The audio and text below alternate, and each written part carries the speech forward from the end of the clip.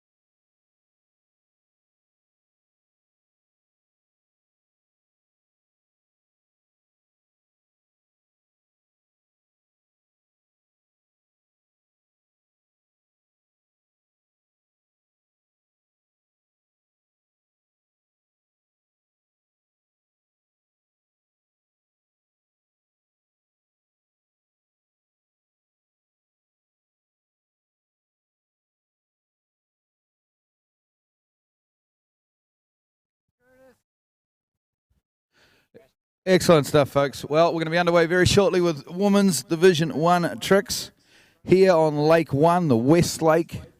Another beautiful day. Absolutely perfect conditions once again here at Imperial. If you're joining us live on the webcast, good morning to you wherever you may be around this world, the world of water skiing. It's been a wonderful webcast. At many times we've been overloaded. People from around the world have not been able to get on because there's been so many people watching, but if you keep trying, you will break in and watch this wonderful tournament. The program for today, of course, is the Women's Division 1 Tricks, is about to start here on Lake 1, and that will be followed by the Men's Jump Division 1, of course, the big final, the one that we're all looking forward to. Exciting action to come there. And on Lake 2 today, a bit of a late start over there, but at 11:30 a.m. we schedule to start with the Division 2 tricks. So plenty of action here. There already has been lots of action. We had a wonderful couple of days of water skiing. Absolutely perfect conditions. And a wonderful skiers party last night, of course. A few tired bodies and the odd sore head around sight. But once they hit the water, I'm sure these young athletes will wake up and be ready to go.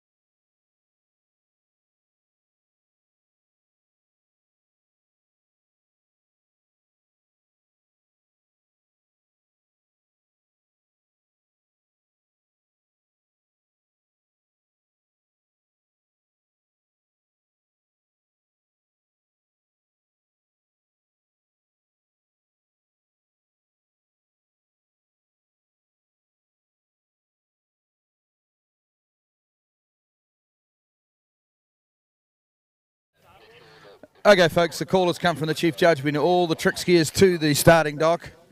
Remember yesterday it didn't quite run in order, so don't presume just because you're in rotation 2 or 3 that you've got a while to go. You need to get yourself to the trick dock. So definitely need the first rotation skiers to the trick dock, but also I think some of rotation 2. We're set to start in about 5 minutes, folks.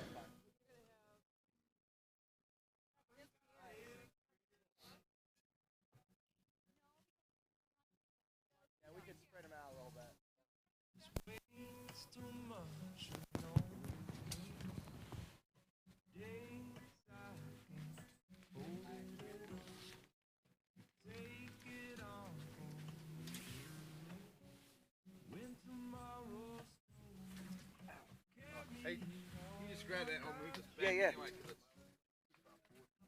Give you a little bit of shade. Problems. You Curtis's dad? Yeah, mate. Hey, I'm Matt. Matt Oglesby. Oh, Matt Oglesby. Yeah. You guys are from New Zealand, huh? Yeah. Nice. Where in New Zealand? North, like. Oh, he was saying Pua Pua? Pui Pui, yeah. Pui Pui. I've actually been Pui Pui. No, you haven't. Yeah, that's what he said too. I studied abroad for 5 months in Christchurch. Okay. Yeah. And we went all over the country. And so we did like a big 2-week trip up in Northland. So we flew up to Auckland. We did Whangarei. We did a dive in Tutakaka, Bay of Islands. Went all the way up to Cape Rango, 90 So Mile why did you Beach. go to Pui Pui? I mean, drove through it. Like, we went everywhere up there. Awesome. That Northland is my favorite part. Oh, yeah. That's where I live. Yeah, that's It's awesome, got man. the best climate. Yeah, exactly. That's right. But we spent a bunch of time hiking on the South Island, but I still like the Northland the best. Yeah. We're glad you made the trip up for this, man. Yeah. It's awesome, man. Collegiate Nationals is the best tournament ever. Yeah, awesome. Let us know if you need anything, man. We're right here. We're happy to help.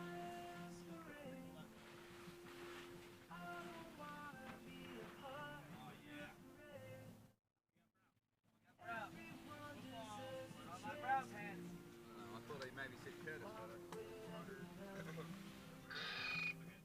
yeah, Curtis is not here, but it's clean, mate. What do you need?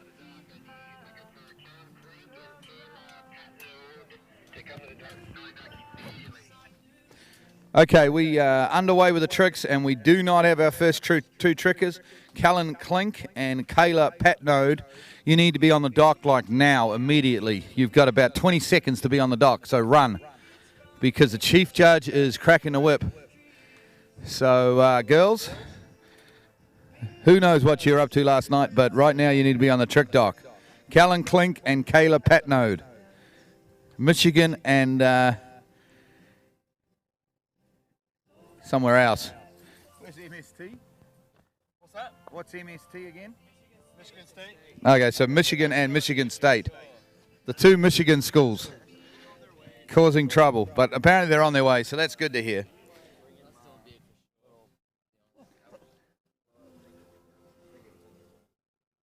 Can't hold it up. You know the little. No, that's right. ULL, sandbagging their order. They can't even trick. They put it last rotation. This is it. ULL, sandbagging, man. Look at this.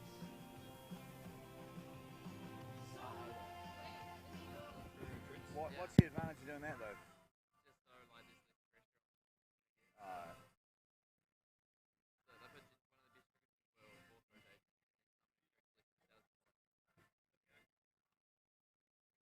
And it's like people used to do it for Slalom because like see what happened to Coleman? Yeah. He was down in the dark, we'd put like people would put like their shittest gear in fifth rotation so they could It's like and like we like NCWSA made a rule that you can't do it either. someone said that in the evenings here it gets quite windy, and they were like, some of the teams were like going to jump their top jumpers in the first rotation, but it actually hasn't happened anyway. We were like last year we wanted to put 12 months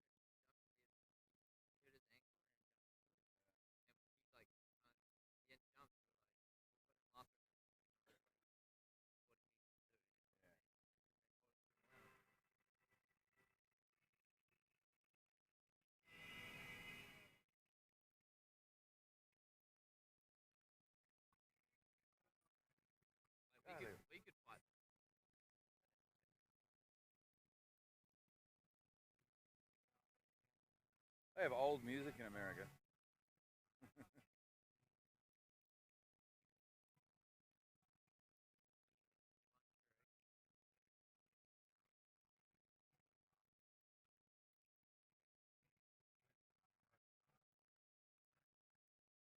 Wow, Slalom's amazing.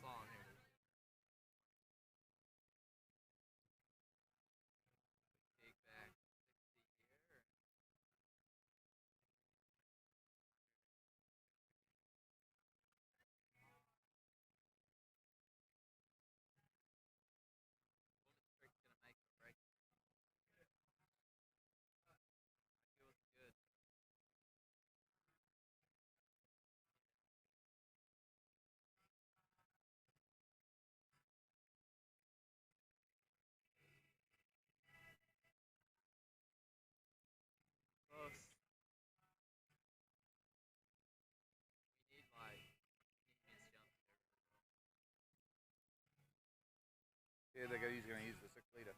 They're not using the 5.7. Even though Nautique paid money for the jump. In the rules of NCWSA, if you pay to have an event, you have to fly a boat, and then fly a boat. They just assume that there'd be a boat here. Oh, okay. Yeah, you're supposed to fly 2 6 litres if you buy the jump in. That boat that's on the other lake, though, that Pomo boat, surely that's a 6 litre, is it? Yeah, it's not, eh? That's amazing. Nautique are trying to get the 5.3 yeah. going. No one likes it. We were the ones, like, they were going to run it with Nautique. We were like,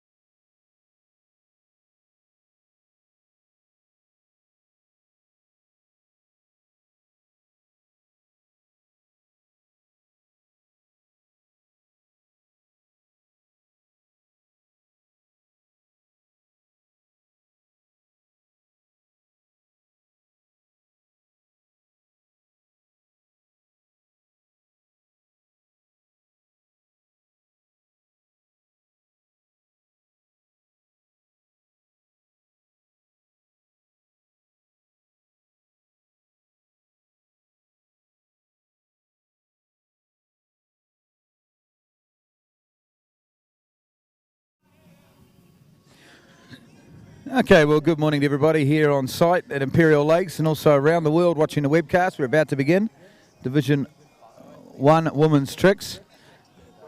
Kelly Clem will be first out of Michigan University.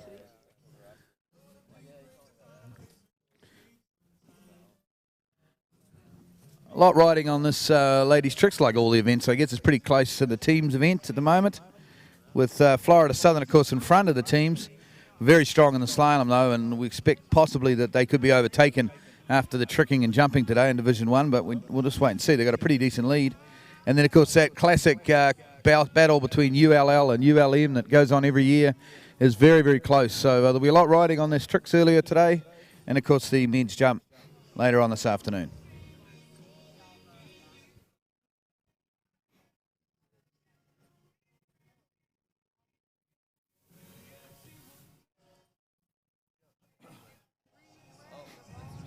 Okay, looks like we have a fall on the start there from Kelly Clem. We were struggling to get her to the start dock, and it looks as though she's struggling to get off the start dock this morning.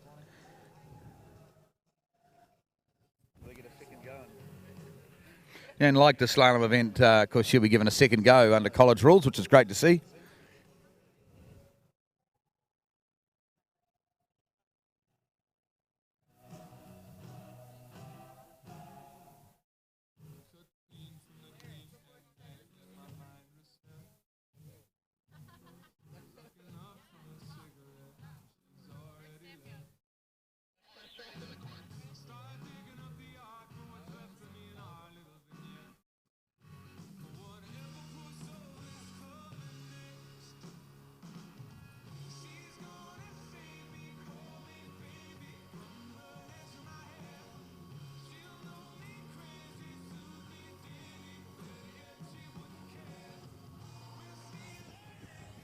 I wonder if they'd let me just not buy a house here, but just build like one of those docks somewhere on the lake, maybe on the burn here. Because I think in this weather I could just live on one of those docks. You buy a lot.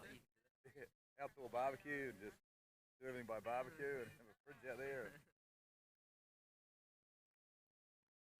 A lot of lakes in Texas, like a lot of people haven't built their houses yet. Yeah.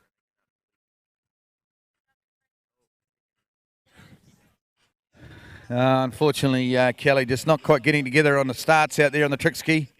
So Michigan's Kellen Klink, I think possibly will be done.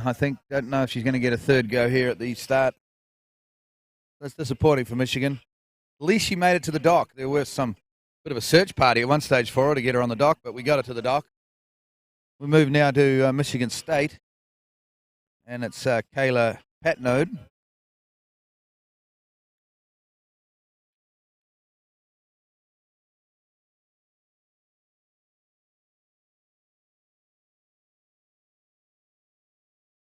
Those of you on site or tuning in on the webcast interested in the scores at the moment in the teams event, currently leading in Division 1, we've got Florida Southern College with 7,620. 100 points back is the University of Lafayette, ULL, 7,520 points. Then we go to Monroe, University of Louisiana Monroe with 7,465. Then Alabama, University of Alabama, 7,005 in fourth. And Rollins College, 5,650 in fifth. So that's your top 5 schools at the moment. Florida Southern, on the back of their magnificent slalom performances over the last couple of days, have got themselves a tidy lead at the moment.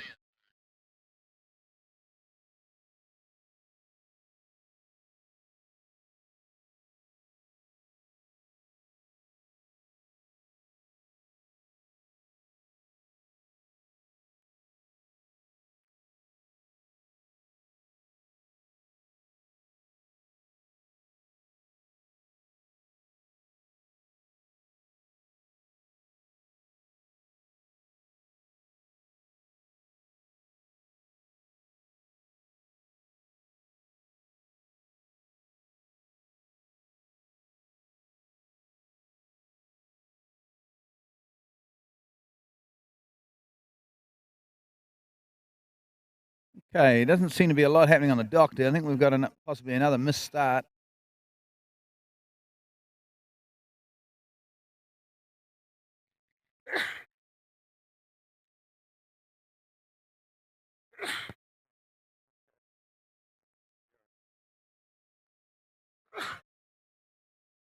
Okay, well, it hasn't been a great start this morning because our next competitor, Kayla Patnode from Michigan State, has missed his start. So far, the 2 competitors out of Michigan.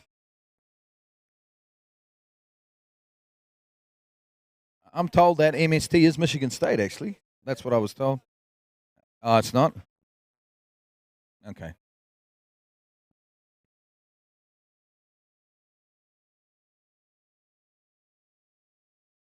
Okay, well, Alex King and I are both having an argument here over what schools are which, but we're both from New Zealand, so it would be highly unlikely we know what we're talking about. But anyway, we'll move on to Kansas, and it's Abigail Hetledge out of Kansas in this rotation 1 of women's tricks.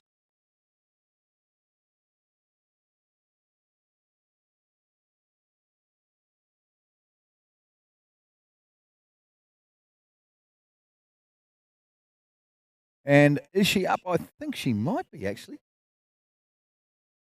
Yes, we are. We've got a start. We've got a deep water start out there, which is a great Great effort from our third competitor out of Kansas. Never been to Kansas, I must say.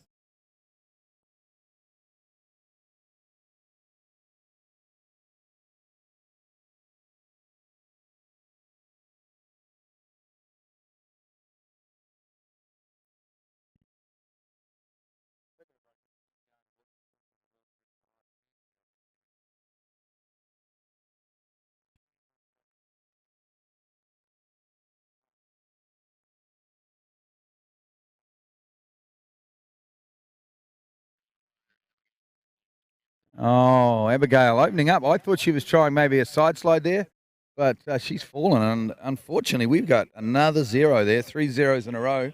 Not been a great start this morning. But we will move on now to ASU, Arizona State University. Not too far away from here, really, you'd have to say. One of the closest schools to the ski site, Arizona State. And it's Megan Turney out of Arizona State.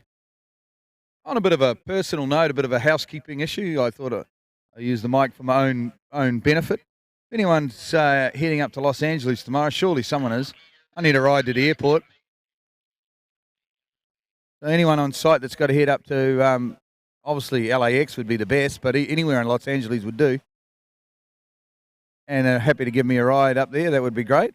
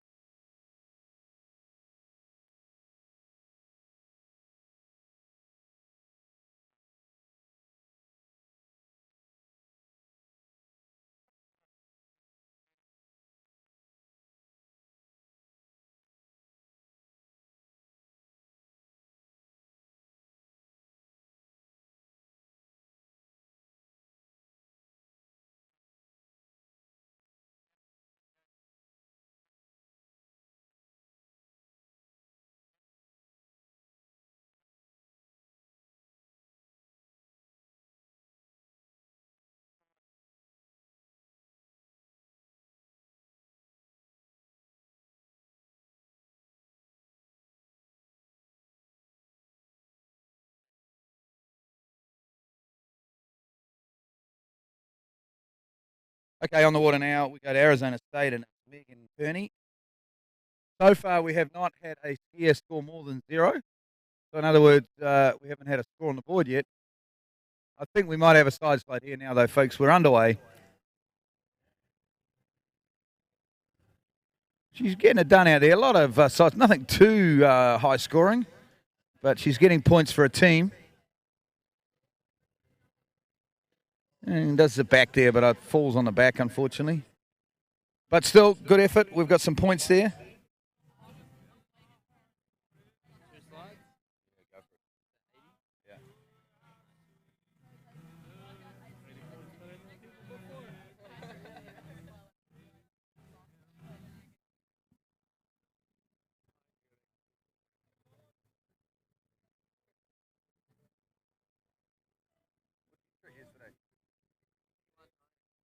I missed pretty much. I didn't even see Curtis trick. I was doing slalom over there, and they were all out of water. I wanted to come and watch you and Curtis trick, and then you'd already been.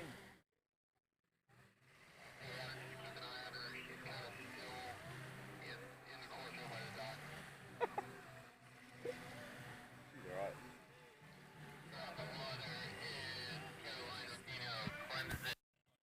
Okay, folks, we go to Clemson University now, and it's Carolina Rubino, or Carolyn Rubino from Clemson. looking to get some points. Rotation 1 of Division 1 women's tricks.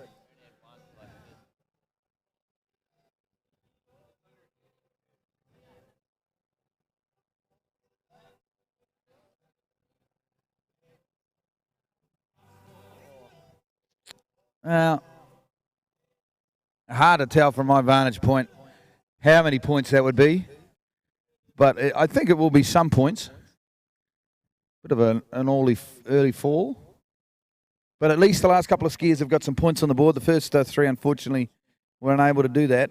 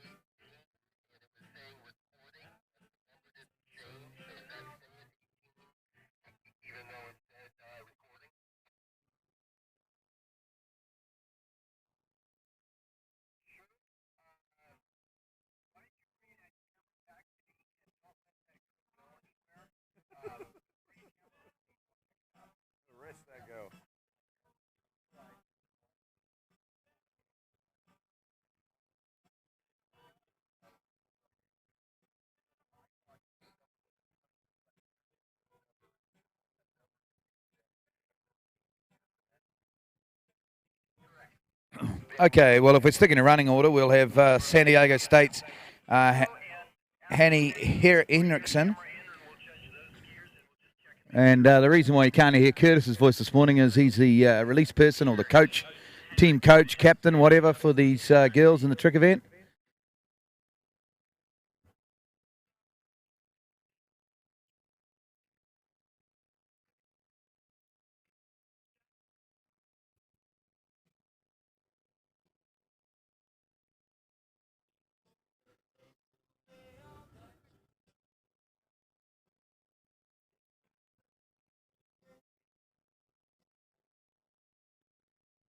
She's turned to the back, I think, or side slide at least.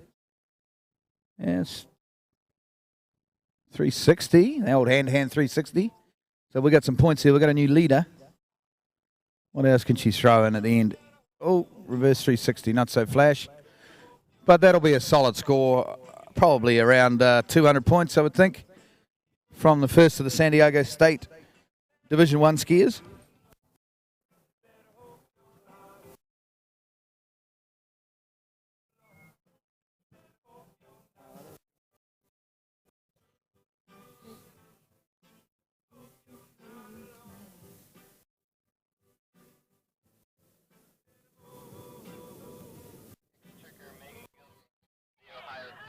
Okay, so we go now to Ohio State University. It's Megan Gilroy.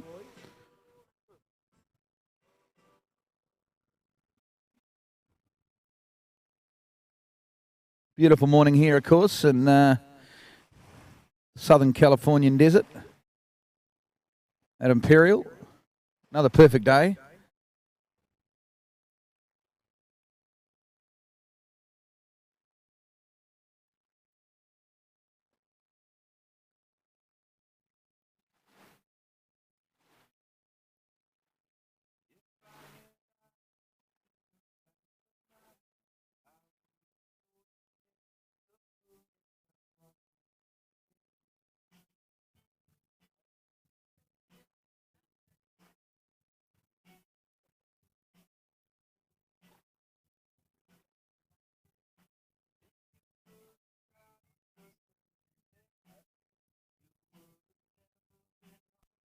Okay, so she's just entering the trick course now. This young lady from Ohio State, Megan Gilroy. Doing some wonderful tricks there. Looks like she's on the old two-ski tricks, but she's doing well. They're 360s, all the basics. Two-ski wake 180, one of the great tricks of all time, but unfortunately doesn't quite ride it away.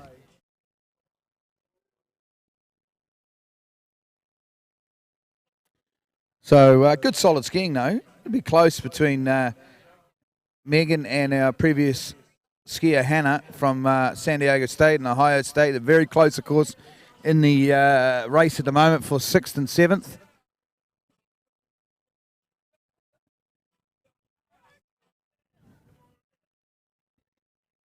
In the teams event, of course, we know that Florida Southern, the two Louisiana states, Alabama and Rollins will be in the top 5, but that next half of this Division 1 is tightly contested for taking that out by, of course, San Diego State and Ohio State, so it'll be close.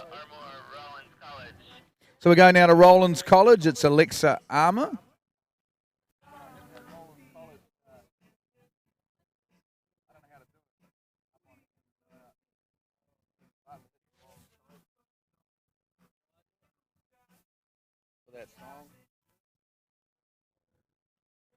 So Alexa Armour out of Rollins College. Just press that one button.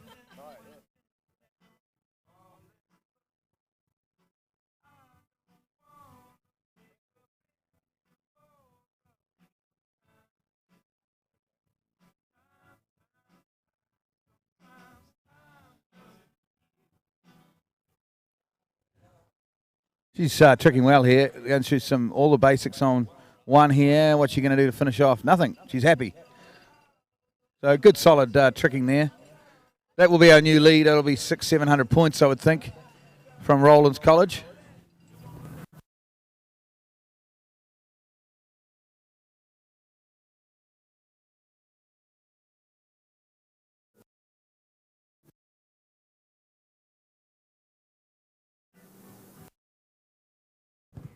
Next skier should be Janae Forney from Alabama. Here we go. I've got the Alabama guys next to me here in the comms box, and they're pretty excited and pumped up for this.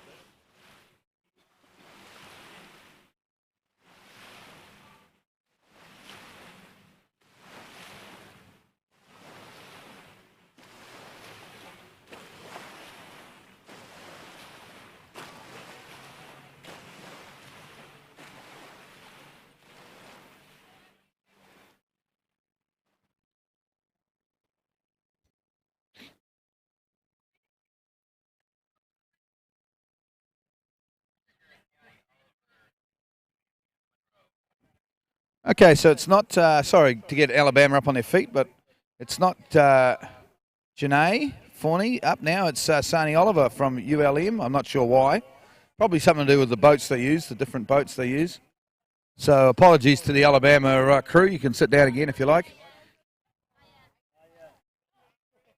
But Shani Oliver, of course, ULM, just started, freshman, out of Australia, of course, from the land down under. So I don't know whether her folks will be up. It's about midnight in Australia at the moment. They might have stayed up to watch this.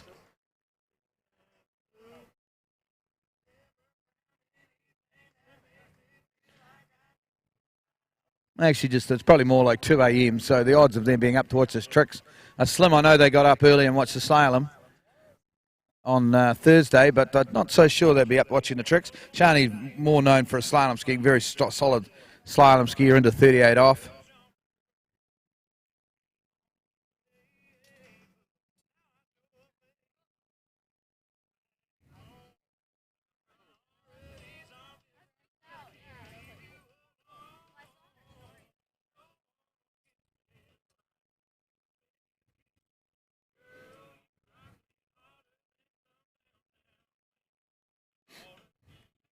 Okay, Shani Oliver now from ULM. Oh, gee, she goes down super early. It's all potentially a first trick. I'm not so sure that it is, but it was very early, and that is going to hurt ULM, I would think. in this tussle that they have. They are working hard to get it back in front. They're in third spot at the moment behind ULL and Florida Southern. So ULM would have been looking for a good score from Shani Oliver, but it does not appear to have happened here with a very early fall.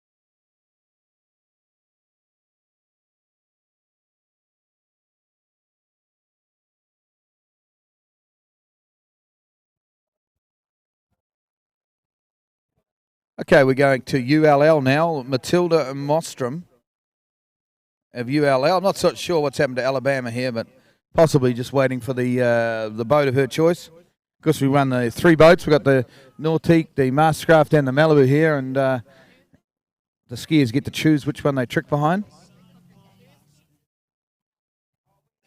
So it makes the tournament flow better if we can have one boat after the other. So sometimes the order does change just a little bit. Oh, that's another very early fall. These girls are going down very quick out here in this trick event. Oh, it might be okay. There might be a rewrite here because it sounds like there might have been a speed control malfunction. So that could be another life for Matilda Mostrom of ULL.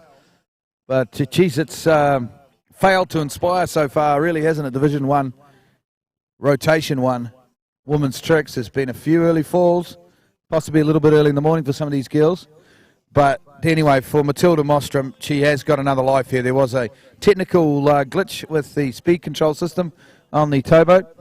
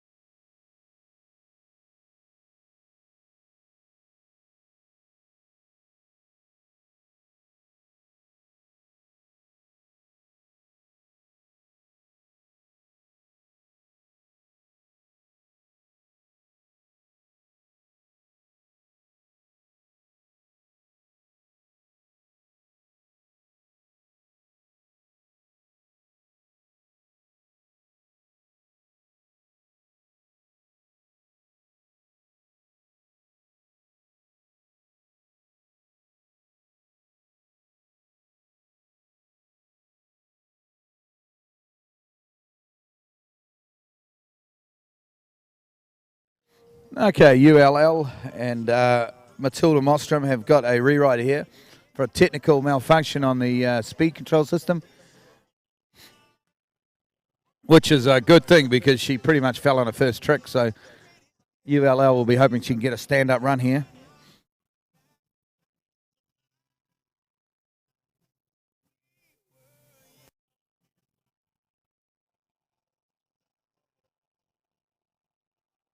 She's going well now, isn't she, on rewrite? Yeah, it's a toe pass, which is the first toe pass I've seen today. And she's getting some good points. What, can she throw a line back in here at the end? It looks like she has.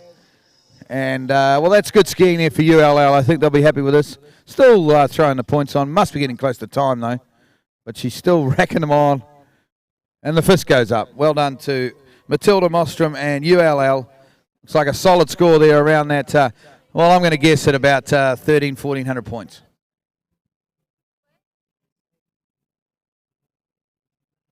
Definitely the best score so far in Division 1 by ULL's Matilda Mostrom.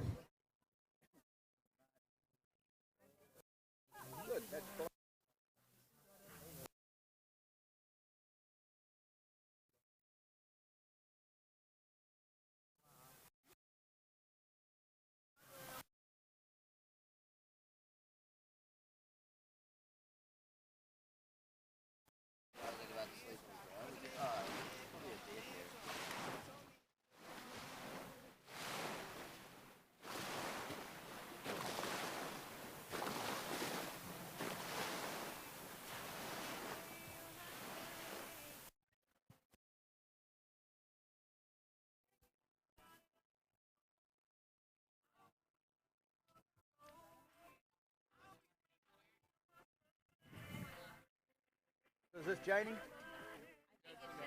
Janae, sorry. Okay, I didn't hear a call through from the boat, but by the look of the way Alabama is standing up and looking, this could be Janae. Yeah, Janae Forney of Alabama, and the calls come through from the boat, and she is starting well down here for some surface turns. Once again, she's on toe and getting through some basic toe surface turns. Kind of just wasting a bit of time here now, but she's back into it with the toe wake tricks. Very difficult toe wake at front. Toe back-to-backs. This is a good run here. Well done. And Janae Forney from Alabama does the stand-up thing and gets the points. That'll be our new leader, I think. Sensational stuff from Alabama. Stuck at the moment, of course, in 4th spot in the teams event, and that's only going to help them because at the moment that is the best tricking we've seen out of these Division 1, Rotation 1 ladies.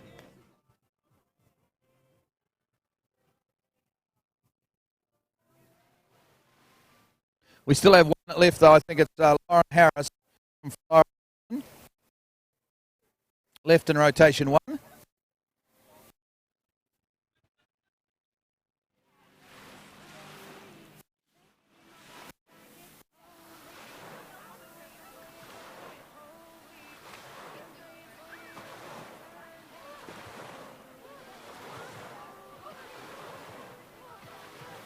So what time do you gotta do? Pretty early. Manage that. When? So where is we gotta roll to the house? One with the I woke up at 1 o'clock in the morning. I got a major problem at home, and I didn't get back to sleep till about 3. Because I got my main man on the farm, his father died in Australia. He's getting on a plane this morning to Australia for a week. And I got nobody milk the cows. And I'll have to do it, but I can't. Not home till Tuesday morning. So I'm trying to sort that out, but I can't. Called and text hold of people at 1 in the morning, 9 p.m. Nobody answered. Now I currently got to wait till I wake up. Only like 4 a.m.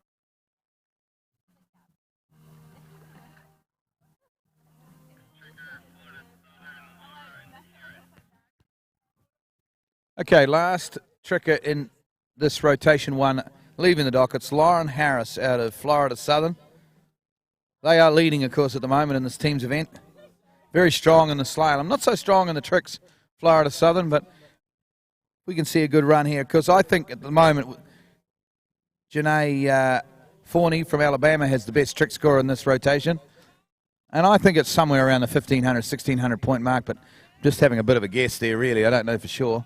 We'll get that. That should come through on live scores soon, these trick scores, if you'd like to check them out. If you're watching on the webcast or if you're on site.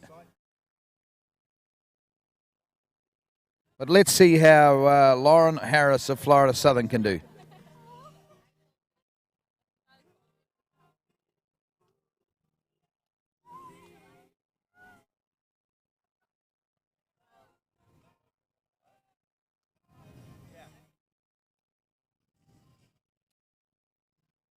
She's doing a hand pass here and through some wake 180s.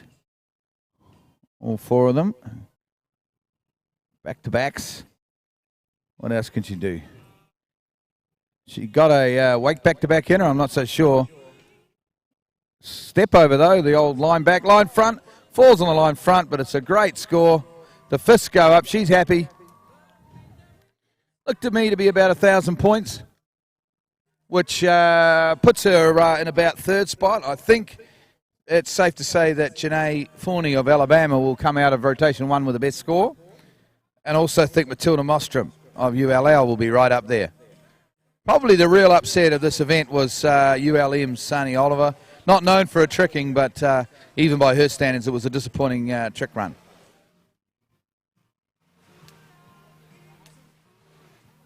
So now we will move into Rotation 2. And I doubt there'll be too much of a delay here. We'll just kick on into it. So we're going to have Hannah Piper out of Michigan State.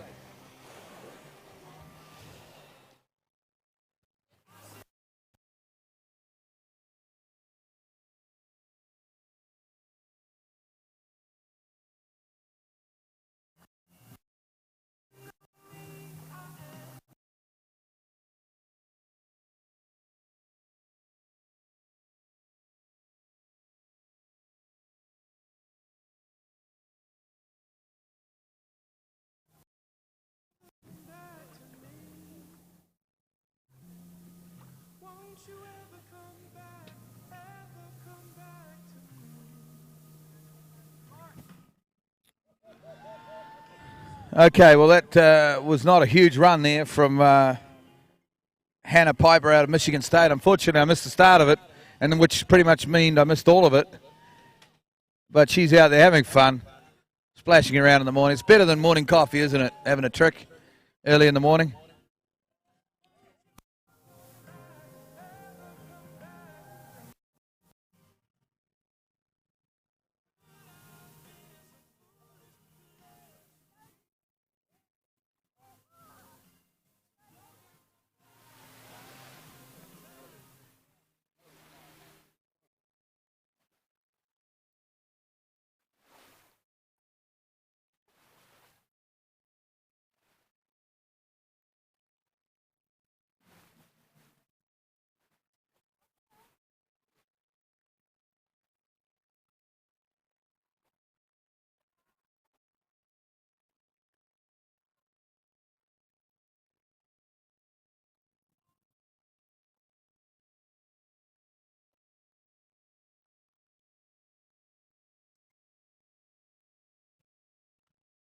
Okay, we're going now from Michigan State to Kansas, and it's Allison Thomas.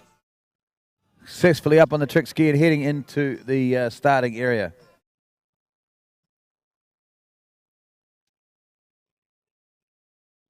Starting there with a couple of basic side slides. Not entirely sure she's going all the way around there, but that's a judge's call. Oh, she's done the 360 though. That's very difficult. Great stuff. Wow, those two ski 360s, that's difficult stuff. Back, front, look at her go. Oh, the old splits there on the reverse 180. That's good solid tricking though.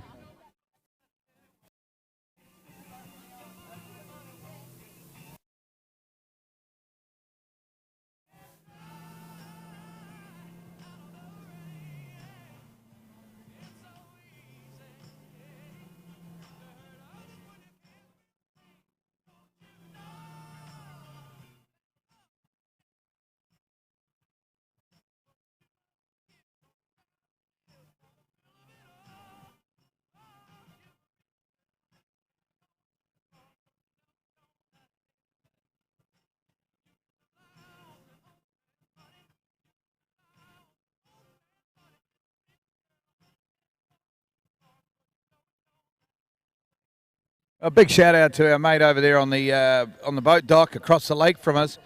What a way to start your Saturday morning. A bit of fishing, morning coffee, and watching some of the best female trickers in the world. He's living the dream out there, I would say, here in Southern California.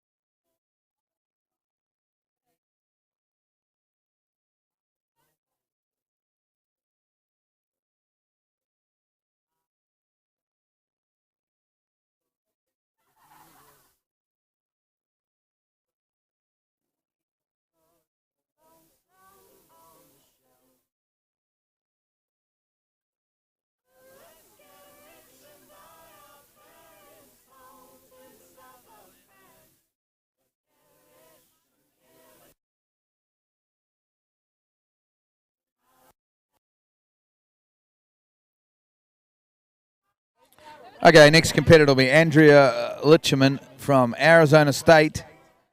So we go to Arizona State, next competitor. Competitor number 16 on our running order.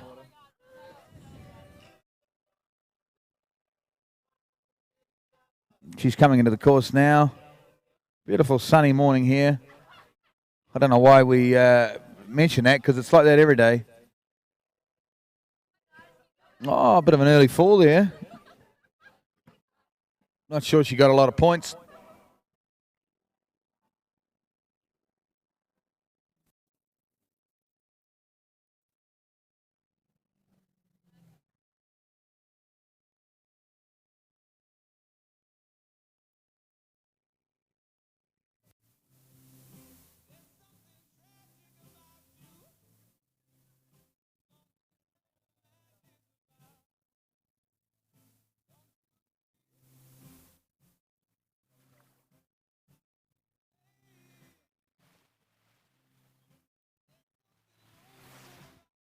Okay, we're going to go to Clemson University now. It's Cassie Schmidt from Clemson University.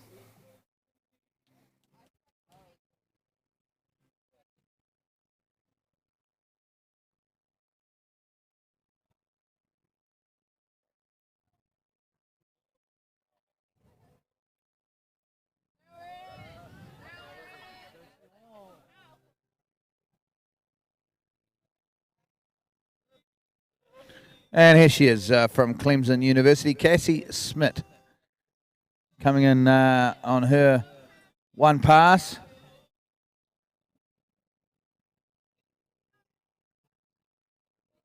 Just selecting a start quite late here. And in fact, here she, oh, geez, that's a massive fall. That's got to hurt early in the morning. She has caught a edge there on that 180, turning to the back. And she has gone down hard. But she looks to be okay. She's swimming back towards the lake. That's got to hurt.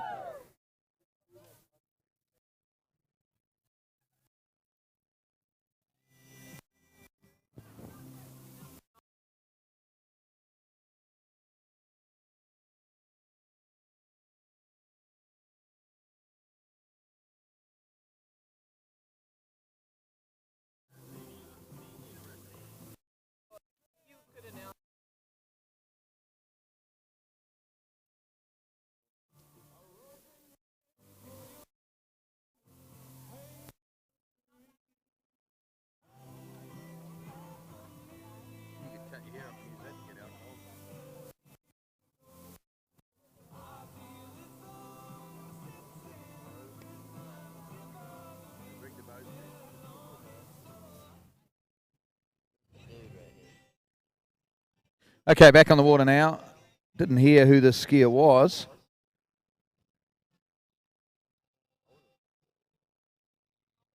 But there's a pretty good chance it's going to be Holly Baker of San Diego State.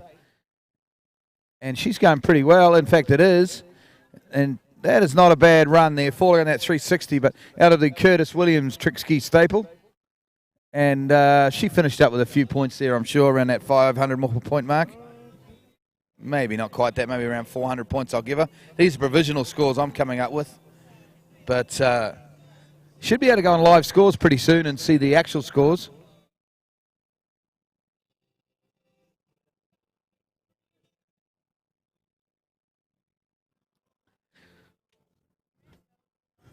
So we're got a missing person on site. Well, at least I don't know if he's missing, but I don't think he knows where he is anyway. With the Texas A&M team captain, Matthew Sabrowski, the big Sabrowski. He apparently he's lost his phone, so nobody can call him. Apparently he never made it home last night. But we have found your driver's license, so there's no sign of you, your phone, but we have got your driver's license. If you want to come to the CCP, the central commentary position, which is the couch by the jump ramp, we have got your driver's license. Matthew Sabrowski, Texas A&M team captain. Just we don't want to just give the driver's license to the wrong person, so make sure you bring some formal ID, please, to verify who you are, and we'll give you your driver's license back. That's presuming you are still alive somewhere.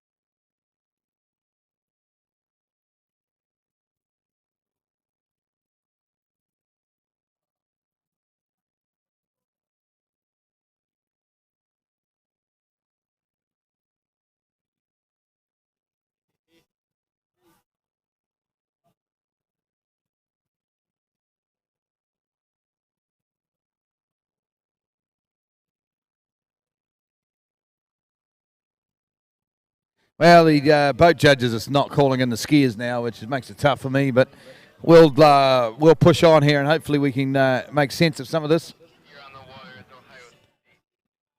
Okay, she's from Ohio State. I found that much out. It's Jordan Strictly from Ohio State, and I'll tell you what, she wasn't out there very long. She fell very early. She possibly did get a few tricks in there, but it's a long way from my my vantage point, so I'm not sure how many she did. You'll be able to tell better on the webcast, wherever you're watching, around the world of water skiing at these, enjoying this 2016 Collegiate National Water Ski Championships.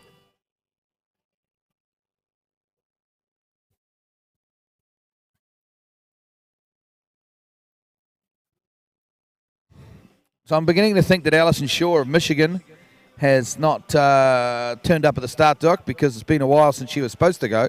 She hasn't gone. Sometimes they're out of order a little bit because of the boat they choose, but it's you'd think she would have gone by now. So I think we'll next have Rollins College, Alia McIntosh. Yeah, Alia McTavish from Rollins College is on the water now and approaching. Now, Rollins College is very strong in the trick event because Doreen Llewellyn, Raphael De Osma, and of course the great Josh Bryant. So I would expect that Aaliyah will be as well. And she started pretty well out there. Some wake fives, some back-to-backs. She's on toe. So she can't have done any wake fives, but she's on toe.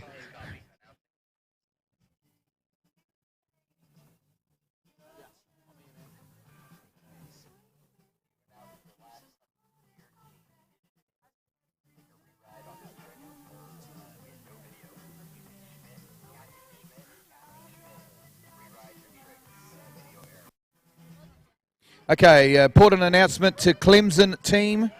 Cassie Schmidt, you're going to have to re-ride your trick run. You need to get to the start dock. I'm sorry to tell you. But the video feed did not work. So unless you can produce an iPhone coverage or something from the boat, which is highly unlikely, you need to get down to the start dock, please. That's Cassie Schmidt of Clemson. You have got a re-ride. I reckon you'll be pretty happy about that because I don't think you scored a lot of points from memory. In fact, I'm not sure you scored any points. So I think you'll be very happy to have a re-ride, an opportunity to increase your score.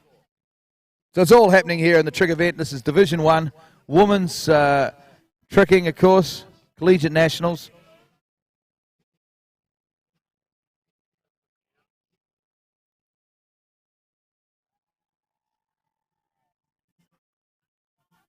Not calling in a skier.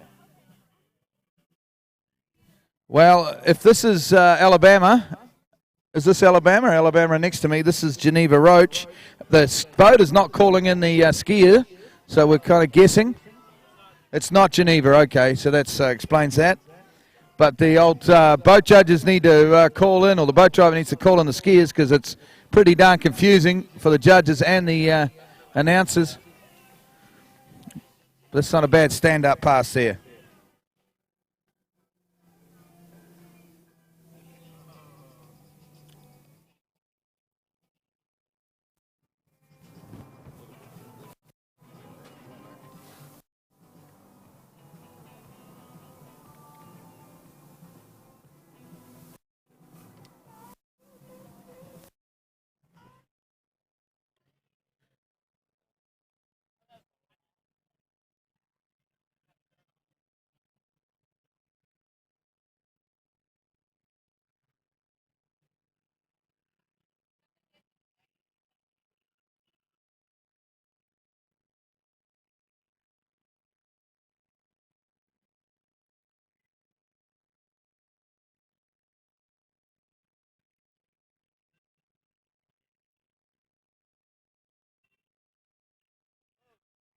Curtis, if you're hanging out with Curtis in a couple of days about it, you need to put some power steering fluid in the power steering. I probably won't get it done. It's terrible. I hope that's all.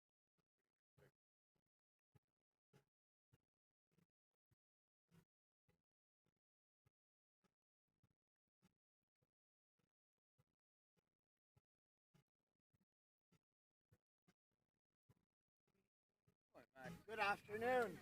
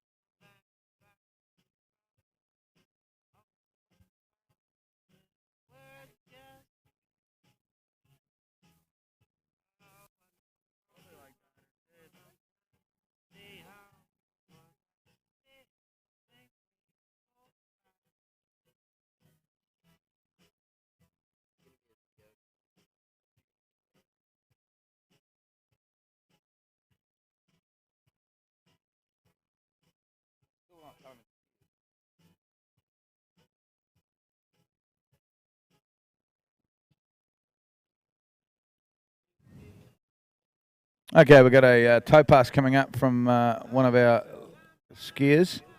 I'm not hearing from the boat, unfortunately, who the skiers are, so it's making it difficult. Okay, this is Alison Snyder. Madison Snyder from ULL, Lafayette. Toho wrapping in there, Toho out. This is a high scoring trick. Toe wake back to back is not good, but that's still a solid run. ULL, I think they'll be very happy with that. Team captain Cole Grant will be wrapped with that effort from Madison Snyder.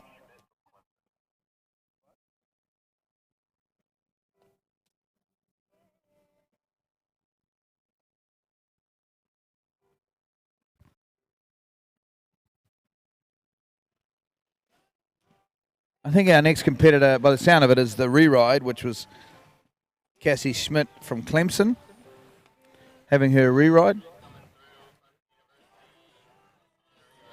That's a re-ride, which I think could be a good thing for her because I have a feeling she scored 0 in round 1. The judges don't know that because they never saw the video. But this is a bit of a, it's manna from heaven, you'd have to say.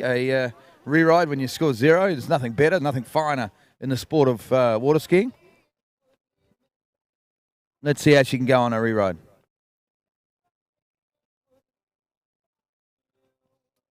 Yeah, it might have been a side slide there, I think. What's she going to do? Reverse side slide is good. She holds it nicely. Can she get a back or something and throw the big one? Come on. Come on, Casey. What's she going to do? It's going to be a flip, is it? No, it's not. She's just going to let go of the handle. She's happy. She's got a score on the board.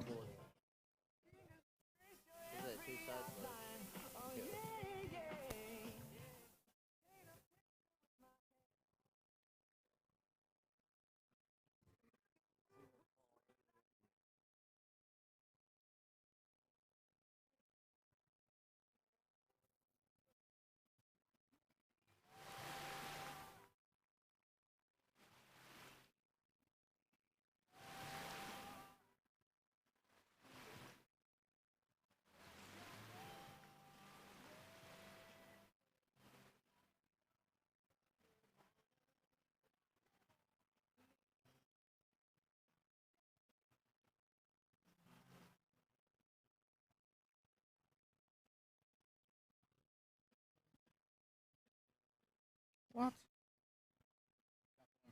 Okay, we're jumping into rotation 3 now for Rachel Dawson of Michigan. I guess we still have a couple more to go, and we have a fall before the course, or a missed start. I'm not sure. She will get an extra go out of though, a double go, as is college rules. So we will flick back, I'm sure, to finish off rotation 2 soon. The likes of Geneva Roach, Sarah Vesterland, and Samantha DeMala still to come. So some good trickers still to come in rotation 2. But we just depends on what boat the skiers want, I guess. The alternating boats, so just how it works out. That we've now flicked into rotation 3 with Rachel Dawson.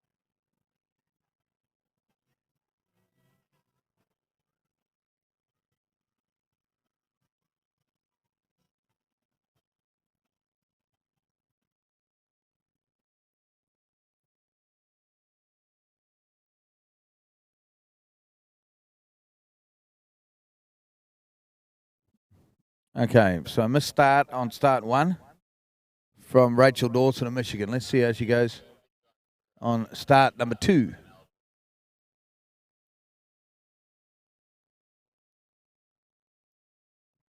Here we go. Is she up and out of the water? She is. Oh, well done.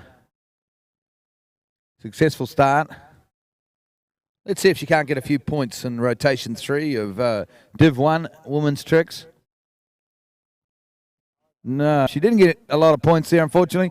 Goes down very early, but good effort on from her and, of course, from Michigan. She's actually not been a lot of points this morning for Michigan. I probably shouldn't talk about that.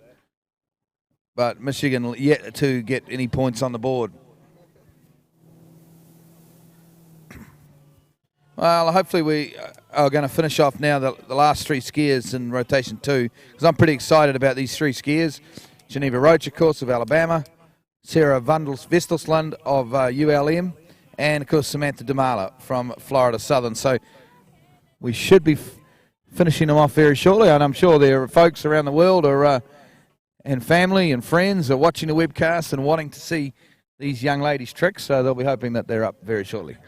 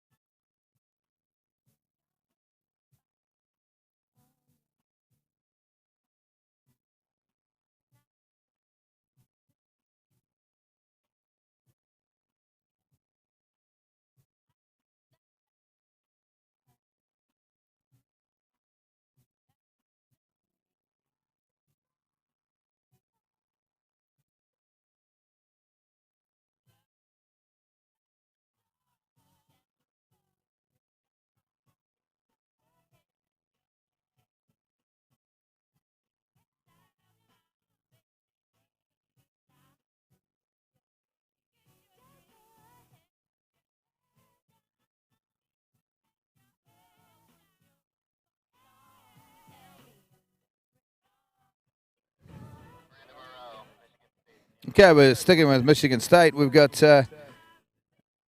rotation 3, Michigan State. We've got Miranda Monroe.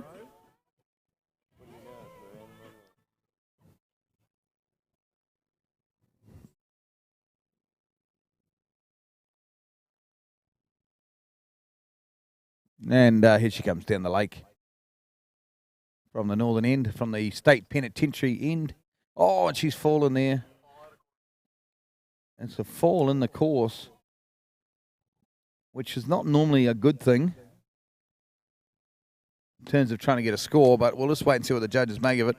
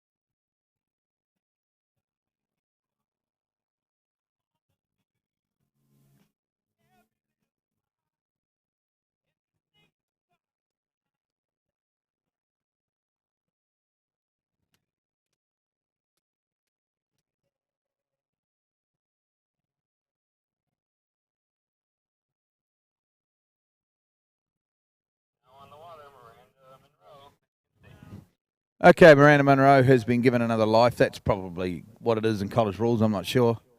Not really up on the college rules, but she is in and doing some tricks, going well. She looks a little bit over the wake there, but she's got some points already.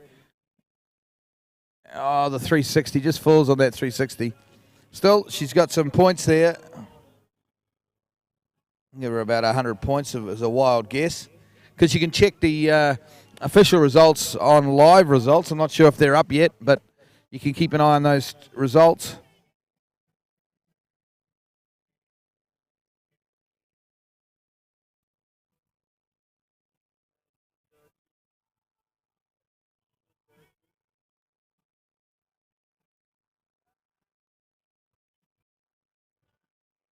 Okay, we're going to flick back now to rotation 2.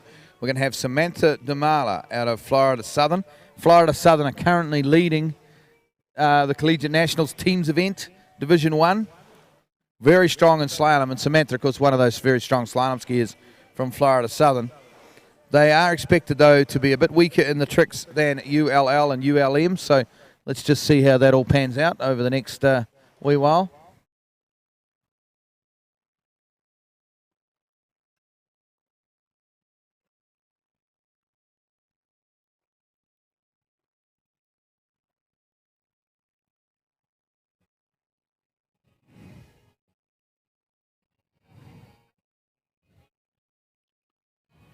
And going pretty well here with the basic wake tricks here. Wake 180s. Solid trick skiing, wake back to back there. And reverse wake back to back. That's solid skiing. Not a huge score, probably around 1,000 points, but well done to her. Gets a good score on. It's interesting to see Florida Southern use the cowbell as making noise for their team. And, of course, very similar to the university you go to, Conor McCracken, Wintec, and the Waikato. That's their symbol too, the cowbell, I'm sure.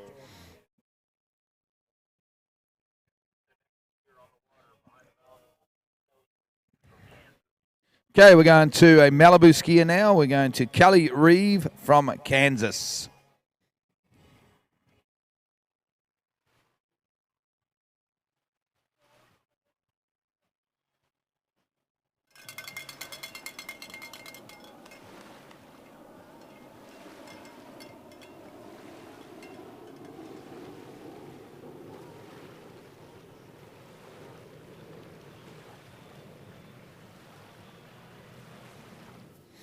And here she is now from Kansas, Kelly Reeve.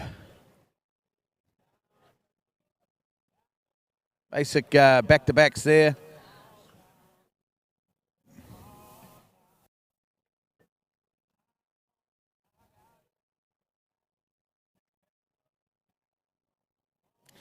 Just falling towards the end of a run there, but that's another solid score. Similar sort of stuff to Samantha Damala, maybe not quite as smooth as Samantha, but still score up around that to 800 or 900 points.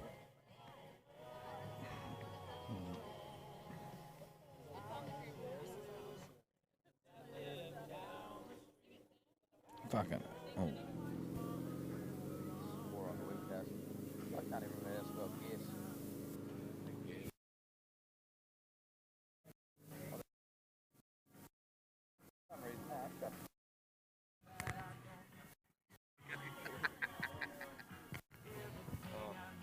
It'd be gaze.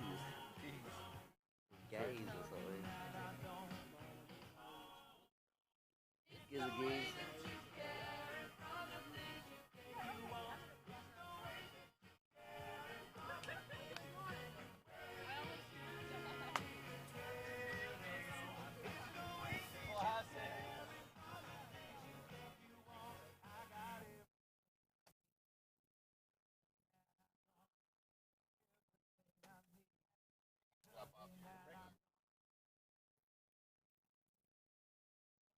I get given the breakfast with no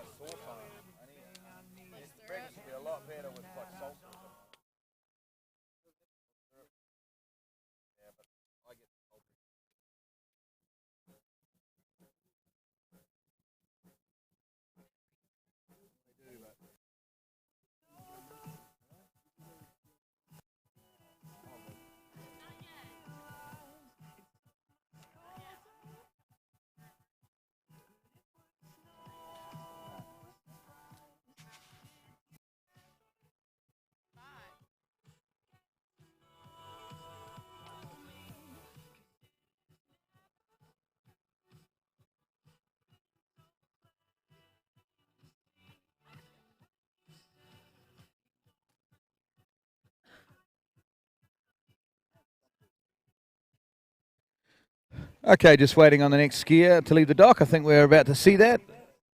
As soon as the boat tells me who it is, I'll let you know. Just remember a bit of a personal service announcement. I'm heading back home to New Zealand tomorrow.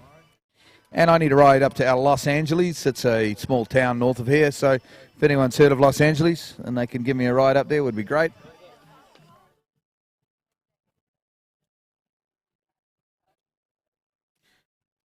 As much as I'd love to stay here.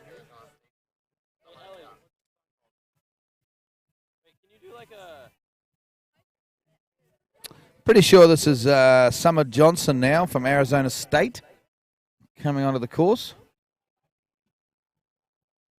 I think that's what I heard from the boat judge. There's potentially been a problem with the start because she's still in the water. But it's a long way from my vantage point to see exactly what's going on. Here she comes, though. And she's up and out of the water.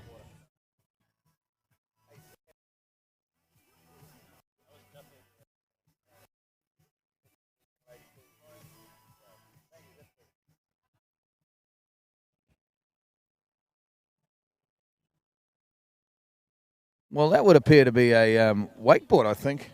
Yeah. Conor McCracken, expert, comments next to me. I think that's a wakeboard she's on out there.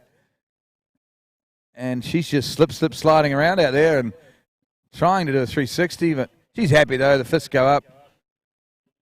Can't complain, really, can you, about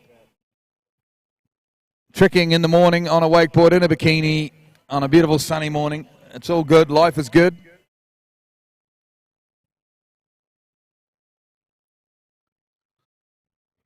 Pretty sure that was Arizona State University, but I really have very little idea.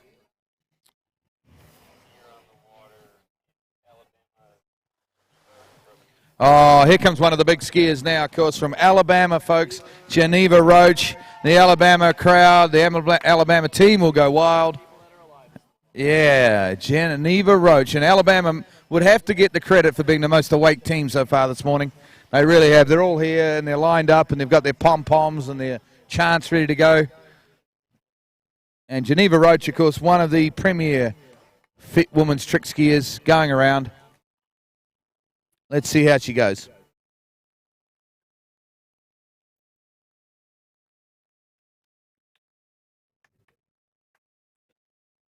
Looks like she's going to be on toe here. And she is. And she started with a toe 5 back. Some toe back-to-backs. Of course, some of the ladies, really only the ladies, would do toe tricks as a one pass. Real mean, of course, would do hand tricks. But Geneva Roach is tricking very well here. Toe wake back-to-back. Can she do the reverse? She doesn't need to. She does a toe wake front. Put your hands together. The fist goes up. Alabama are happy. That is by far the highest trick score of the day. And that would be up over 2,000 points, I would think.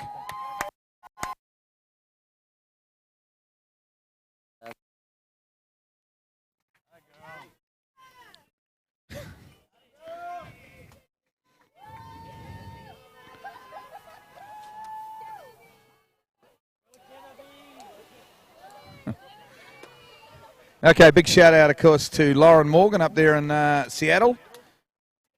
She's in constant contact with the commentary team here, and she is watching the webcast, enjoying this wonderful Div 1 trick event. And so, good on you, Lauren. Great to see you. Excuse me, just coughing there. Great to see you enjoying the coverage. We wish you were here, of course.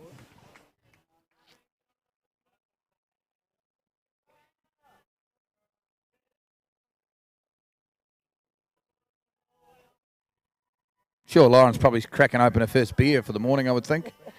It would be about her form.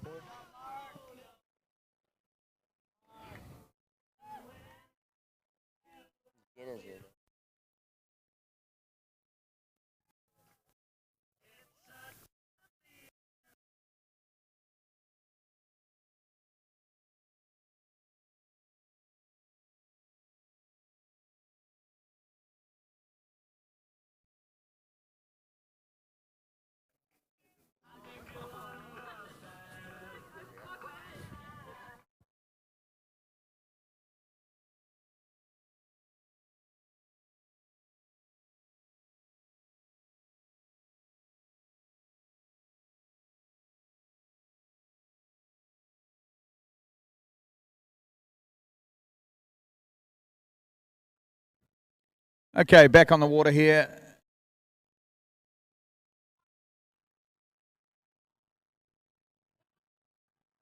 Oh, this is Tabby. This is San Diego State, and this is Tabby Magna, who is the tricking well out there, just falling towards the head.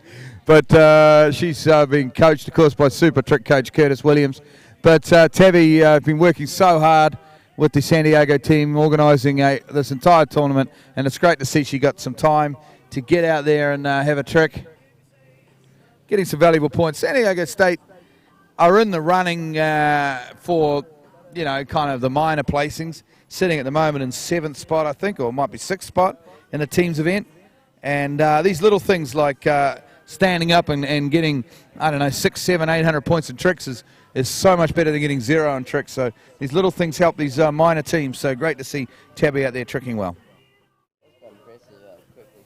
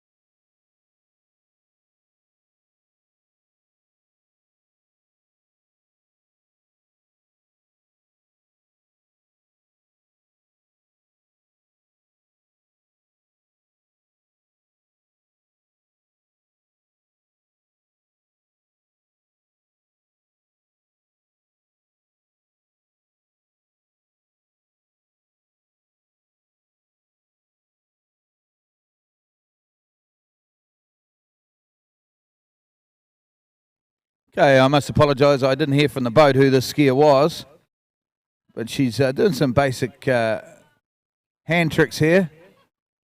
The old inverted wake 180. It's an unusual way of doing it, but and that'll do her.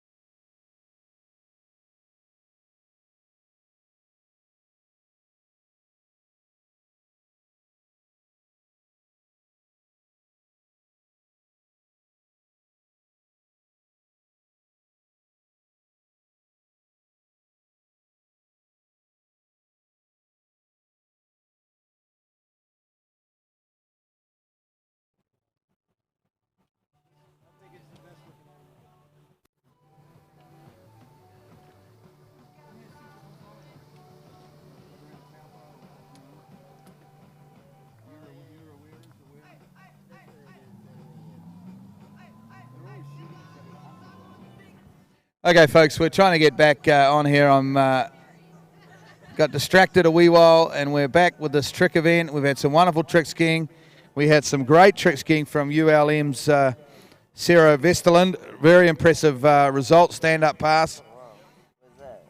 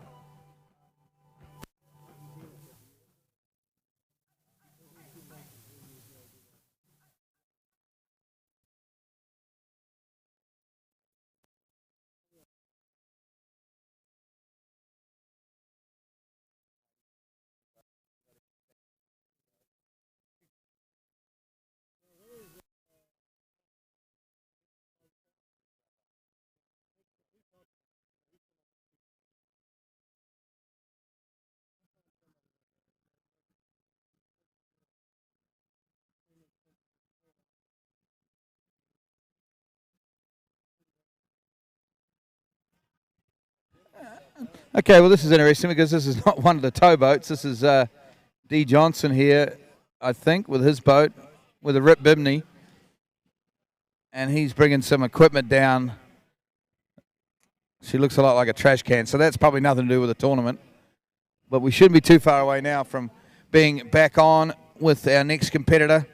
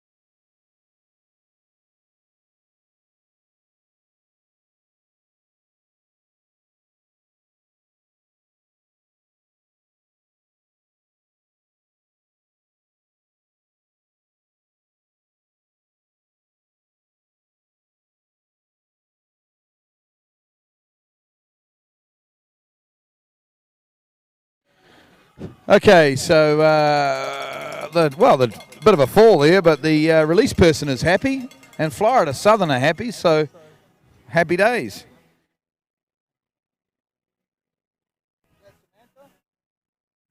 So that was Samantha Stackpole of Florida Southern. Hey,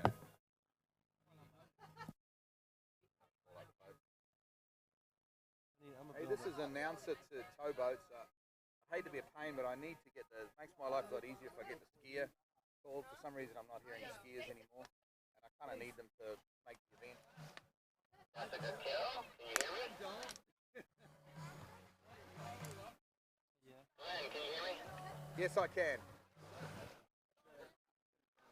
ESD, Jessica Kill. Roger that. Thank you.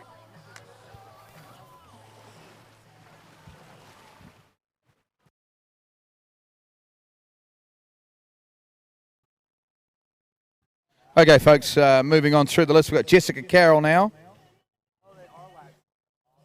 She's from Michigan State University. So that's into rotation 4, but we still have a few, of course, of rotation 3 to go. We're jumping around a little bit, and it depends what boat the skiers are going behind. We're just going to keep this thing flowing because immediately following this, we have the jump. We don't want to be too late starting the jump, or we end up, our last few jumpers jump in the dark. There's a bit of a heavy fall there for Jessica, but I'm sure she's okay. Got most of her way down that pass.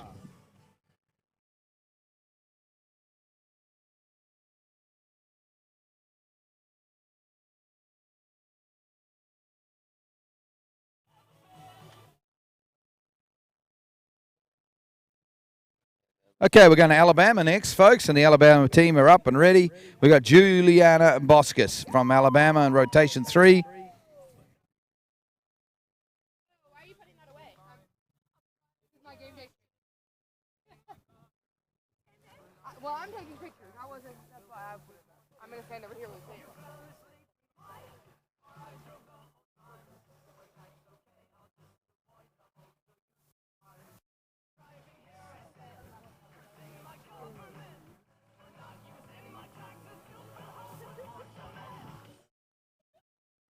Okay, so she's heading down now from Alabama, folks.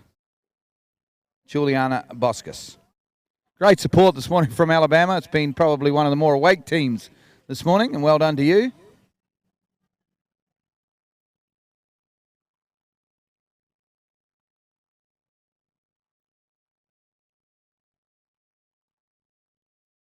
And toe pass here, and she's some great toe tricks.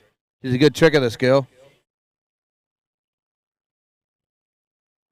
Toe 360s are good.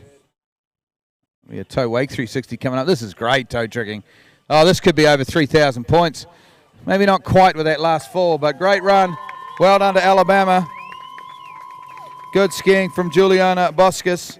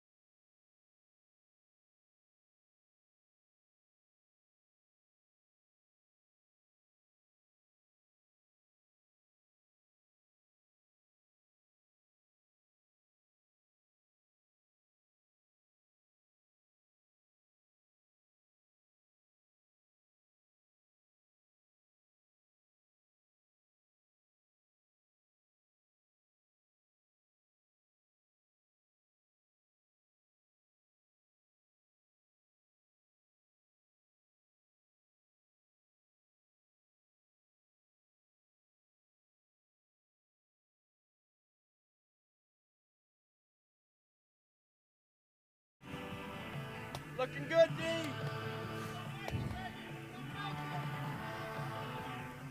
Okay, folks, we go to Kansas next. And we have got Ali Staver from Kansas.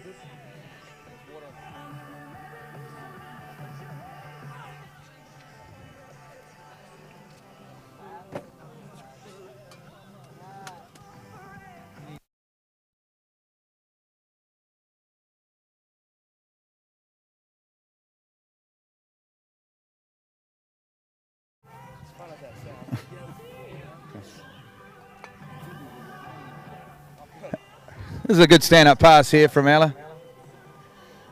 I love the way these girls can finish up a hand trick and throw that toe piece on in less than a second. It's great stuff, and just get the higher scoring toe tricks towards the end. So well done to Kansas, and well done to Ali Staver. That's a good stand-up pass.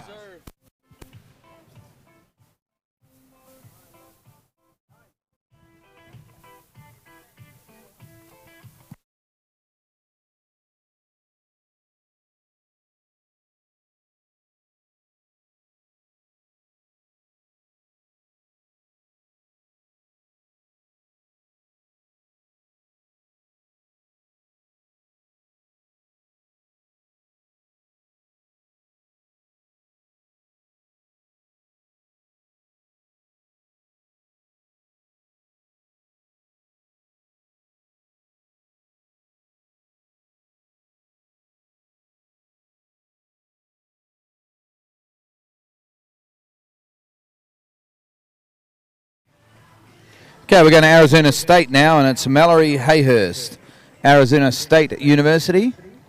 This is rotation 4. We still have a few rotation 3 skiers to go, so if you think you missed one of your skiers or someone you wanted to watch in a webcast, don't worry, we will go back to them. We are jumping around a little bit in the order just so that we can keep things flowing with the different boats, of course. Like another good stand-up run here from this Arizona State competitor.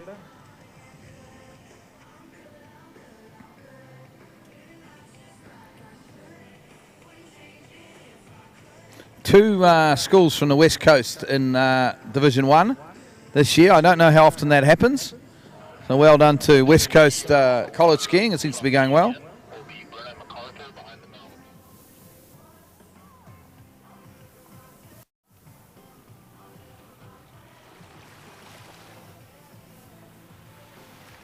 Okay, we're going. Next skier will be from Michigan, and it will be Brenna MacArthur. So Brenna MacArthur from Michigan will be our next competitor. So we get a bit of low-flying action here from a military helicopter.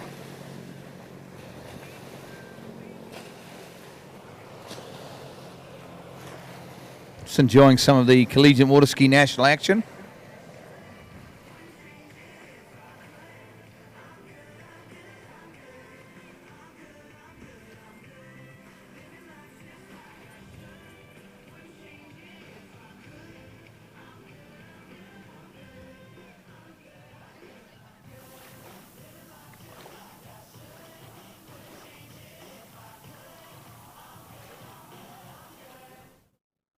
Just falling about halfway through a run there is Brenner. Not a bad sort of a score, though, for Michigan University.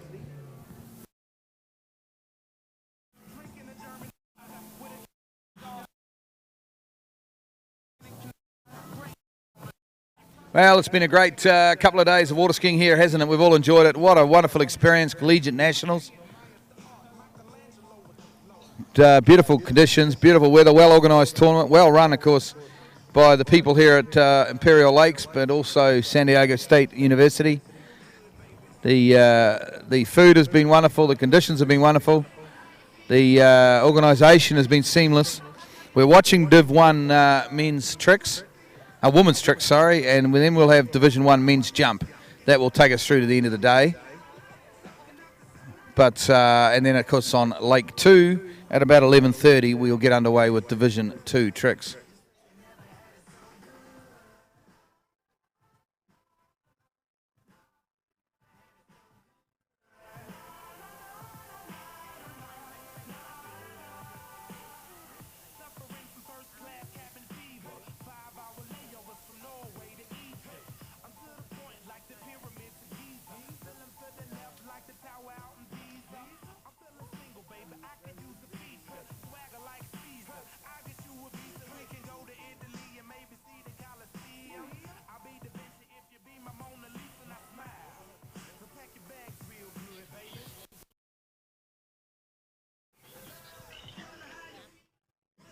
Okay, next gear will be from San Diego State University, Hannah Kahiran. So we're right there in rotation 4.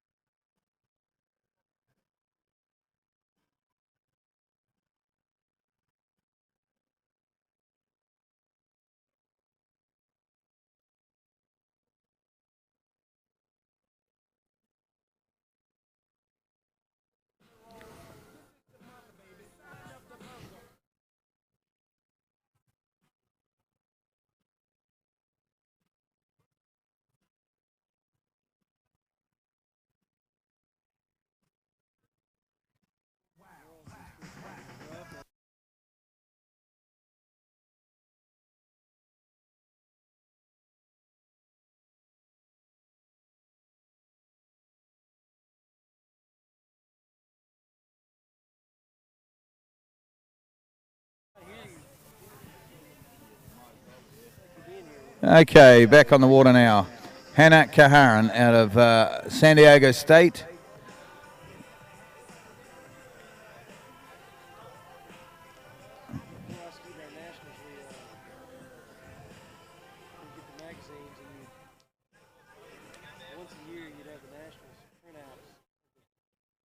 That's a good stand-up pass there, and well done.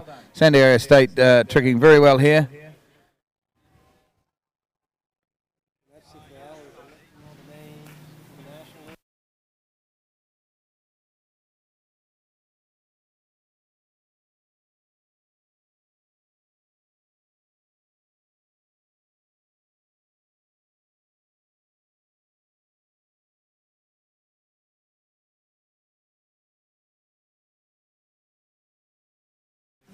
Okay, moving right along, we've got Riley Dalton out of Ohio State University.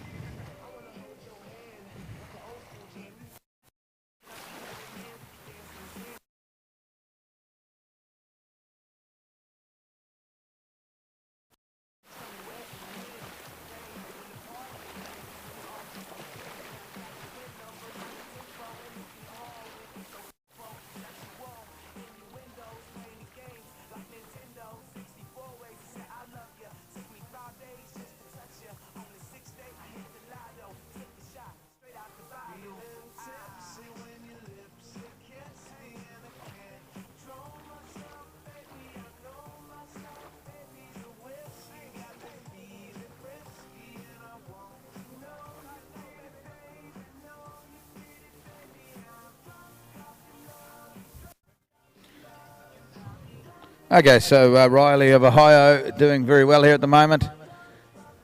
Line back, line front is good. We got a flip coming up. No, we don't. Fooled me there with the pull out. She's done. She's stood up and she's done well. It's a good score, good solid stuff from Riley Dalton.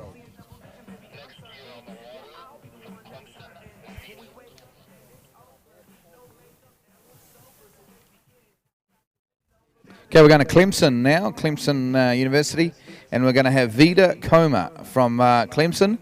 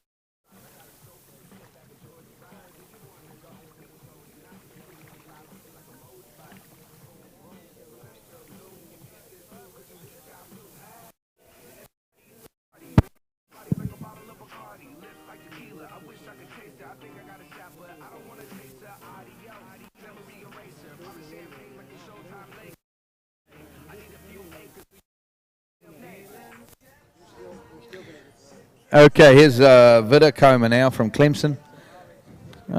She's found a hole out there. She's got about halfway down a run, though. Not too bad a score.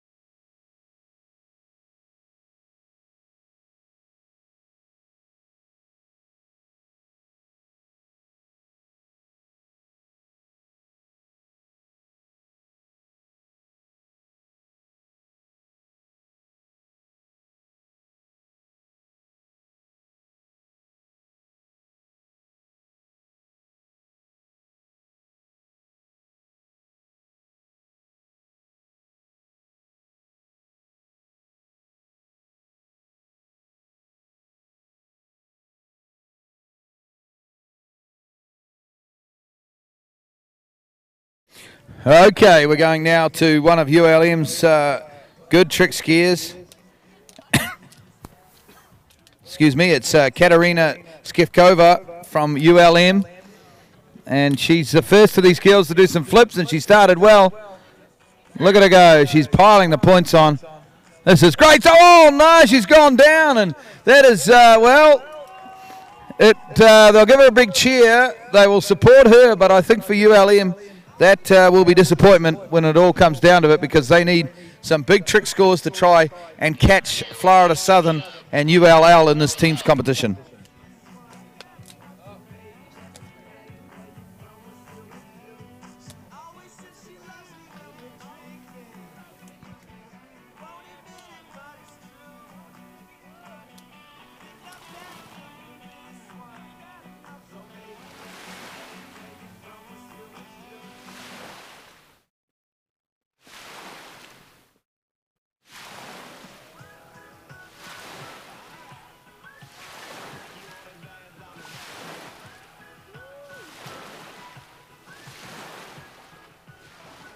Don't forget, folks. Sorry, I got a bit of a cough going on here. Don't forget, folks, San Diego State have got wonderful breakfast down there by the start docks, a concession stand down there, and they've really done a magnificent job. Just $5 for breakfast, and you get, wow, you get eggs, and you get pancakes, and you get hash browns and water, all for $5. That's pretty crazy cheap.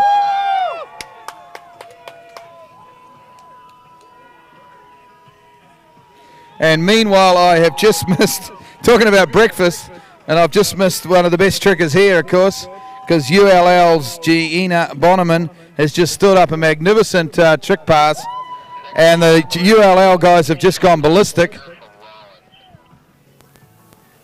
That will be some sort of a score.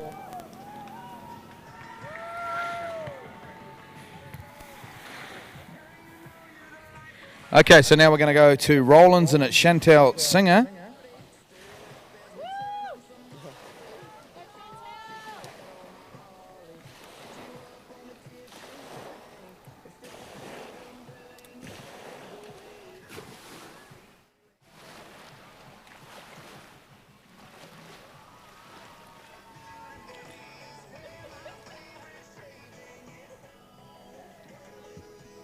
So Chantal, of course, a very good trick skier, very good slalom skier. We actually saw her jumping yesterday on a trick ski, which was unusual. So she's had a ride on a trick ski out here in the last couple of days. Got her iron.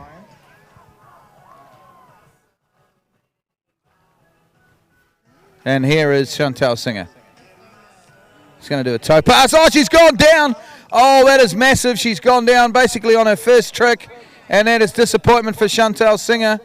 And that is disappointment for Rollins College, who, of course, are so strong in the trick event. But they have not come up with the goods here. Poor Chantal Singer, our heart goes out to her. Anyone who's ever been involved with tournament water skiing knows it's so tough, particularly in the trick event. It's the most cutthroat of the events. And that is disappointing there. Looked like maybe a toe 720, and she has gone down there on trick number one.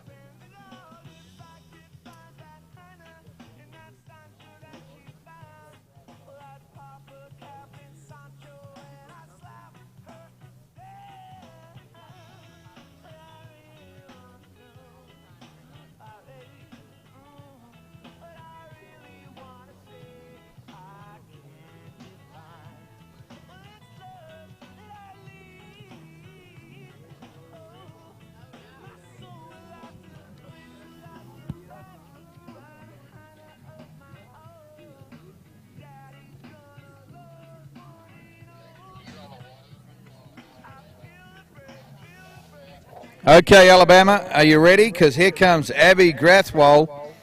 Sensational stuff. Alabama have been the noisiest of the teams this morning. They've been the most awake. And Abby Grathwohl, of course, a wonderful three-event skier, a magnificent trick skier.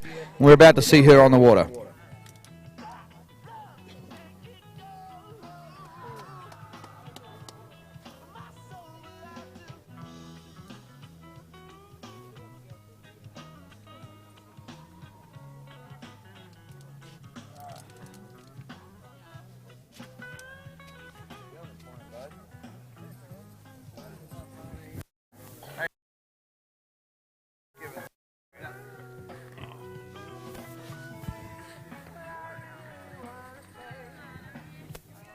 Okay, here we go. This is a big moment here. Abby Grathwohl from Alabama.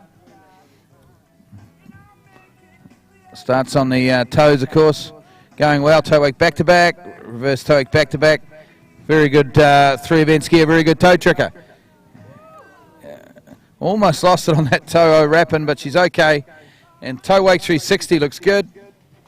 Over the rope she goes. Sensational stuff. Oh, put your hands together, Alabama. That is a wonderful toe pass for Abby Grathwohl.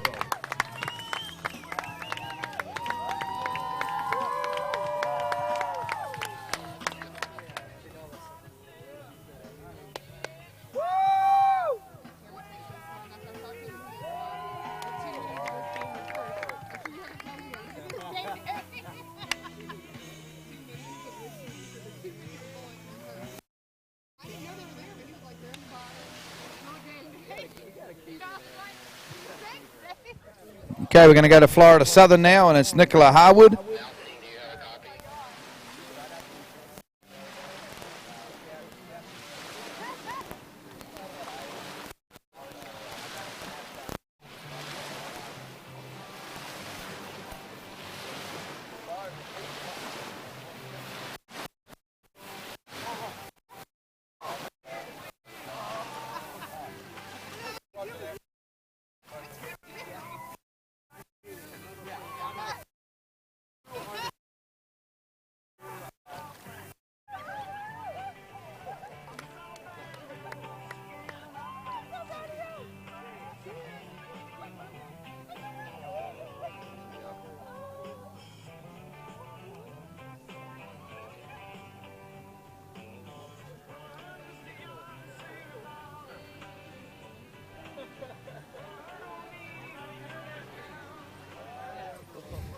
Oh, bit of a big fall out there for Nicola Harwood from Florida Southern.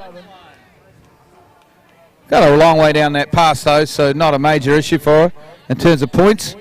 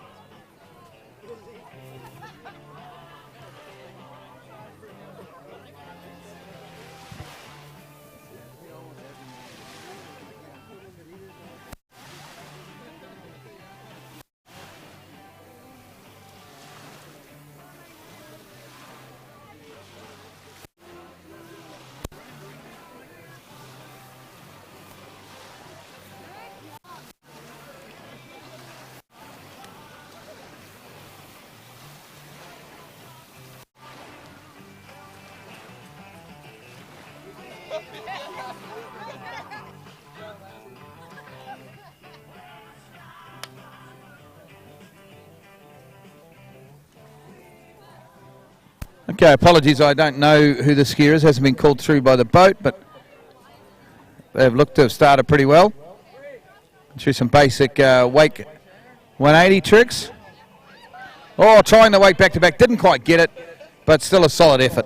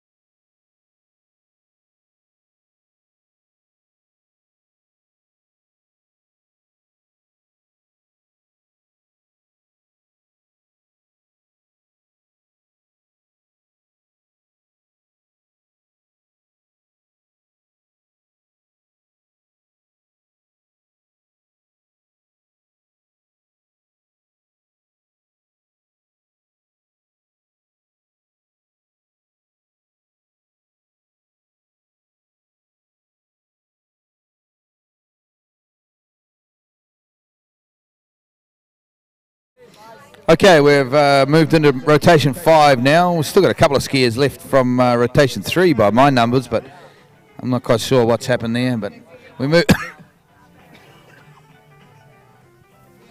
Apologies for the coughing. We move now to Sarah Condra out of Michigan State University.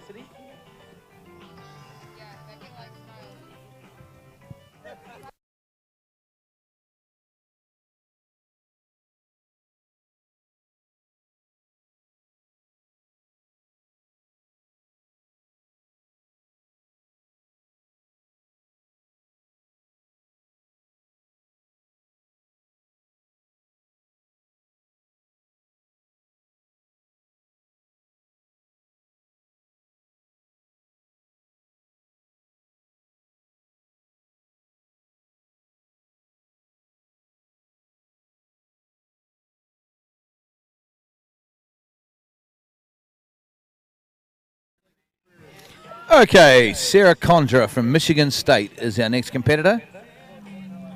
We're getting down. We're probably only another half an hour and we'll be finished this trick event. I think there'll probably be a little bit of a delay as we're running ahead of time before we start the men's jump Division 1. But I will keep you informed of what's happening with that.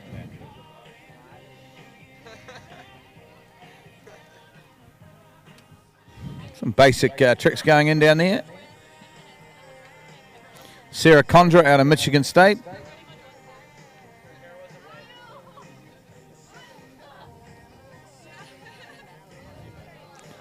And that's good, good solid skiing. Well done.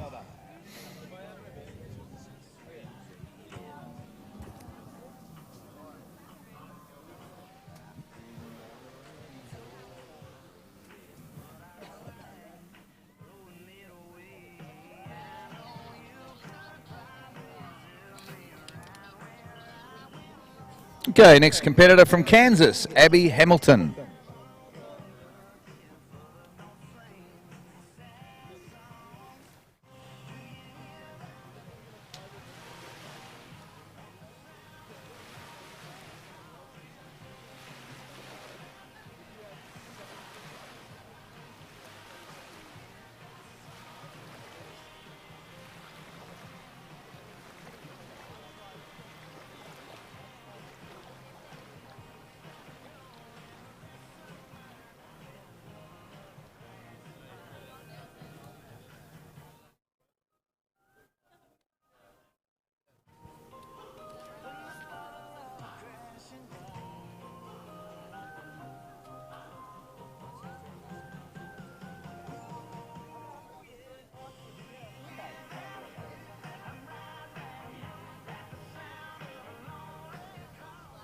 Okay, Abby Hamilton from Kansas has done very well there. She's going to ski home with dry here. Well done. Good stand-up pass.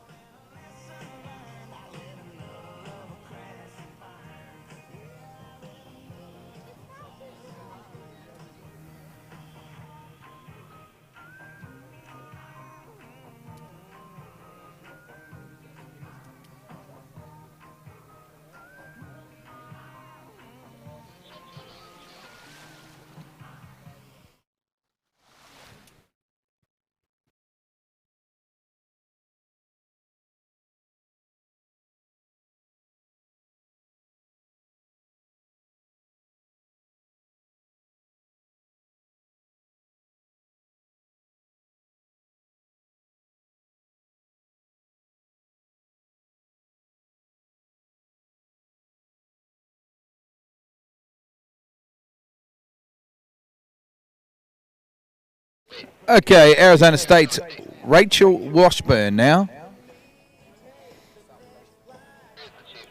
Basic surface turns on one. Getting it done at the moment. Oh, bit of a nasty edge catch there. That was, of course, Rachel Washburn of Arizona.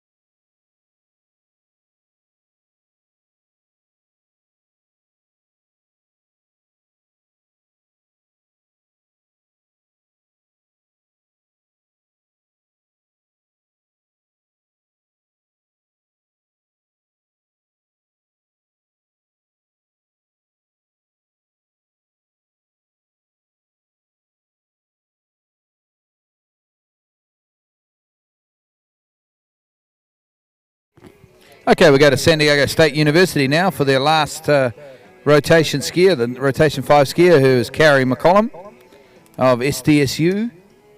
A good toe tricker, Carrie. I released for her in practice on Wednesday.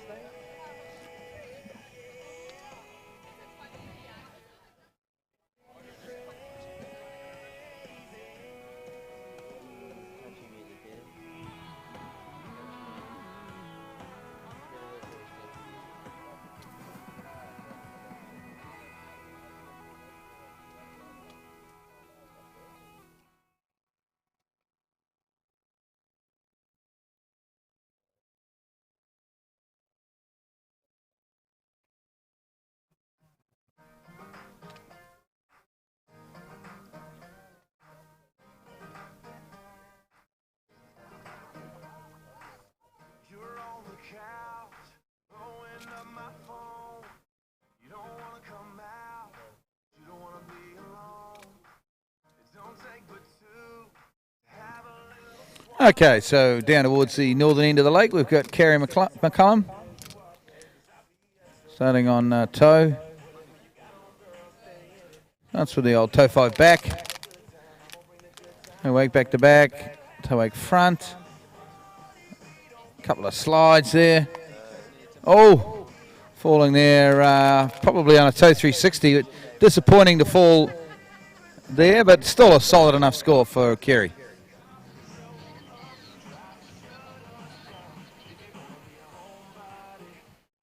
Now we're going to Clemson, and we're going to have Ashley Stevens out of Clemson University.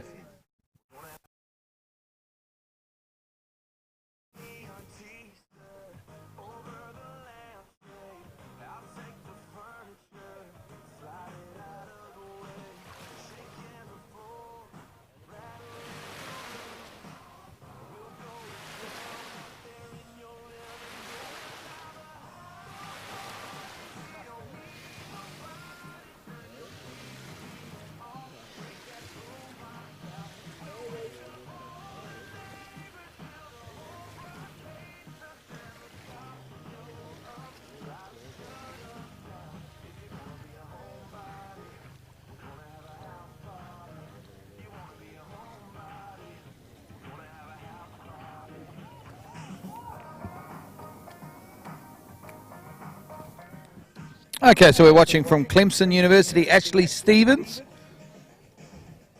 Division 1 ladies tricks. We will complete this, and then we will have a bit of a break. Not a long break, and we'll be in with Division 1 men's jump here on Lake 1. Over on Lake 2 at 11:30 a.m. Pacific time, we will begin with the Div 2 tricks. A good solid run there from Ashley Stevens.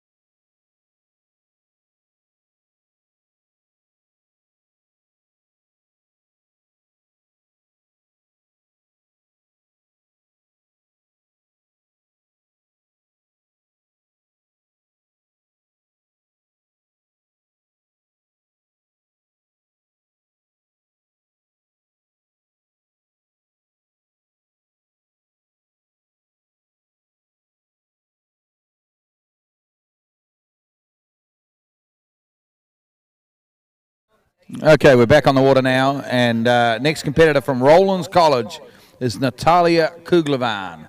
Not sure if the Kuglevans will be watching from Peru, but because they live on that wonderful lake where the Junior Worlds were held, well, the last Junior Worlds actually, a couple of years ago.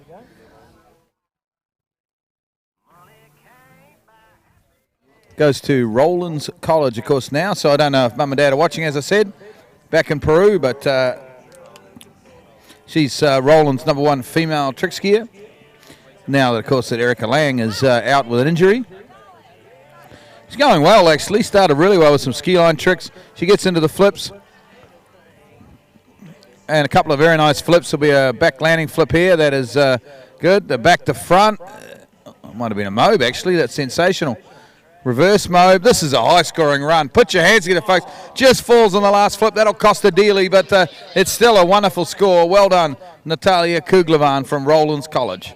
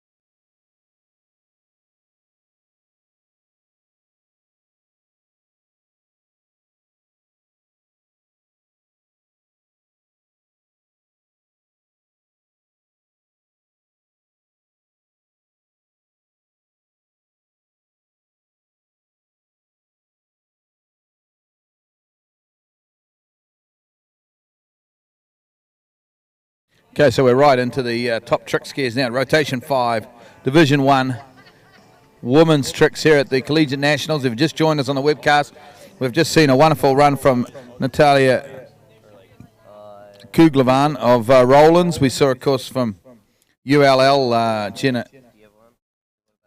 Bonneman. Did a sensational run, a good standard run. I don't have actual scores, but I would think that both those girls would be up around 4,500, maybe even get close to 5,000 points. The scores should be on live results. They will be running a little bit behind, I'm sure, as the trick judges get the scores through.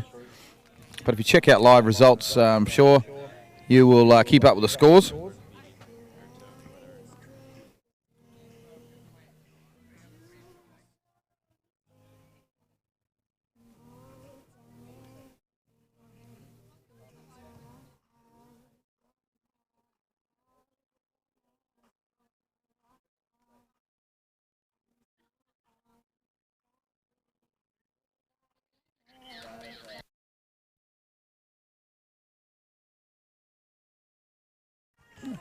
Well, okay, we have a reride coming up for Chantel Singer from Rollins, and this is a big call because she had a horrible run, if I remember rightly. I look back through my notes, and yeah, for falling, I think, on the toe 720, her first trick. So it looks like Rollins have got a reride here for Chantel Singer.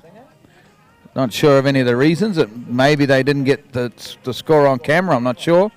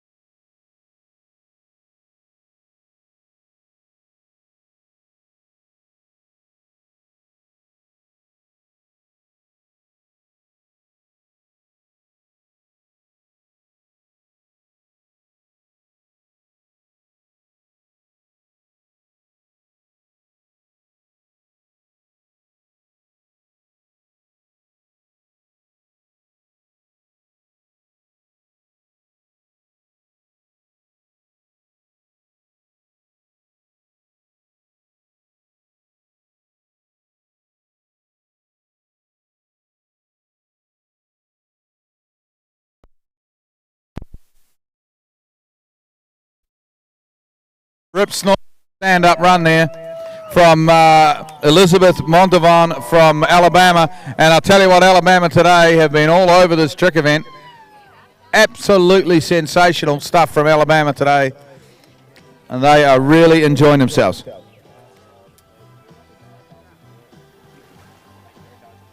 Just a generator ran out of petrol here, so we had no commentary.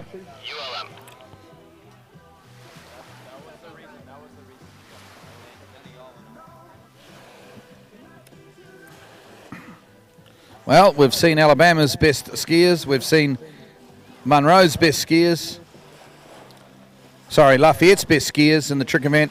Now we're about to see Monroe's best tricker, and that is, of course, all the way from, I think, originally from the Ukraine or Belarus, but now, of course, at University of Louisiana Monroe, it's Alexandra Danishansky.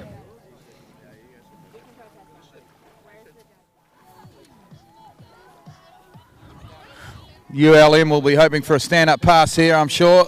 They're strong in the tricks, strong in the men's jump, but they need some big points here in the women's tricks. And here we go. She's going very well, isn't she? Young lady. Junior World Jump Champion. Put your hands together. That is sensational. A big fist pump. And ULM ecstatic here because that really helps out their points in this hotly contested teams competition.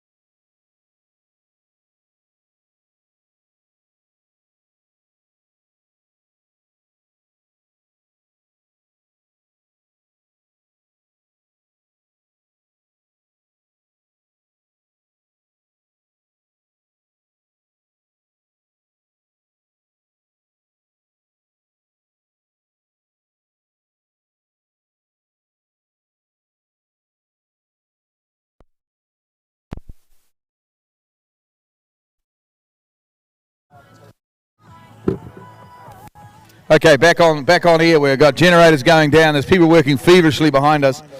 We're had a wonderful trick pass there from ULM. We now go to ULL, and this is Anna Kovlenko. She's a solid tricker, but not their best tricker. We saw Gianna Bonneman earlier on in rotation 4 with some wonderful stand-up tricking. And ULL have pulled a bit of a swifty here, I guess, but it's totally legal. But they've put out their best tricker in rotation 4, not rotation 5. But that's a good stand-up run there from Anna Kovlenko. And by my running order, we only really have Allie Horton left now from Florida Southern. Florida Southern are currently leading the event after the first 4 events. It's only today's tricks for the women and this afternoon's jumping for the men that can change that.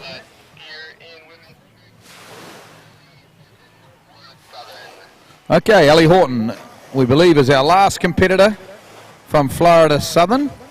She's about to leave the dock in this trick event. We will have a short break after that, probably about half an hour or so, and then we will be on with the men's jump Division 1.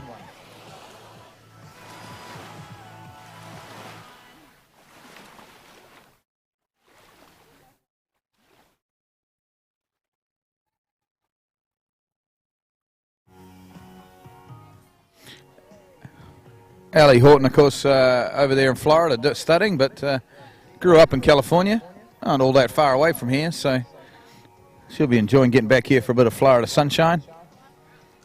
Very famous water skiing family, the Hortons.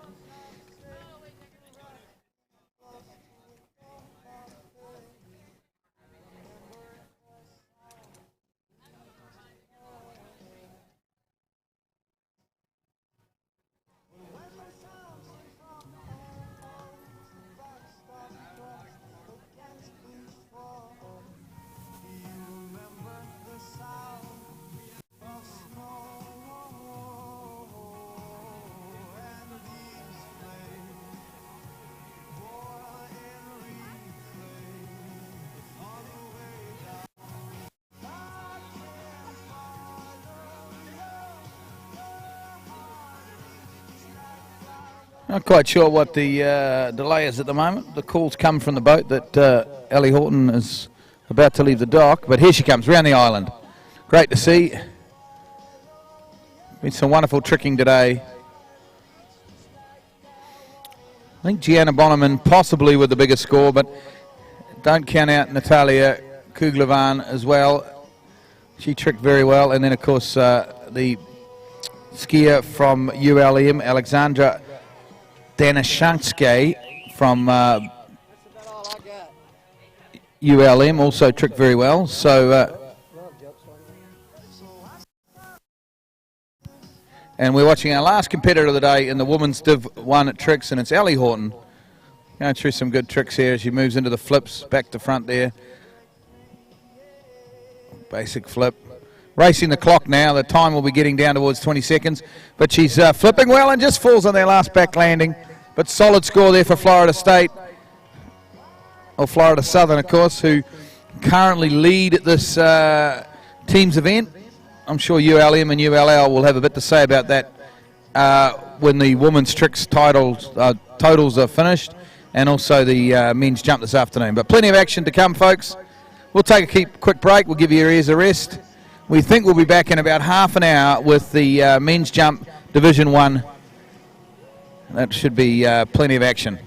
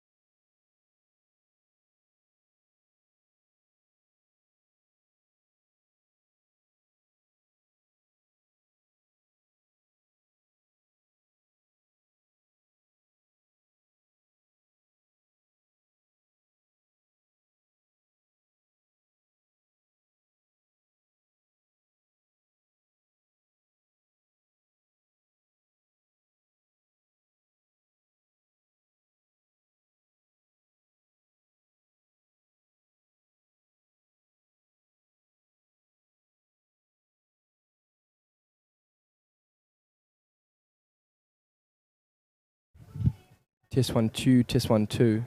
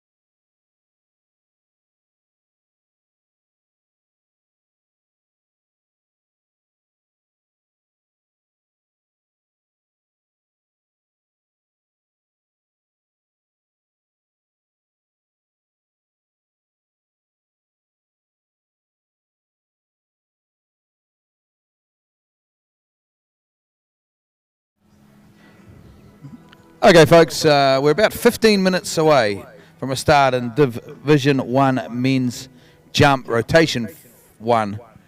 So, plenty of action to happen. I actually need a running order for this event, so if anyone's able to get me a running order, would be great. I will radio up the tower. They'll probably help me. And yeah, it's going to be plenty of excitement. This is obviously, for me anyway, the most exciting event of this Nationals.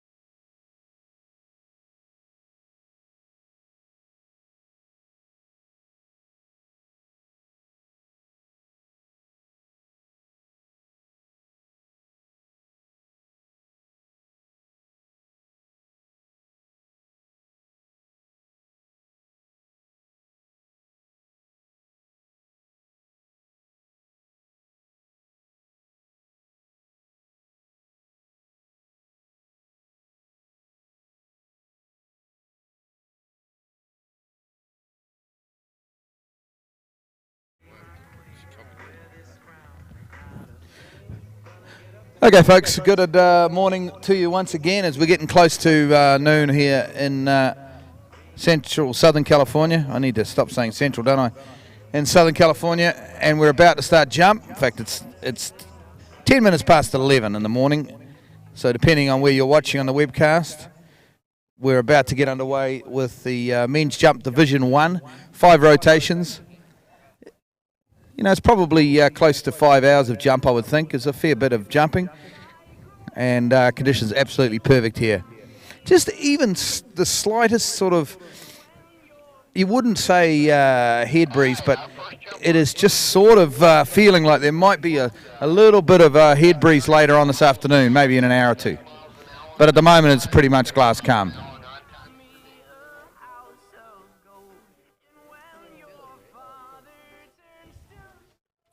So rotation 1 will be up first.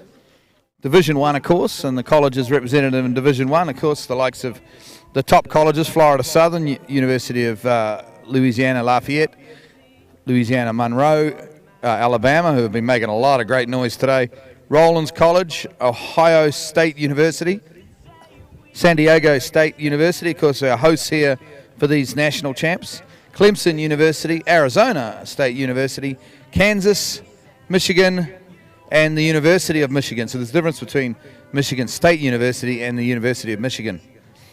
And that's our 12 colleges in this Division 1.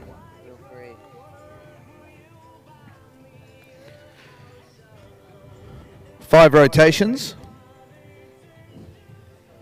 It's up to the teams which way around they put their skiers in. Normally you find their better skiers are at their end.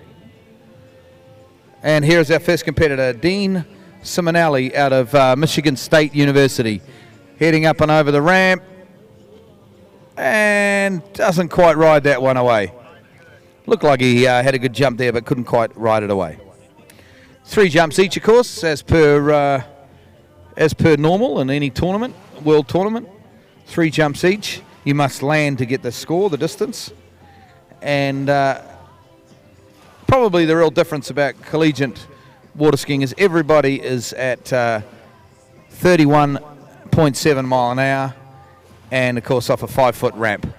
So to convert that to kilometres, that, of course, is 51 kilometres per hour. There's plenty of webcast watchers around the world at the moment. So every jumper will be at 51 kilometres. And, of course, at the 5-foot ramp.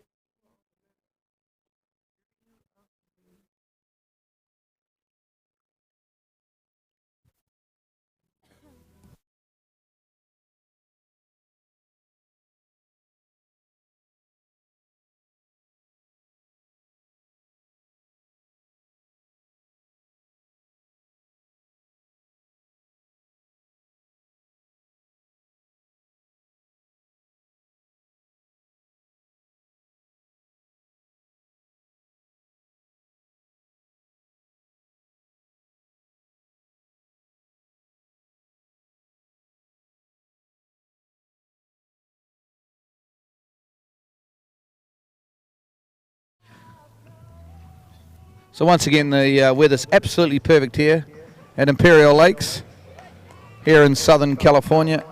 Temperature up around that 35 degrees. Very little breeze. You sort of get the feeling there might be a bit of a head breeze later on this afternoon.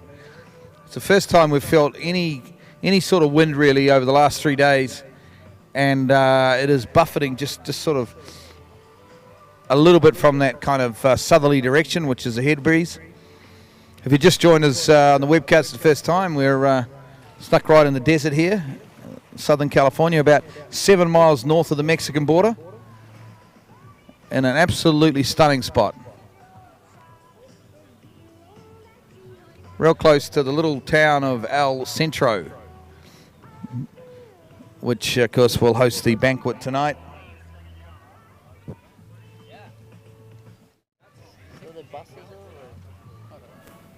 Here's Dean Simonelli from Michigan State University. Failed to ride away his first. He'll be hoping to get over on his second.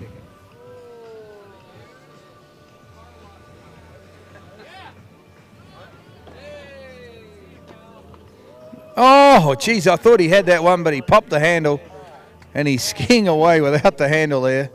So unfortunately, it looked like a good enough jump to land, but he didn't quite ride that one away. So he's got no score yet after 2 attempts.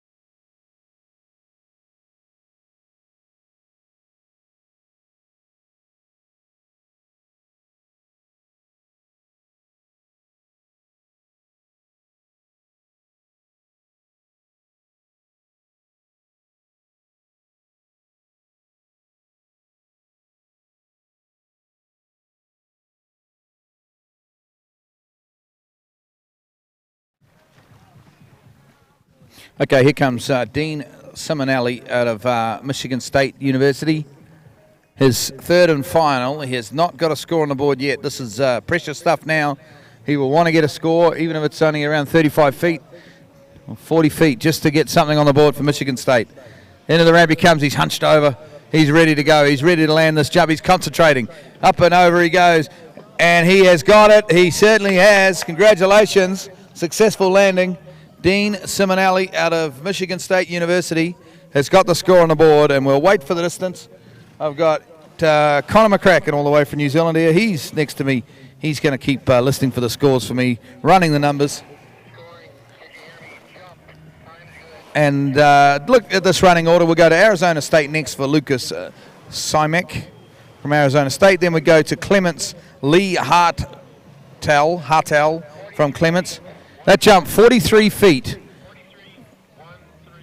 43 feet, which is 13.1 meters for those of you watching outside of the United States. 13.1 meters. So yeah, we go Lucas Simek next from Arizona State. Lee Hartel from Clements. Then we go to San Diego State's Curtis Williams. Alexander Belcouche from Ohio State University. Jacqueline Angelo from Rollins. Bruce Shirley from Alabama. Taylor Horton from ULM Monroe. Dane Meckler from ULL. And then Ryan Harris from Florida Southern College. That will round out rotation 1 of the men's jump division 1.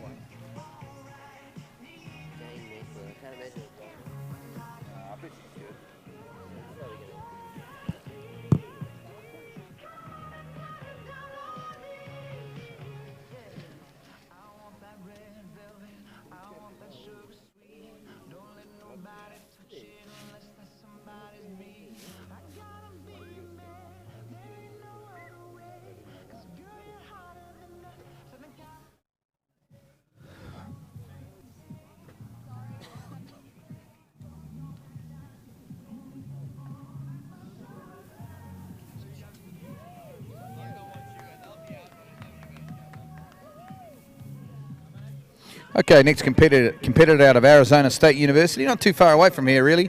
Arizona State University, about 2.5, 3 hours, I believe. Lucas Simek. Lucas Simek from Arizona State.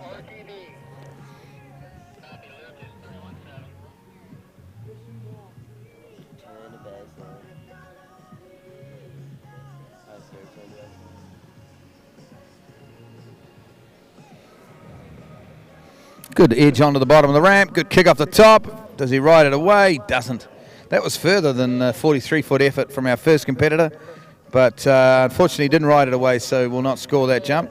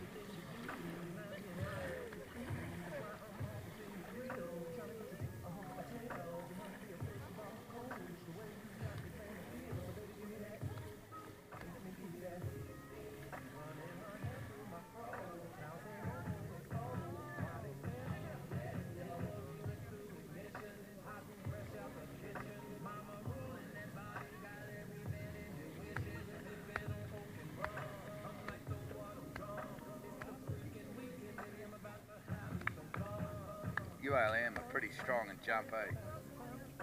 Like, Oh, yeah, it's tough too, don't they? yeah. I mean, they got like their fifth guy is Taylor Horton, who I would think is as good as Curtis. And then they got Tom Poole. He's as good as Tom Poole's about Curtis. Maybe Jack Taylor's a little bit behind Curtis. It's just Alex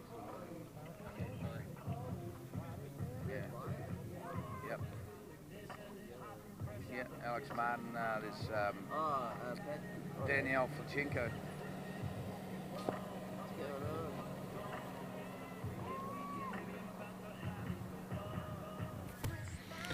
on? Okay, so skis back on for Lucas Simek from Arizona State. And he's got 2 more attempts at this jump ramp. Looking, of course, to get a score on the board for his team. That's the first aim, I guess. 0 is not great. 0 is not great for your team score. You get a score on the board, and then you look to go further, obviously, and get as far as you possibly can.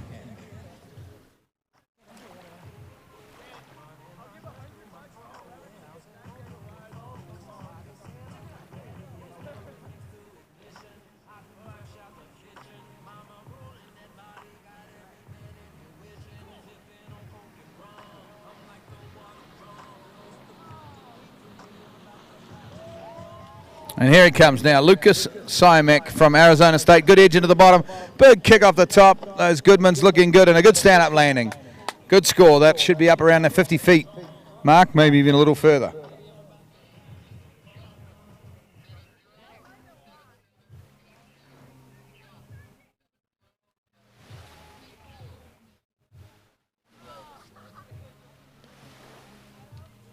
We'll wait for the distance, but I'd say that will be our new lead.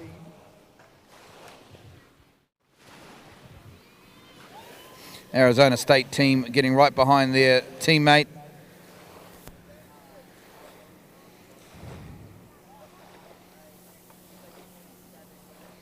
There's still no score through. Hopefully that's not a problem.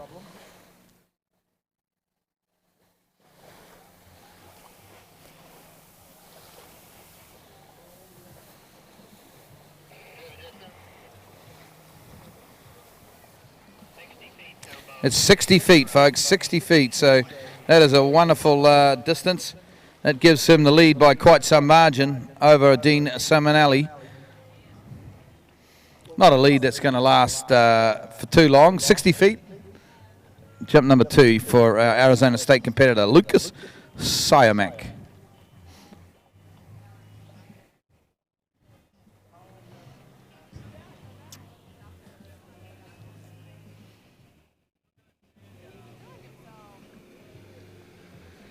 Starting from inside the wake, he's having a bit of a poke at this one. Up and over he goes. Pulls in the handle a bit much, really, doesn't he? And he won't quite ride that one away. So 60 feet will remain his best.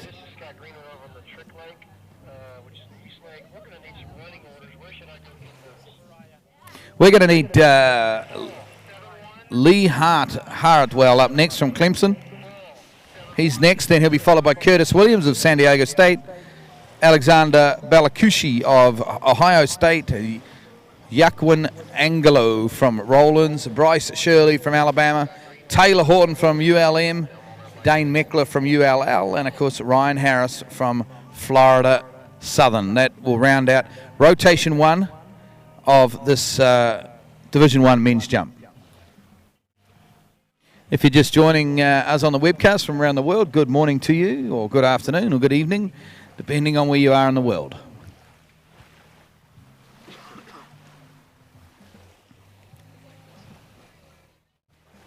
This is the beginning of the big event, of course, of these nationals, Division 1 men's jump. Plenty of excitement to come. See some of the best jumpers in the world pushing hard at this slower 31 mile an hour speed off this lower 5-foot ramp than what they're used to. And should be plenty of action.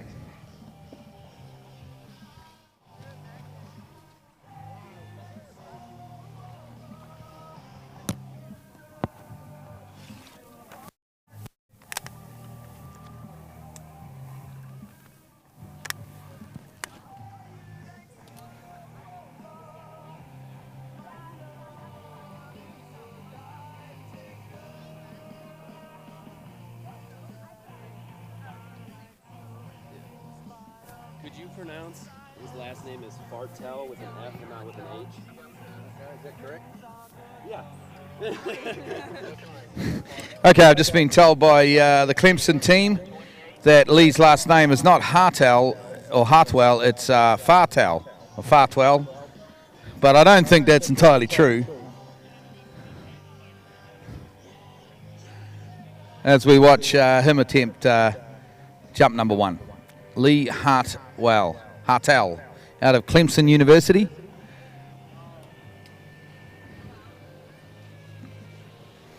Into the ramp he comes. He's just going to ride over this one.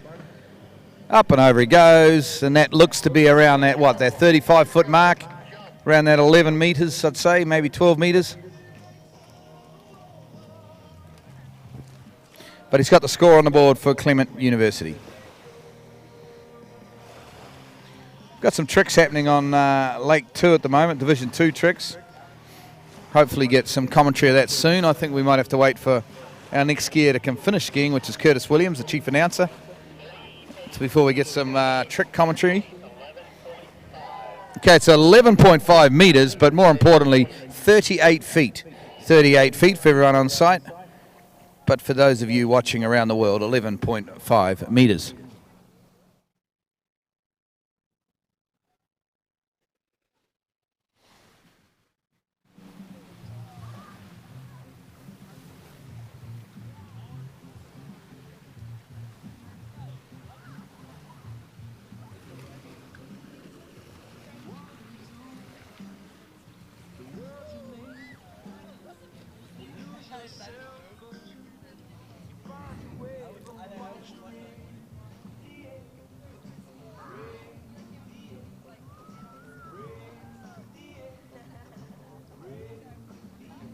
So here he comes now, Clements University, Lee Hartell.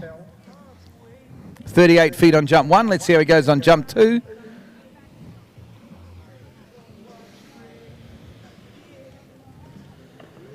Up and over he goes, and that's a solid jump again. Good landing. I think that might be just a little bit further.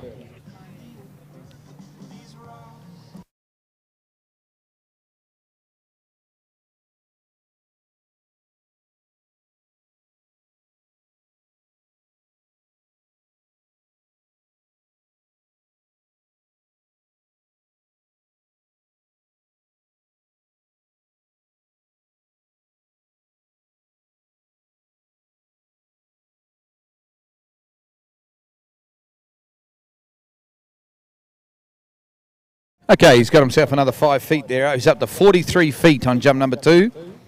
43 feet. It's a little over 13 meters.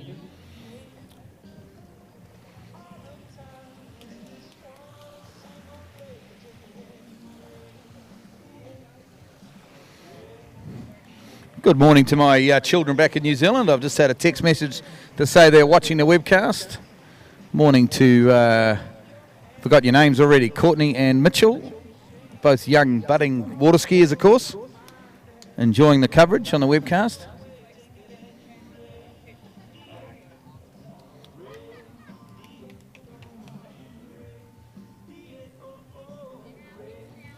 As we watch third and final coming up for Lee Hartell of Clemson University.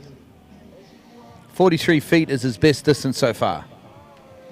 He eyes up that big red, the big jump ramp, eyes it up and over he goes, big boot off the top, and good landing, and I think that should be a little bit further.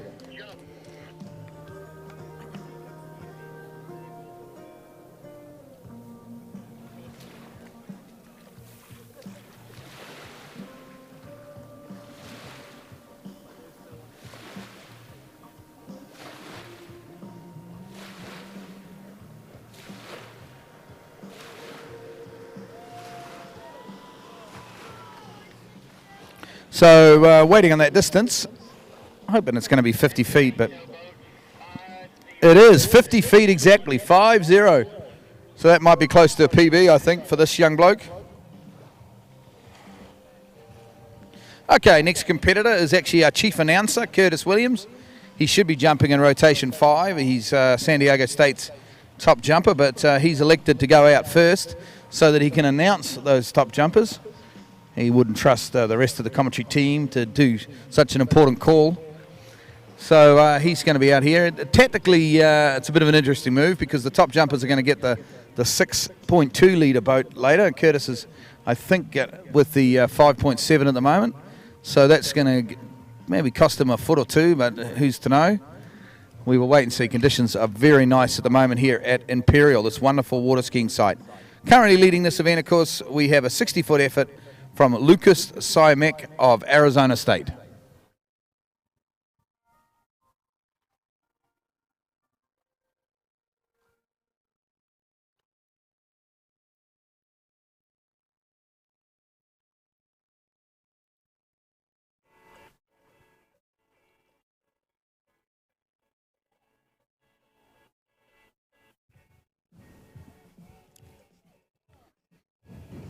Curtis and the San Diego State team have been very busy this week running this water ski tournament.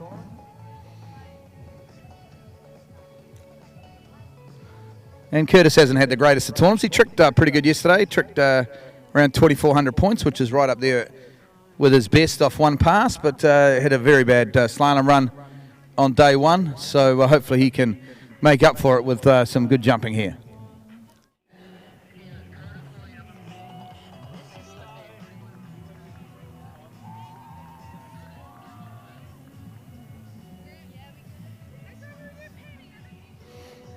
Because the San Diego team ski a little bit here on the weekends, but mainly in the San Diego Bay. And there's Curtis Williams pulling out wide on that Nautique towboat. He's got a personal best of about 145 feet at this ramp height and speed. Into the ramp he goes. He's got a bit of speed. Up and over. That's a tidy opening jump from Curtis. Solid. It's a heck of a lot further than our 60-foot lead. I'm not going to guess a distance. Let's go possibly around 130, but we'll wait and see, and I think he will look to bring it down the lake and be a fair bit later than that on his second and third jump. Good start.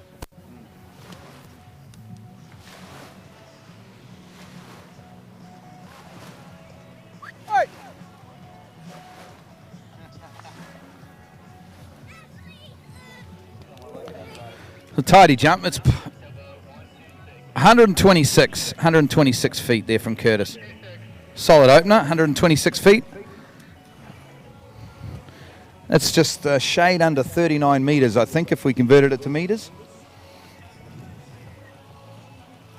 And you can hear the San Diego State team cheering for Curtis down there at the start dock. They're down there, that's where the concession stands are, where they're cooking the lunch and selling T-shirts, that sort of thing, although I think they've sold out of T-shirts.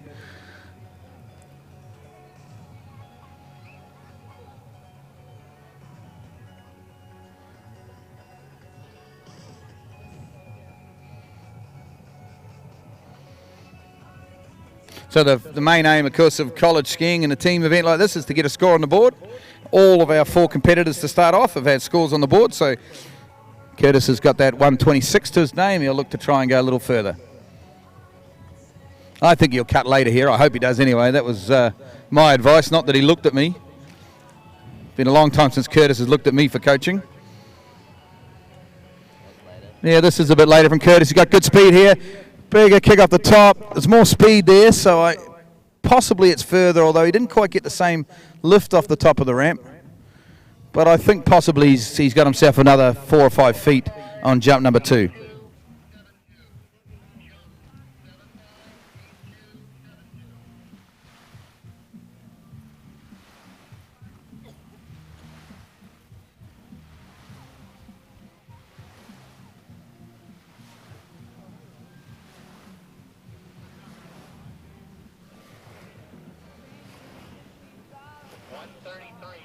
Yeah, 133 feet. That will be getting, 40.4 if you're back home watching in New Zealand, 40.4. So 133 feet. Still a fair way off Curtis's best. He's actually had a couple of big crashes in Florida in August, and he's still recovering from that. Lost his nuts is how he puts it, and hopefully he finds them sooner or later.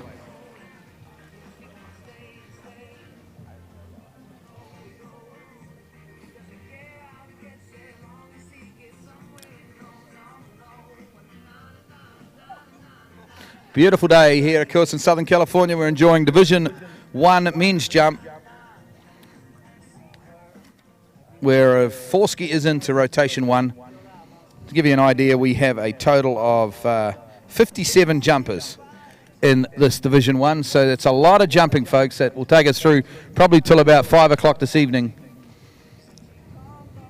Plenty of action to come, plenty of thrills and spills, I'm sure, here on Lake 1 at Imperial Lakes. Here's Curtis Williams, jump number 3. Yeah, this looks to be quite a bit later here. Hopefully he can get on the ramp, and he does. Big kick off the top. That should be further. It looked a lot later. Actually, where he landed didn't actually look a lot further in the end. I thought the way he hit that ramp, he had a lot more speed. I thought it was going to be way further, but I'm not so sure now. Definitely the latest cut we've seen today. Probably just about the latest cut of the tournament. You'd almost say he cut, even though some of the girls went over 140 feet yesterday.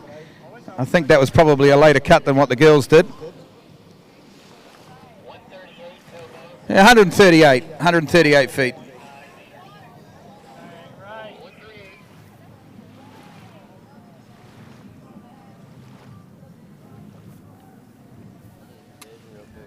So it's 138 feet, which is a solid jump from Curtis.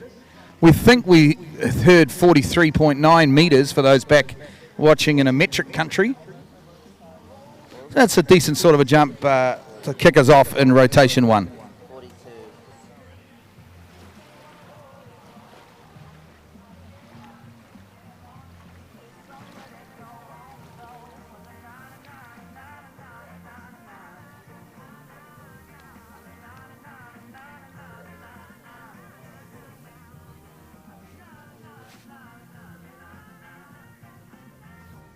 That's all right, no complaints. So good solid jumping there from Curtis, 138 feet. He's leading the event at the moment. We go now to Ohio State, and this is Alexander Belushi, and out of Ohio State.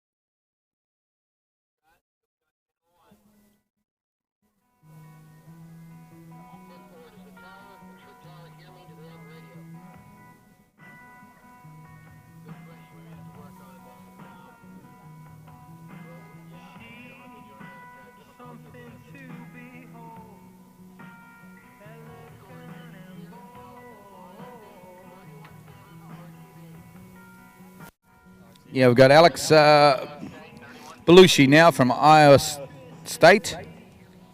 Oh, Ohio State, sorry, not Iowa State, Ohio State. And he's gone for the bit of an edge here on the single cut. Up and over he goes. Little 72-inch skis, almost dips and goes out the front, but no worries in the end. And that's a solid jump from him.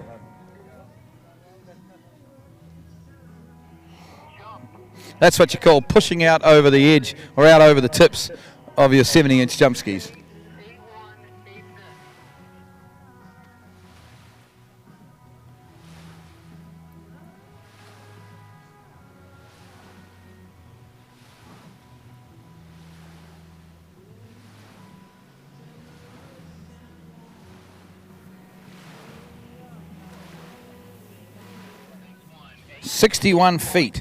$61 feet for Alex. That actually puts him in second spot. Remember, we had a 60-foot effort from Lucas Simak of Arizona State, but a 61-foot effort puts him in the, not the lead, but in second spot behind Curtis Williams.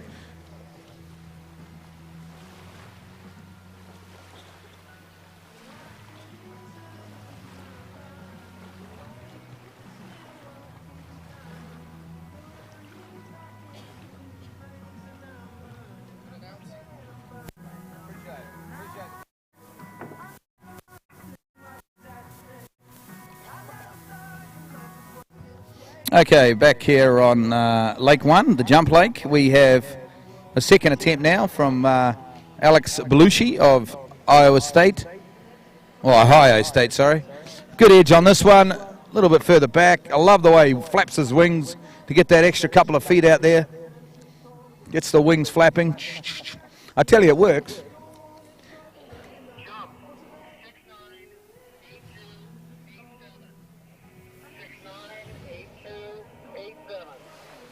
Just a bit of a public service announcement, looking after my own travel arrangements. I got to head back to New Zealand tomorrow because I'm sure my family miss me. And I'm looking for a ride up to Los Angeles tomorrow. If anyone can get me a ride back to Los Angeles tomorrow, that would be great. Hopefully most of you know where Los Angeles is. It's a small town sort of north of here. 63 feet. That's getting better here for Alex Belushi here. 63 feet.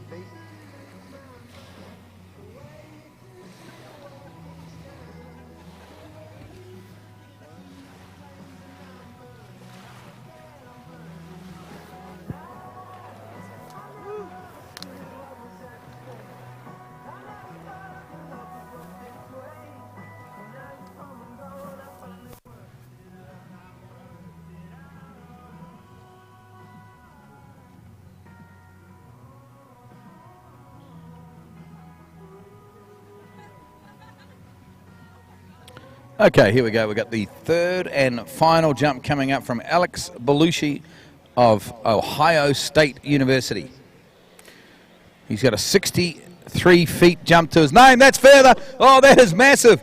He has absolutely spanked one off the top of that Imperial jump ramp there. No class. It was more arse than class, in fact, but he has come up with a great jump, and that should be up around that 70-foot mark, I think.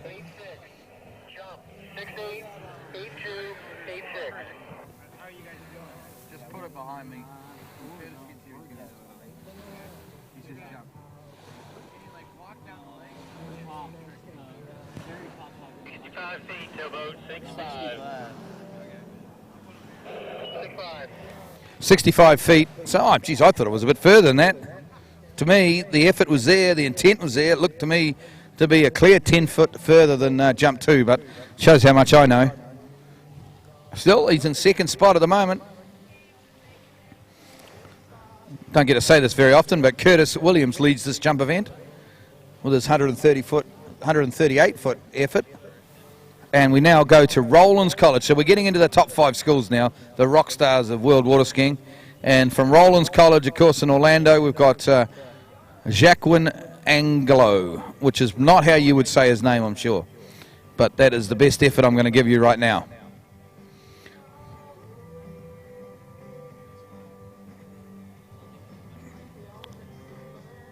It's probably something like Angelo for the second name, and I'm going to go with Jacqueline, but I don't think that'll be right, and I apologise. No matter how hard Desbert Kennedy's tried over the years to train me to pronounce names properly, I've still got an issue with it.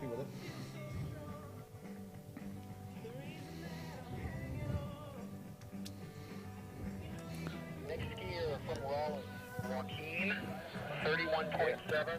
31.7 RTD. I don't. It's Joaquin. Joaquin. Okay, Joaquin. I knew I was saying it wrong. Joaquin Angelo from Rollins College.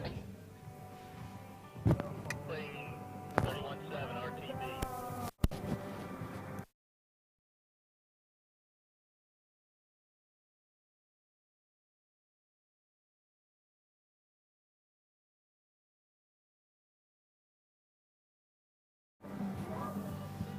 Solid opening jump there from Joaquin Angelo of Rollins College. And a very important announcement, please. Division 2 women's tricks has begun on Lake 2, and we do not have all the Division 2 women's or ladies trickers at the start dock, please.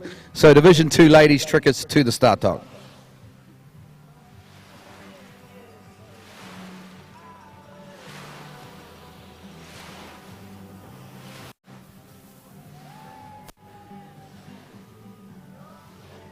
Well, a lot happening here. It's all happening here. In fact, the bars, the crowd, the atmosphere. But I've also just found myself a ride to Los Angeles tomorrow, which I'm sure you're all happy about.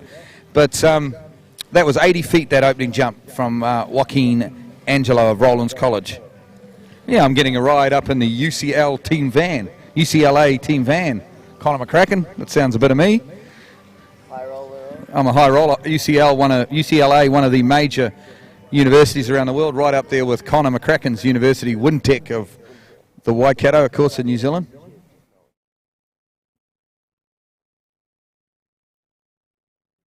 What is it? Waikato Institute of Technology? Do you have a team song? No. Yeah, we got a 3/4 cut coming. This is going to get exciting, folks. This is really Joaquin from Rollins. He's all over the show. He's out of shape, but he kicks the ramp, and that's actually not a bad jump in the end. Solid stuff. It won't be 100 feet, but it could be 90. Could be 90 feet. That's a good, solid effort from this young man from Rollins College.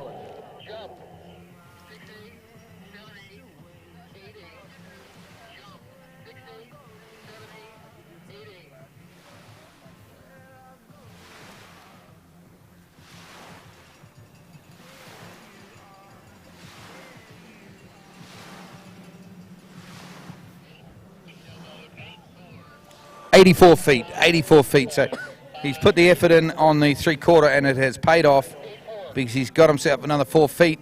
84 feet, which is about the 27-meter mark, I would say, in terms of meters. Not sure if you can see it on the webcast, but we've got the wonderful US Air Force just flying over. It's a training ground, I guess, out here in the desert from San Diego. It was actually not Air Force, it's Navy, isn't it? The US Navy base. And a lot of you guys here on your college tournament, you're far too young to remember the movie Top Gun. But I tell you what, back when I was a youngster, Top Gun was about as good as it got in terms of movies. And that was all filmed, of course, out of that San Diego base, and they were out here flying over this area. And it's great to see. Goose and Maverick and all those guys. Anyway, back on the water, we've got another 3/4 cut here from Joaquin Angelo of Rollins. This is rotation 1. Into the ramp he comes. Over the ramp he goes. Big kick off the top. He's a little back on his lift, but that's not going to matter. He's going to get a score there around that 85-foot mark.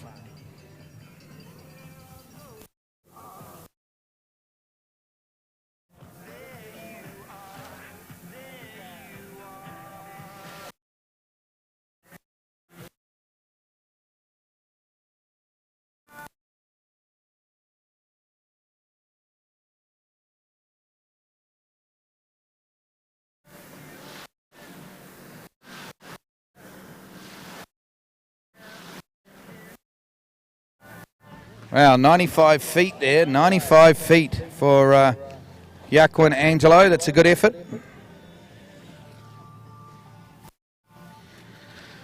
Well, I'm just hearing the webcast at the moment not working in New Zealand. I don't know, Calvin, whether you're able to fix New Zealand up, but the webcast is not. We're just playing the same thing over and over again in New Zealand. I'm not sure if that's happening in other countries.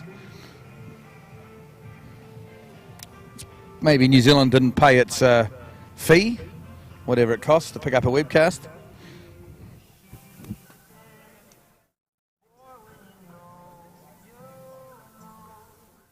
I've got the feed here and it seems to be working. Okay, feed is working good here in California, so that's New Zealand's problem. But in New Zealand, there is no webcast at the moment.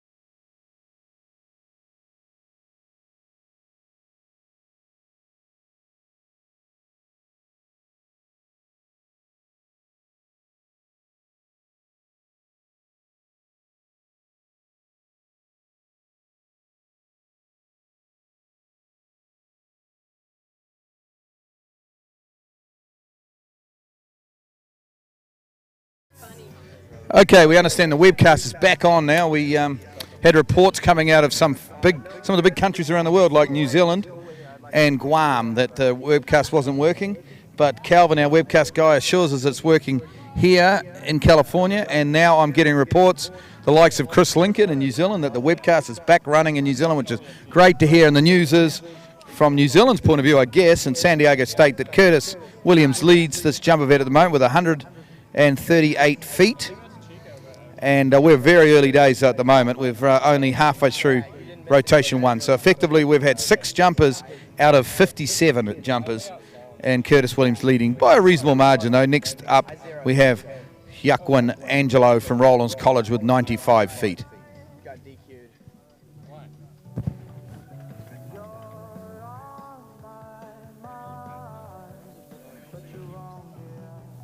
Scoring, are you doing live web?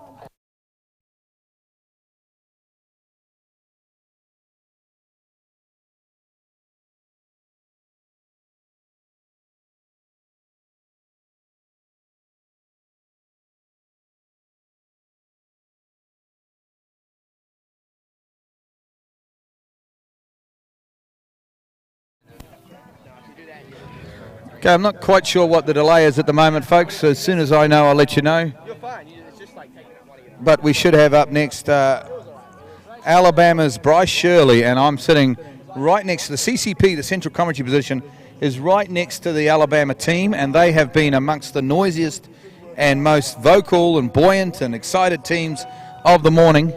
Here have Alabama, and yet we still do not have a skier.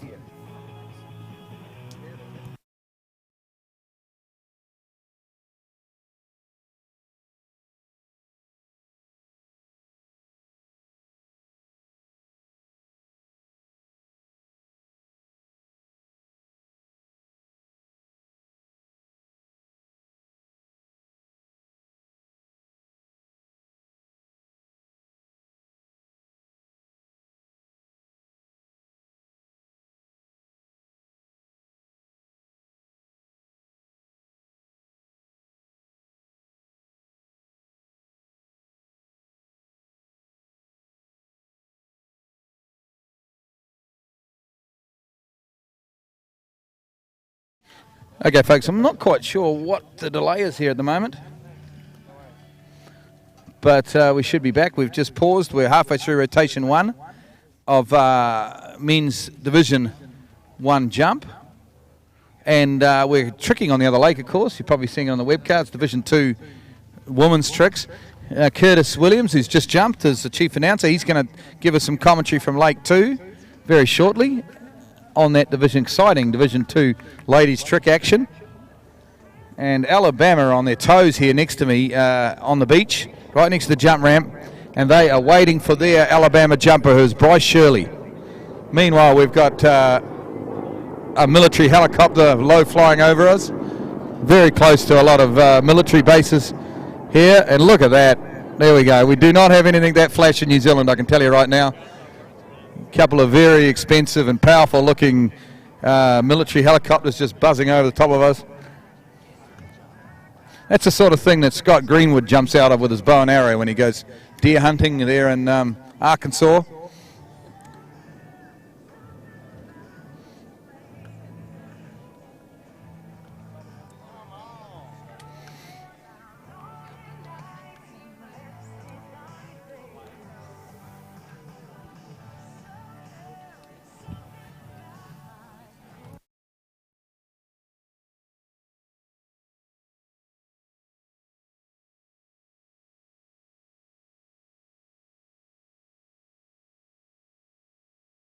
We've got a bit of downtime here. I'll just let you know the men's collegiate jump record here. Here's a good one from the University of Louisiana Monroe, 195 feet or 59.5 meters by Zach Warden. And that was scored, I don't know if Zach, if you're listening on the webcast, good morning or good afternoon to you over there, and you're probably over there in Florida. That was at the 2011 Nationals, of course, at Tri-Lakes Zachary, Louisiana. But that is unbelievable, isn't it? 195 feet.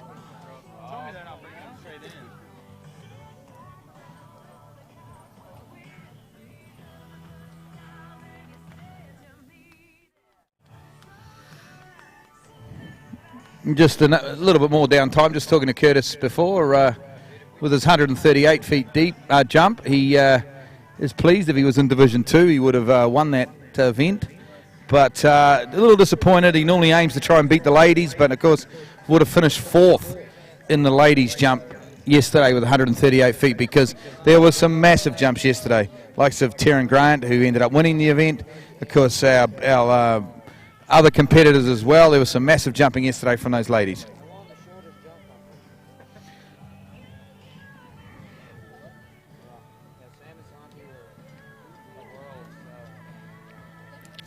There's some amazing personal bests here. Men's slalom collegiate records 3.5 at 41 off. Because 41 off is 10.25 metre line.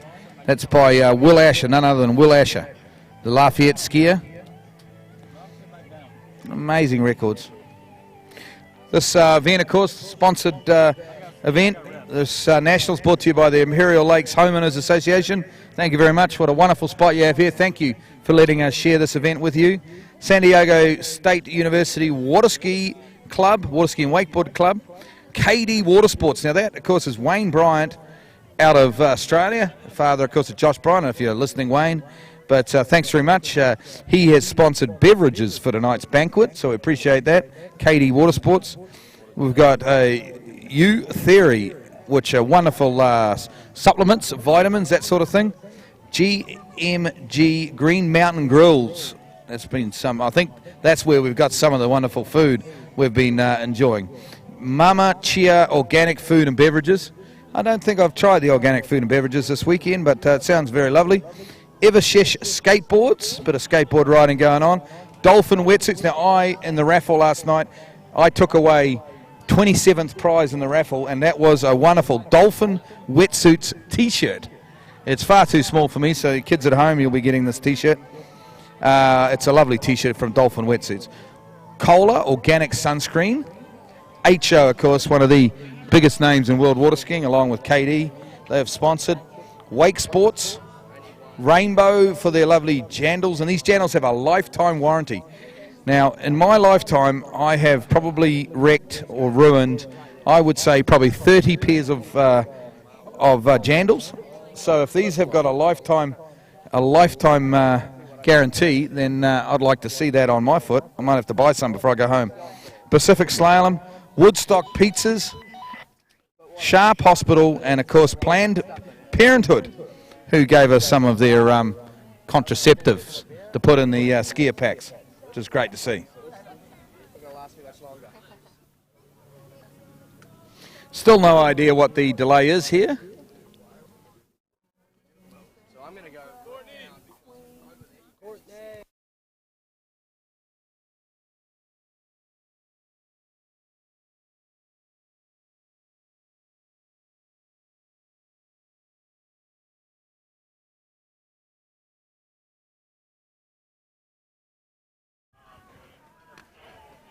Well, we are underway with this Division 2 Women's Trick event. We've just had Vipasha Barnsel of the University of Texas going out there and doing some tricks, as well as Melissa Brooks from University of Arkansas. And of course we just saw Britt Tarrant from Davis as well. So seeing some pretty exciting trick skiing action out there on the water right now in rotation 1 of the Division 2 Women's Trick Final.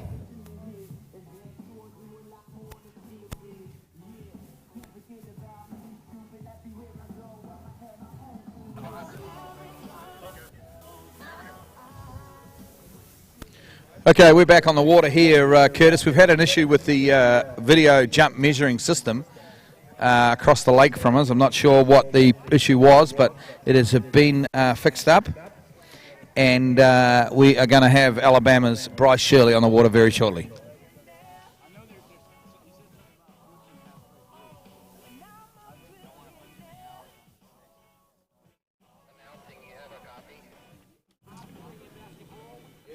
Just saw some wakeboarding tricks out there, getting a fairway down her opening pass and going down the end, a pretty sore fall.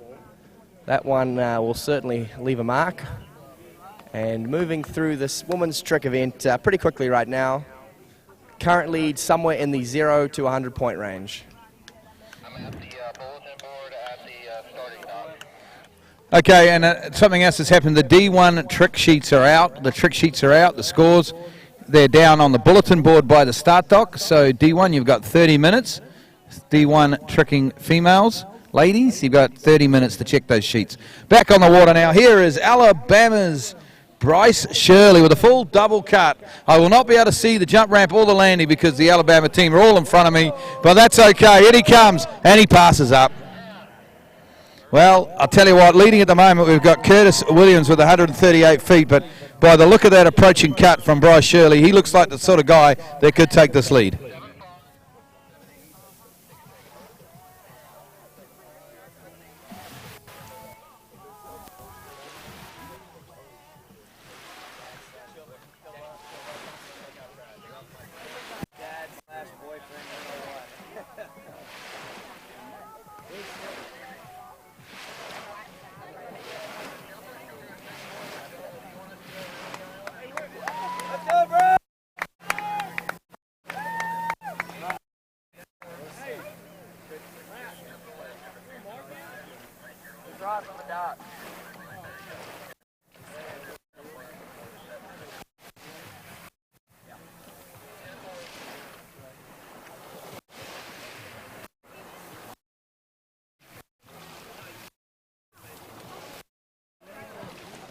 Okay, so we've got a pass on jump one from Bryce Shirley out of Alabama State University. The Alabama team are up on their feet. They have been very noisy, very vocal, very supportive all day. And this is their first jumper in the men's at D1. Alabama currently sitting, as of this morning, in 4th spot in the team's event. So they're on the 5-person podium, but I guess they'd like to get a little higher if they could.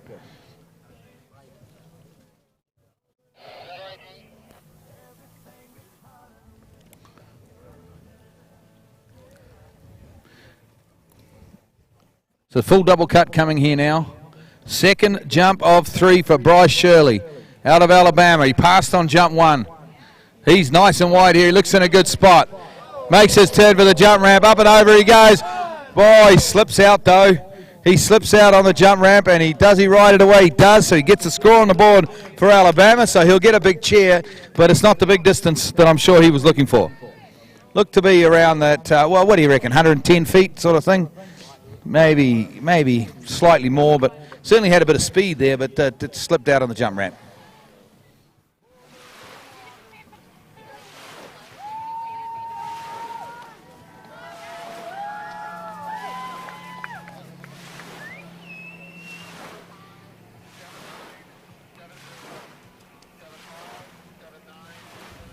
Okay, well over here on the trick lake we just saw Jade Jensen of Iowa State going through a 2-ski trick pass, and coming into course right now we have Amanda Breeden from the University of Cincinnati out there on the 1 trick ski going for opening side slide now. It's the first slide good. Has she got a reverse for us? The back to front, just goes down on that front, and the fast-paced trick action does not stop over here on Division 2 Lake. Sorry, Curtis, to interrupt. I know you're enjoying some 2-ski trick action on Lake 2, but here on Lake 1 we've got a good jump from Bryce Shirley. It's 131 feet, so 131 feet. So at the moment you're still hanging on to the lead with your 138-foot effort, but I must say that if this guy gets any sort of ramp form on this third and final, he will go further than your 138.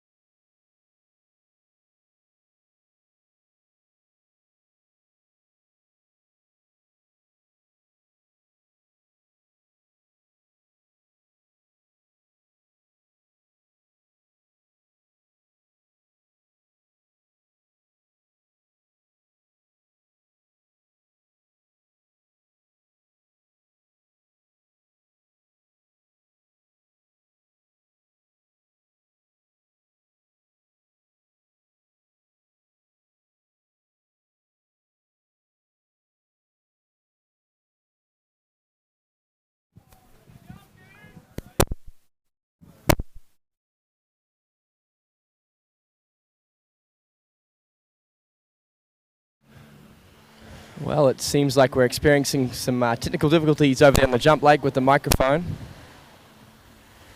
But we just saw Mary Wagner of Grand Valley State. You know, she reached that critical point you often see from trick skiers, particularly here in Division 2, where they have a great performance, they stand up their run, and in the end of it, they get confused. They're asking their coach in the boat, what do I try next? And she looks certainly very perplexed and a little bit discombobulated out there after standing up a successful opening pass. Okay, I'm back on, Curtis, but I think we're going to need some more batteries. We seem to be low on batteries, so if Jeff Rush is around or someone that could help us out with some new batteries for these microphones. And that jump was 132 feet there for Bryce Shirley, 132. So over here on Lake 1, Curtis Williams still leads this Division 1 men's jump with this 138-foot effort. We go now to ULM's Taylor Horton. Taylor Horton, of course, a native of California, but now skiing for ULM.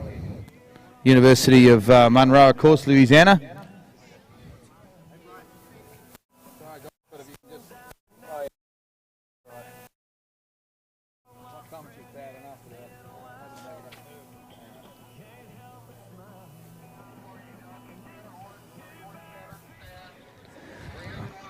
Okay, so now it's the turn of ULM to make some noise, and their team, of course, the big hitters of ULM, the likes of Martin Coleman, Alex King, Tom Pole, all of those guys are down on the banks of the water now, or banks of the lake, watching Taylor Horton, fifth-ranked jumper in this ULM team. Solid opening jump. Doesn't get a great cut, does he? You know, but geez, he gets some good extension off the top of the jump ramp, and that looked to be around 130 feet to open up for Taylor.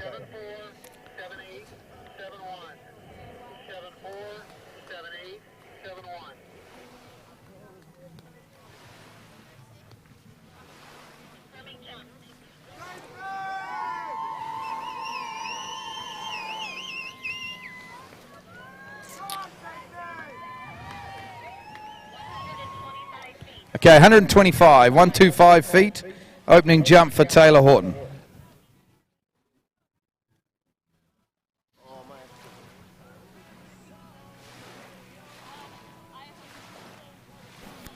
Just a reminder to all Division 2 women's trickers, head on down to the start dock.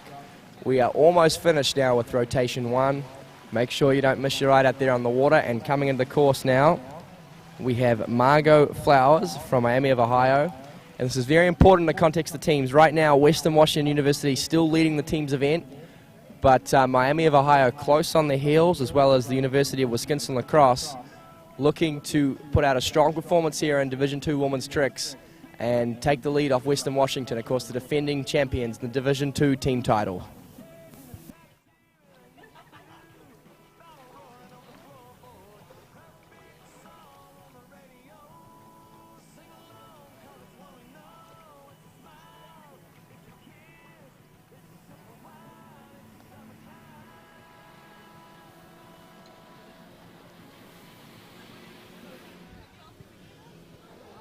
Here we go, jump number 2 now, Taylor Horton. Much more speed, much bigger jump. That will be in the low 130s. I had to guess, I'd say that's about 132, 133, but I could be wrong. I haven't quite got my eye in.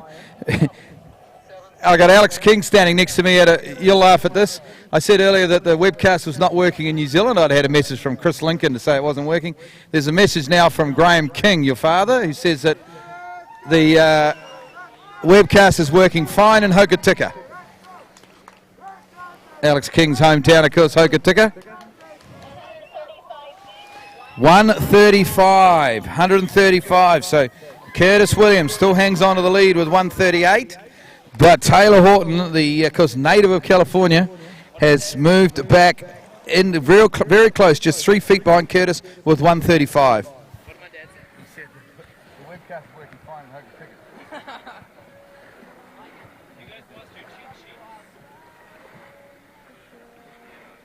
Did we? Oh, we didn't do that on purpose. Nice and blown away. That's all we need to know. 31, okay. You're gonna have Rollins? Oh, no.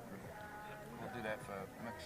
Oh, yeah. So over here on the jump lake, there's action aplenty, and there will be for about the next 4 hours as we're rolling down to the wards. We're on the almost finished our 8th skier, Taylor Horton from University of Louisiana Monroe, who's got a 135-foot effort. Still San Diego State lead with Curtis Williams' 138, so it's close to the top at the moment. But here we go, Taylor Horton, jump number 3. Certainly a lot later on jump 2.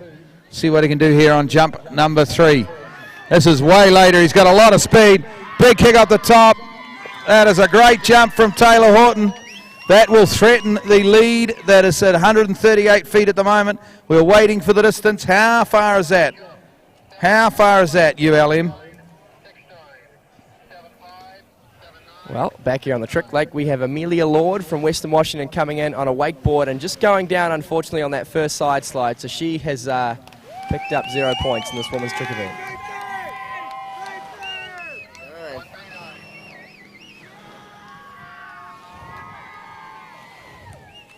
Okay, well, it's 139 feet for Taylor Horton, so he has taken the lead, 139 feet. And that is obviously some sort of a PB or something because he's got girls jumping all over him here on the beach. That is sensational jumping, 139 feet.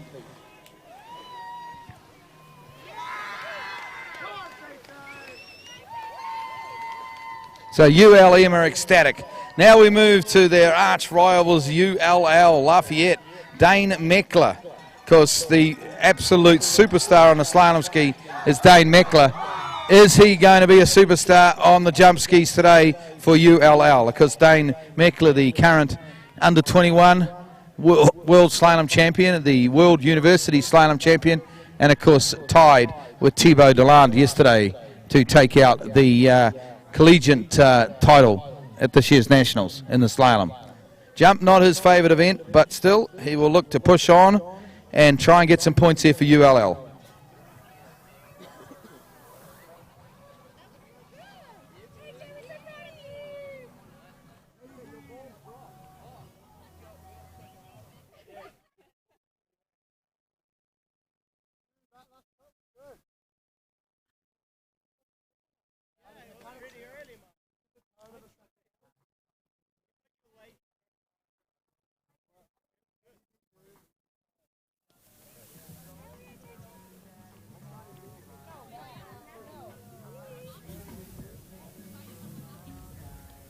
Okay, coming into course down the trick lake, we have Lexi Schuler from the University of Texas.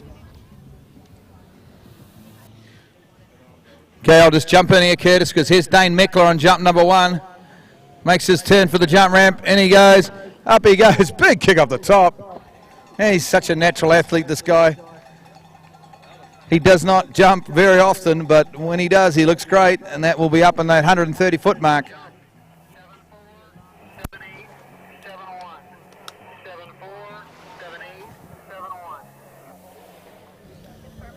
Some very tidy two-ski side slides here from young Lexi, and just goes down on that 180 attempt. And I hear that wow. Taylor 143 feet here from Dane Meckler. So ULL have just, you know, we had a great jump from ULM and Taylor Horton, and then ULL have just gone and spanked one out there from Dane Meckler and put the pressure right back on Monroe. Sensational stuff. 143 to open.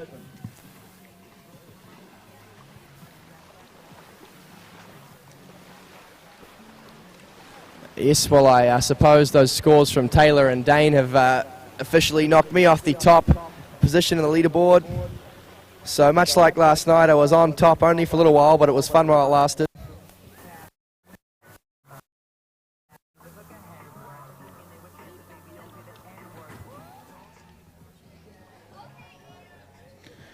Back on the water now. And we'll have Dane Meckler on jump number 2. Didn't jump in Japan for the US team at the World University Championship, somewhat controversially. I think the US team management would have liked him to jump because he's such a talent, but he concentrated on a slalom, and in the end it didn't actually matter because the USA took out that World Teams title quite comfortably. But let's see how he goes here. Jump number 2, 143 to open. Great style. He's so good on skis, this guy. Oh, he almost got the window wipers out there. He looked like he possibly was going to go out the front for a second, but he was under control in the end.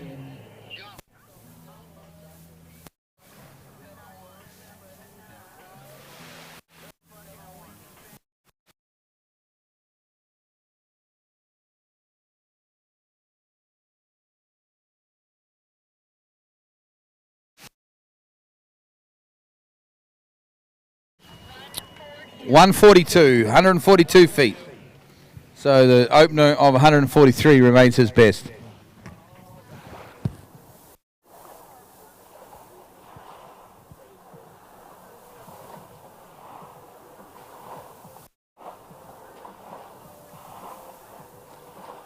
There's probably like a 15.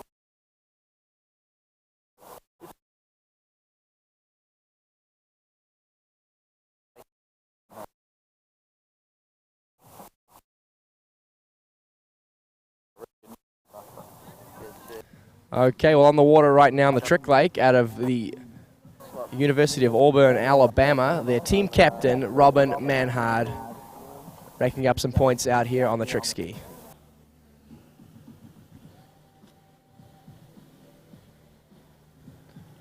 Oh, very tidy trick skiing indeed. She's up to a full 200 points now, cutting in for a wake front. Just unfortunately goes down on that, so it looks like 200 points there for Robin. Solid, tidy tricking. Well, speaking of tidy, we've got Dane Meckler now for jump number 3. And he's got 143 foot effort on jump 1. Jump 3 looks to be just a little further. That is another great jump set. Very consistent. You could almost throw a blanket over the distance there, I think. But great jumping from Dane Meckler.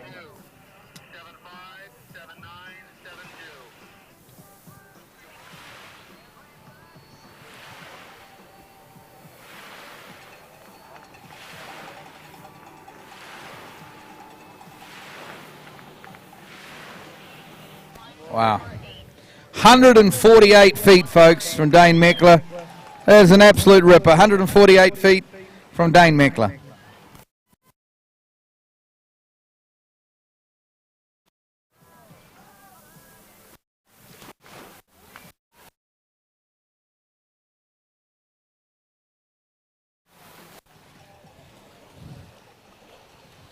So our last competitor coming up in this first rotation, it is the current leaders, of course, in this event.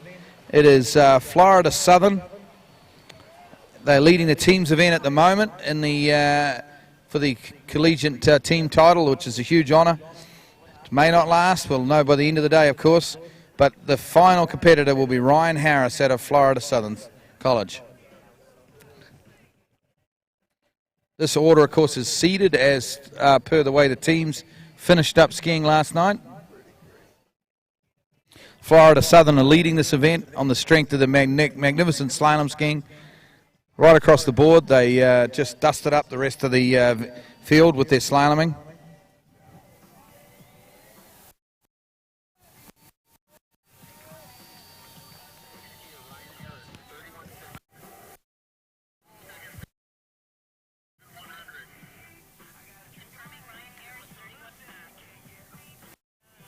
He's like current here. Oh, as of this morning, yeah.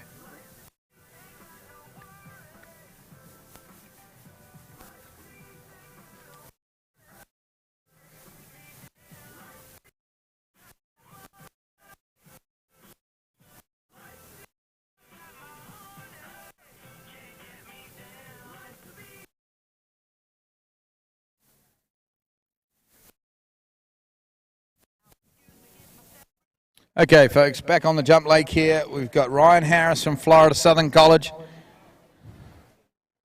Looking to jump big, of course, and try and stick with the leaders. Into the ramp he goes. Jump number 1, lets it go. I think he was a bit early there. I think he just decided he was on the early side and he let that one go.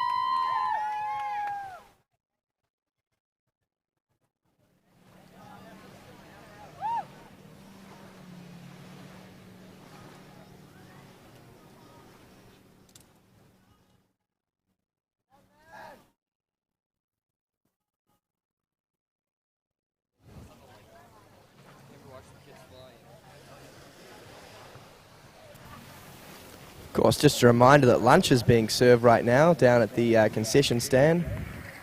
And the food has been absolutely fantastic all week long. Looking forward to getting my lunch today.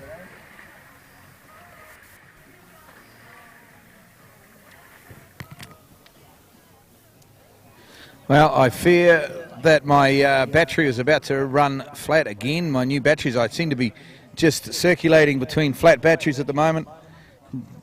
Battery's running out faster in my microphone than Mumbai tap water runs through a first-time tourist in India. So if anyone's got some new AA batteries, that would be great to have here.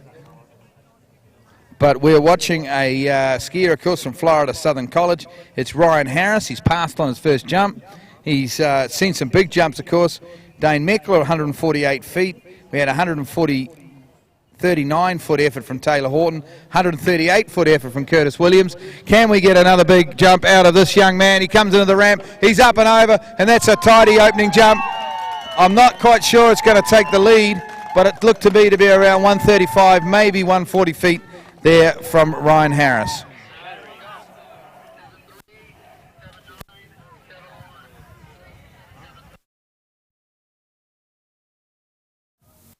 Hey, coming into course now from UC Davis, it's none other than Katie Kroger opening up her trick campaign at these national championships, looking to pile on some big points for the UC Davis Unicorns.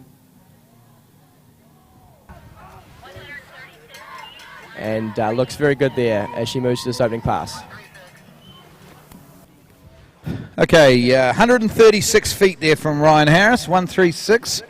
So it's a good score, but not enough to threaten the likes of Taylor Horton, who's on 139, Curtis Williams on 138, and of course Dane Meckler, who's quite a way out in front with a 148-foot effort.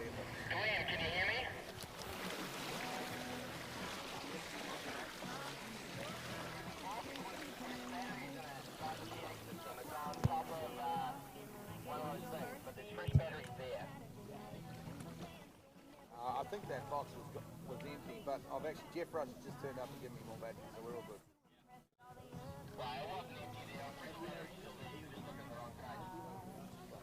Stand it up. Who's this? It's been a funny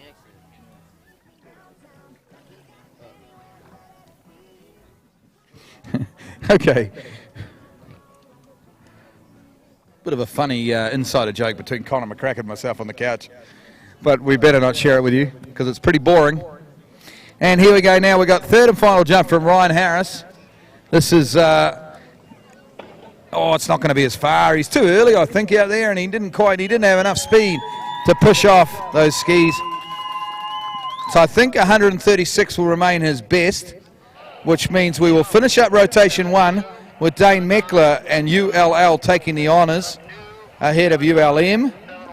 And then San Diego State, and then of course we'll go to Florida Southern.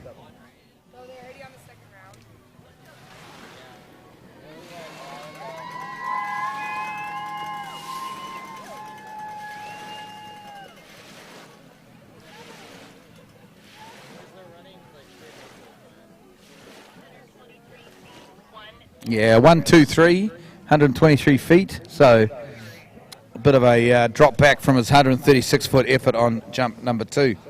Well, we're going to head into rotation 2 now. We're going to go to Michigan University. It'll be Wayne Polson out of Michigan.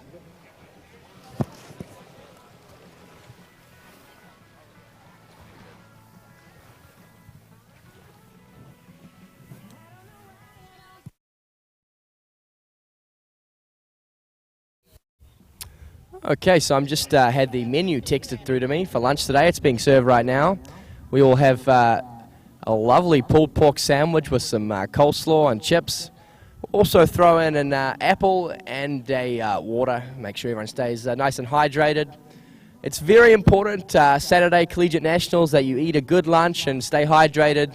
Otherwise, you could get very ill tonight. I can tell you from personal experience. It happened to me last year. I skipped lunch and dinner and ended up skipping the entire banquet. So this is a must-eat meal, really. Head on down to the concession stand and get yourself one of those delicious pulled pork sandwiches. And coming into course now, we have Stephanie Martin from the University of Cincinnati.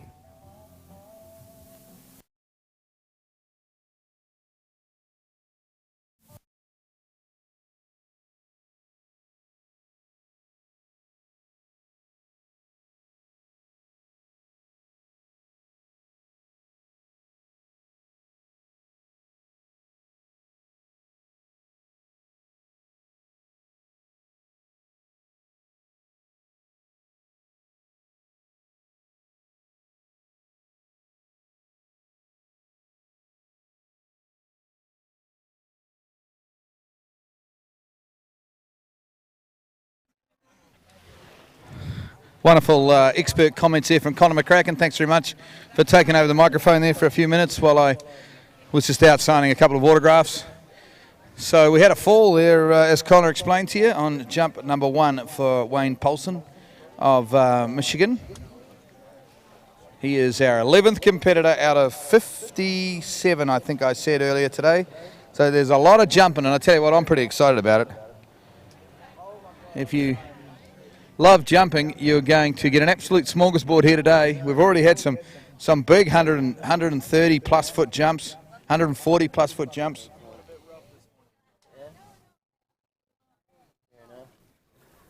Yes, a great day if you love jumping. An even better day if you love trick skiing. We just had the Division 1 Women's Trick Final, and we have back-to-back trick finals here in Division 2. Next on the water, I'm starting to smell myself.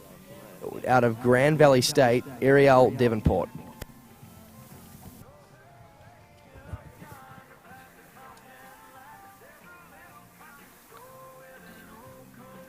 There's a battle being fought out there on the water by many of these competitors. One of the keys for them out there is to try and get that deep water start, and unfortunately it looks like Ariel's struggling out there on the water today. Okay, jump number 2. Wayne Paulson's got right out the back and over the side, and that is a nasty crash. He'll be okay, I think, because he's only jumping about 30 feet, so it doesn't really hurt too bad at that sort of distance. But by jingos, that was one heck of a nasty crash, and I hope you all saw it on a webcast around the world, because that's exciting stuff.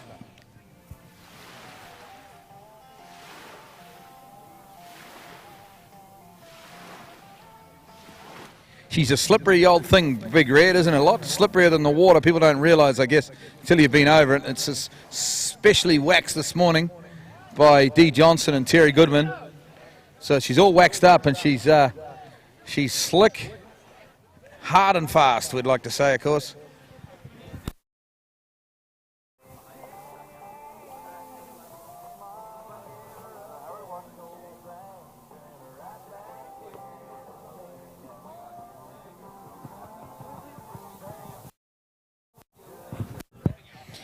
Well, he's a bit ginger. I tell you what, it might have only been a 30-foot crash, and I probably was a bit mean saying that, but he's looking a bit ginger as he goes to put his second ski back on. Is Wayne Paulson out of Michigan. But he'll do it because he's doing it for his school, he's doing it for his college. He will slap back on that ski and try and get a score on the board. Oh, gutsy stuff there from the young man. And on the trick lake right now out of Miami of Ohio, it is Courtney Paulson moving through these two-ski tricks, just going down on that two-ski front, and look to pick up a solid 100 points there on opener. And that puts her right up towards the top of the leaderboard right now as we move towards the end of rotation 2 of Division 2 Women's Tricks.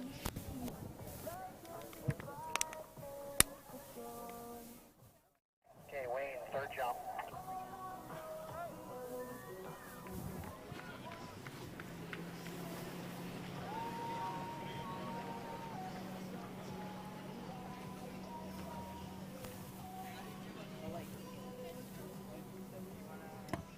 Actually, Curtis, you mentioned earlier that lovely lunch that San Diego State are cooking down there. I was talking to the team from San Diego State last night when they were doing dinner. That pork has been slow spit roasting for something like 2 or 3 days now, and it is just going to be absolutely sensational.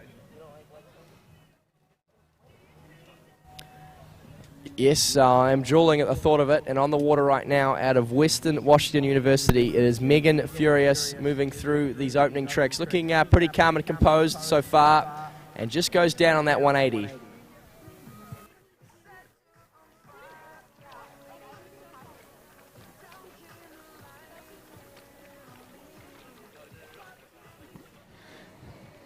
Well, here he comes now, Wayne Paulson, and we all know this feeling, taking a jump after a crash, straight out up over Big Red, into the ramp he goes. That's much better. Can he land it? Oh, he can't quite land it. He landed on his skis at least, but he couldn't quite ski it away. Disappointment for Wayne Paulson from Michigan.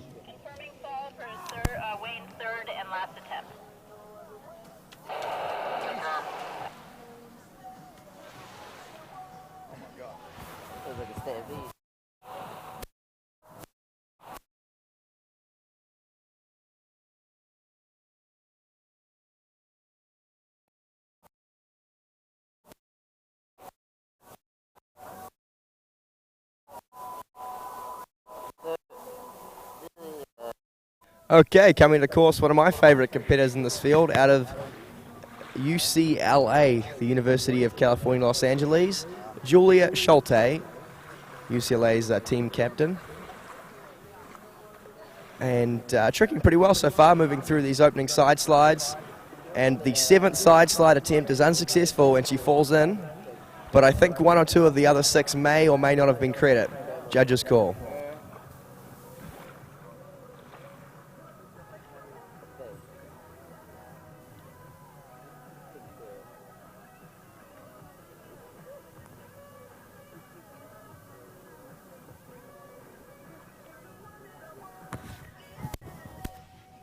Well, in jump action, we're moving now from Wayne Polson of Michigan University to Liam Klink of Michigan State University. And I know there's a difference. I'm hoping there is anyway. So there's 2 different colleges there in Michigan, which is highly likely. It's a fairly big place. That was actually the Michigan State guy there because they're green.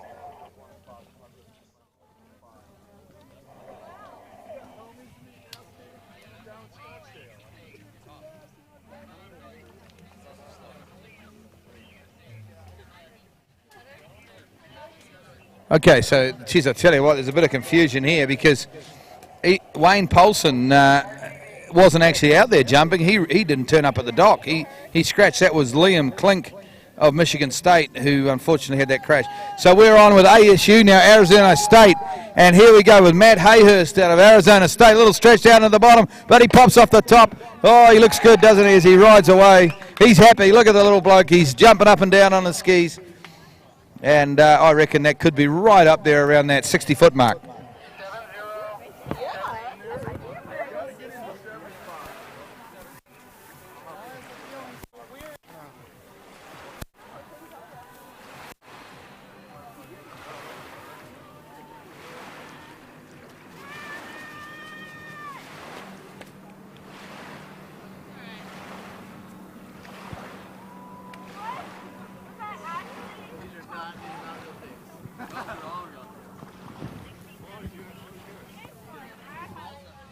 67 feet. 7 feet for Matt Hayhurst of Arizona State. Yeah, 67 feet. Is that a good jump? Is that close to a personal best? 73 is his PB. Thank you very much. So he's 6 feet off his personal best.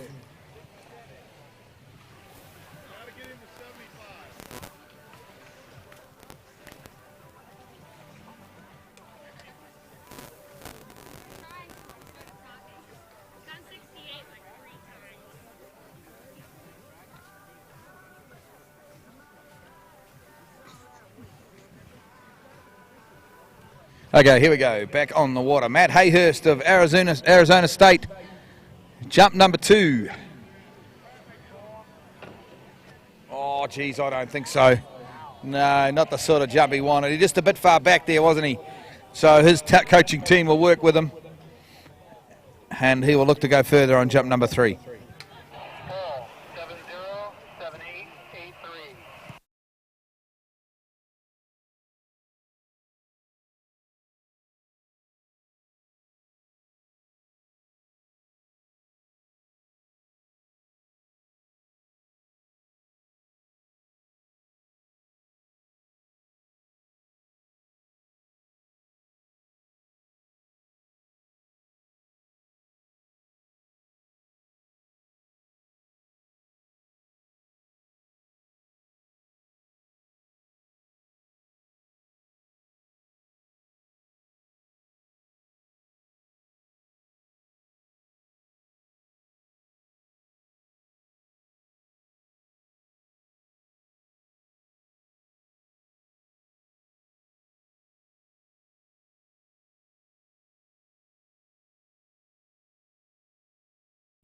Well, we're seeing some spectacular two-ski trick action out there on the water.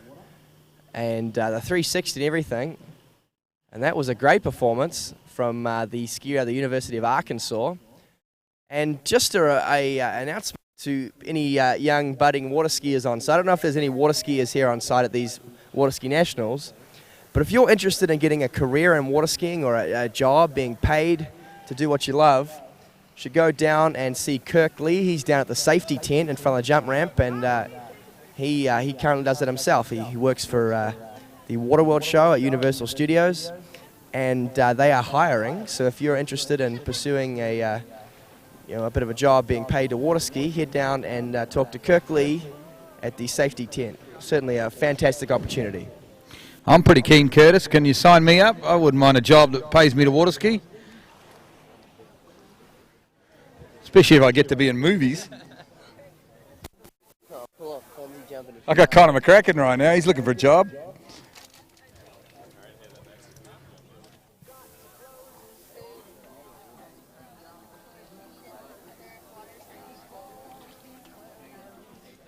Wow. Back on the water now, Arizona State. Matt Hayhurst, that's a better jump. Oh, geez, he slipped right out the back, though. He looked great off the top, but he slipped back. He's not happy. He's disappointed. But look, he got the score on the board. Jump number 1 was 67 feet, and he's got that score on the board.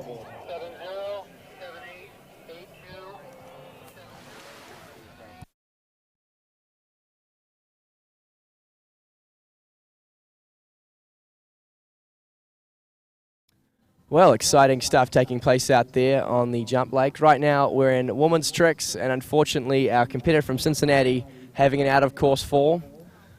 And before that we just saw a skier from Iowa State going out there on a wakeboard, and she got a little confused. This is the trick event, and perhaps she would be interested in a trick ski I see that's for sale, being that she's out there on a wakeboard. Maybe she just doesn't have a trick ski.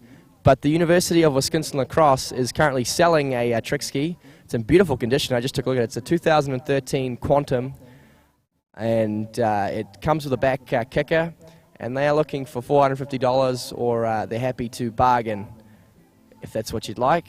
But go and talk to them if you're interested in buying a trick ski.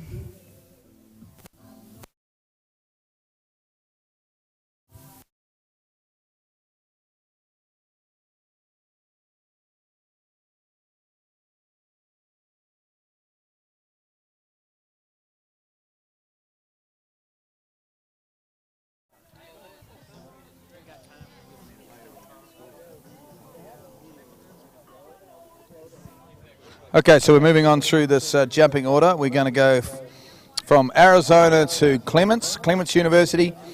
Ben Sinnerground. Ben Sinnerground from Clements University.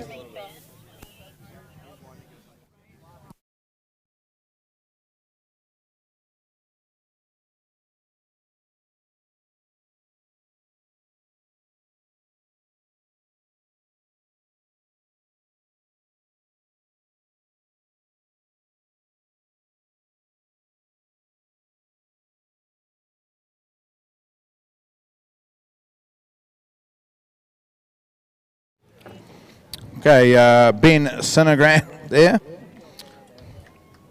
Opens up nicely. Not a huge jump, but a good solid landing for his team.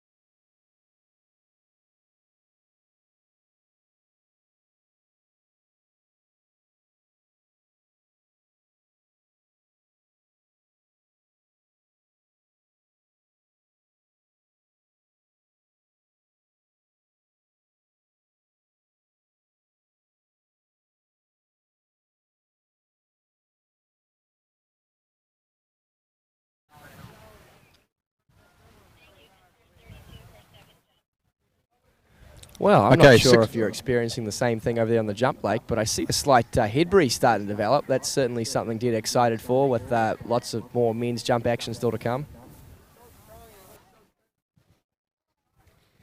At this stage, I would say that the flags are pretty much dead set flaccid over here on the jump lake. But yeah, you're right. If there's any breeze, it is coming from that southerly direction, which of course is the head breeze. Oh, that's a much tidier jump here, but he doesn't land it. Isn't that, sometimes that just happens. You do a much tidier airform, look a lot better, look a lot further, but you don't land it. Well, sometimes the ugly ones are easier to land. So 62 feet remains the best for Ben Sinnerground. Certainly an interesting phenomenon. Sometimes the ugly ones are a bit easier, and unfortunately our competitor out there going down out of course yet again. We've seen a lot of out of course falls. I'm not sure what's going out there. There's a hole there somewhere right before the starting buoy, and it certainly swallowed up a few of our competitors here today.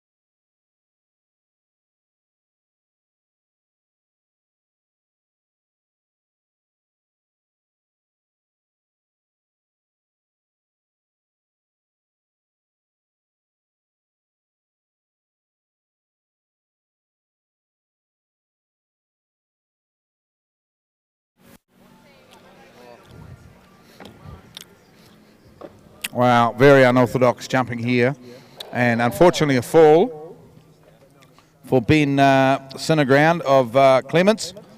But he does have that 62-foot effort from this first jump to take home with him.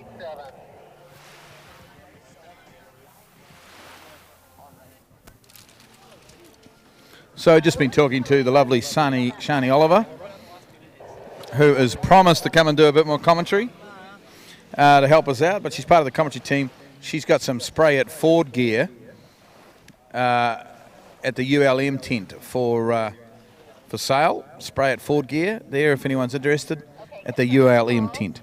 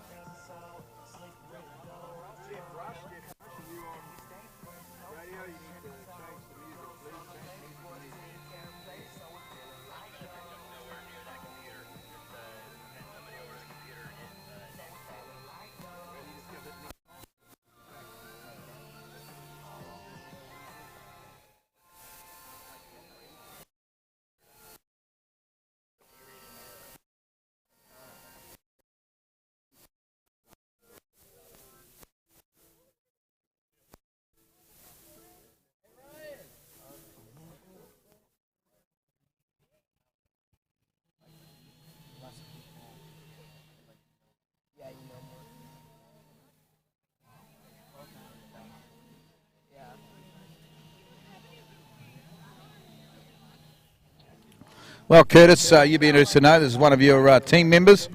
Jumping now, Colin Baker out of San Diego State, rotation 2 skier. I'm sure you've had quite a bit to do with his jumping development over the last year or so.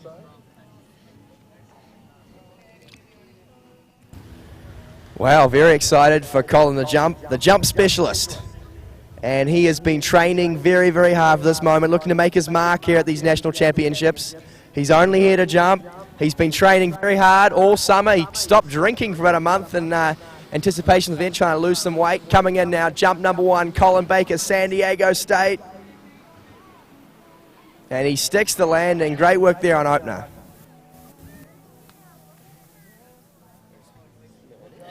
Well, I'm super confused now, Curtis, because I thought you were commentating tricks on the other lake, but you just commentated jump on this lake as well. So you obviously got eyes in the back of your head. But that was a good jump there from Colin. Good solid jump.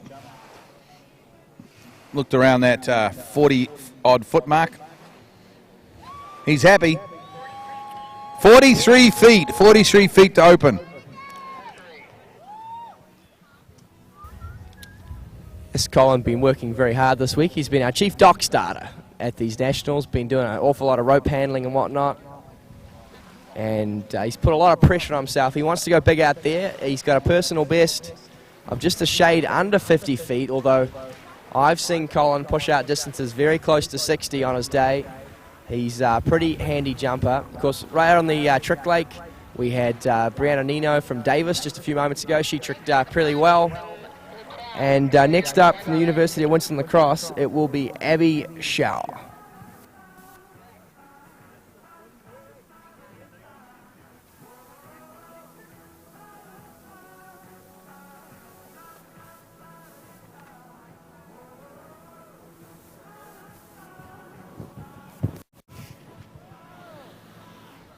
Okay, back here on the jump lake. Here's Colin from San Diego State. 43, oh, that's further. Can he land it, though? He's a bit back, yeah. Oh, big slap of the water. He's not happy. He is not happy at all. Let's relax, mate. Just relax. It's not a life and death situation, but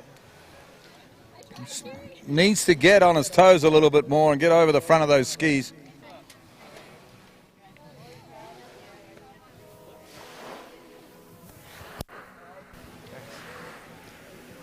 Well, we've just seen a great performance over here on the trick lake. Abby, pronouncing that horribly wrong, from the University of Wisconsin La Crosse, probably taking the lead in this event as of yet. They look to be up close to that 500-point mark, successfully executing the one-ski basics, and she's pretty happy. She thinks it might be a personal best there. Okay, and we have a very important announcement. We have a young boy here who's lost his parents. And what's your name, young man? Vaughn O'Shea. Oh, I'm sorry, buddy. Vaughn O'Shea. If Vaughn O'Shea belongs to you, head down to the central commentary position and pick him up. He's pretty upset, this young man. And coming in, of course, from Miami of Ohio on the two trick skis, racking up some big points. The Wake 180's looking good. It is none other than Sarah Lance, and that was a pretty tidy pass. Well, I could tell a few stories about little Curtis getting lost from time to time, but we won't go there right now. Here's Colin now. Here he comes into the jump. Colin Baker from San Diego State. He wants a big one. He's back too far. He won't land that one either. He's landed like an absolute sack of potatoes here, and that's disappointing. At least he's got the score on the board from the opening, but that was not a great display of jumping those last couple. He's just too far back, but I'm sure they'll work on that in the off-season, will the San Diego State team. Confirmed by the president. Yes, Colin will train very hard throughout the off-season, trying to come back bigger, better and stronger next year at the National Champs. There'll be some video analysis, some whiteboard sessions, I'm sure. And, oh, it sounds like this young man has found his parents. Great to see. You know, not only are we announcing this event, but we're reuniting families out here today. And coming into course from Western Washington University, we should have Hillary Hoover.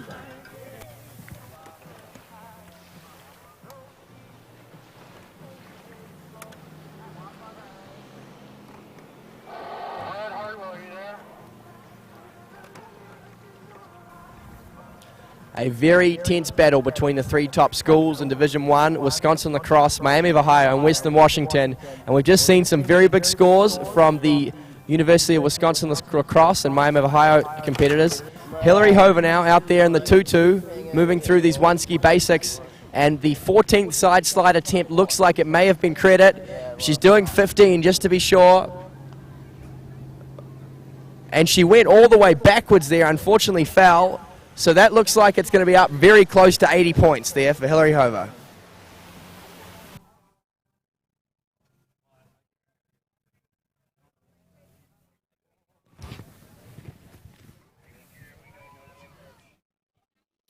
Well, what an absolutely sensational 3 days of water skiing weather-wise. I just cannot believe it.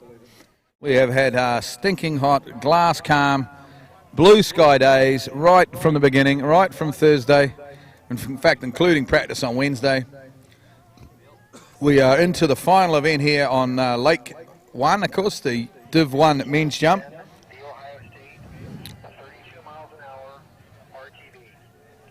We're going to Ohio State now. We've got Benjamin Brannon out of Ohio State. And on the water here on the Trick Lake, out of UCLA's rocket surgeon contingent, it's Madeline Brooks moving through opening pass, and the inverted wake grenade is looking on point. What she got to finish here? The 360. Will she get the reverse? Tense moments. Oh no, just goes down that reverse O, and that'll cost her valuable team points. UCLA currently sitting in dead last, trying to claw their way out of that hole.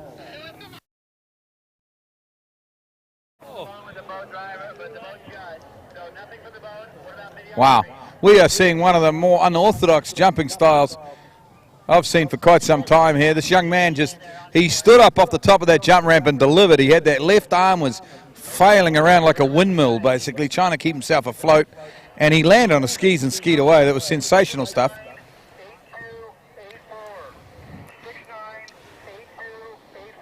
Can also tell you, Curtis, your team skier, the guy that you've been training, he's protested about his third jump. He wasn't happy. He thought there was rollers into the bottom of the jump ramp. Apparently he's the only person that saw them, though. The rewrite appears to have been denied.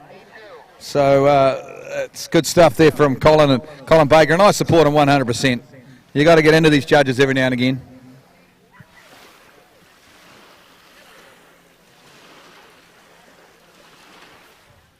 To be fair, the only rollers that you would ever get here on this beautiful man-made lake would be coming from swimmers, I would think, in the lake, and there's a fair few of them.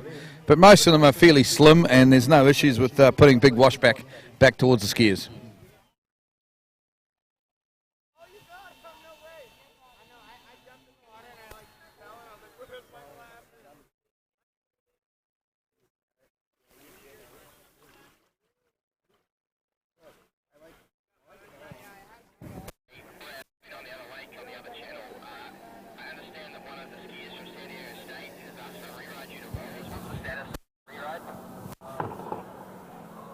Oh, this is such entertaining jumping here from this guy. Benjamin Brannon of Ohio State. It doesn't seem to matter what kind of cut he's got. He just attacks that jump ramp. He lifts, he just throws himself up in the sky, waves his arms around like nobody's business. And in the end, he lands and skis away, naturally balanced.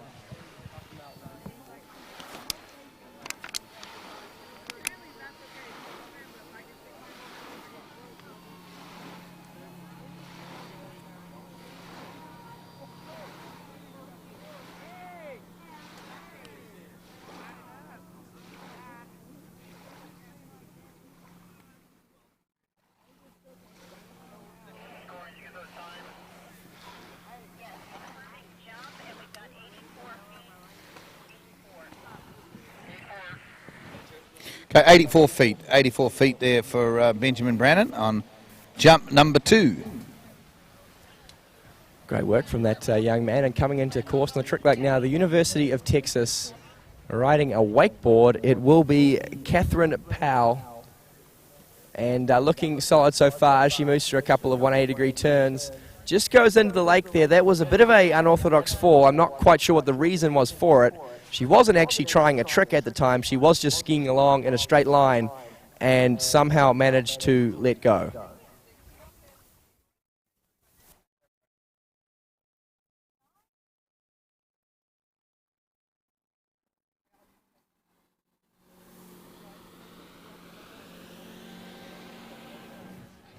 Here we go again, and a big pop. How does he land that?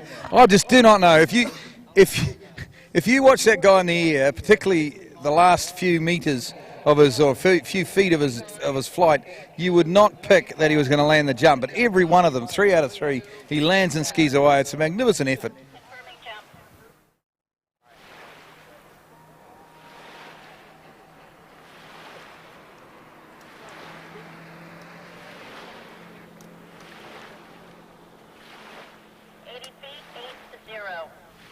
Okay, we just had a competitor out there on a wakeboard going through.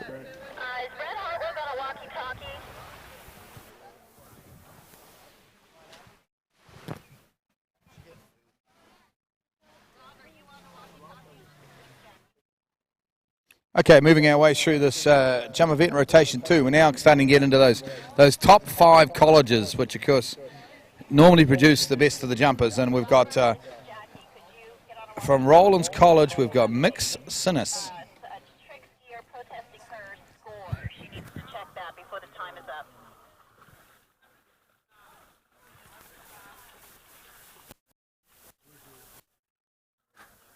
Yes, I see things are starting to heat up there on the jump lake. We're getting into the bigger jumpers, but things are getting exciting here on the trick lake. We go to University of Auburn, Alabama, and we have a 1 trick ski competitor. You don't see a lot of those here in Division 2, a lot of wakeboard, a lot of 2 ski action.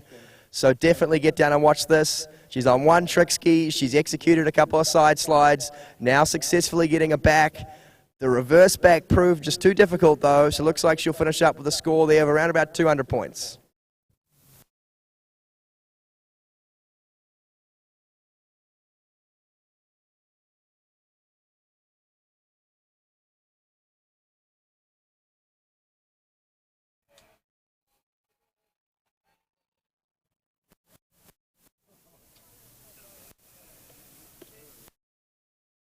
Okay, we're off to Rollins College.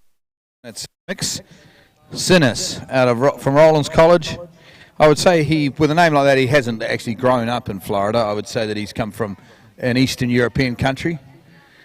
But I apologise for not knowing. His parents are probably watching at the moment. I apologise for not knowing what country he's from. But at the Collegiate Nationals, that's not really the issue. It's the school you're from. So he is going to jump hopefully up around that 110-foot mark. We'll just wait and see. He should be the best of these rotation 2 jumpers so far. Bit of a light 3/4 into the ramp, tidy stuff, back a bit, but he rides away. I'm not sure that will be 110 feet actually. Look more like about 80 feet to me.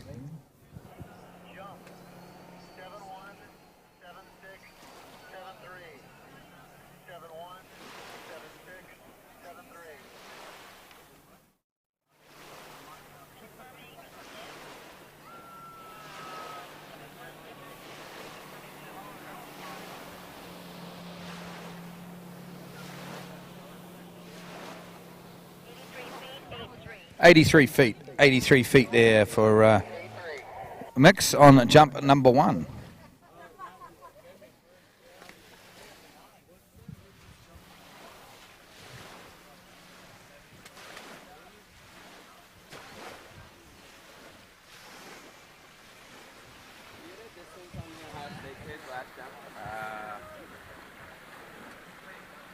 I thought 84. High score was 84? 84, yeah. So last one was shorter.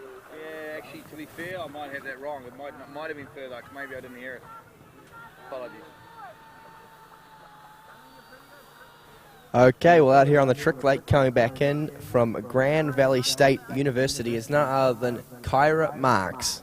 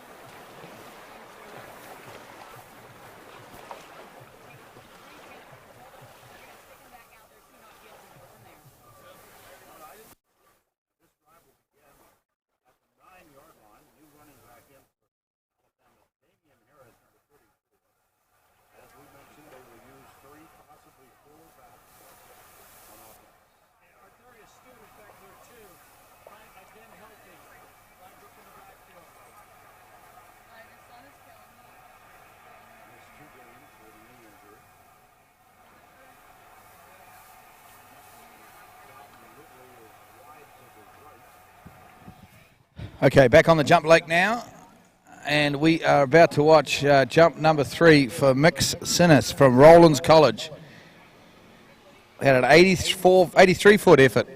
Jump 1, he fell on jump 2. His jump 3, up and over he goes. That's the biggest jump he's had. And he rides it away. So there we go. It's all worked out pretty good for him, around that 90-foot mark. For Mick Sinnis out of Rollins College. 7-8, 7-2, 7-3, 7-8, 7-2. Confirming jump. Well, on the trick late right now, Shannon Justice out of Cincinnati. Coming in on one trick ski, looking pretty good here so far as she moves through this pass. Successfully executing that first 360. Has she got a reverse for us? Pulling in now, anticipating it, and unfortunately just throws her head and shoulders right into the lake and doesn't quite ride that one away, but that looked to be up close to 300 points there for Shannon. Hey. Hey, puppy. Hey, puppy. How are you? Got a little wet, didn't you?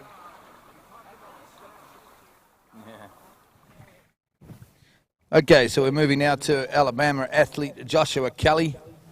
Josh for short. And once again, he'll be at 31.7 mile per hour off the 5-foot ramp. Still leading the event is Dane Meckler with 148 feet. And we then go to Taylor Horton at 139, Curtis Williams at 138, and then Ryan Harris at 136. That's our top 4 or 5 at the moment.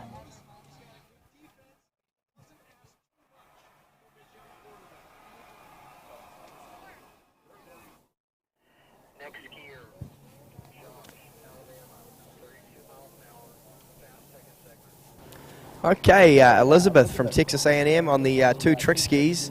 She's been out there for about 40 seconds. I've yet to see a credit trick, but she's been very close on some of those 2 ski side slides.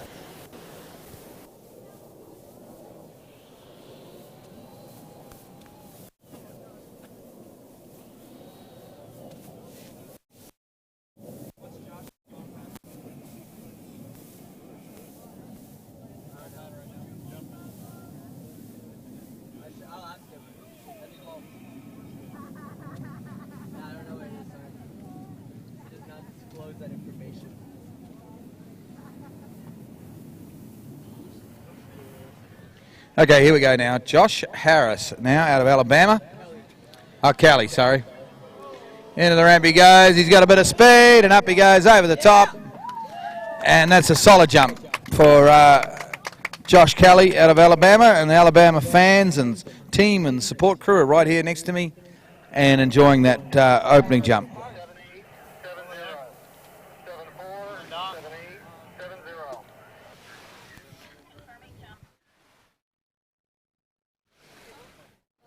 Waiting for that distance. Alabama team, of course, coached by Mark Lane. That's 131 feet there, 131 feet for Josh Kelly. 131. 131?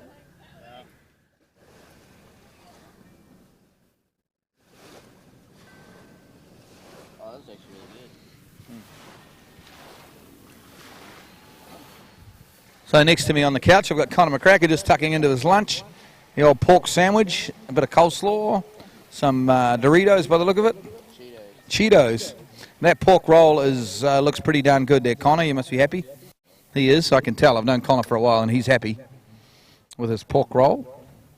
Taylor Garcia, he's floating around on some sort of a flotation device in the lake there, trying to come back from his knee injury, which to get back for that King of Darkness tournament, which is next weekend, I think. Is that right, Taylor? Weekend after, yeah, 2 weeks away. That's right. About the 29th of October. So Taylor not skiing here, of course, due to that knee injury, but he is here supporting all the skiers here, enjoying this wonderful sunshine. Here's jump number 2 now for Josh Kelly out of Rollins College. It's quite a bit later here. He's in trouble. I think he'll let it go. He did not like it. He looked across, and all he could pretty much see was the cream side curtain, not the red deck of the jump ramp, and he lets that one go. 7681, 747681, pass. Confirming pass for Josh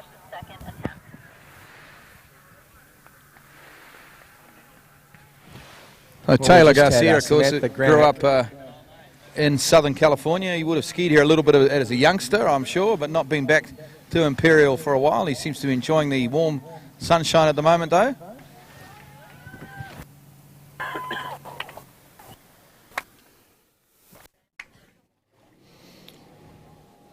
So Josh Kelly sitting on 131 feet. Passed on jump 2. Jump 3 still to come from Alabama. Alabama fans are also watching a game of football at the moment. So who's playing? I guess it's Alabama playing. They're playing Tennessee. Wow, who's winning? Alabama's winning 7-0. There we go. I wouldn't, coming from another country, I'm sure I don't appreciate how big college football is, but I'm sure it's pretty big. And looking across the lake there, we've got some residents having a bit of a family sort of working bee there, a bit of a yard day, trimming and pulling and sorting out the garden, and it looks like pretty hot work to be doing. Connor McCracken agrees with me, a bit of a nod from Connor. And that looks like a tough job in this hot sun. We'll be cleaning out the yard on a beautiful Saturday morning or afternoon.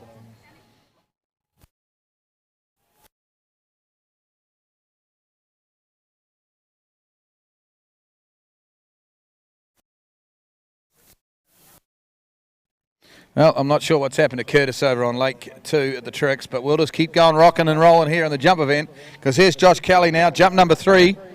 This is late again, folks. Boy, geez, is he going to make it on? I don't think so. He lets it go. Well, he's got 131 feet. It's solid, but never really made it over the ramp on his second couple of jumps. Mark Lane looking on. He would have taken that jump, I'm sure, Mark Lane. No problems at all. Still here in the jump. I haven't said anything in a while because you haven't shut up for about 10 minutes consecutively there. Really working the old vocal cords. We've had a lot of great trick skiing. Mary Keenbaum got a score up close to 400 points. We had Rebecca Spranger from UC Davis. She tricked well. And we are now into rotation 5 of Division 2 women's tricks. These are the best female trick skiers from each of these Division 2 teams. And it is going to be very, very close, and the team's tied between Western Washington, Miami of Ohio, and University of Wisconsin La Crosse to see who will be your 2016 Division II team champions.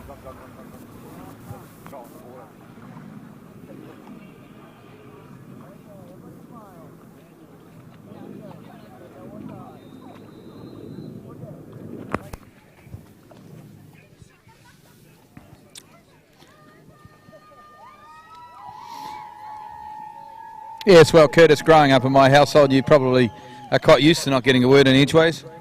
So we're on the jump event now, and we're getting into our top one skiers now because we're going to ULM. It's Tom Pole, the big, tall, lanky Englishman, of course. Solid 3-event skier, probably more known for his slalom. But I'll tell you what, I'll say this now because I don't think he'll be able to hear me. But he's also known, no, he can hear me, so I won't say what I was going to say. So maybe we'll go back to the trick lake for a little while there, Curtis.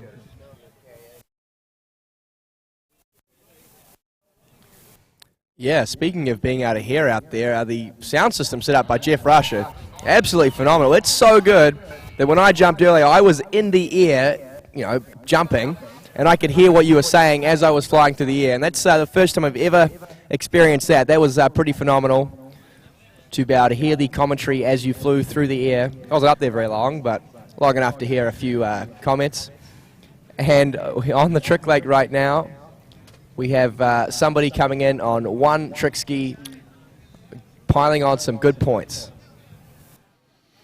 Okay, well, back on the jump lake, it's Tom Pole here. Let's see how he can go. Still, the lead is at 148 feet with Dane Meckler.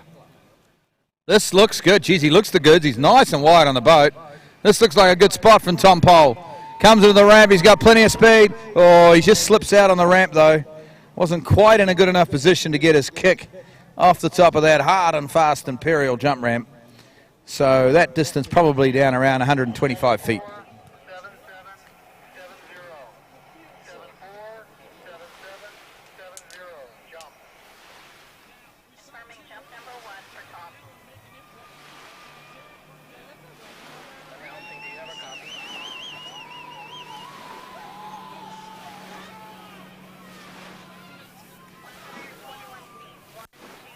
Yeah, 121 feet, 121 feet to open up for Tom Pole.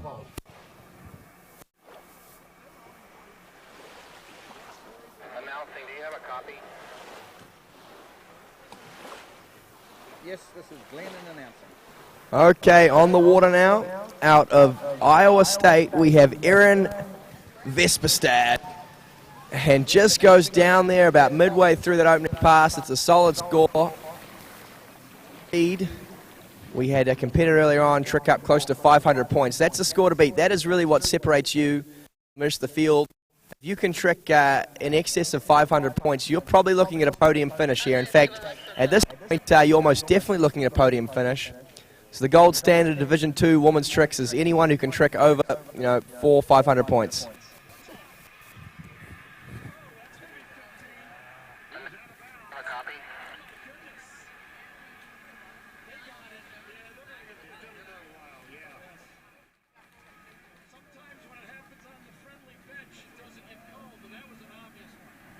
Okay, back on the jump, Blake. Here's Tom Pole now, ULM. This looks like a good spot. He's got plenty of speed. Up he goes. That is a ripper of a jump from Tom Pole.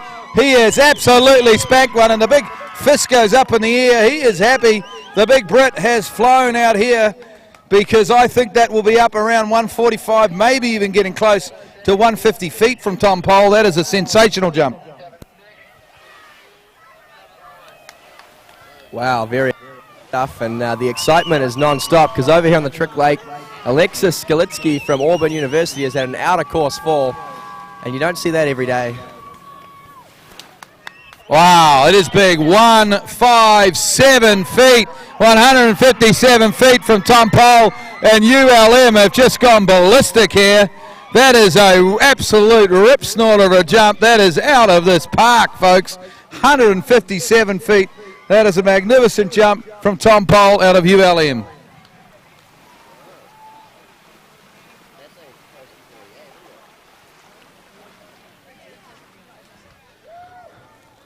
I'm going to check the meter distance on that because that is a big jump, and I'm sure the rest of the world outside of America would like to know how far that jump is.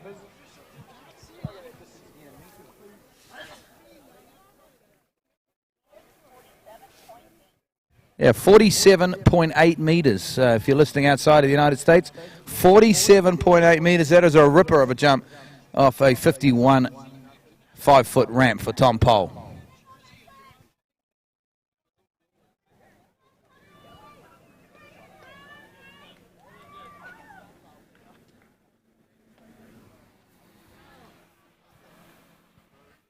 Here he comes, Tom Pole.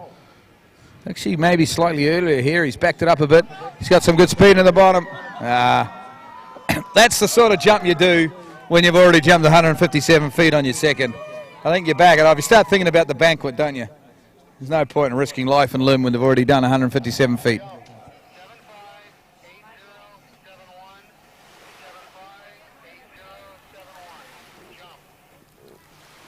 Oh, wow, you always want to put on the line for, the fans on site, and Tom, always no shortage of adoring female fans, and they'll be keen to congratulate him on that 157-foot jump at the banquet later tonight. And right now, on the water from the University of Cincinnati, we have Katie Stenger, and she is tricking well right now, moving through this pass, goes down on that 360 though, and still the current lead in this event is only up around 500 points. We are down to the final 4 competitors in this women's trick final. Who will take out the title? Is there anyone in this field capable of pushing up over that very, very difficult 600-point mark?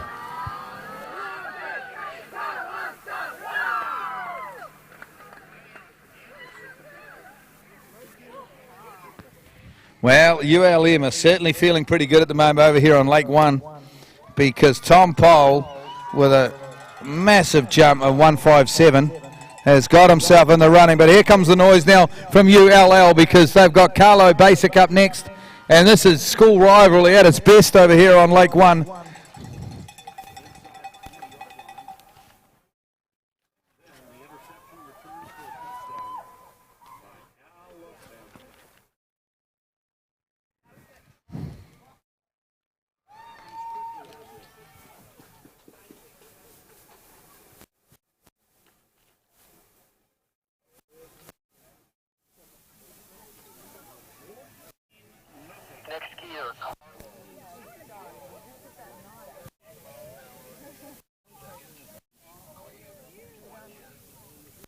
Okay, we're going to the University of Louisiana Lafayette now. And he will, Carlo Basic now will be out on the water, 31.7 mile per hour, 5 foot ramp height. He will be chasing this 157 now from Tom Pole. Tom Pole currently leading this men's jump event.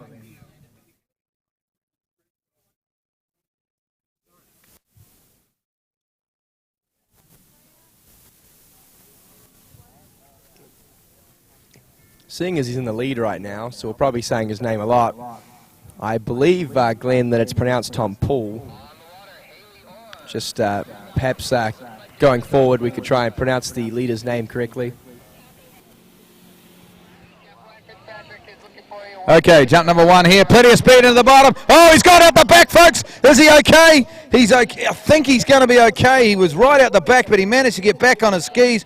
And that was a late cut and out of control from Carlo Basic here. And, geez, with that big jump from Tom Poole of ULM, that has really set the cat among the pigeons. And all of a sudden, ULL's Carlo Basic is pushing hard. Great to see out here at the Collegiate Nationals.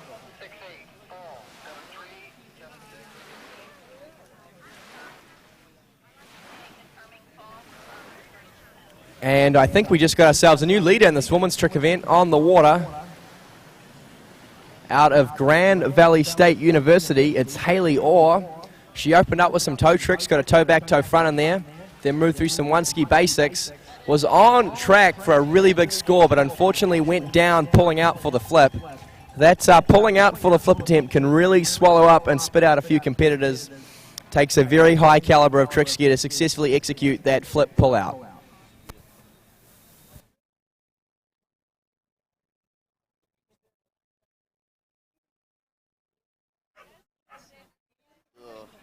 Probably not the most waterproof name, really.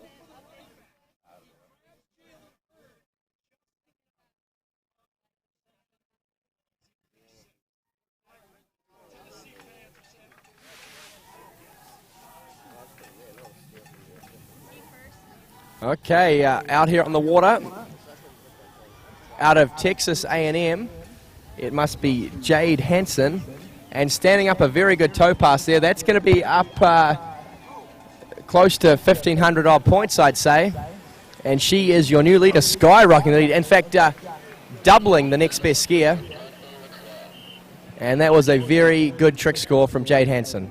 Because Curtis, I remember commentating the slalom yesterday, and Jade Hansen took out the slalom win by quite a margin, about 8 or 9 buoys, I think it was. So she's obviously a bit of a dark horse in this event. She seems to be quite a bit better in the slalom and the trick event at this stage.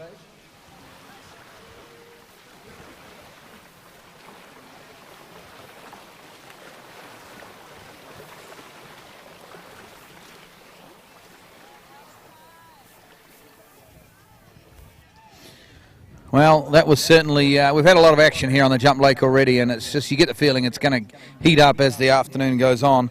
But Carlo Basic out there from ULL, he is chasing a 157-foot effort from Tom Poole, which he just pushed a little hard there on jump number 1, and almost went out the back. He managed to get back on his skis, though, which made the landing a little softer for him. He didn't ride it away, but this is a second jump coming up.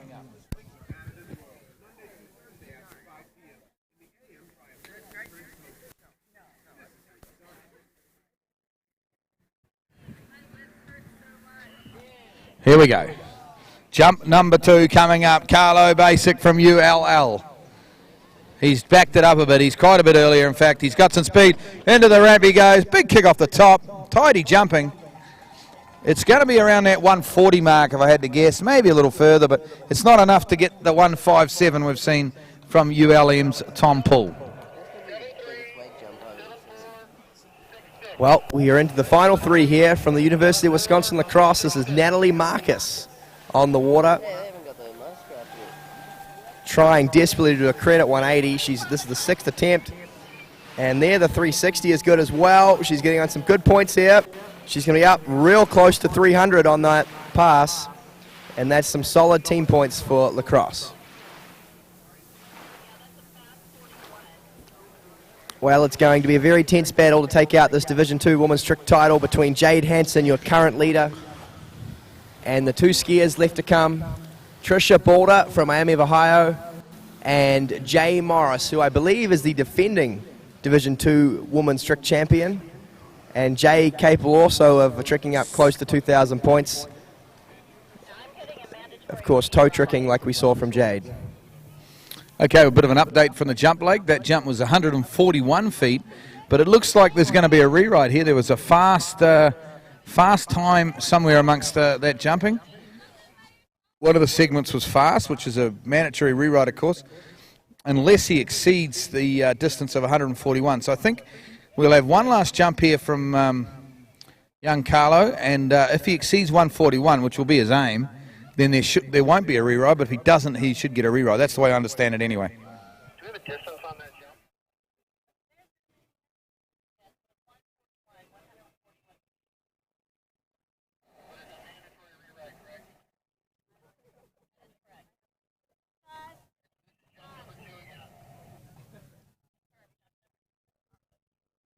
Okay, so I'm obviously wrong on that one because they're saying this is a mandatory rewrite. Jump number 2 coming up for Carlo. Doesn't matter whether he exceeds it or not. He has 2 more jumps to come.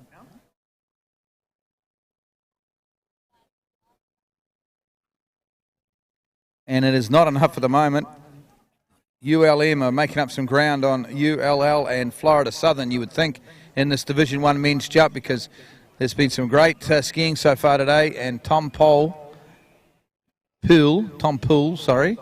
has, have a look at this. It's so late. I want to look away, folks. Look away into the ramp. He comes. Oh, geez. Oh, unbelievable. That is not a jump. That's a miracle. He was so far out the back and the side, I thought he was going to land on his head, and somehow he's got back on his skis. This guy's a cat. He is the ultimate cat. Sensational stuff. I've never seen that in all my years. Someone looks certain to do a complete backflip and somehow manages to get around and land on his skis. Absolutely sensational.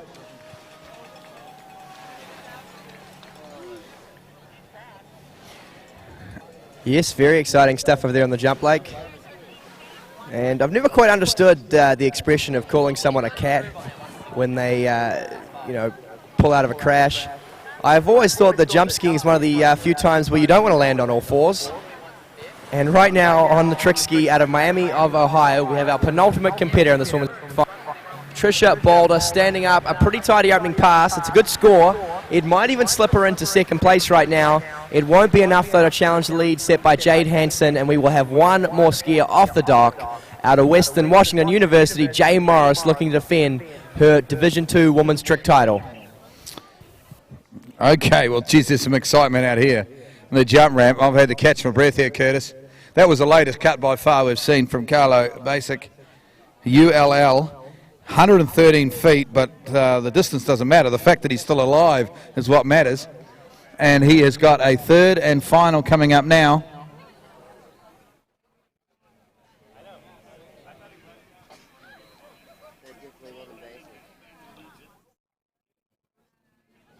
Here we go, third and final jump here for Carlo Basic from the University of Lafayette, Louisiana.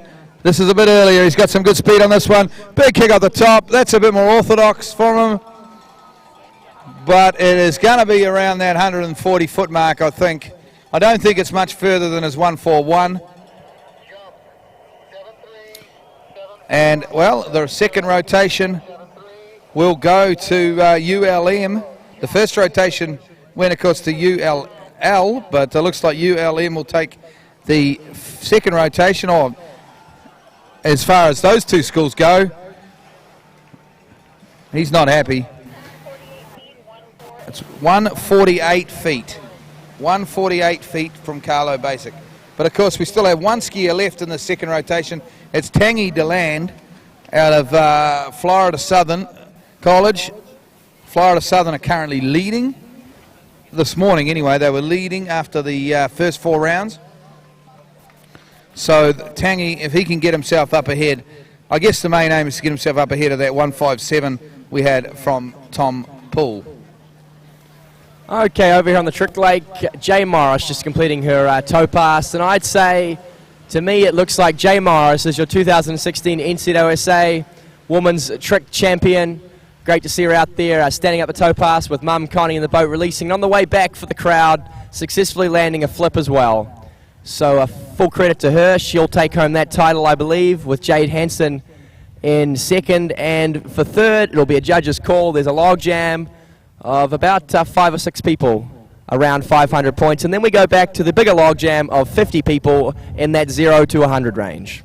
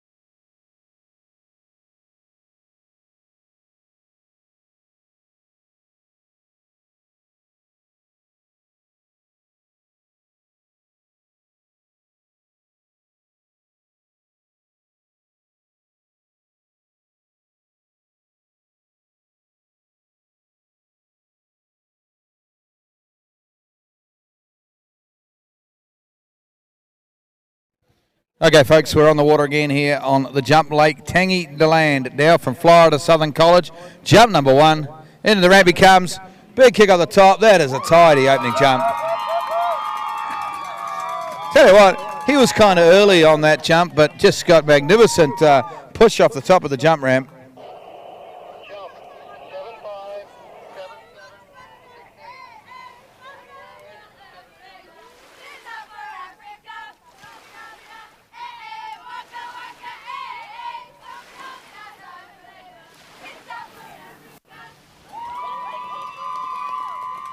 Oh, we have a new leader, folks, 163 feet on jump number 1. How good is that? Jump number 1, 163 feet, and he was early. He literally came off this left-hand corner, top left-hand corner here. That is magnificent jumping from out of France, of course, but through Florida Southern College. And I haven't done the numbers lately, but Florida Southern must have a good chance here of hanging on to this lead if they keep skiing so well.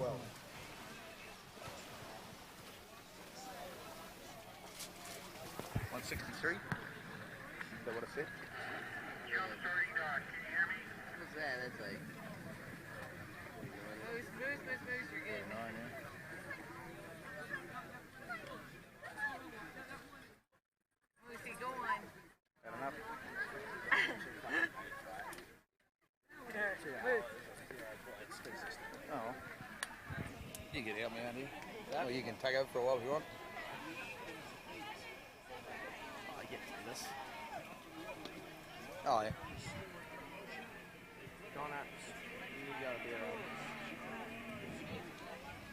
Okay, jump number 2 now for Tangy DeLand. He opened up with 163. What can he do? Jump number 2. He's got the speed. He's into the bottom of the ramp. Up he goes again. Big kick off the top.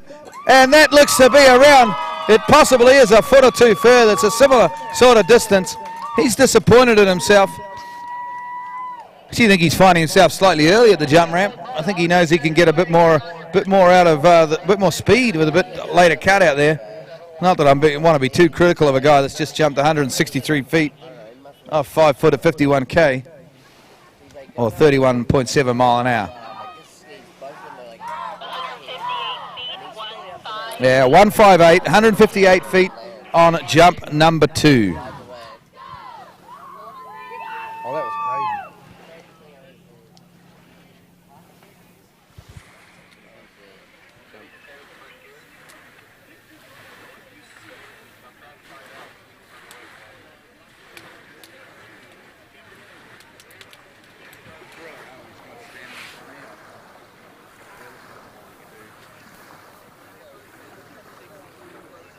Yeah, 58 on the second.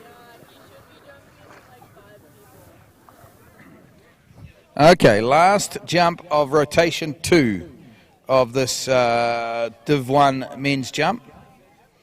Tanguy Deland is obviously leading this event. He opened up with 163. He's got a second jump of 158.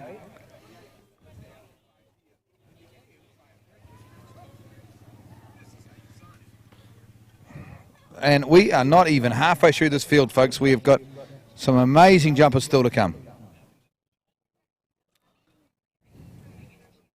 Here he comes now, Tanguy Deland. Jump number 3. He has had the best set of anyone so far. Here he goes. He makes his turn for the ramp. He's got plenty of speed. Oh, big kick up the top, but I don't think it's as far, actually. I think his first will be his best. It seemed to quite get his... I mean, it was a great set, and he's leading the event, but to me it didn't seem like he quite got his timing together out there in the end.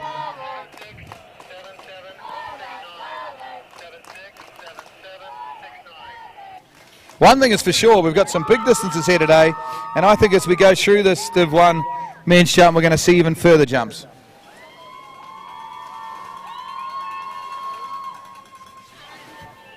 Yeah, 158, 158 feet.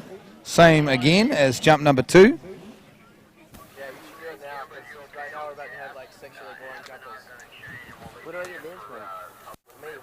What? What did you say, yeah? Yeah. Dude, I'm just hoping there's some more on Connie's fridge. There was that big cooler. I prefer to not get caught in the act rather than be She's not there, she's in the trick boat. And it's alright, it's for me. Your official bit. That big white cooler was outside. Right. That had a lot of beer in it. I'm sure that little bit or something. Try to get some ice. That'll help you. A little bit there from yesterday. Oh, no. Yeah.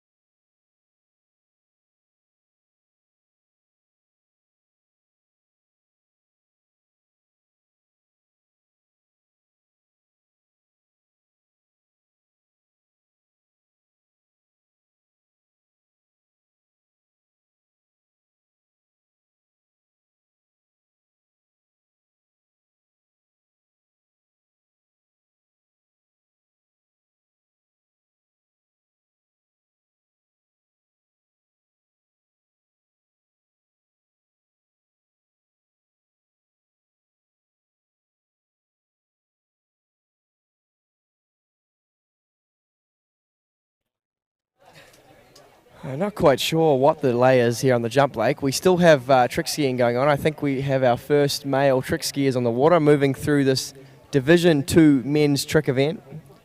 We just had Division 1 women's tricks. The official results will be posted for that later on. But off my calculation, Jay Morris pretty comfortably took that one out, and Jade Hansen slipped behind in second.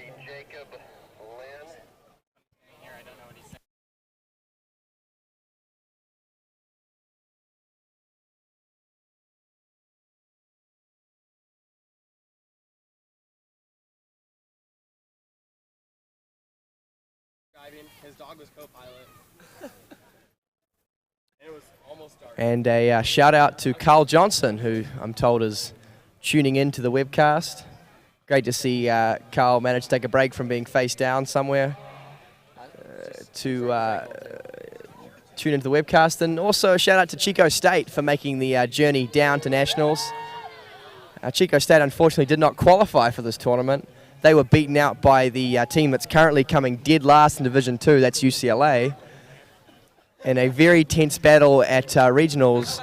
And what it came down to in the end was just one side slide. If only a single person on Chico's team knew how to do that, they would have made it to Nationals.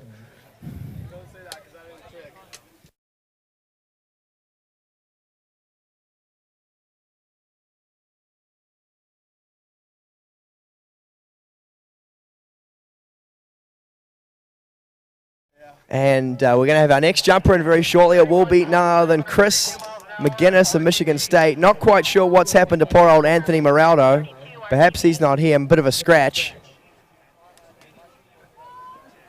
But coming in now, we have Christopher McGinnis, and he is going out there. What has he got hanging off the back of his jumpsuit there? He's got some wings. Hopefully he's going to help him fly further out there, and he will not on jump number 1. Well, I think what happened there is one of those wings caught some air off the top of the ramp, which pushed him a little bit out the side. So just needs to recalibrate, make sure those wings are positioned in a very aerodynamic way, in a way in which will not cause him to lose his balance out there. He'll have 2 more jumps to come, and they'll be crunching the numbers there, working out how to best position those wings to give them the maximum lift off the top of that ramp.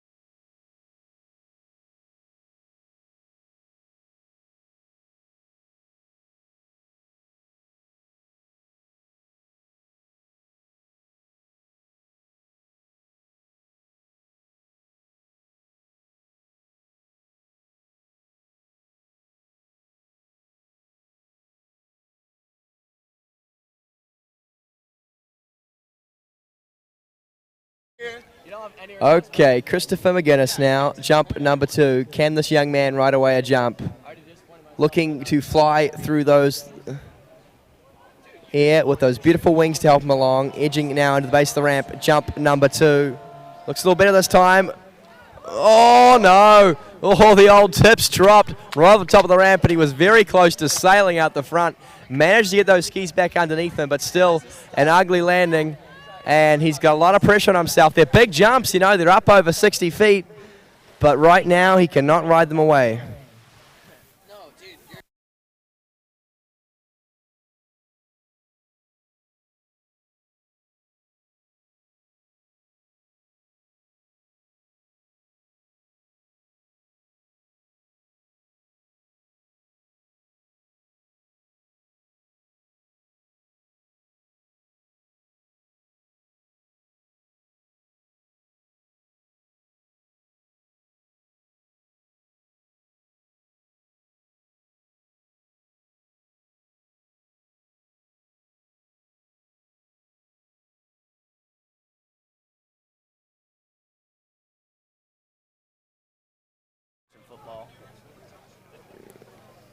And just a quick announcement, if anyone on site wants to do a little bit of announcing, we are currently letting the Division 2 men's tricks go unannounced.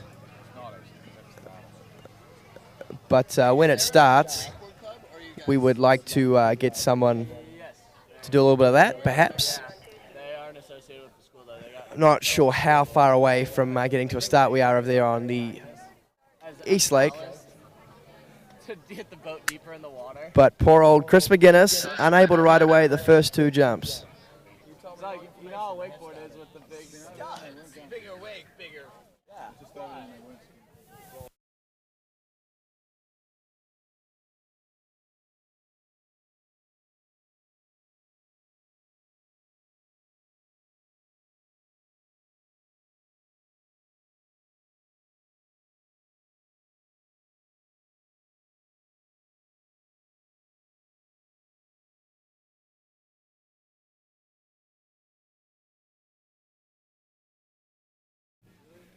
Well, those wings are flapping away out there, a bit like his skis off the top of the ramp. And he really needs to figure that one out. Very shaky jump style, this young man. Comes in the base of the ramp with that right ski chattering away. And needs to really execute the freeze portion of the whole knees, trees, freeze dynamic if he wants to ride away a jump here.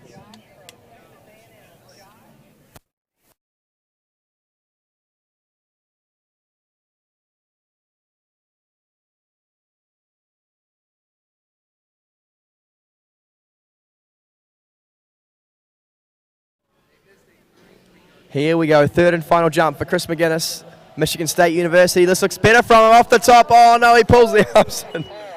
And he never really looked close to riding away any of those jumps. He's got the jumping part down, but the landing part is definitely something that needs to be worked on over the off season. Because he came off that ramp in a completely different body position every single time and capitulated as he hit the water.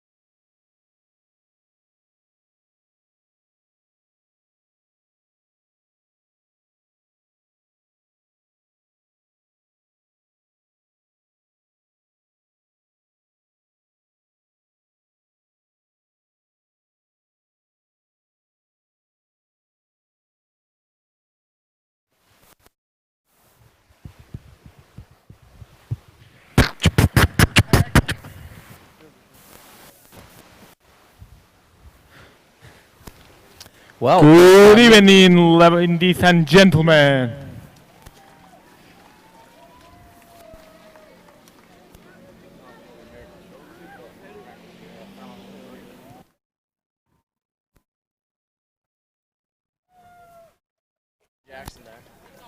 Well, these men's jump competitors dropping like flies. We've had 2 scratches already here in rotation 3. Neither Anthony Moraldo nor Andrew Miller making it for their ride. That means on the water right now for his first jump was Jackson Baines of Arizona State University, getting a solid score on his opener, and that looked to be up over 50 feet on jump number 1.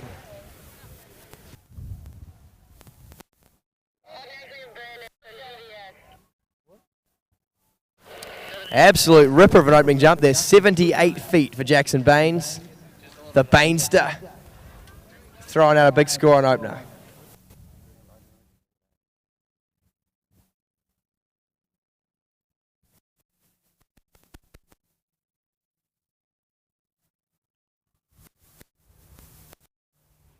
Ooh, what a side slide.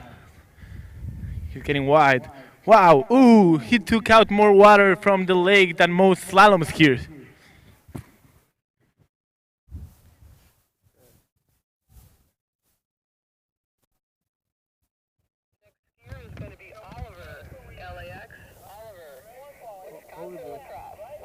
LAX, where's LAX? Oh, Oliver? No. Oliver.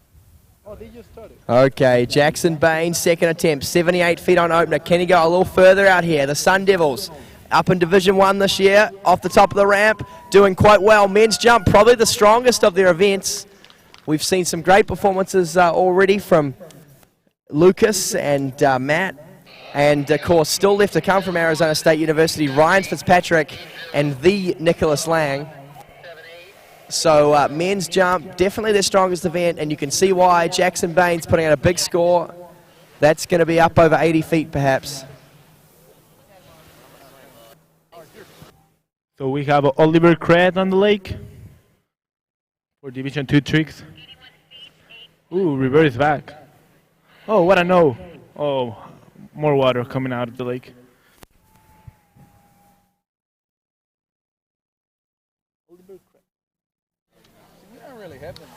So 81 feet on jump number 2 for Jackson, 81 feet.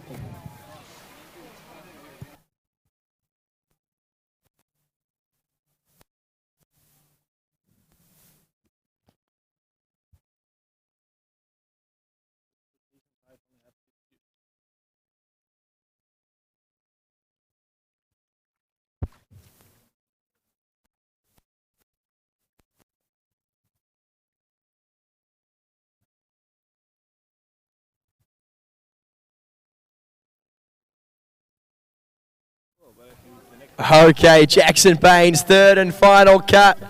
This is a three-quarter cut for him here. He's leaving it pretty late into the base of the ramp, edging in hard off the top. Oh, he's out of balance. Can he ride it away? He's battling.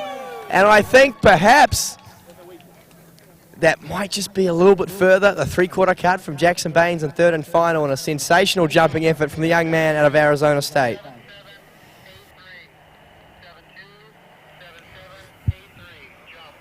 Ooh, this was a beautiful pass on a wakeboard.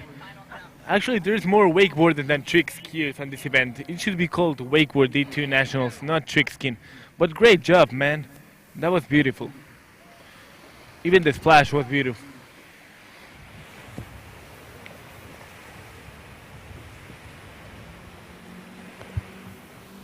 And there we have the beautiful skin out tee going back to the dock.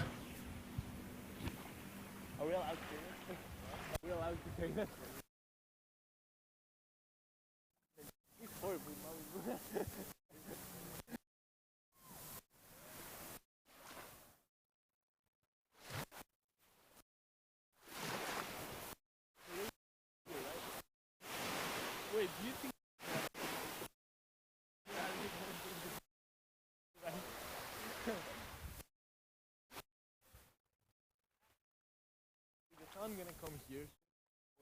That'll be hard. Yeah, it was Miami. Slowly. Any schools in D1? What, any of these schools in D1?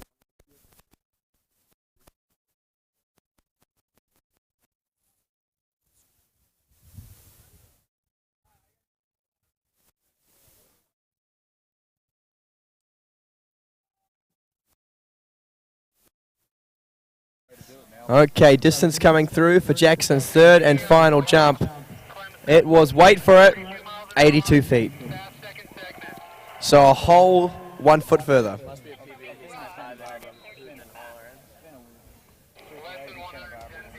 And next on the water, out of Clemson, it will be Ross Harden.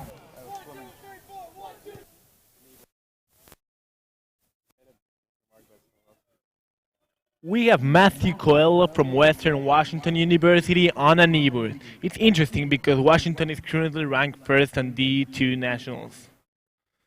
That's a nice O. Another nice O, reverse O. He's going to do a wake back. Ooh, that's nice. That looks like handicapped people. He's back on here again. Is he going to try a flip? Oh no, he's just holding on. Come on, make a flip, man. Oh, wake up without, not credit, but it's cool. Oh, he's like surfing now. That's gonna be for a flip. That was just a face one, but good job, man. Congratulations.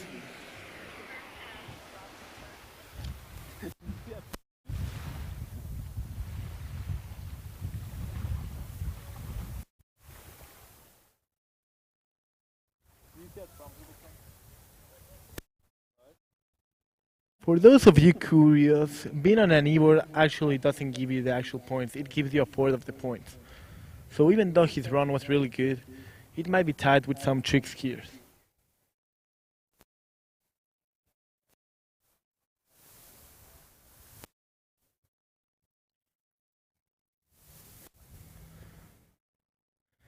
We have the first one from rotation 2, Seth Becker from CLA. Wakeworth. There's no tricks here. Oh, what a back flank.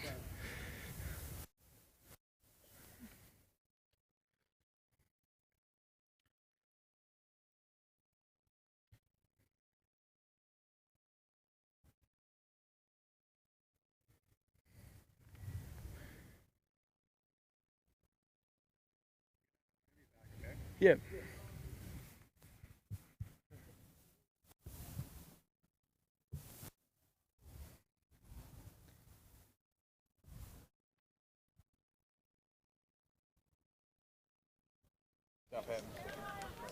Okay, Ross Harden just decided to get a feel for the conditions, feel out the sight, let go jump number 1, but he has 2 more attempts, the 3/4 cut.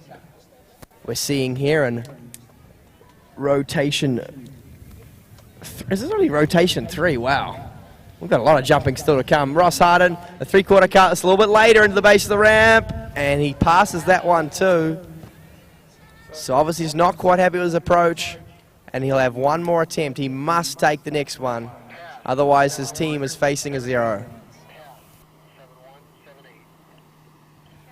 We have an actual tricks here on Lake 2. Oh, he fell, but his style is awesome. He has this amazing headband, it's blue. Congratulations, man. They say they still have nachos for lunch, so if any of you are still hungry, you should go before they take it and move. Good job, man. Did you try the front flip? Was that trying the front flip? It's awesome. Yeah, it would be easier to go like back.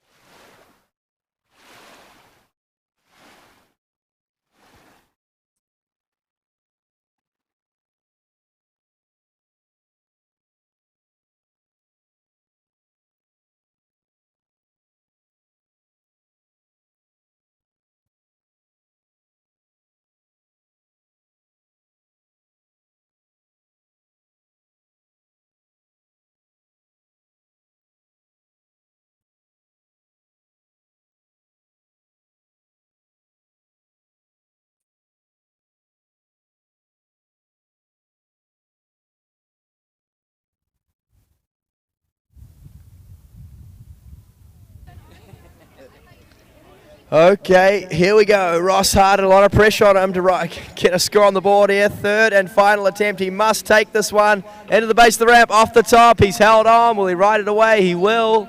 And that will be up around the same sort of distance we saw from Jackson Baines just moments ago. A solid score on the board there from Ross Harden.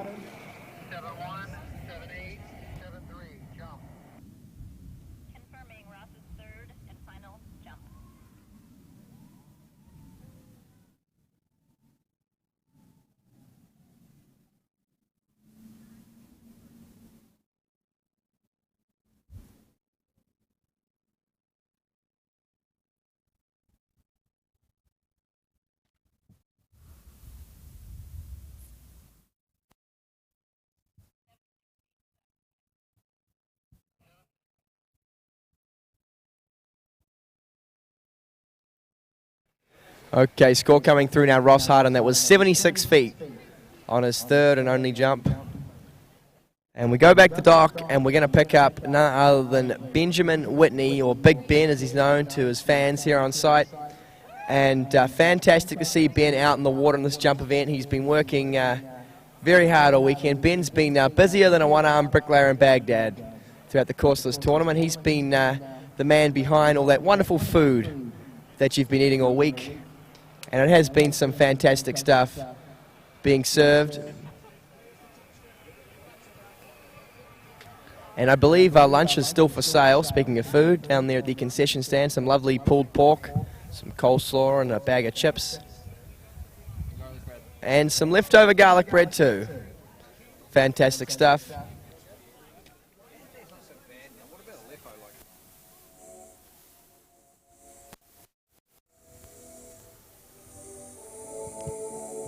Oh, you should know that I've got you on my mind. Your secret admirer. I've been watching you.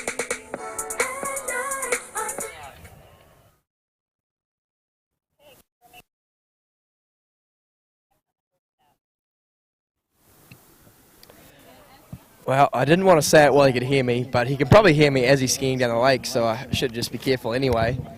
But Ben has the potential to jump pretty well as a personal best up over 60 feet.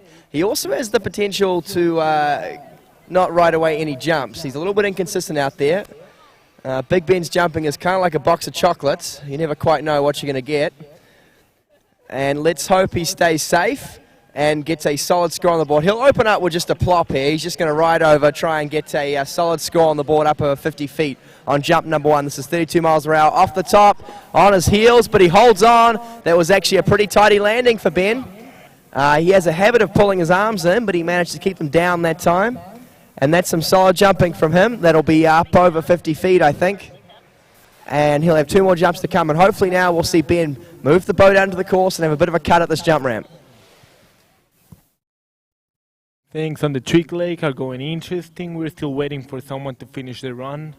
There's been one or none, but we'll wait. We'll see.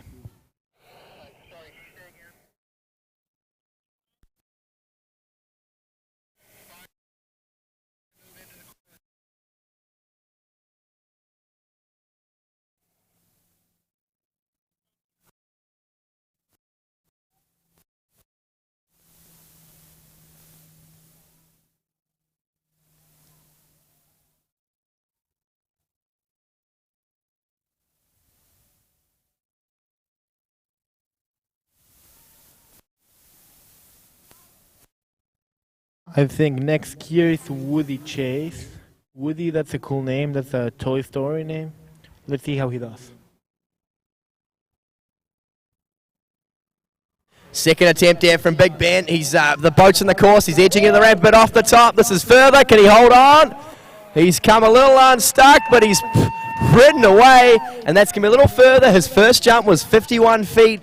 Will that be up close to 60? I think maybe it's a fraction further. Maybe he's up over into the mid-50s there. This guy does a wake back. Oh, nice. Back. Another O reversal. He's getting ready. Oh no, he's done. He's the first kid done. Congratulations, man.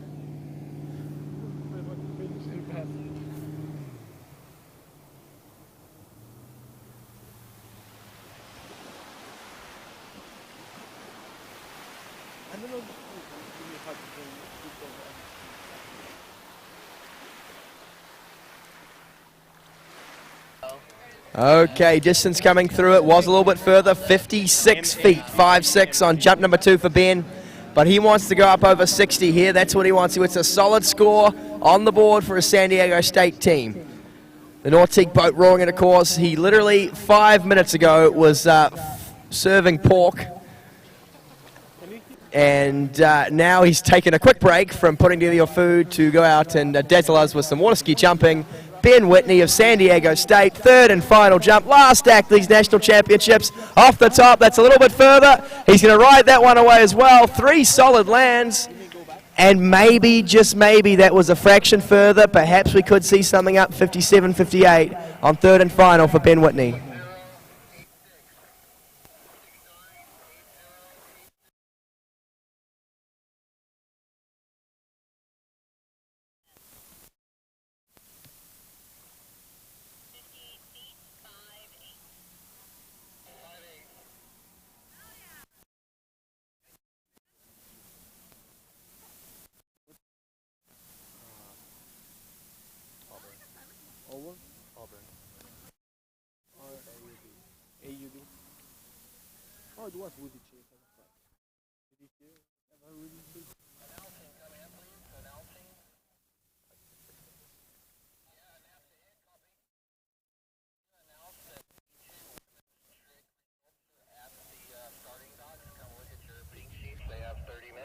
Women's trick results are at the dock.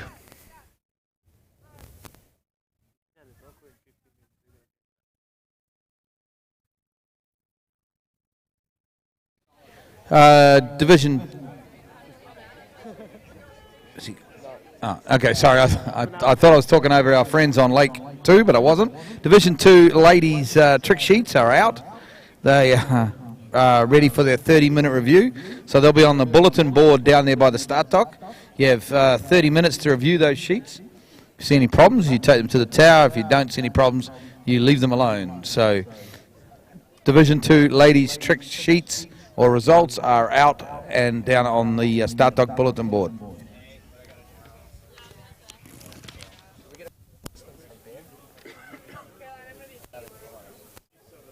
What was the distance on Ben's third jump? 5-8.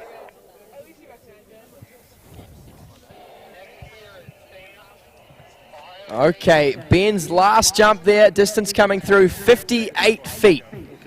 That's a solid score for Ben. That's up close to personal best territory. And he's done himself no discredit out there. And he's Zebrowski Matthew. He has king in his blood because his last name finished with ski. So let's see how he does.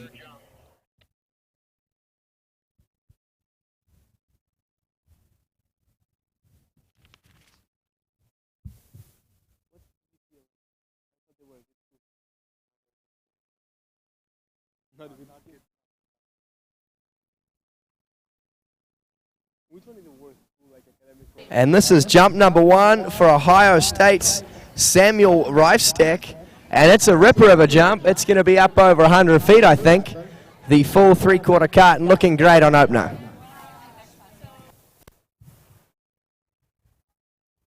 So Zebrowski's on the lake. He does a side slide. Another side slide. Back. Oh, face plant. What a good effort, man.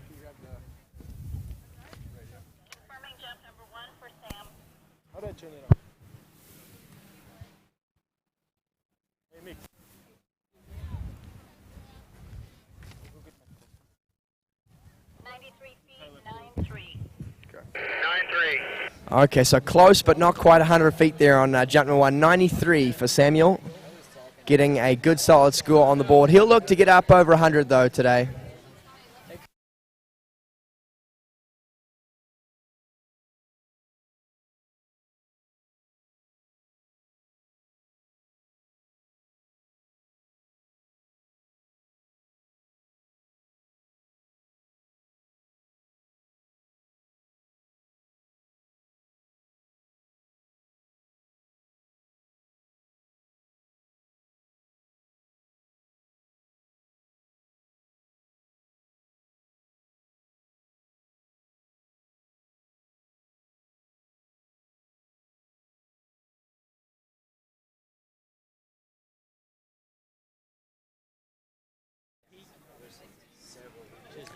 Okay, Sam Reifsteck, this is jump number 2, 93 on opener. Oh, this is later though, he's got a lot of speed here into the base of the ramp, off the top. Slips out a little bit, but it's going to be further, I think. And that might be 100 feet there for the Ohio State competitor on jump number 2.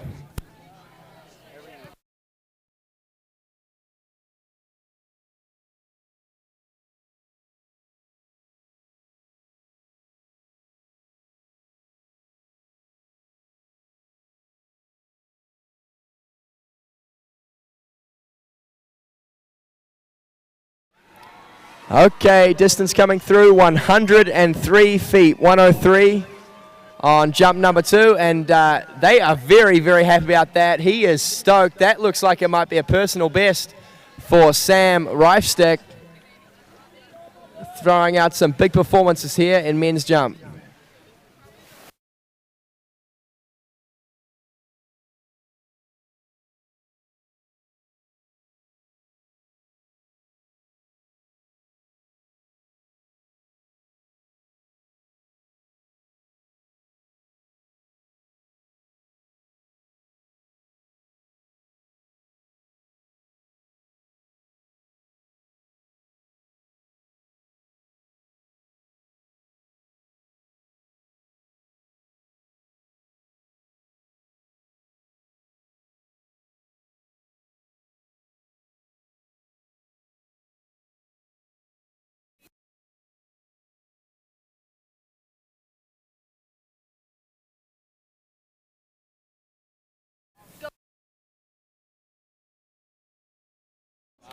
Okay, third and final now for Sam Reichsteck. He's got a personal best on jump number 2. That's later.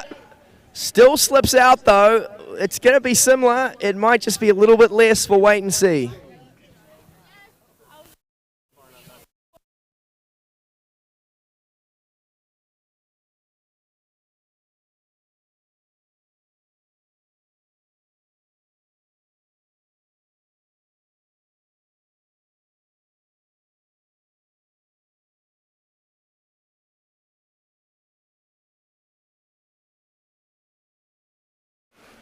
Yes, distance coming through for Sam's third and final jump. That was 98 feet. So just a fraction less, but a very good set all round from the young man. Been very impressed with his jumping so far. And I believe now we move to Rollins College. Next on the water should be Rafael Diosma.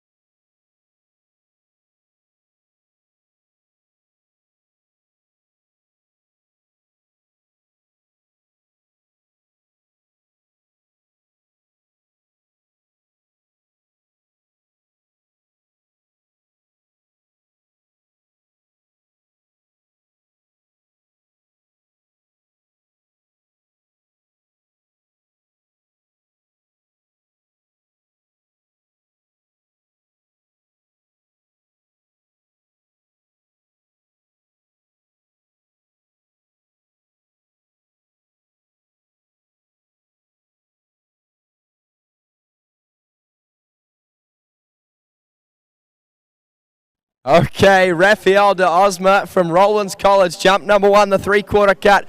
Oh, just lets that one go. Wasn't quite happy with his approach there on jump number 1.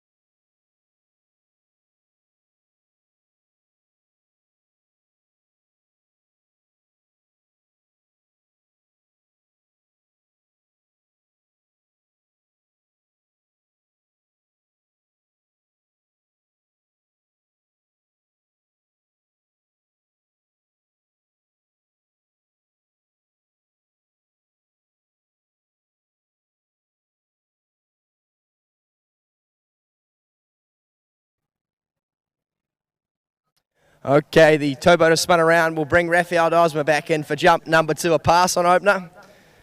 And looking at a big score on the board here for his Rollins College team. Currently sitting in 5th in the teams and probably not capable of surpassing Bama. But they have to work hard to make this. Very late from Rafael Osma. Jump number 1 drops the chest a bit. In the end, a big jump though, and that's going to be well up over 100 feet. That's going to be close to 140 there on jump number 2. Yes, as I was just saying, probably not able to surpass Alabama unless we saw something completely unprecedented from Joshua Bryan and Dorian Llewellyn. Still left to come. But they will have to all have a strong showing if they want to stay ahead of Ohio State close on their heels. And distance coming through there, Rafael Osma, jump number 2, that was 133 feet. Getting a very good score on the board, jump number 2.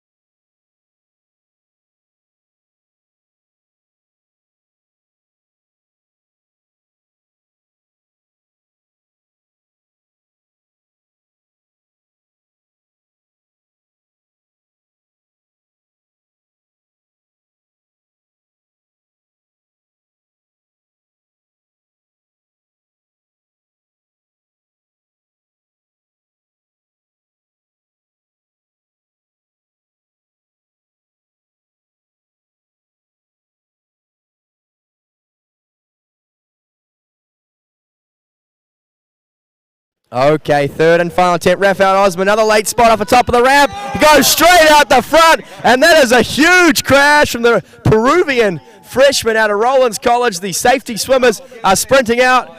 He waves. He's okay. He's probably pretty rattled.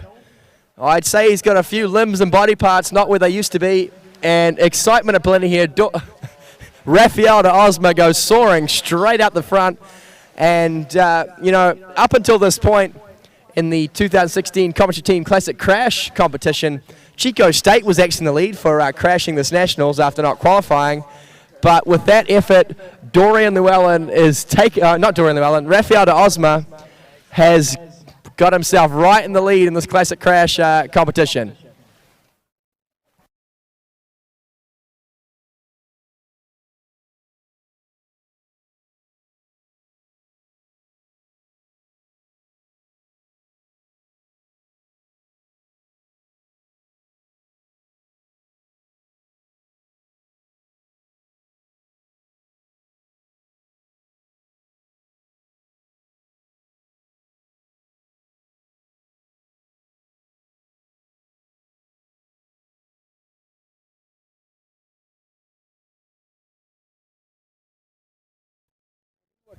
And a big cheer goes up there for Rafa, standing up on the back of the boat. And it appears that he will live to fight another day after a pretty horrific out the front on third and final jump.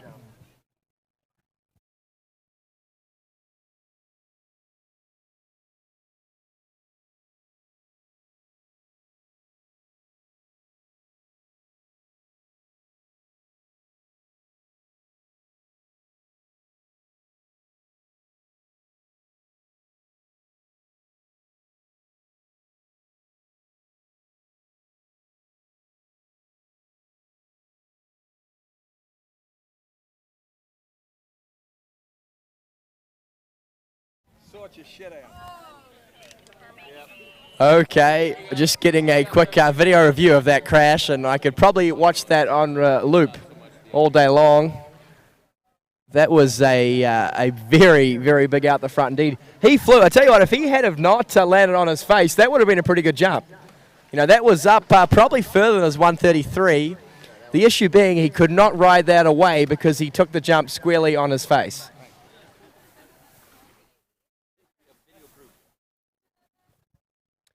In the jump event, it generally pays to land binding side up.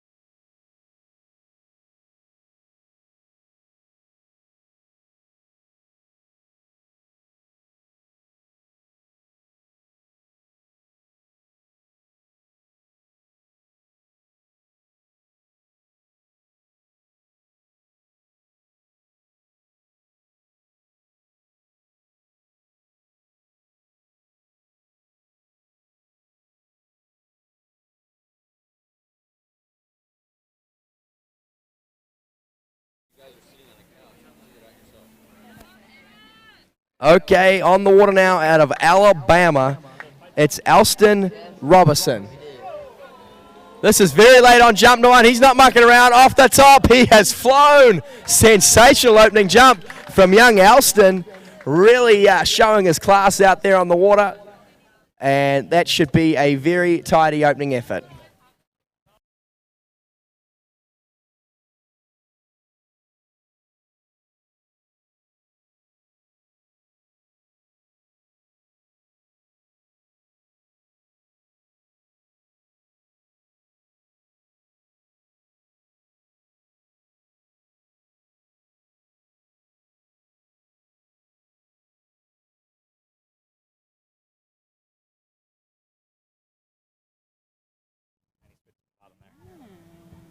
Thank you.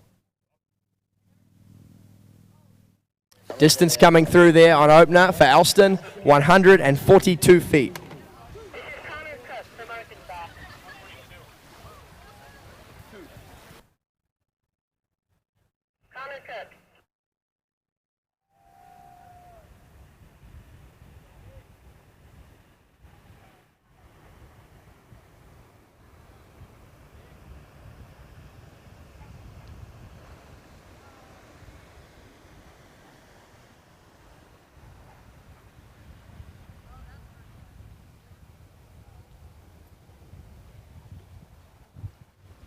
Hello?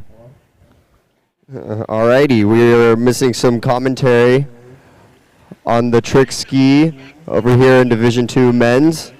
We are currently on rotation 3 with Jackson Haley coming up next. I'm not sure what you see.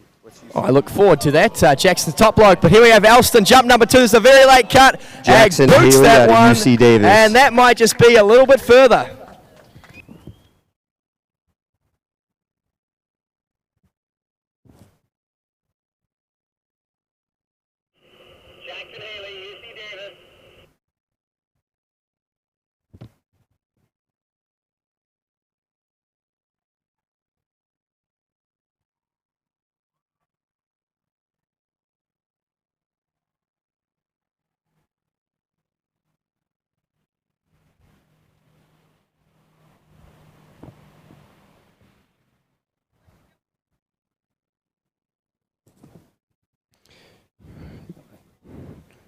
Okay, Jackson distance throwing through in a for couple Alston. front and back slides.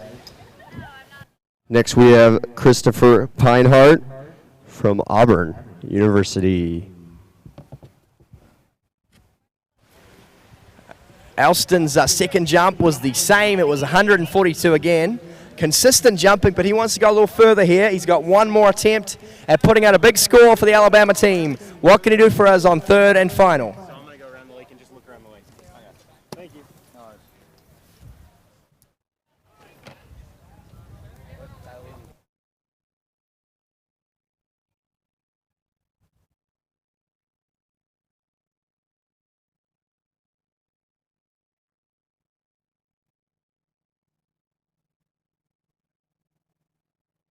Okay, Alston Robertson, University of Alabama, pulls out nice and wide. He turned way after that 600 football. This is very, very late indeed. Oh, look away, folks, into the base of the ramp. A ton of speed off the top. Oh, he explodes off the top of that jump ramp. And that, I think, is going to be further. We could be seeing something up close to 150 feet on his third and final jump. Well, excitement aplenty here at Imperial Lakes as we have the Alabama competitor boosting out a huge jump. We have men's trick taking place over there on the East Lake. And it is all happening here.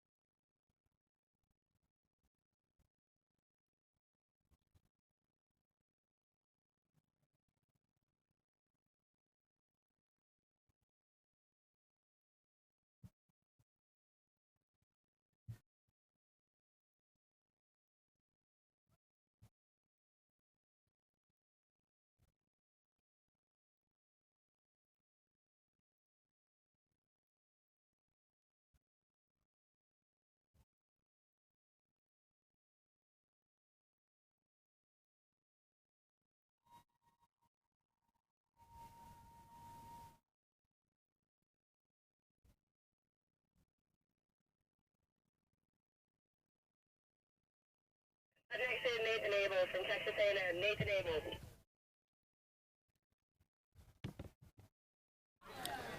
Okay, we move now from the University of Coming Alabama. up next over here on trick water ski, we have Nathan Abel from Texas A&M.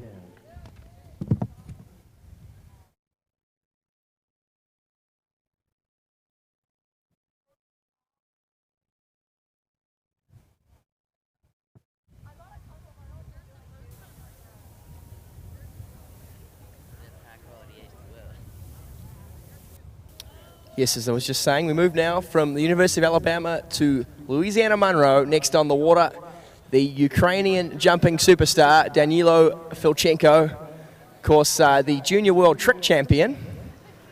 And a very handy jumper as well. And Danilo, certainly one of the skiers left capable of going over Tom Pool's Solid run from 157, Nate. of course, current lead in this event. Next we have Michael Trebizovsky from Iowa State.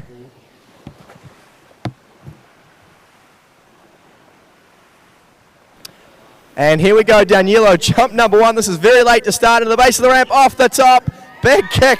And that is a great opening jump. He's happy out there. Look at the little Ukrainian. Oh, well, that's going to be big. That's going to be up, I think, over 140 feet on opener. Just confirming, Alston's last jump was 139. It was actually just a little bit less. For he finishes up with a score of 142. And still in the lead in this event, Tom Pool with 157 feet.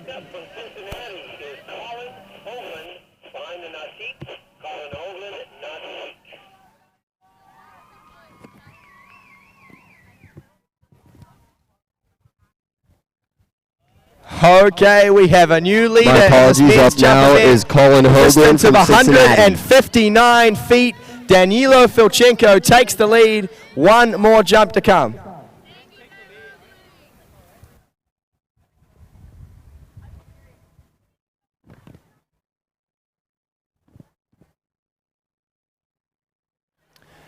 Sorry, a correction there. I was actually over announcing some tricks, and I had completely forgotten about poor old Tanguy Dayan. He went 163 feet. I'm sorry, Tanguy's standing right next to me. He's pretty calm about it. He's crying a little bit. He'll get over it. He's still in the lead in this men's jump at 163. But Danilo Filchenko with 159. He's getting very close. Just 4 more feet. He'll inch ahead of Tanguy. And he did that very easily. What can he do for us now? Coming into course, pulls out nice and wide, the full double cut. How late dare he leave this? Turns just after that 600 football. Shoots out behind that wonderful North Sea towboat. Trick water ski Playing is a Michael game of chicken with this jump Trebizovsky. ramp. Edges in, this is very late. Oh, he's going to have a ton of speed into the base of the ramp. Kicks off the top, and that was a big jump. Oh, how long was he in the air for? The float time was unreal. And that might just be a fraction further. It could be 160. Will it be enough to knock Tanguy off the leader's chair?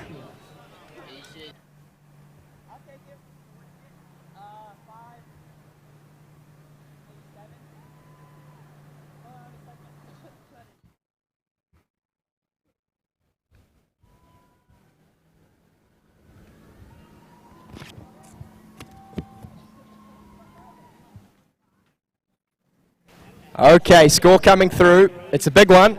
161 feet for Danilo. It's further, it's over 160, but it's still 2 feet short of the lead. He has one more attempt. Can he push up over the 163-footer we saw from Danilo, from Tanguy Dayan, Danilo Filchenko on the water for Monroe? Oh, yeah. Michael just went. Colin, so we have 3, 4, 5, 7. Daynam's going 6th, and my grandson's in the last rotation. Okay. So we're up in here. Nathan went, then Michael went. Yeah, and Colin went as well. So we're on Brian. What is GBS? Okay, hush comes over the crowd. Are we about to witness history being made here at these 2016 National Collegiate Water Ski Championships? Danilo Filchenko, 159, 161 already on the board, having the jump set of his life. Can he go just a little further? How late is he out there? It's insane. I can't believe he's making it on, and this is another very, very late approach. He's going to have a lot of speed in the base of the ramp. Boots that one, and he has flown But you can see in the air he's a little bit disappointed. He knows it wasn't the 163 he needed. He shakes his head as he's flying through the air. So I think 161 will remain his biggest. Still sensational jumping effort from the competitor from Munro.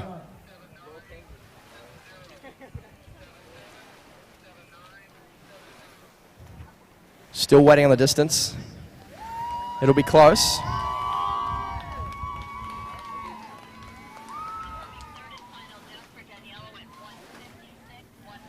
Yeah, just a shade less. It's funny to be disappointed about a 156-foot jump is pretty comical, really. Most people would be stoked with a performance like that, but for Danilo, we have 156, a little bit disappointing. From Miami.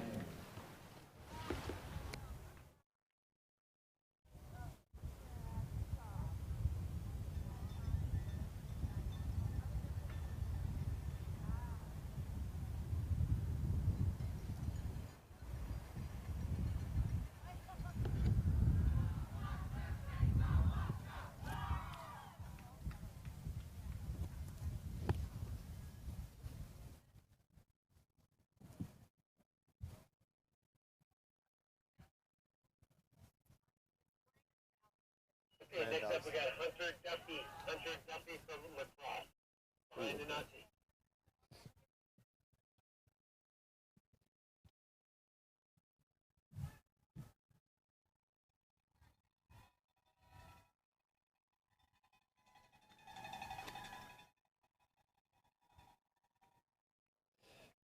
Up now on the trick ski is Hunter Duffy from lacrosse.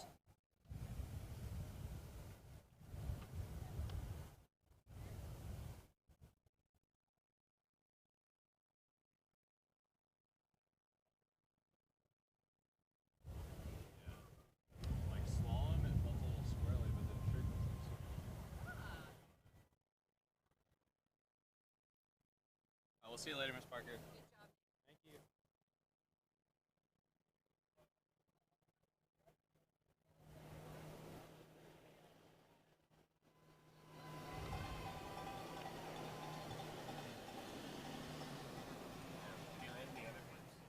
No, he was just doing like slides and.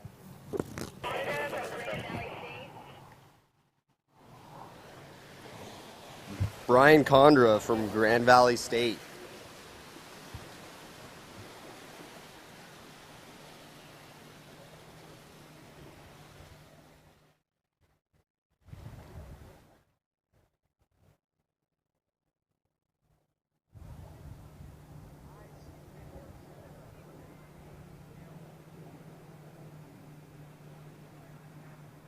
Well, back to the jump lake here, and we are right in the thick of things at the business end of rotation 3 of men's jump.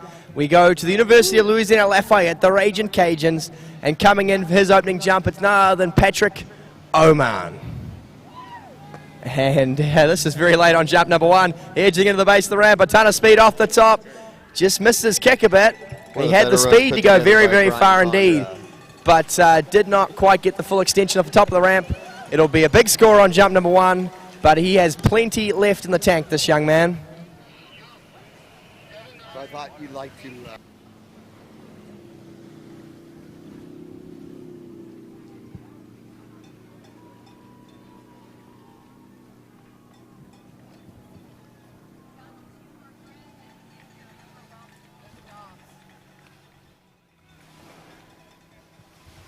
If they want to help with this.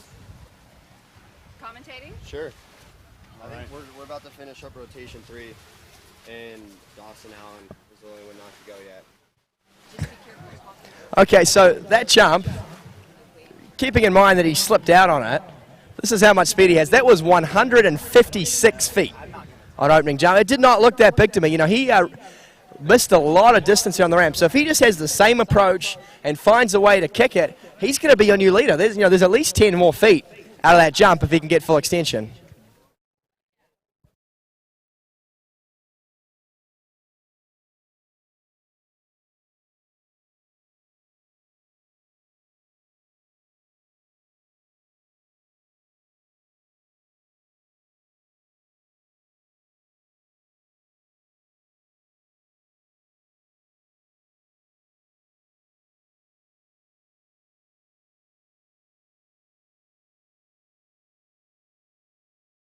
Here we go now. Patrick Oman, second jump, 156 feet on opener. Looks like he's kept a pretty similar spot here. If anything, it's a little bit later. He's got a lot of speed into the base of the ramp. Oh, this is scary stuff. And how on earth his body resisted the pressure of that jump ramp there. He was being pulled in all sorts of bad directions, and somehow he managed to find his legs and come off that jump relatively well, and that might just be a little bit further. Still, you know, not quite getting his full extension out there.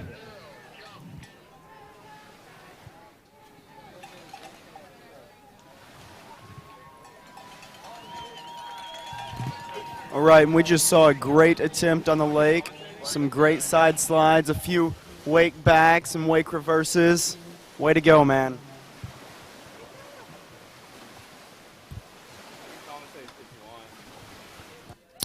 Okay, distance coming through now for Patrick Oman, jump number 2. That was 159 feet. Still, you know, not quite getting his legs together out there. He's got a lot of speed. You know, that's some of the latest cuts we've seen all day.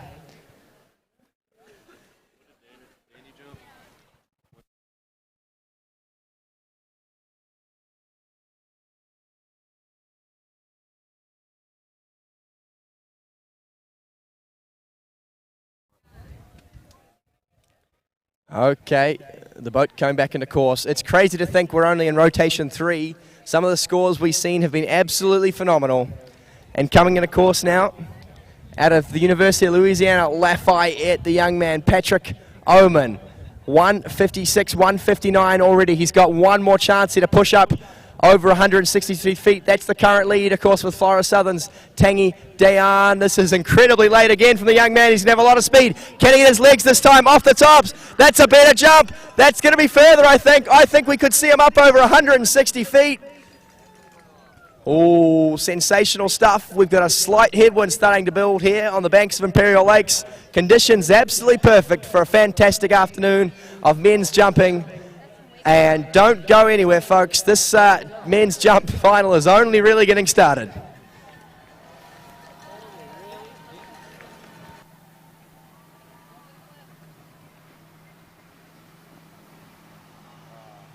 Okay. Score comes through for Patrick. It's a big one, but Tanguy is still in the lead. 162 feet on third and final. So right now the leaderboard, with only 2 feet separating them, goes Tanguy Dayan of Florida Southern with 163, Patrick Oman of ULL with 162, and Danilo Filchenko of Monroe with 161. And we now go to Florida Southern College. Next off the dock, last skier in rotation 3 of men's jump will be none other than David Fulp. All right, and over here on the Trick Lake, we just had Dawson Allen from WWU with a great run on a wakeboard, ending with an attempted flip.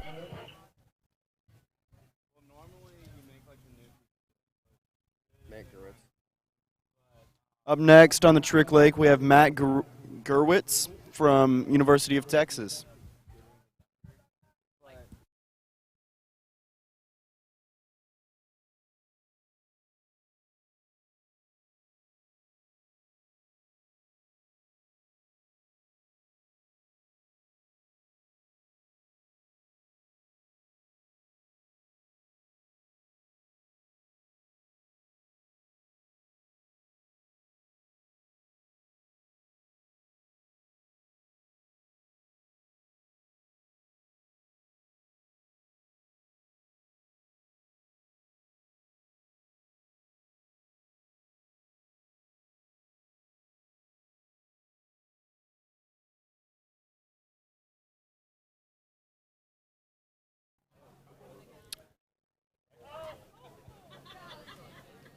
Okay, coming in for his first attempt at these national championships, David Fulp of Florida Southern College. Of course, currently in this event, 163 feet from his teammate, Tanguy Dayan. Can he get a score on the board first and foremost? A lot earlier than we saw Patrick go. That doesn't mean it's early, though. He's got a lot of speed here off the top. Good lift. Really springs off the top of that ramp. And that is a very tidy opening jump. It's going to be right up over 130 feet on jump number 1.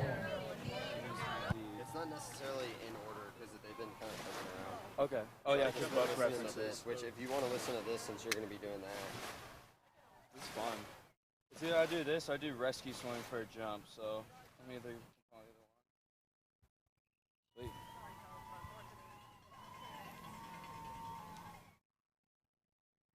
I feel like I need like an Australian or British accent or something in order to commentate. Fake it. Yeah. Everyone's been foreign so far doing that. Okay, distance coming through for David's opening jump, 137 feet. And that is a very respectable opening jump. And he'll have 2 more jumps in which to build on that performance. I can't do it. I can't do it. I don't know.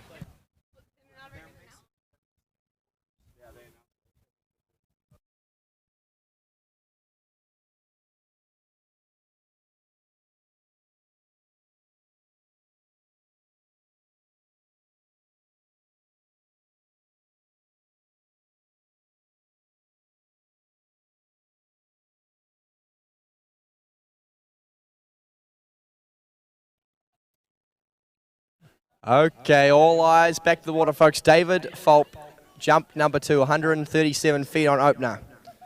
He'll go a little bit later here, look to build on that performance. David looking to score right up over 150 feet, you'd say, here today in this final.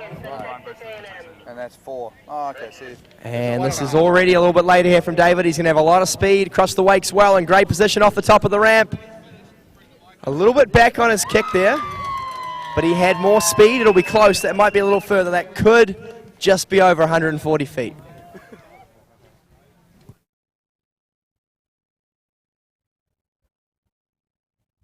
I can't see what he's doing. Has he started his run yet? Oh, and Ryan Bridgeford with the wake 5 foot front.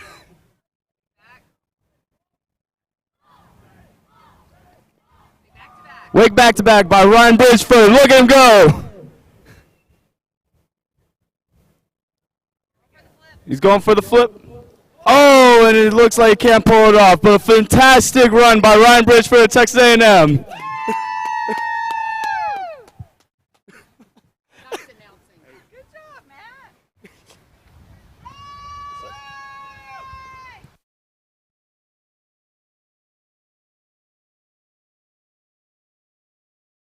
Okay, score coming through there. David's second jump, 42, not 42 feet, 142 feet. Be pretty disappointed with the 42-footer. So 142 building, but he didn't quite get full extension there, so he'll probably look to have a similar approach at the ramp and just try and really come off on top of those skis rather than behind them like he was on jump number 2. David Fulp, the 2016 National Collegiate Water Ski Championships, jump number 3. Last roll of dice, this young man needs to get a good score on the board for Florida Southern College here. Looking at taking out their first ever national title. Turns now for the ramp, similar spot to jump number 2, off the top of the ramp. And I think 142 feet might remain his biggest jump. I'm not convinced that was any further. If it was, it'll only be by a foot or 2. I think that might, if anything, been slightly less. 142, a solid score. But David definitely would have liked a little bit more out there.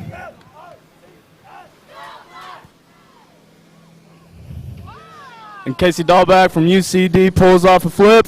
And there's another one. He's pulled off a couple of those as well. Great run by Casey of UCD.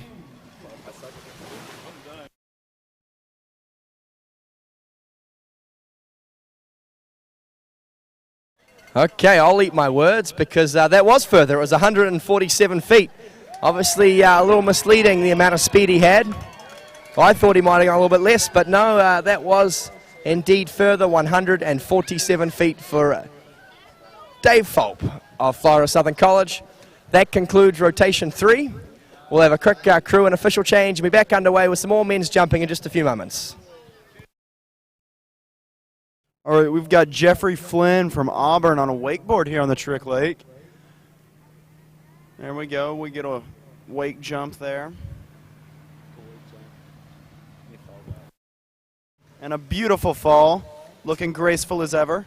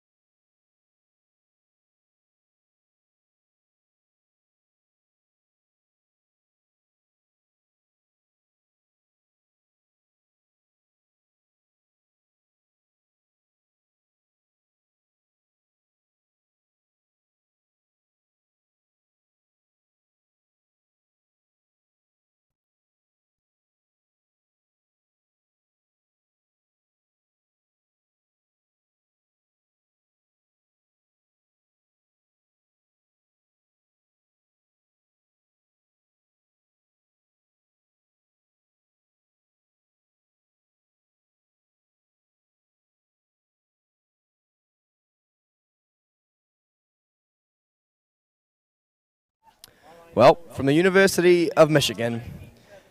Taking the water now, the first skier in rotation 4 of men's jump. It'll be none other than Andrew Carlone opening up his jump campaign here. He'll be coming in for the single weight cut. Just looking to get a score on the board for his team. Edges in the base of the ramp, off the top, flies through the air, and rides that one away and gets a score on the board that'll be up over 60 feet on jump number 1.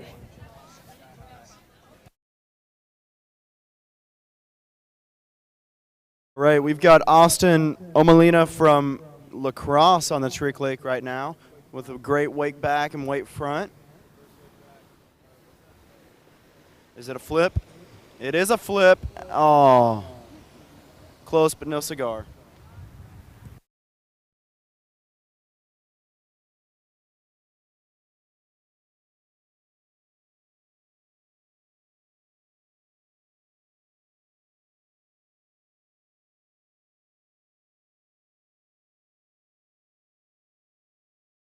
Next up, we have Cameron Baxter from Iowa State.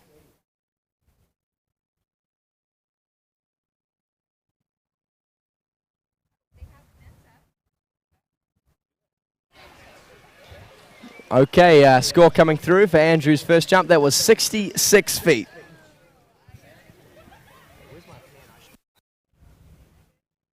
We're starting out with some great side slides and reverses. Oh, and he fell on the 360.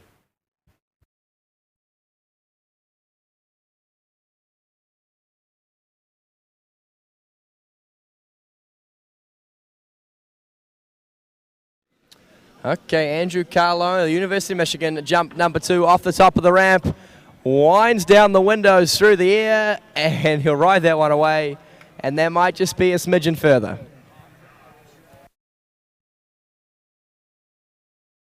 We've got Tyler Miller from Cincinnati coming up.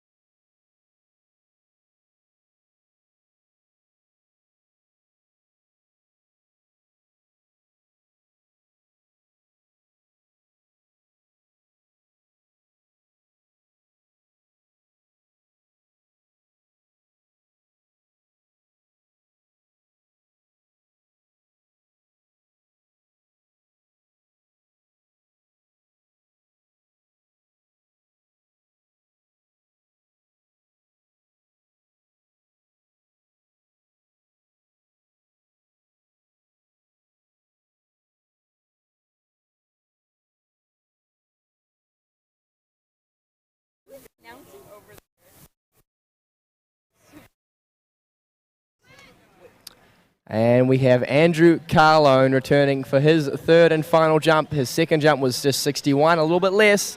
Looking to go further. He's got more speed here as he edges in the base of the ramp, off the top.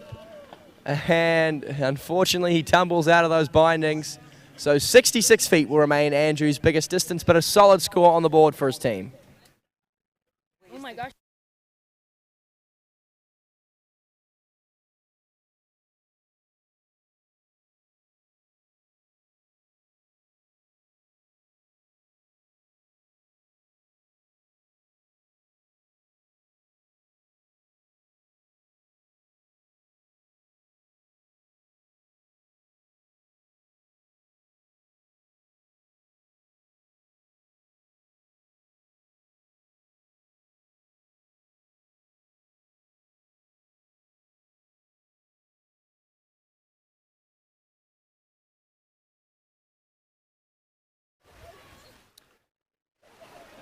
Yes, well, still in the lead in this men's jump event, of course, Tangi Dayan of Florida Southern College, and they have been very strong this weekend indeed.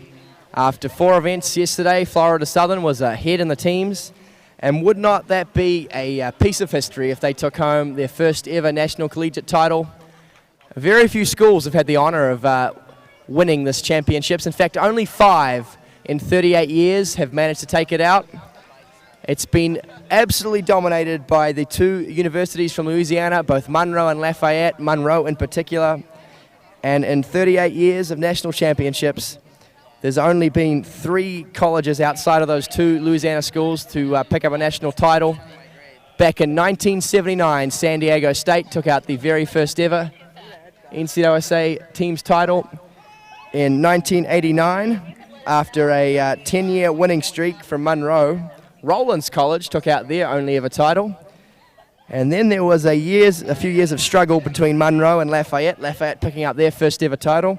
And all the way back in 2001, Arizona State University picked up a national title in this event. And since then, it's been the battle of the Titans, Monroe and Lafayette, battling it out year in, year out. But this year, well, Florida Southern right now could only clinch defeat from the jaws of victory if something horrible would happen. Right now, they are looking the goods to take out their first ever team's title. And coming, of course, from Michigan State University, it is Brad Ike. And rides out that opening jump pretty well. All right, and we have the unofficial results. I repeat, the unofficial results of the women's trick for D2. In third place, we have Haley Orr. Second place is Jay Morris. And first place, my personal favorite on the Texas A&M team, Jade Hansen. Congratulations, Jade.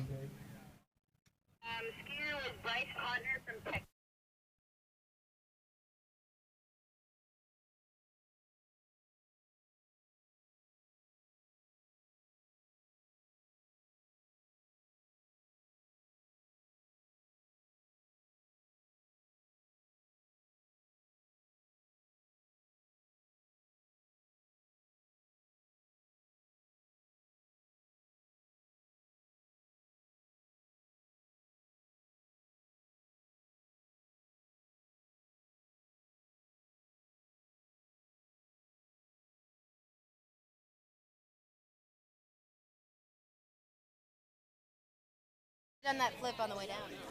Okay, Brad Ike.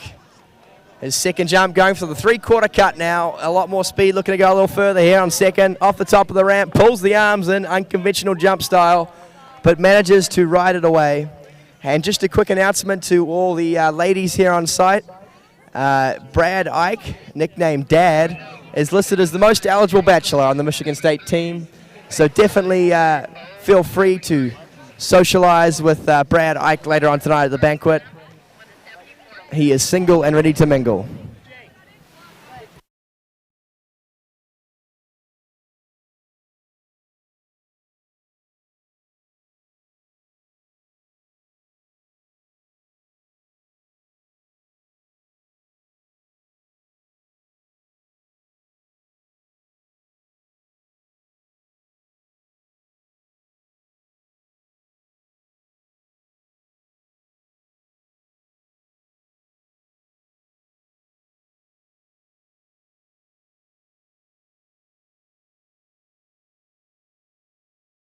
Mom that well.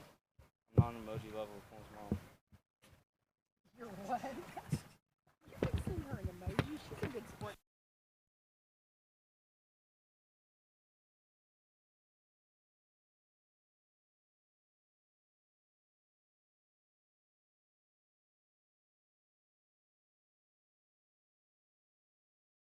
Up next on the trick lake, we have Raphael from UCLA.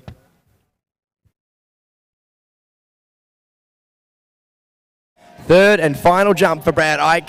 Off the top of the ramp, pulls the arms in on the heels, rides that one away. That's going to be a little further. That's going to be in the mid to high 80s, I imagine.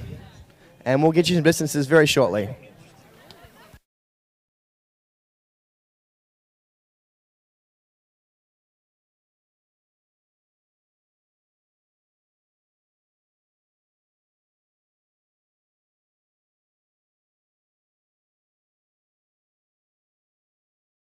Yes, score coming through there for Dad. That was 81 feet.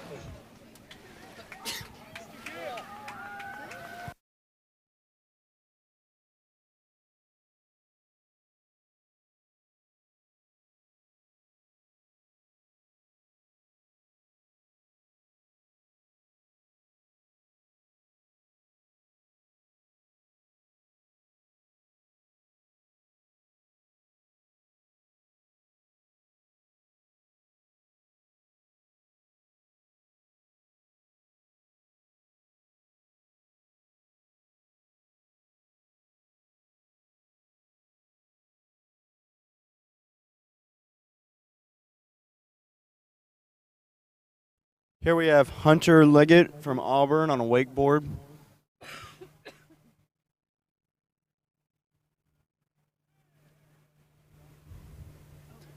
Falling on the O.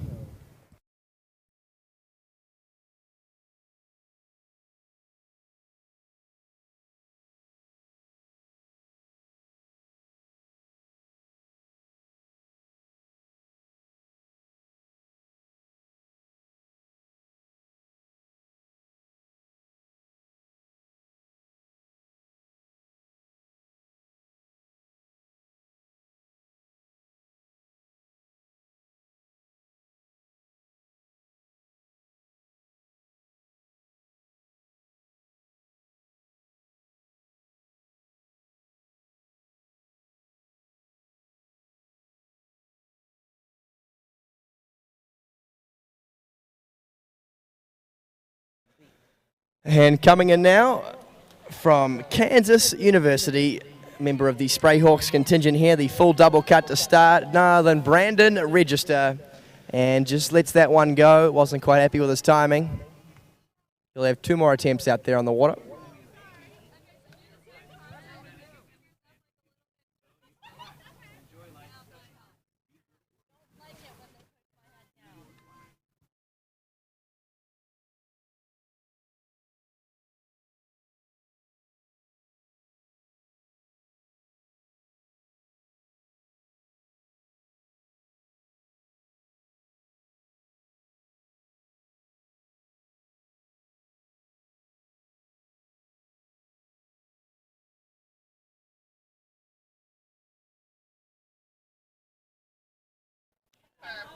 Just having a bit of a read through Kansas's bio here, and it appears that Brandon won the couch competition.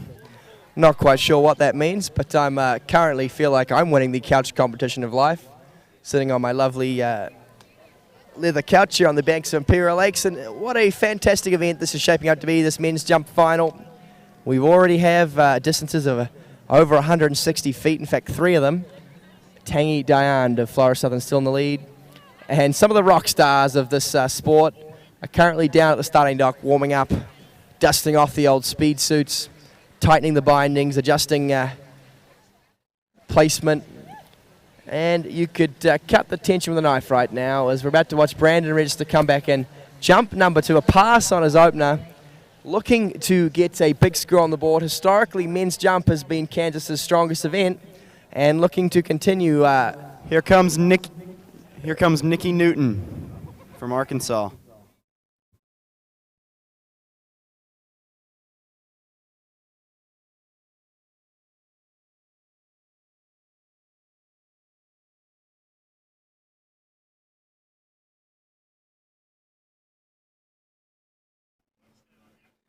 Brandon Register. Second attempt, past the opener. What will he do for us here today? A big cheer goes up from the Kansas crowd as he edges into the base of the ramp. He'll hold on to this one off the top, pulls in the arm, slips back. He'll ride it away. They'll get a score on the board, and that's going to be close to 100 feet on jump number 2 for Brandon Register.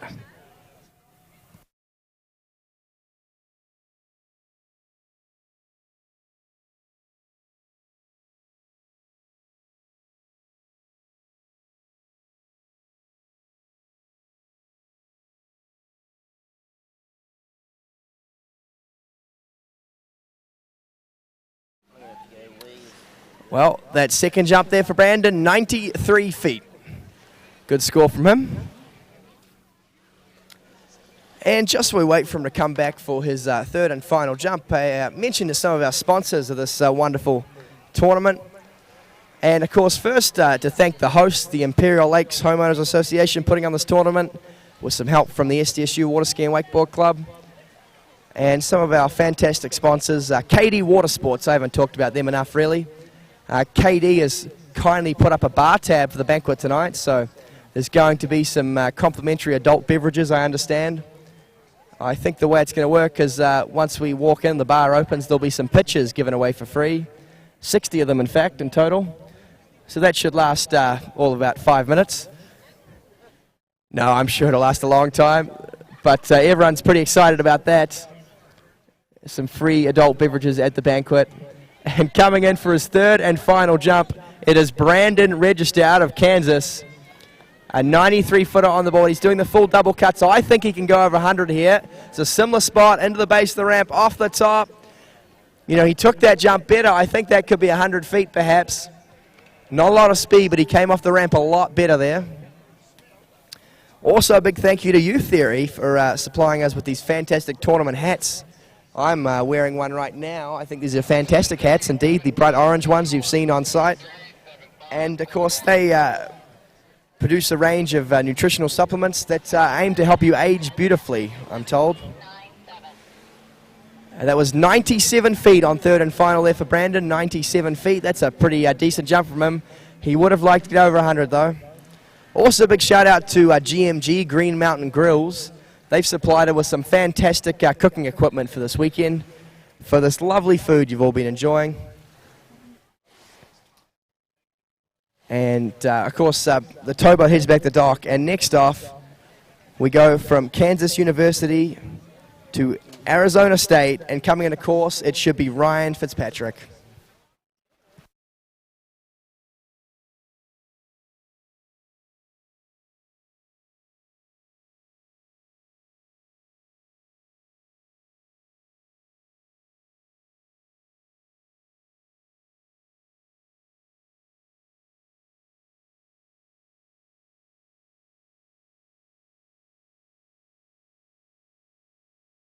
Here comes Riley Loventhal from UC Davis down the lake.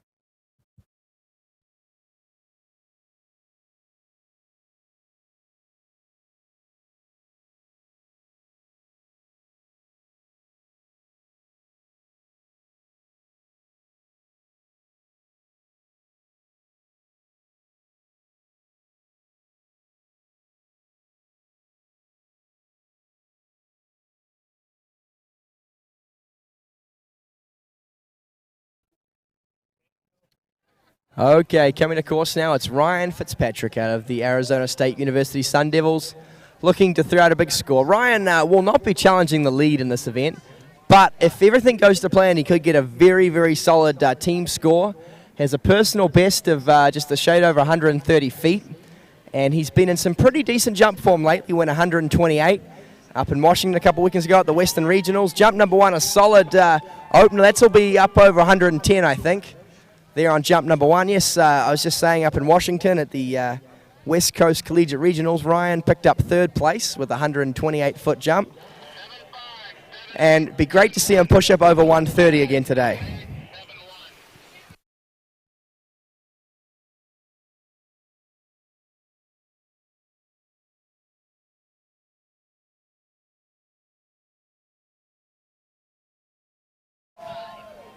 And a score coming through for Ryan Fitzpatrick, opening jump, 115 feet, 115. And you know, that's it's not a huge score for him, but it's definitely somewhere he can build from.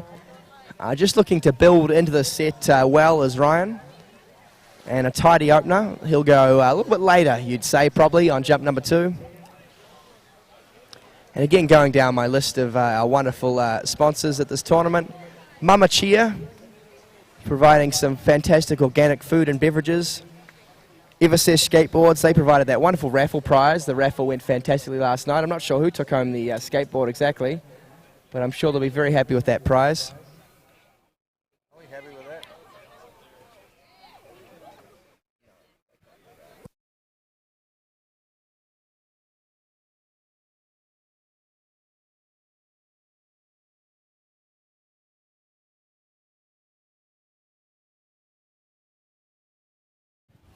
Ryan Fitzpatrick now, jump number two, hangs out nice and wide. This is a little bit later from him. He's going to have a lot of speed here. Into the base of the ramp, off the top, Ryan Fitzpatrick.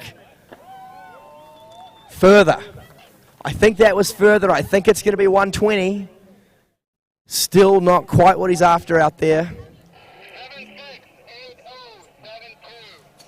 Really not getting a lot out of that ramp, letting the upper body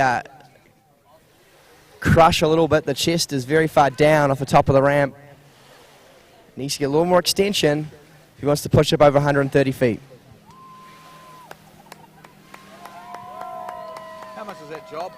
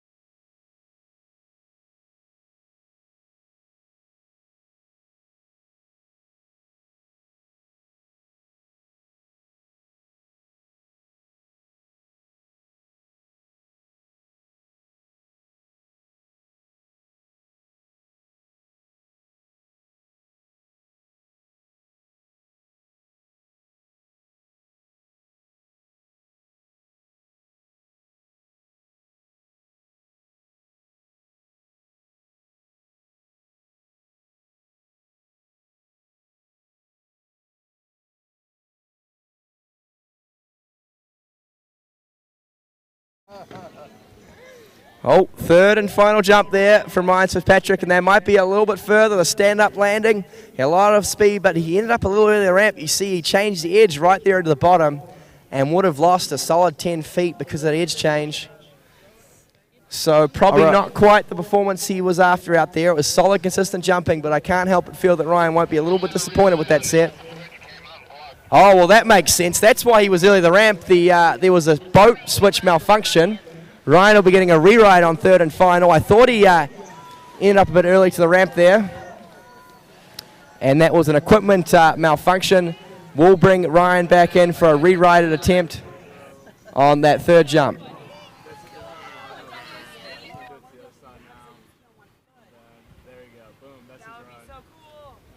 We have Cullen Parker coming from Texas A&M coming down the lake with a fantastic run that he stood up the whole way. Way to go.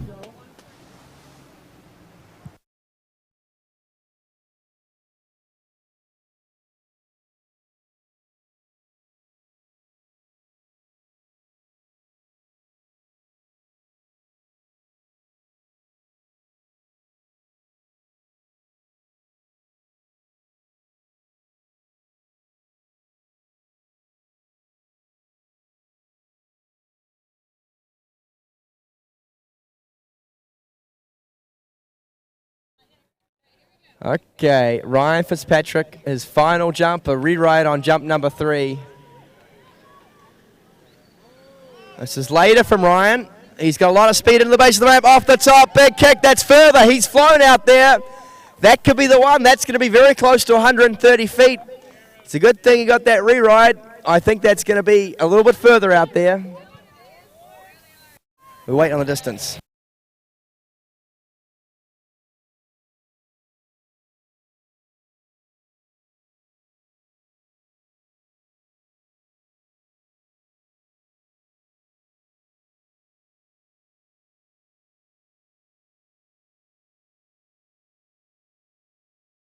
Okay, distance coming through there for third and final for Ryan Fitzpatrick, 125 feet.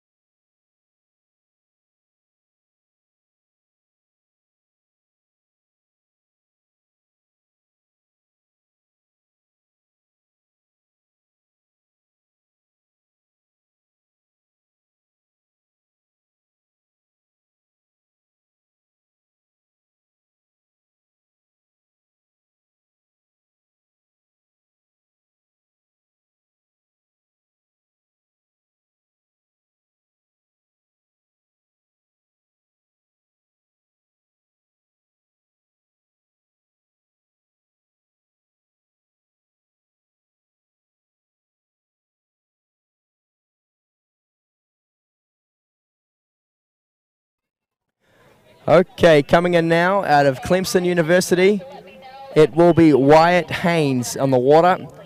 And Wyatt skied very well so far this tournament. Picked up a score of, I believe it was either 1 or 2 buoys at 38 off in the slalom event. Slalom very well. And now coming in to jump. Let's see what he can do. The 3/4 cut, he is far too early here. He'll come across the wakes. He'll wait for the jump ramp for a long time off the top. And that's going to be around about 80 feet there on jump number 1. And I'm sure he will get the international sign of encouragement from many of the people here on site. That diamond-shaped hand signal you see quite often. That is the international sign of encouragement. Not something lewd or ridiculous.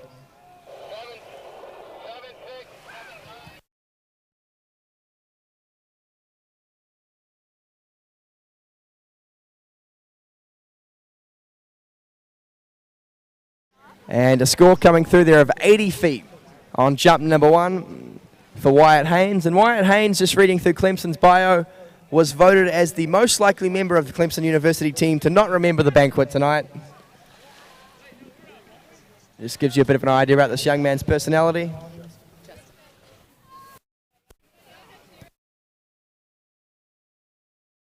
We've got Austin from lacrosse coming down the lake here on his pass, and it looks like he fell. Is that an out-of-course fall? I can't see from here.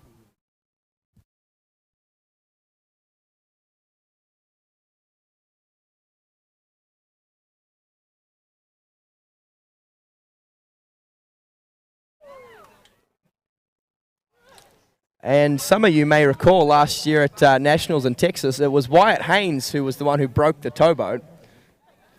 He was out there slaloming and proved too strong for the boat that was towing him. Wouldn't have been a Nautic, probably a Centurion or something like that. And it died on him as he was coming into six ball, and he had to swim around six and out the exit gates.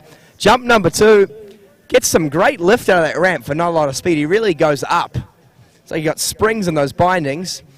And I think that's going to be up over 90 feet on jump number 2. All right, Austin from lacrosse had an out-of-course fall. Here's his chance for redemption.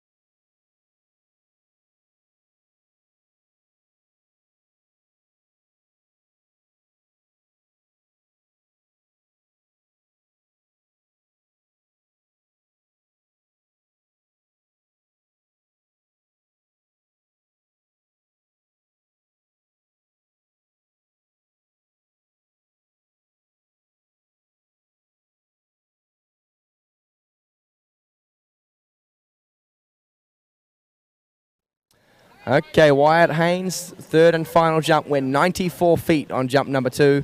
Can we see him push up over 100 feet here in this men's jump finals? As later from Wyatt, he's going to have a lot more speed into the base of the ramp, off the top. This is further. I tell, it's going to be close. It may be 100 feet.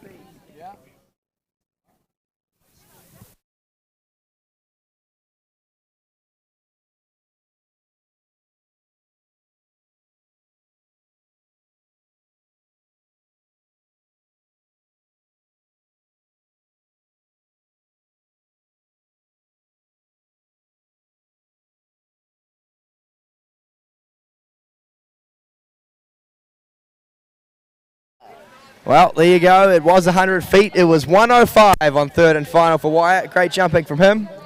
Getting a score on the board up over 100 feet.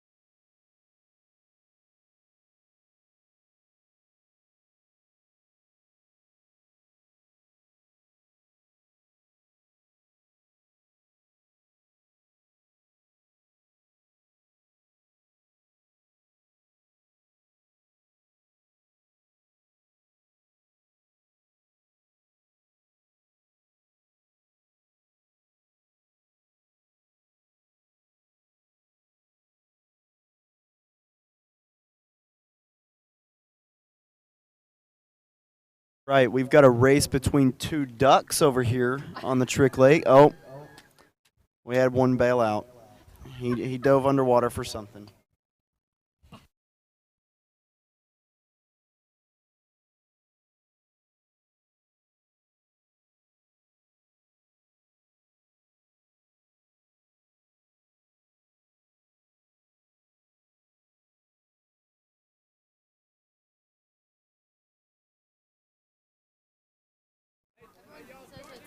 Okay, coming into course, jump number 1. It is none other than little Ben Leeds, opening up his jumping campaign. He'll start with a single cut here, coming to the base of the ramp, looking to just get a score on the board for the team off the top of the ramp. And it's a good, tidy opening jump. It'll be up over 70 feet, you'd think, on jump number 1. He'll stop mucking around, and he'll come back in for 2 3/4 cuts here. Ben set a personal best of 93 feet at the regional championships a couple weeks ago. Looking to build upon that, Ben is shooting to join the Century Club out here today. And score coming through, and he'll like this one. It's pretty much the best score you can get. It's 77 feet. I'm not really sure what comes after 7, but 77 feet there for Ben Leeds. And you would have heard last night, Ben Leeds was runner-up for Freshman of the Month behind Harry Spavin, who took home that coveted toilet seat. And fantastic prize it is. And just an announcement again to any females on site who are interested. Little Ben is the most eligible bachelor on the San Diego State team. You can call or text him at 818-457-8012. That's 818-457-8012.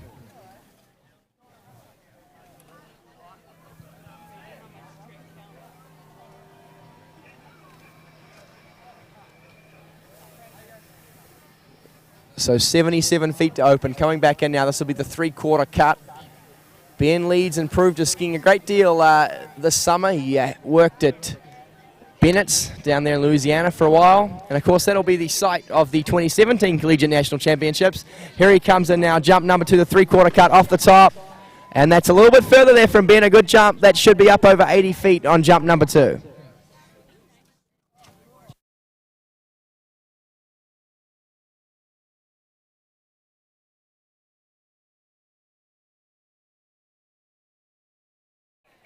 And I understand there are a few people trying to find little Ben today. He's been hiding. Apparently last night he threw a few people in the lake with their phones on them. So if you'd like to have a chat to little Ben about that, you can find him at the end of a set at the jump start dock, and you can confront him about that there. Well, it's a ripper of a jump, a personal best, 95 feet for little Ben. He throws the fist. He is a very happy man out there and did that pretty easily. I think 100 feet it could be on the cards here for his 3rd and final jump.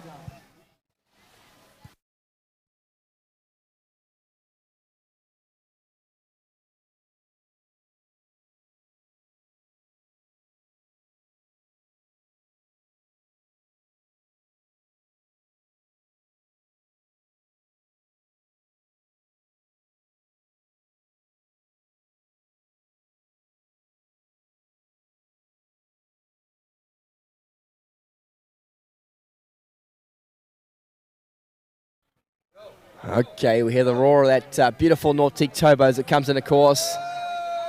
Little Ben, jump number 3, a personal best on a 2nd. Can he push up over 100 feet? Can he join the Century Club here today at these national championships? This is later from Ben. He's got a lot of speed. Into the base of the ramp, off the top, kicks it big. That's further from Ben. That could be 100 feet. It's going to be very, very close indeed. We'll wait on the distance. Has little Ben just joined the Century Club? It will greatly improve his chances of the banquet tonight if he has.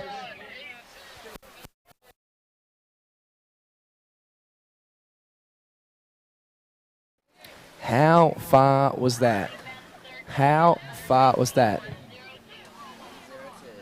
102 feet from little Ben. He joins the Century Club, and that is absolutely sensational skiing from the young man. You know, 6 months ago, his personal best in jump was about 40 feet, and he has really improved a great deal over this last year. He cuts in now to join the San Diego State team there over at Connie's Dock. They've been working feverishly putting together these lovely meals we'll be having, and I can tell you what, little Ben is going to be one very, very buzzed participant in this banquet tonight. He will want to celebrate hard, and he'll want to celebrate fast. After breaking 100 feet for the very first time in this men's jump final, sensational jump skiing.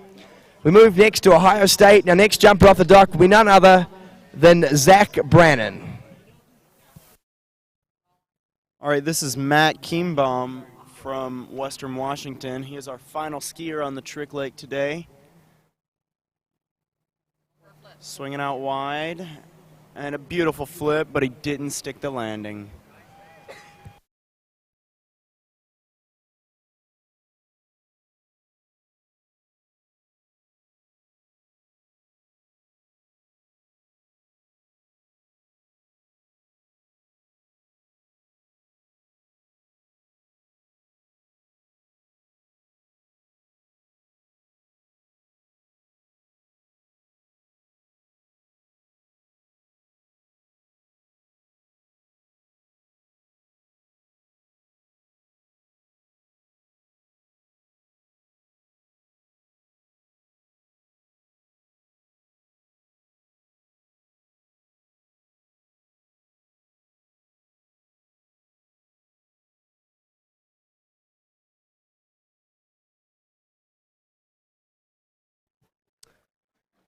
Well, it is very, very hot here, as usual. The temperature is up over 90 degrees here in El Centro. We're about to watch Zach Brandon come in for his first jump here in this men's jump final. And, of course, currently this event 163 feet from Tangi Diane to Florida Southern. Zach Brandon, first jump, a very tidy jump. Great float and lift off the top of the ramp there. And gets a tidy opening score on the books. I'm going to move out in the water for a bit, try cool down.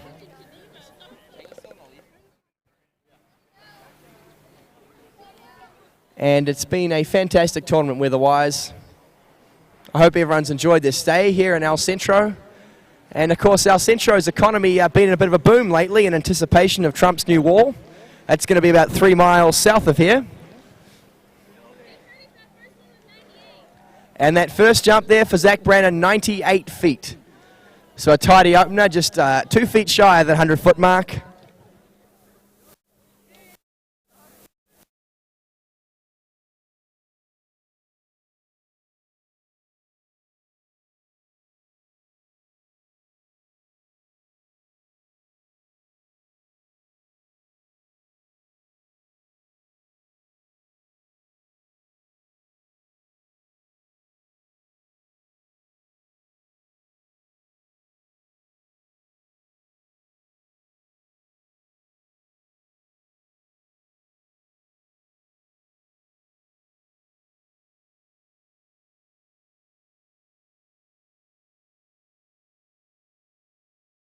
Okay, coming in now for his second jump, 98 feet on opener, looking to go up over 100 here. It's Zach Brandon from Ohio State. Rotation 4 men's jump here at the 2016 National Collegiate Water Ski Championships, and that's further, I think. He had a little more speed. He has a very tidy, very clean jump style. Gets great lift off the top of that ramp, really presses out over those skis. Just lacking a little bit of speed on the water. But I think we should see him go up over 100 feet there on jump number 2.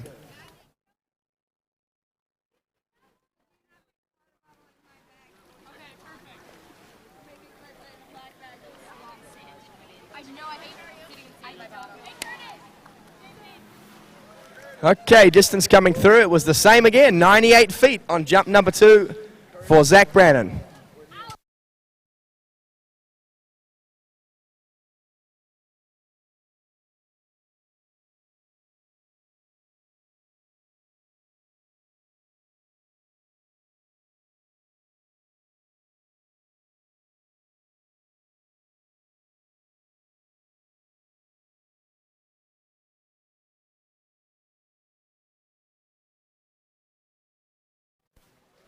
Well, the Ohio State Buckeyes have a very strong showing at these nationals so far, currently sitting in 6th place in the teams, and that would be one of their best finishes ever at national championships.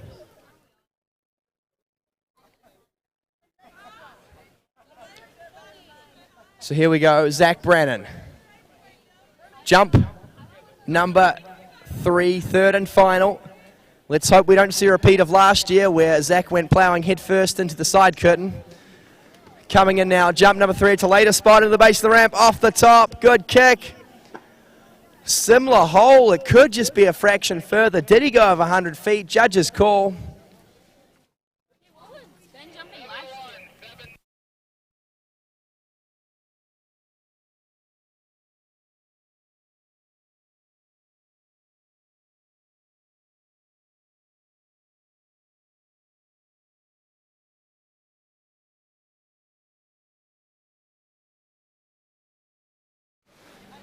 Well, very consistent jumping from Zach. You could throw a blanket over all three of those scores. 97 feet on third and final. It's good. He'll be a little disappointed he couldn't push up over 100 feet, though.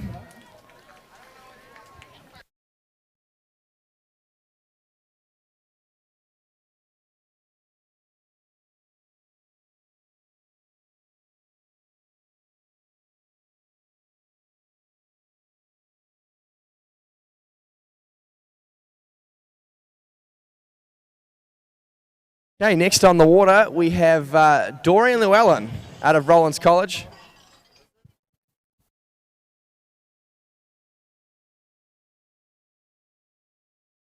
And I believe we're about to cue up the Rollins College fight song, which I know is one of these popular fight songs on site. So I'll hand you over now to the Rollins College fight song.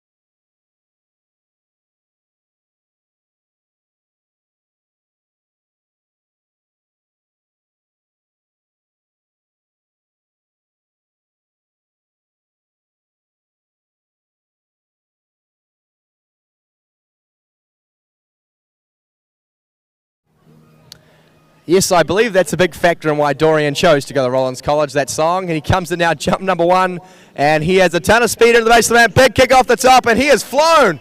Oh, look at the way he soared through the air there. Well, that was a very, very big opening jump. And Tangi Dayan, he's looking pretty nervous right now, shaking in his boots. As we wait on that distance, that could be far enough on jump number one. It was a very big jump indeed. It wasn't the latest cut we've seen all day, but boy, oh boy, did he get some lift off the top of that jump ramp. I would check to see whether or not there is not, in fact, some sort of rocket-propelled jetpack in that man's jumpsuit, because he really flew through the air.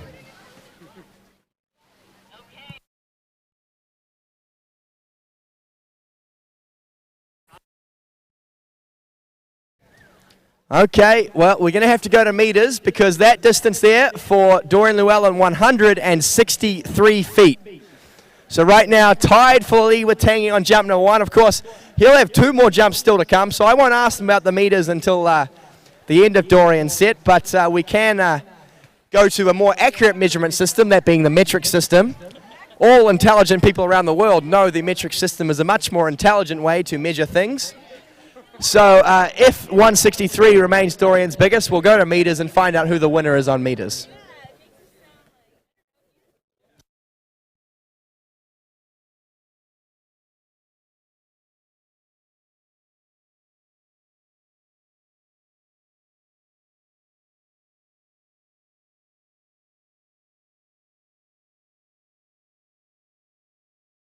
Well, second jump now for Dorian Llewellyn out of Rollins College. He likes to go water skiing with the girls at Rollins College, don't we all? Let's jump number two. This is later from Dorian. He's got more speed into the base of the ramp. Big kick off the top. That's another very big jump. Oh, the way he comes off that ramp is absolutely sensational. He presses out right over the tips of those skis and really flies to the air, the most aerodynamic skier we've seen so far. And that's going to be a similar jump, perhaps even a little bit further.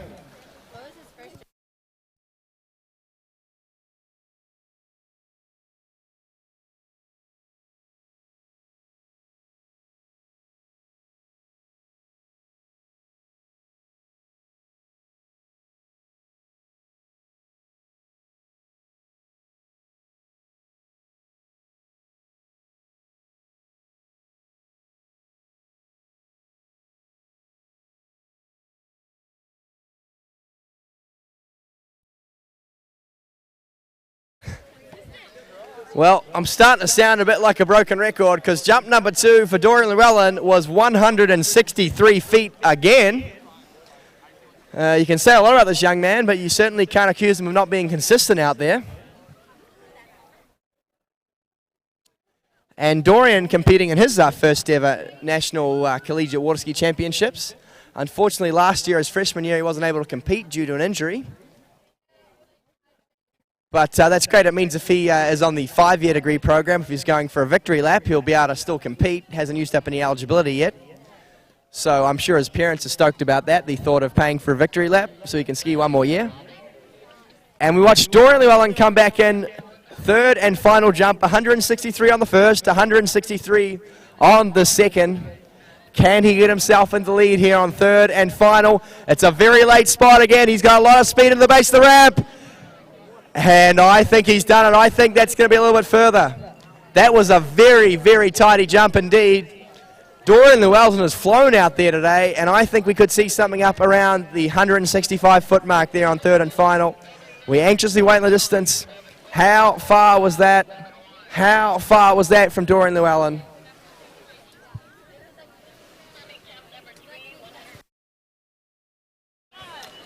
Well, I've probably talked myself a bit much on the mic, but I picked it absolutely perfectly. That third jump from Dorian Llewellyn, 165 feet. So he now takes the lead in this men's jump final. Tangi Diane is relegated to second place at best. And we move towards the business end of rotation 4 in this men's jump final. Next up, we'll go to the University of Alabama. And off the dock will be none other than Samuel Greenwood. Yes, well, there's been plenty of noise all day from the Alabama crew, of course, the Team Alabama, the support. They've been watching football. They watch Alabama versus Tennessee in the football the last hour or so on the iPad, and now they're going to see one of their favourites, of course, Samuel Greenwood. Young man from a great water skiing family out of the southern part of the United States. And Sam Greenwood, of course, can threaten that lead, which is currently at 165 feet, held by Dorian Llewellyn. So this is going to be very close. The conditions are perfect. Every now and again we get a little bit of a head breeze. In fact, I think Dorian had a little bit of a head breeze, but has possibly just dropped off a little bit. But even without the head breeze, it's just magical jumping conditions. The jump ramp is set up nicely, hard and fast. It's a wonderful water skiing facility here at Imperial, stuck out in the desert in Southern California. Conditions are just unbelievable. As Curtis has mentioned, right up over 90 degrees Fahrenheit, probably around 35 or 36 degrees Celsius if you're watching from around the world and understand that measurement of heat a little bit better. The tricks are finished on Lake 2. The Div 2 tricks are finished. So we'll let you know when those scores are out. So we're down to our final event, and everybody is making their way to the shore of Lake 1 to watch this Division 1 men's jump final. 165 feet leads at the moment from Dorian Llewellyn. We have a couple of skiers, or at least one anyway, Tangi DeLand on 163 feet.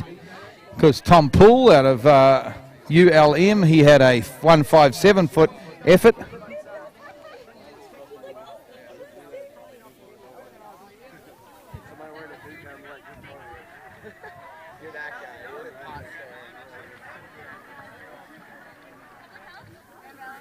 Was I actually right though, Curtis? Was I right or not? It was 5 feet. Yeah, well, there you go. I was wrong then. When you're commentating, it's easy to judge ramp form, but it's harder to judge speed. You can judge lateness or earliness, but actual speed on the ramp is different. Yeah. Someone can go a lot earlier than me and get more load up better. Yeah. They're switching boats again. Maybe.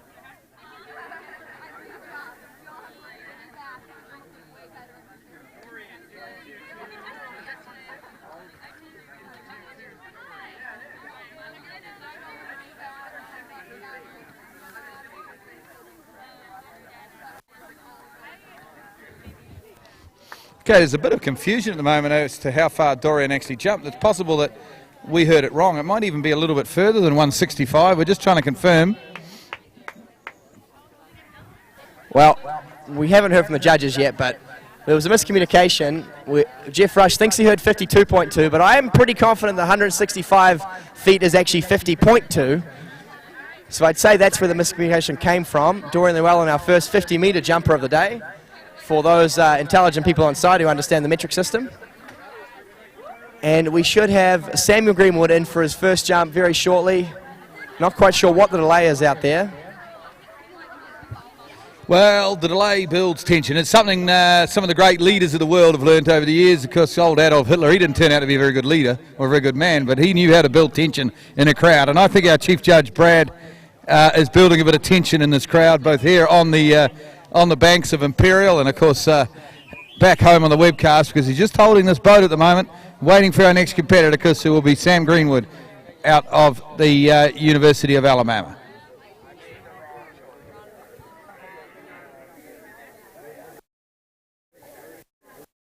These guys are going to have to shout those feet.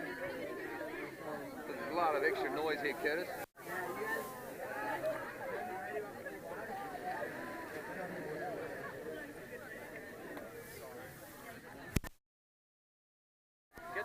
Get the girl to do it, because Connor's too quiet. There you go.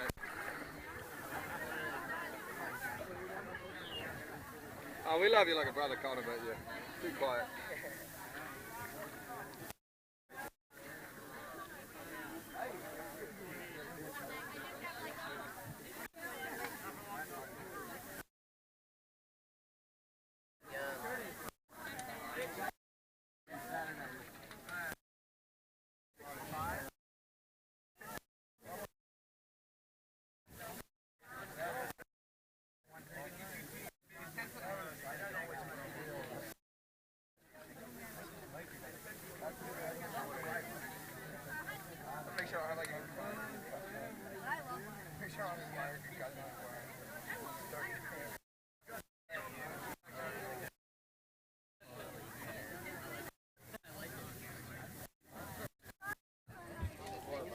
So if you're watching at home on the webcast, stick with us, folks. We've got a slight delay. We're not sure why, but we're pretty sure it won't be long. We'll have Sam Greenwood from Alabama, the University of Alabama, on. Current lead, of course, is with Dorian Llewellyn from Rollins College, who has 165 foot.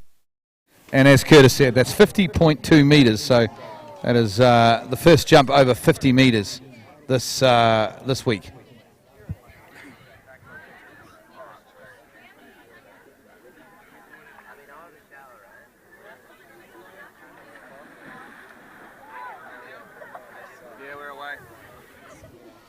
Well, the call has come out, and that magnificent Nautique towboat will bring Sam Greenwood out around the island.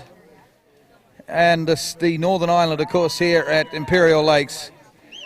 And here he comes, Sam Greenwood. What a super talent he is. Curtis will be able to tell you some of his personal best, but I'm sure he's capable of getting up around that 160, 165 foot mark.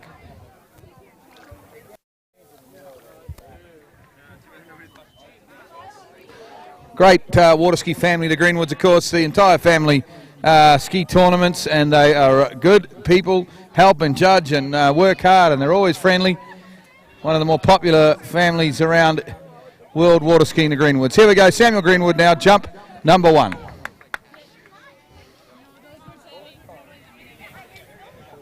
Yeah, Sam's best performance of this collegiate season so far is 158 feet, although he's probably only had 1 or 2 tournaments. And this is a very, very late spot on jump number 1. Oh, he's going to fight to make it on. Can he do it off the top? Big kick.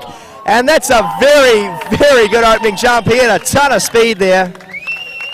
And we could see him up over 150 on jump number 1. That's an absolute ripper there from Sam Greenwood. He looked late, but I'll tell you what, he was so composed.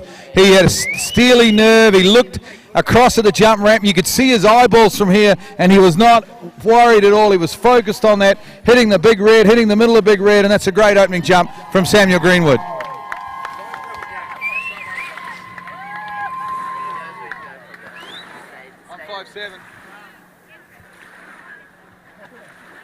Okay, distance coming through for Sam's opening jump, 157 feet. That's a very, very big opening jump. Just 8 feet short of the current lead, of course, with Dorian Llewellyn on 165.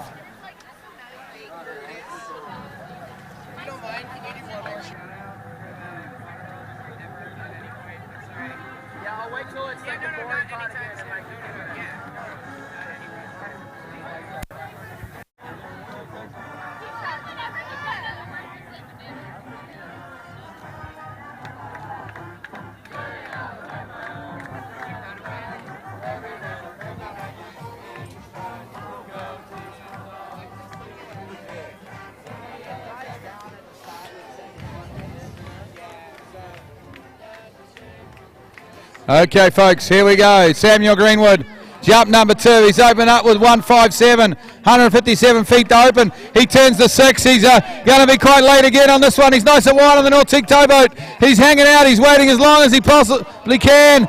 This looks like a good spot. Great turn. Here comes Sam Greenwood into the bottom of the rope. He comes. Big kick up the top. That is another great jump from Sam Greenwood.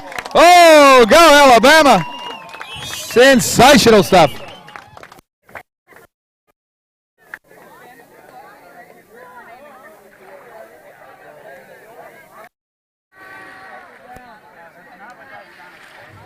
We're waiting on the distance, folks. To me, that looked a little further than his opening effort of 157 feet. We're waiting for jump number 2. The noise is deafening down here on the lakeshore. 166. We have a new leader, 166 feet. Alabama moves ahead of Rollins College, and it's 166 feet from Samuel Greenwood. That moves ahead of Dorian Llewellyn. And that is absolutely sensational, jumping right up over that 50-metre mark again. In fact, that would be up around the 51-metre mark, I guess, if we move to the metric system. Sensational stuff. Yeah, that's some really good jumping there from Sam. He's got the lead, but there are still about 15 jumpers left in this final. So he knows that 166 probably won't be good enough. Interesting enough, though, 166 is the #1 score we've seen from any collegiate men's jumper this season. There's a 3-way tie for first on the ranking list right now between Alex King, Martin Coleman, and Brian Deddy. But I think that Sam Greenwood realizes that he needs to go further. He really needs something up over 170 feet if he wants a shot at winning this men's jump title. Here he comes in now, third and final jump. He's been very, very late. Dare he leave it any later? Turns just after that 6-iron football, shoots across the wakes here. Hangs out nice and wide. Sam Greenwood, he's playing a game of chicken with this jump ramp. How late? Oh. Very late indeed. Into the base of the ramp, a ton of speed off the top. Big kick again. It's another very big jump. I don't know if it was further. Yeah, I think he might have another foot or two out there, Curtis. You're right. That was later. He had more speed, and the lift wasn't quite as good maybe if I wanted to be super critical, but it's still a very big jump, a lot of speed. Hopefully we've seen something more than his 166-foot second effort. That's jump number 3, just gone, waiting on the distance. And how far is out as the Alabama team just go absolutely nuts for their hero, Samuel Greenwood, as he comes into the shore. Okay, it's a little shorter, 158, 158 feet.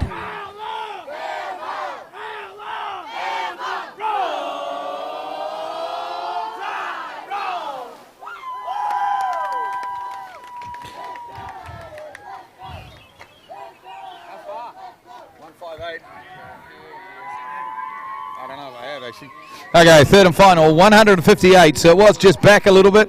So 166 leads this men's Division 1 jump final. 166 feet leads with Samuel Greenwood. Dorian Llewellyn's on 165 feet, and then in third spot at the moment, we've got Tangy DeLand with 163 feet. Only 14, we've still got 14 jumpers left to come, folks. But realistically, probably of those 14, there's probably about 9 or 8, I suppose, that can probably take the lead off Samuel Greenwood. So a little ways to go. We go next up to a compatriot of mine, of course, the Kiwi, Alex King, skiing for ULM, University of Louisiana Monroe. The most successful school in history, of course, at Collegiate Nationals, but desperate to pick up the win after losing last year. And, well, they're up against it, but they have got some big hitters in this jump event. They've got Alex King, they've got Martin Coleman still to come in the 5th rotation. So here we go, and this will be Alex King up on jump number 1. Yeah, well, I mentioned before that the best score we've seen from any collegiate jumper all year has been 166. Alex King, one of the people that's gone that far. We know he's capable of going very big at collegiate settings. He actually finished up last season the #1 ranked collegiate male jumper in the nation with a distance, I believe it was 177 feet. Jump #1, 166 the score to beat. What is Alex King, the Kiwi, got for us here on jump 1? It's a very, very late approach into the base of the ramp. He's got a lot of speed off the top, and he has flown. That is a great opening jump. That's going to be up in the 150s, I believe, on jump #1. Yeah, solid opening jump from Alex. I don't know that it's enough to take the lead, but it gets a good score on the board. Big shout out, of course, to his parents, Graham and Rachel, watching on the webcast at the moment in Hokitika in the South Island of New Zealand. Not a big town, but it has produced one of the great New Zealand water skiers in Alex King, of course. As we wait for the distance, jump #1 from Alex King.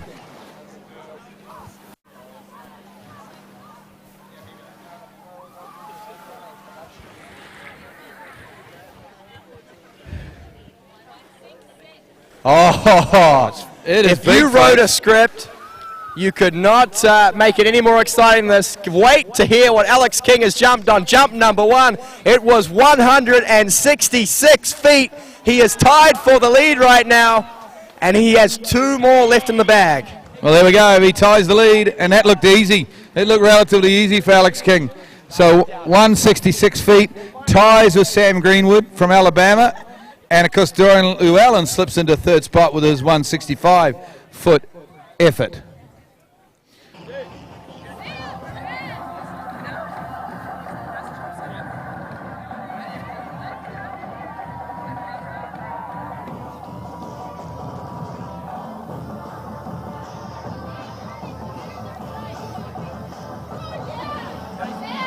Okay.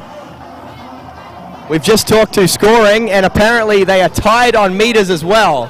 So right now there's a tie for lead, even on meters, between Alex King and Dorian Llewellyn. There's even later. Oh, look away if you have a nervous disposition at the base of the ramp. Oh! And I think that might be even bigger. That is an absolute sensational jump from Alex King. Oh. Absolutely sensational jump from Alex King. He was so late out there, and he kept his composure. He was strong all the way into the bottom. He actually ended up coming off that left-hand corner, which is unusual. It's almost unheard of to be that late and come off that corner, but sensational jump. He got good extension off the top. We'll wait for the distance, but I got a feeling this is going to be a new lead from Alex King. He's all pumped up out there, waiting for the distance. How far is that, Imperial? How far is that? Alex King. 168 feet. Alex King takes the lead for Munro, and the Munro team go nuts. And this is sensational stuff. 168 feet, and the little Kiwi from the South Island of New Zealand takes the lead with 168 feet for the University of Monroe in Louisiana. Well, that was a absolutely amazing jump. He was so late, incredibly late, probably the latest cut we've seen all day. And the nerves it would have taken. This young man has nerves of steel out there to stay cool, calm, and collected, to not panic out of the turn. And he built on it, and it was a fantastic jump. But again, like we said, we still have about 15 skiers left to come. Alex King, he's happy with the lead. He's in 168, the best jump we've seen all day. He wants to go further. He wants a 170 here if he wants a shot at winning this collegiate men's jump title. Yeah, I think you probably need 170 to 175. I really do. The distances are so good out here today. Here's Alex King. Last roll of the dice for him. He's nice and wide on the Nautique towboat. He's looking solid here. This is a great spot. He's got a good turn. He heads into the jump ramp. Lots of speed for Alex King. No, he misses his kick, unfortunately. Slips out on the ramp, so he'll have to live with 168 feet. He'll take the lead back to the dock with him. But he's going to have a long wait, folks, because as Curtis said, still about another 14 jumpers to come. But that is a massive effort from the Kiwi with 168 feet on jump #2.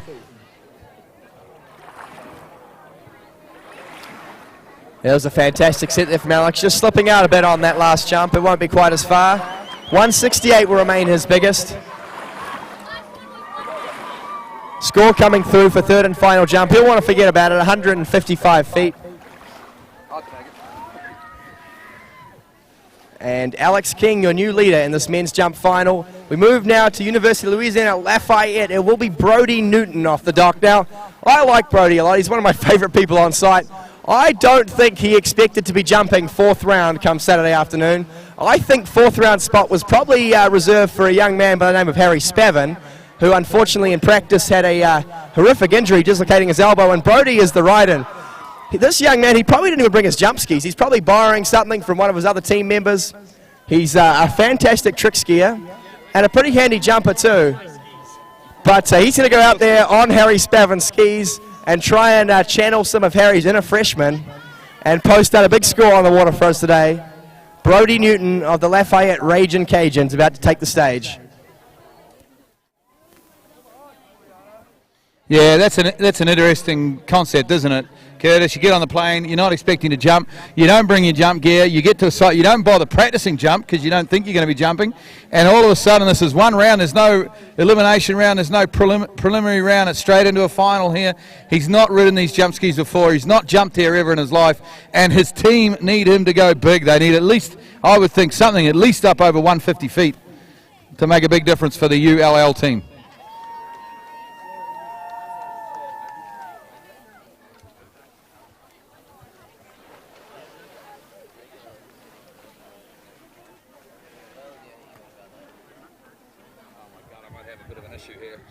I think some sunscreen might be about to get in my left eye.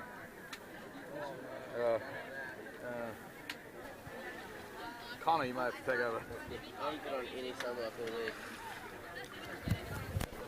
Okay, about to leave the dock now. Brody Newton, the Canadian, skiing for Lafayette, the Ragin' Cajuns, the defending champions. And the teams, of course, taking out that title in Texas last year, looking to back that up with a strong performance here in this men's jump event. They were sitting in second at the conclusion of skiing yesterday. Had a strong showing in women's trick earlier today. Can they cap that off with a great showing in the men's jump event? They need it. They need a huge jump from some of the next couple of competitors to take the lead. Florida Southern have been pretty much untouchable so far this week. And Brody Newton about to leave the dock in this men's jump final. The ride-in. Borrowed gear. He's never ridden these jump skis. He's borrowing a jumpsuit. He's borrowing a helmet. He's borrowing a sling. He's probably borrowing gloves for all we know.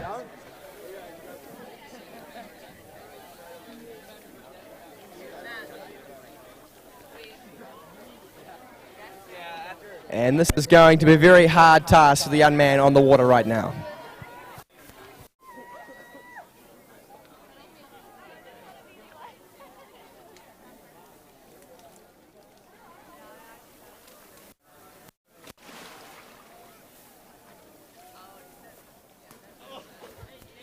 Okay, here we go on the water now. It's going to be a 3/4 cut from Brody Newton.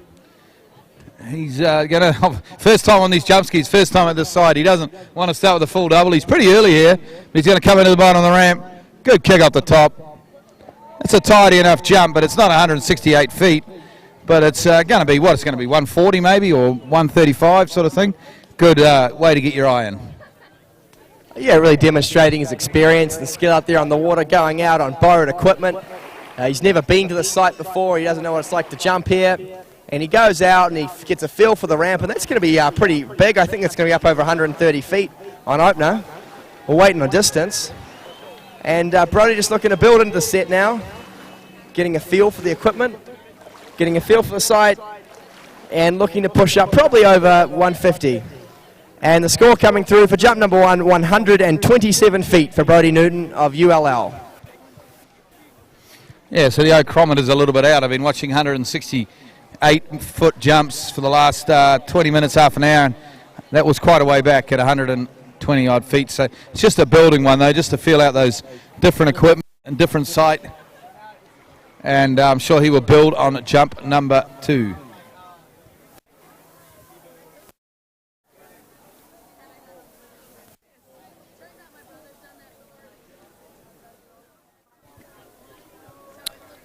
Okay, that Nautique roars into the course now. Brody Newton, the 3/4 cut. He'll stick with those. Probably bring it down a little bit here, try a little bit wider. The first jump, just a bit of a settler for the young man, and he is leaving it very late. He's almost at the 500 football here, where he's pulling out. And he's going to set himself up for a much later approach to this jump ramp. Turns now for the ramp. This is later from Brody. He's got a lot of speed into the base of the ramp, off the top.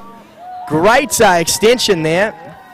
And that's a slightly bigger jump, I think. That's going to be up over 130, but it won't matter, though, because unfortunately he's failed to ride that one away. Man, that's the disappointment, because he really does kick the snot out of that Imperial jump ramp. He gets great lift, great extension off the top, but unfortunately didn't ride that one away.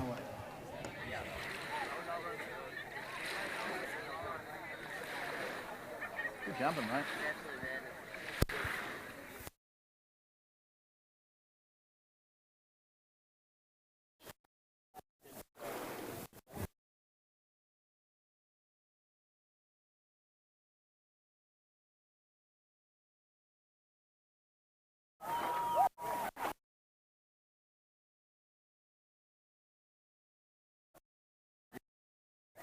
Would have been a good jump. Just to give you an idea, it sounds like that jump would have been 151 feet. It away, of course it won't count. Ski away to get a jump credited.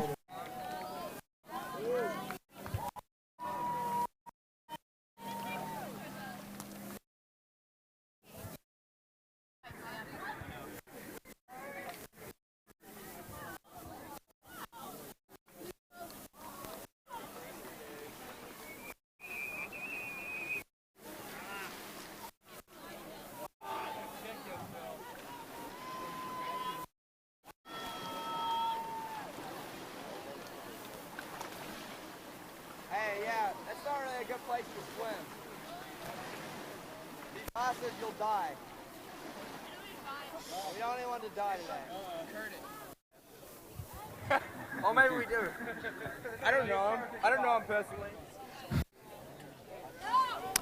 Well, after falling on jump number 2, the boat has spun around, and Brody Newton will come in for his third and final look at this jump ramp. Last stack for this young man at these 2016 National Championships. What has he got stashed away there? What can he pull out for us here when it counts? Needs a jump similar to the second one. This is late, maybe later again into the base of the ramp. He's going to have a lot of speed. Brody Newton gets his kick. It's big. It's not as big as the one before, though. He's going to be really disappointed he didn't ride that one away. He's happy. Big fist pump there, little half fist pump because he's happy. You think it was an angry fist pump? Oh, okay. I think it might have been reasonably happy, but it's hard to tell with a fist pump. We'll wait for the distance. I thought it was a pretty good effort for someone on Byron Garrett on a new site, not thinking he was coming here to jump.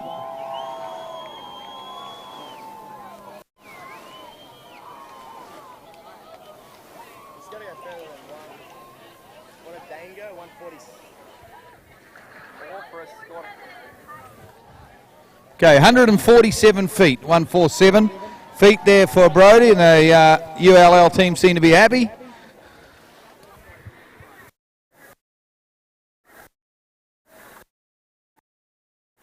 Who's their top jumper? Cole Grant.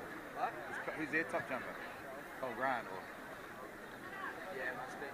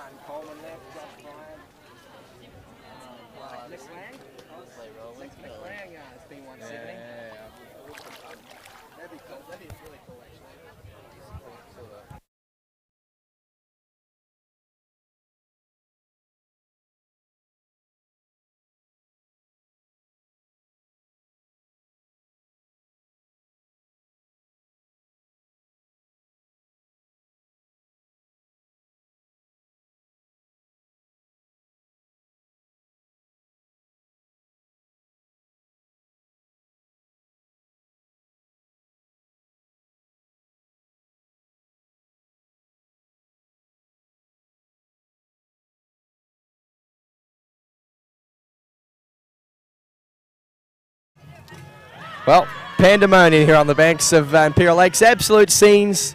We have the next competitor out of Florida Southern coming in, of course. It'll be none other than Cole McCormick, opening up his jumping campaign here at these Nationals. Oh, this is very late on jump number 1. He's got a lot of speed into the base of the ramp off the top. doesn't get full extension, slips out of it there, and he's a little disappointed there with jump number 1, not exactly what he's looking for. It's a danger with cutting so late out there. It's very difficult to get your legs off the top of the jump ramp.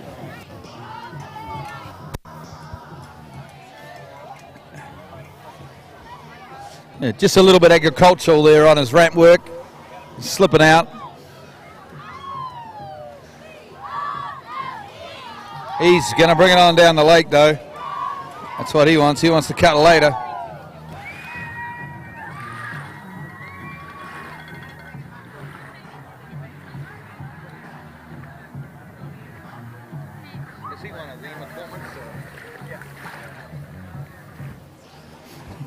Because Cole McCormick, from a very famous water skiing family, McCormick family, one of the great names of world water skiing, produced so many good athletes over the years.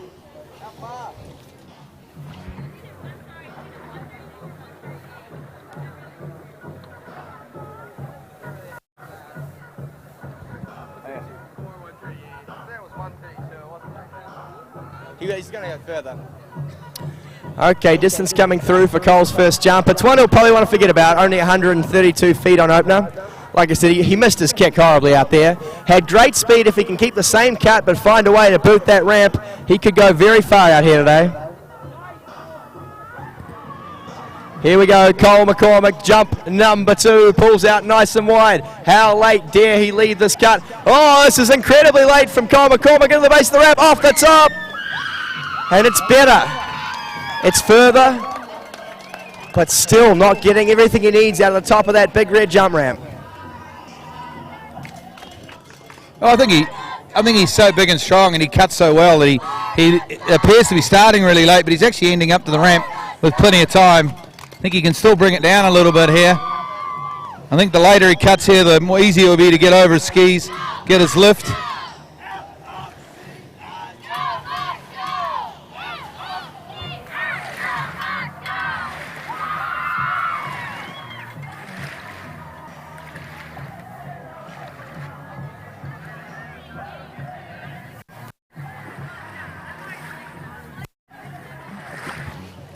.147 feet, 147 feet, jump number 2 for Cole McCormick. It hasn't been, Florida Southern have led through this entire tournament, but they need Cole McCormick to jump a little bit better here, I think, on his third and final.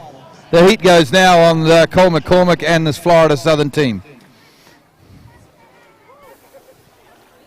Yes, and of course, this third jump, like all third jumps, brought to you by the El Centro Urgent Medical Care Centre. I believe Harry Spavin made a trip there earlier in the week. I'm sure the service is excellent. And it is your third jump at the end of the Collegiate National season. You can leave absolutely nothing on the water. There can be no regrets, and Cole McCormick turns the 600 football an hour, shoots out nice and wide behind that Nautique towboat. Can he get his legs? He's had the speed, he's been late. Looks like he's backed it up. This is slightly earlier, looking to get his legs on jump number 3. It's a better jump. That headwind picked up. It might be slightly further, but I think Cole McCormick's going to be a little bit disappointed with his jumping here today. Yeah. You agree? Curtis, what would you jump in the tournament? What would you jump in the tournament? What did you jump? I'd love to comment on that jump, but I didn't see any of it. There's like 300 people that's looking.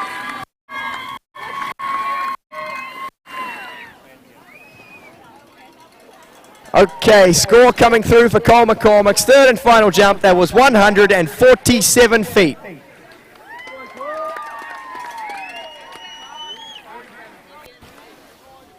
So 147 is a great distance, but it's probably not quite as much as he'd like. Curtis pointed out something there on Cole's third and final. That headwind has kicked up just a little bit here for these next couple of jumpers. It is up and down a little bit, though.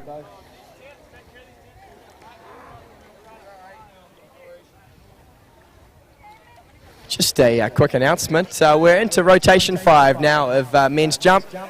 At some time in the next half an hour or so, we're going to try and do the Division 2 trick medals. So Division 2 trickers, I'm sure you're all here on site, but don't go anywhere. Hang out down here by the ramp watching this jump event, and we're going to do the trick awards for Division 2 coming out very shortly.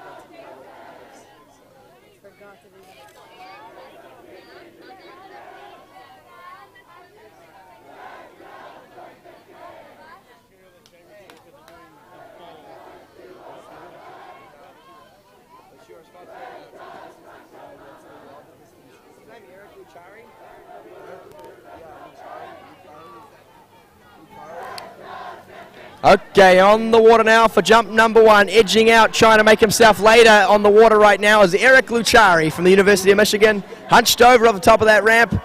And jump number 1, unfortunately, he won't ride away. He rode it away, but his skis stayed back at the ramp. Unfortunately, a fall on jump number 1 that would have been up close to 80, 90 feet on opener.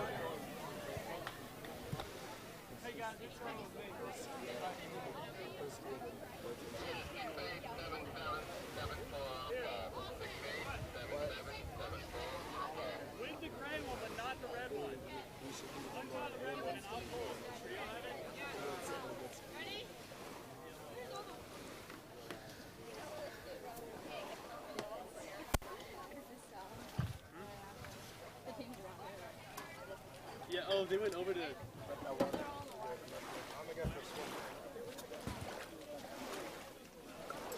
Okay, well, a bit of a fall there for our first jumper in rotation 5 from Michigan. It looks like he has a bit of a dig out there, doesn't he? He doesn't mind having a go. Eric Ligari from Michigan.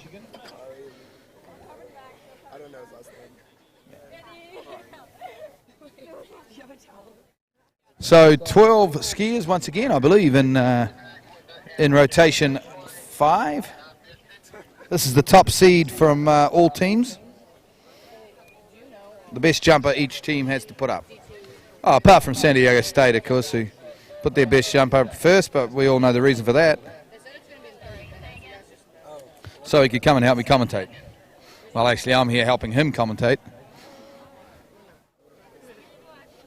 Although he's currently having a swim. So the skis go back on for Eric Ligari of Michigan. And he'll have a couple more jumps to try and get a score on the board.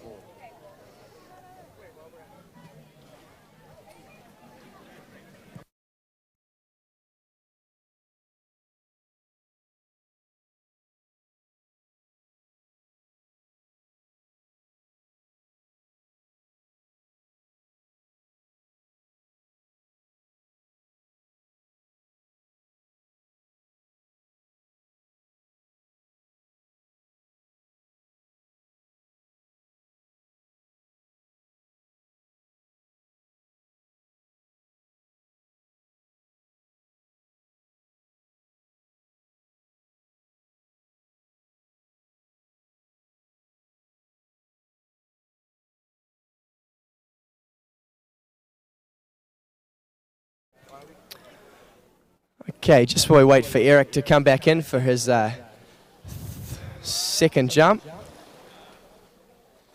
I've been asked by Kirk Lee to plug his job application again. He's down in the safety tent. He's the one that's going to give you mouth-to-mouth if you fall, so get excited about that. And if you are interested in getting a job, being paid to water ski, paid to do what you love, being a professional water ski stuntman at Universal Studios, go down and talk to Kirk Lee. They're currently hiring, and it sounds like a very fun job indeed.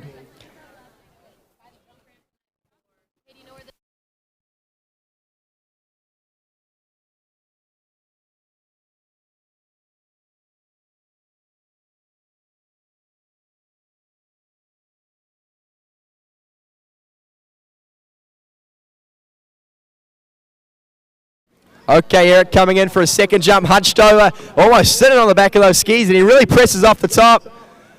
Oh, no, and you can't ride that one away either. So close. Unique style, you know, he's really quite sat down there on the back of the skis coming into the ramp. Then he gets a bit of extension off the top. Can't change a style like that in one jump set, so it's what he's used to working with, and I don't think that's the reason why he's falling. It's not quite getting together on the landing. He looks very experienced. Looks like he's Michigan's #1 jumper, so I'm sure he'll be able to figure stuff out.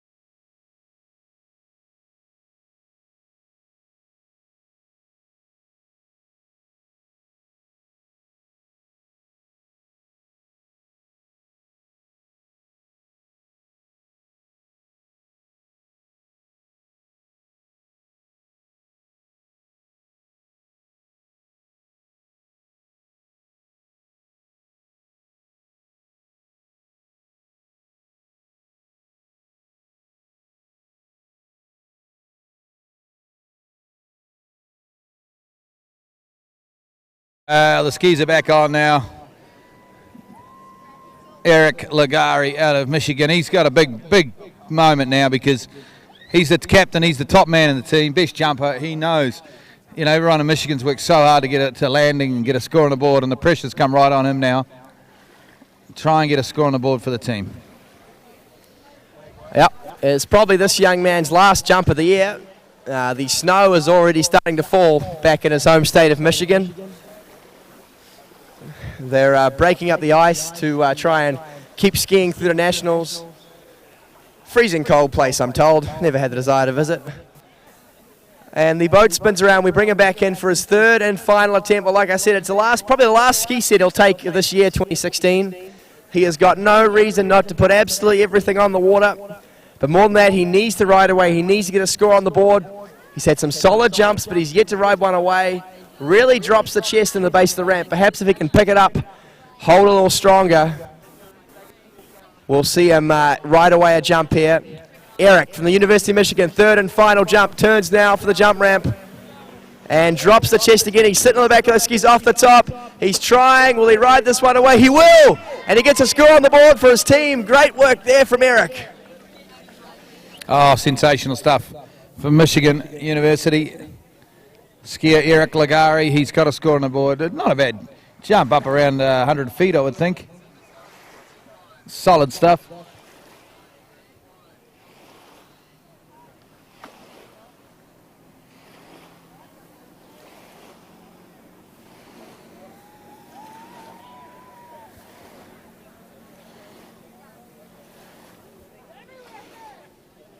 Still waiting on that distance.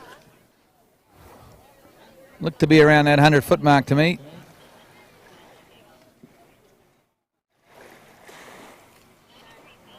$93 feet there. He's got the score on the board.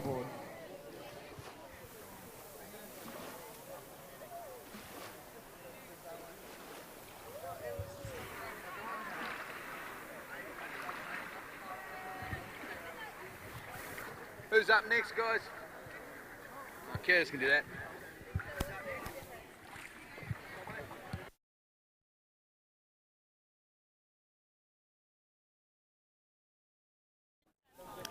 Well, from the University of Michigan, we now move to Michigan State University, and last off the dock, we none other than Dean Chase.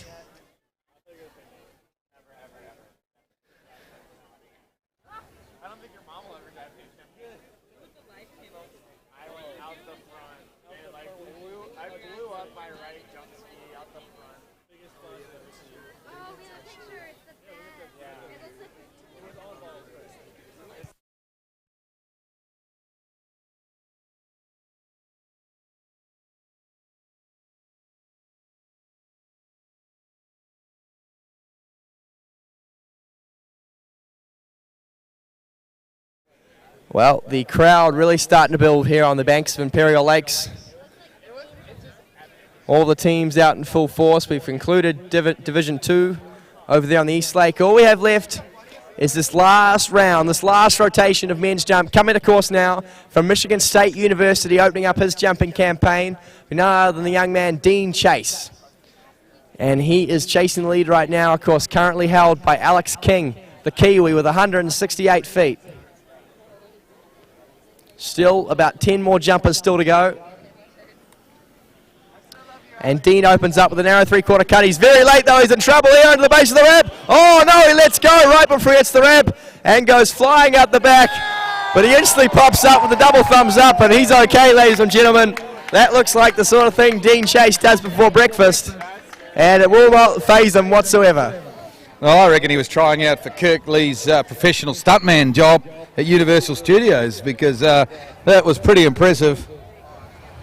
Losing the handle at the base of the ramp, never recommended in the jump event. But he's okay, folks. They're pretty tough, these college students.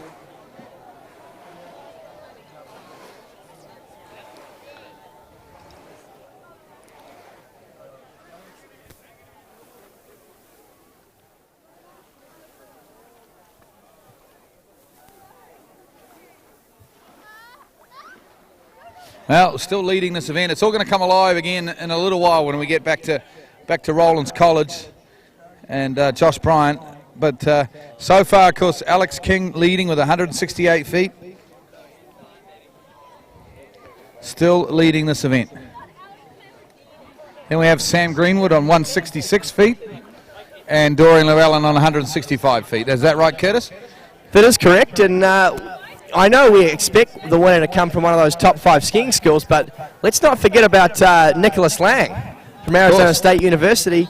He's going to be up in about 1 or 2 skiers. In fact, he's up very soon, and he's a young man who certainly has the capability to jump 170 plus here at these Collegiate Nationals and take out a title. I'll tell you the other thing about Nick Lang, Curtis, is that he's very used to this site. He would have spent a lot of years as a kid growing up, I'm sure, skiing tournaments here at Imperial, growing up in Arizona. It's not too far away from where we are here in Southern California. So we'll wait and watch Eric Lang. But I think before we get there, we've got a little bit more entertainment to come from the Michigan State competitor.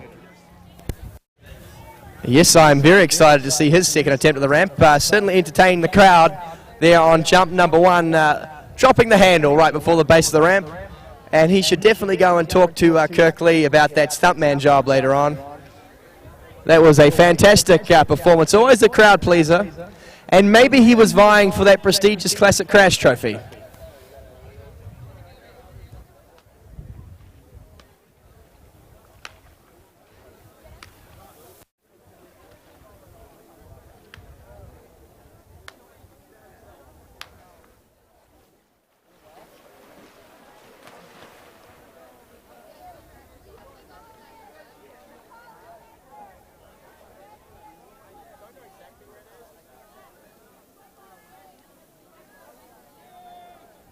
What's this guy's name again?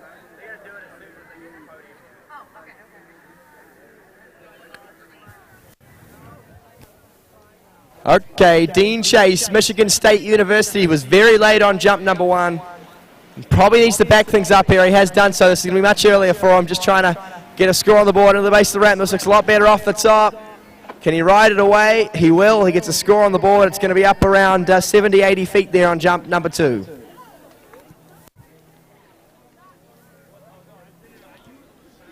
So a reminder, we're going to do Division 2 Trick Awards on site. As soon as we get the official results and the podium in, we're going to do it down here, I believe, in front of the jump ramp. So Division 2 trickers, do not go anywhere.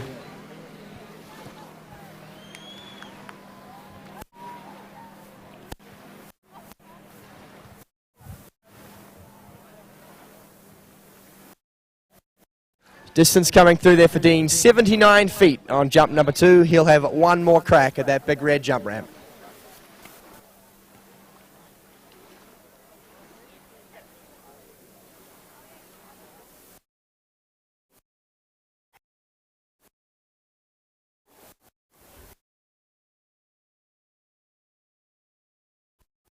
So what a wonderful Collegiate Nationals it's been. We've had some magnificent events. Slalom, tricking, jumping.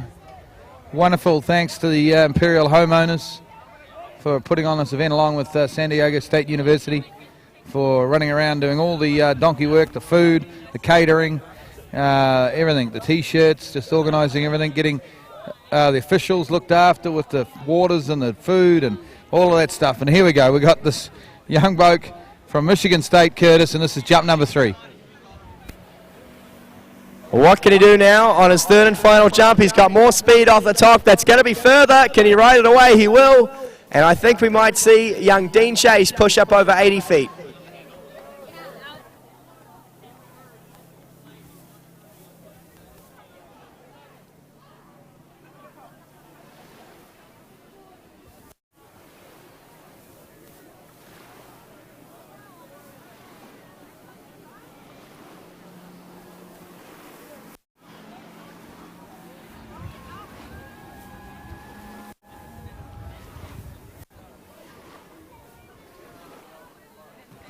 So who Alabama got? Who's their top jumper then?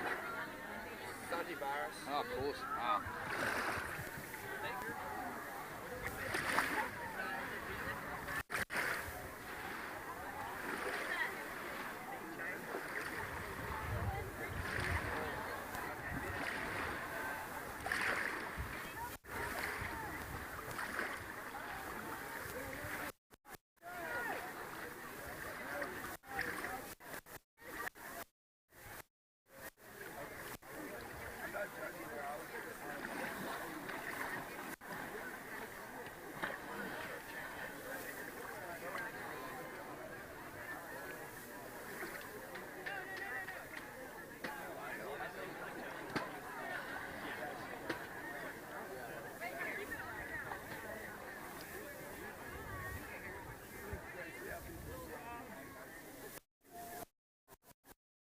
Who's up now?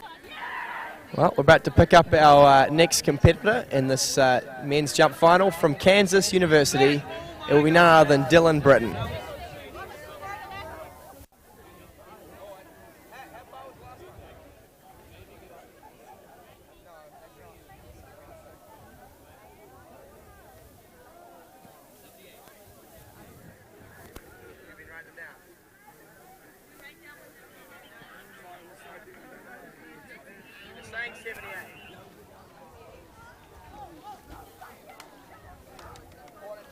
You guys got to pick it up back there. If you want the couch, you want the couch. Here we go, Dylan Britton, the University of Kansas, jump number 1. It's a very late approach on opener. Into the base of the ramp, lots of speed. Just slips out there a little bit. The old knees couldn't quite handle the G-forces he was pulling there into that base of that ramp. And so it'll be over 100, up around 110 feet, I think, on jump number 1.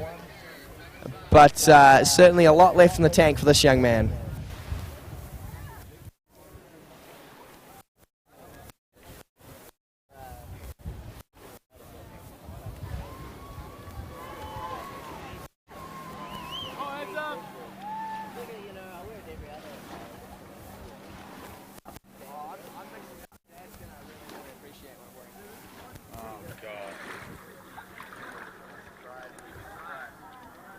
Better not be a dress. What? Better not be a dress.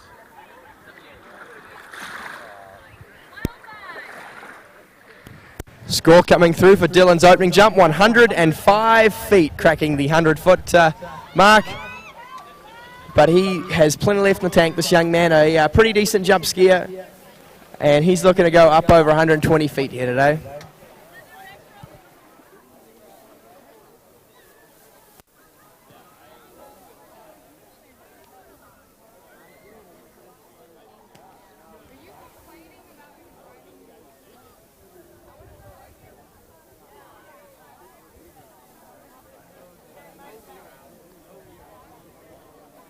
What's this guy, Dylan Britton?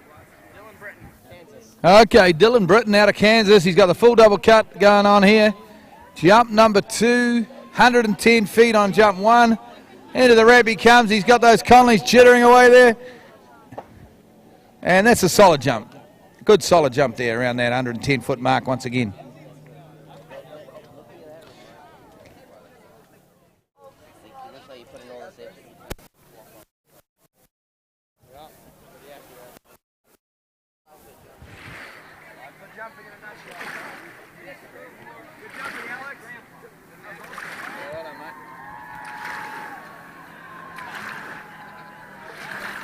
That lipstick you got on him, mate. Yeah. Well done. Okay, score through for Dylan's second jump, 118 feet, 118 there on jump number 2. Building well into the set. Can we see him push up over 120 feet here on his third and final attempt?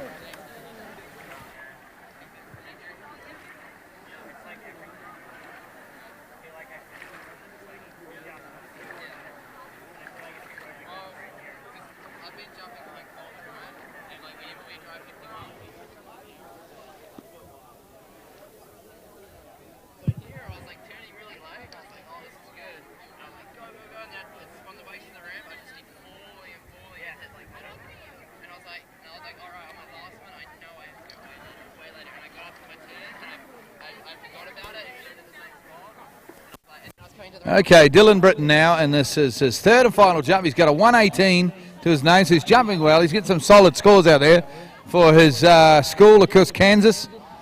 This is a lot later for him. He's right down there, heading into the ramp, plenty of speed. Oh, he just slips back a bit, pulls his hands in. But it's a solid jump. It's a shame he slipped out there. That could have been a very good performance from the young man.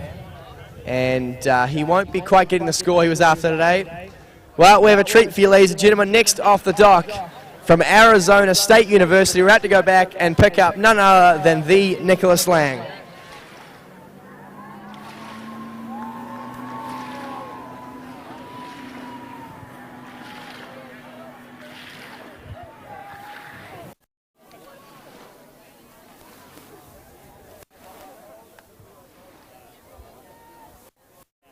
Yeah, well, Nick Lang skiing, of course, for Arizona State University.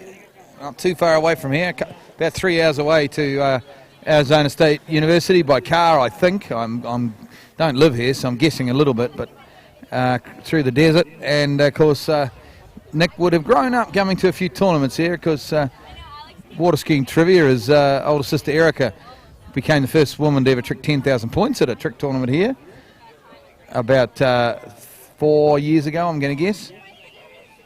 So this is a place that the Langs have come to a few times over the years for tournaments. And Nick will know this site reasonably well. He's got a little bit of a head breeze here at the moment, so he'll be happy about that. And remember that the lead is at 168 feet with Alex King from University of Louisiana Monroe. And a reminder to all the ladies on site, Nick Lang is single. You can contact him at 480-636-9740. Call or text anytime. He has been nominated as the most eligible bachelor on the Arizona State University team. And he'll be coming to course now, looking if he can exceed Alex King's 168-foot lead right now. Could we see Nick Lang get himself on the podium here, if not even win this event?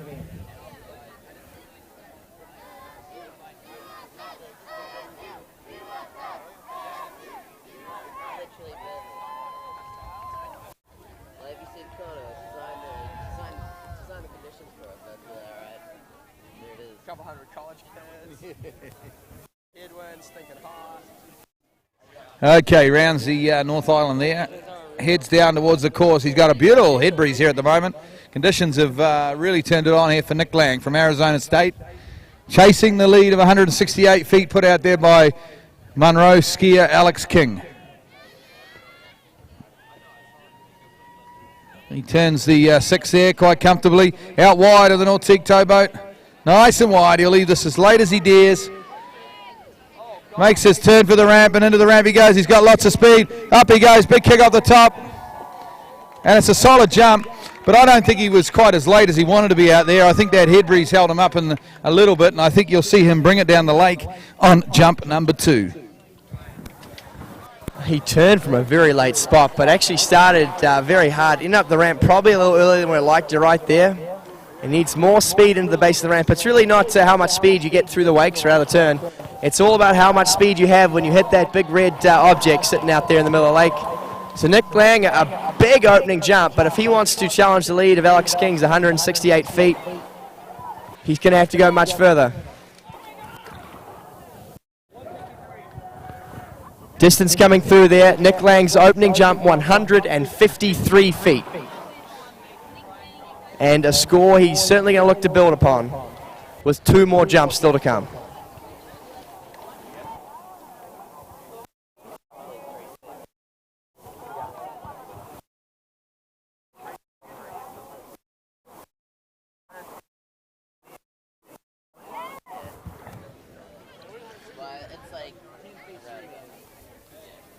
Okay, here comes Nick Lang. I think he'll leave it a little later on the 600 football here. I think he knows, especially with this head breeze, you're going to have to cut a little bit later down there on the 6 to get where you want to be, get the width you want. Opens up tidily with a 153. Remember, 168 is the current lead. Pulls out wide here on this Nautique towboat. He waits. And he waits, and he waits, and here we go. This is a great cut from Nick Lang. Can he get a bit on the top? He does. Oh, that's a great jump from Nick Lang. If I had to guess, I would say it's maybe not quite far enough, but it's very close. Good jumping from Nick Lang. Yeah, that was a sensational jump. You know, I think that's going to be up around 160 feet. I don't think it's quite the 168 he needs. You know, he turned so much later, had so much more angle out of that turn than we've seen from anyone else today. There was a whole different kind of spray came off his right ski as it came around. And that was a very, very big jump, a very, very late cut. But I don't know if it's going to be far enough. We wait down the distance. How far was that for Nick Lang? Who will be in the lead? Alex King stays in the lead. That jump from Nick Lang, 157 feet.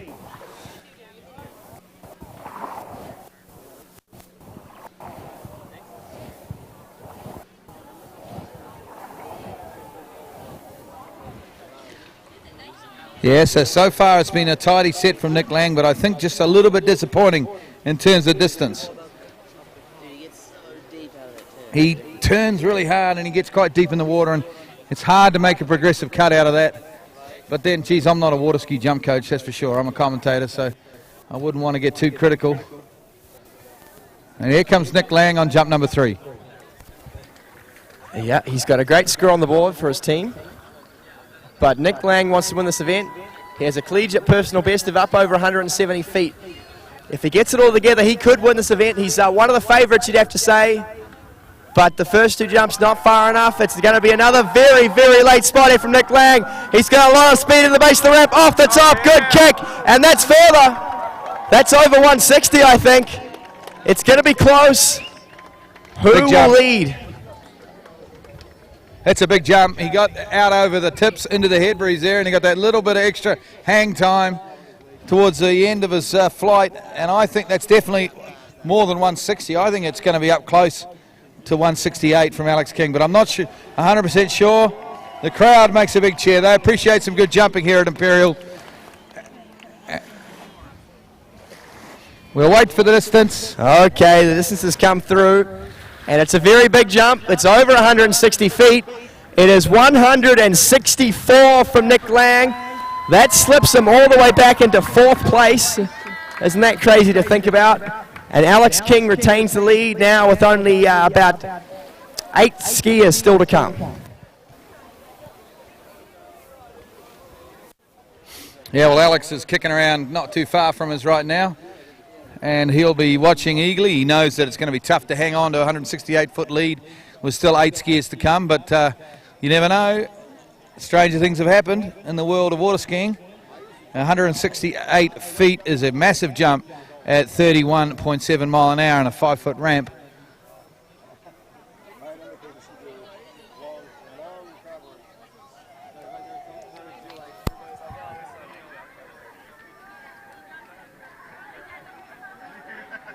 Who's next? Ohio?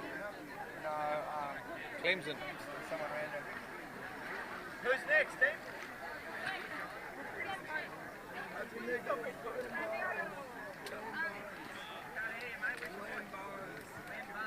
Len Barnes. I think I went to school with him. Len Barnes? From Clemson, right? Okay, we're going to Clemson University now, and Len Barnes. That great jumping name of Len Barnes. So he finds himself ranked ahead of Nick Lang because of his school being ranked ahead of Arizona State. That's the way it works. The seeding is done on the school, not the skier. But I reckon Len Barnes will have a good crack here. I reckon he'll give it his best shot. Big stage for him, jumping in rotation 5 on the Saturday afternoon at Collegiate Nationals.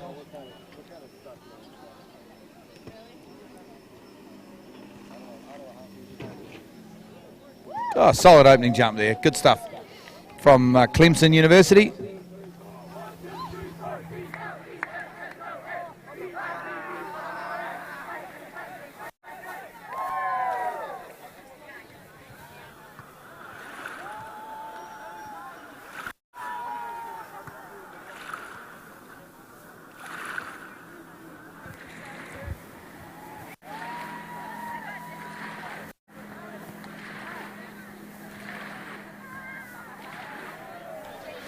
Yes, a tidy opening jump there from Glenn, getting a score on the board.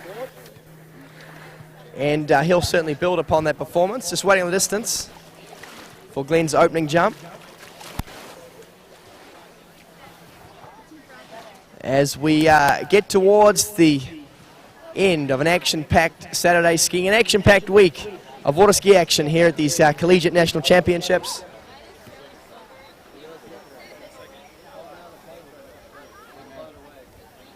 We're just going to stop Glenn down there at the northern end to make sure we get him his distance before he comes back in for attempt number 2.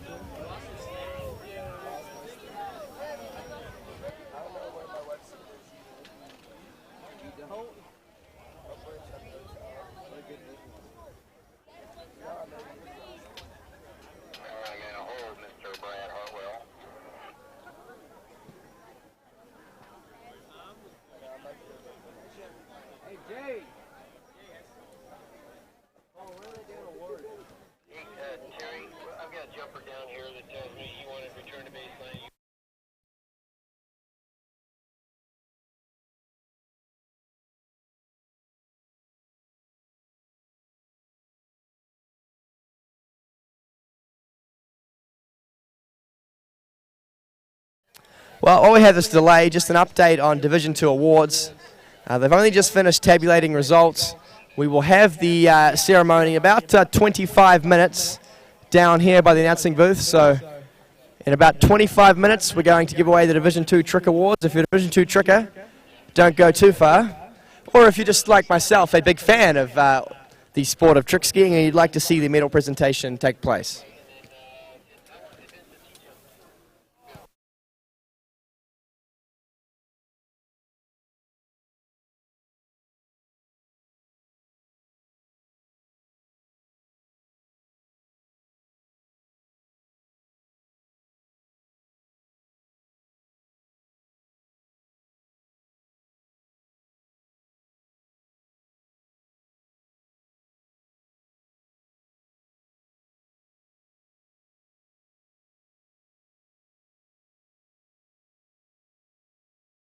Okay, and the Division 2 trick results have been posted at the start dock. If you'd like to go down and have a look at those results, hot off the press, they're down at the start dock.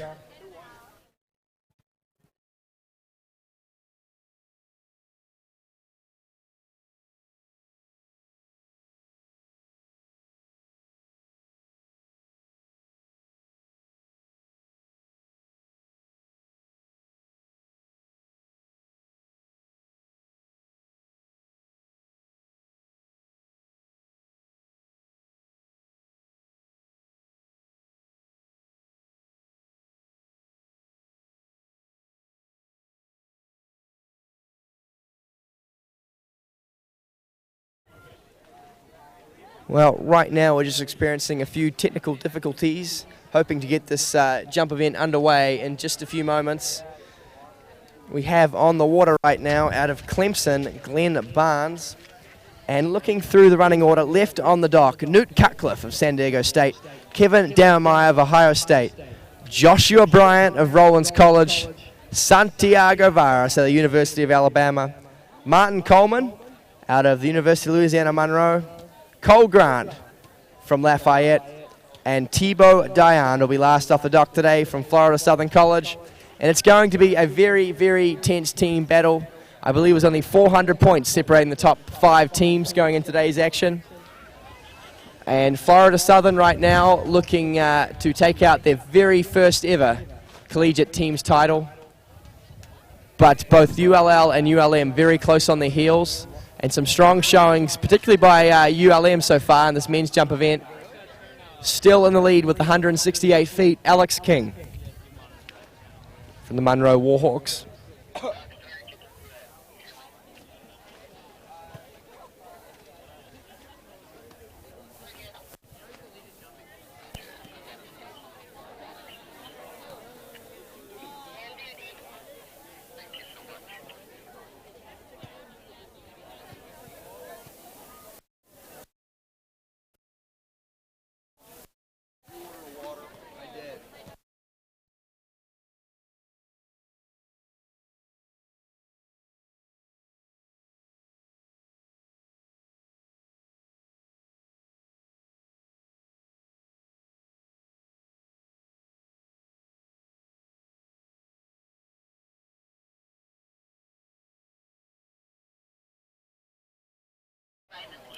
Well, we were working feverishly there to find the distance, but the skier is, getting some cramped up feet down that southern. And he's saying, well, can we just rewrite it? So what we're going to do is we're going to forget about Glenn Barnes' first jump. We'll flush it down the dunny and move on. And he'll have 3 more jumps. It's like a clean slate. It'll be as if nothing ever happened. He'll return now for his first jump.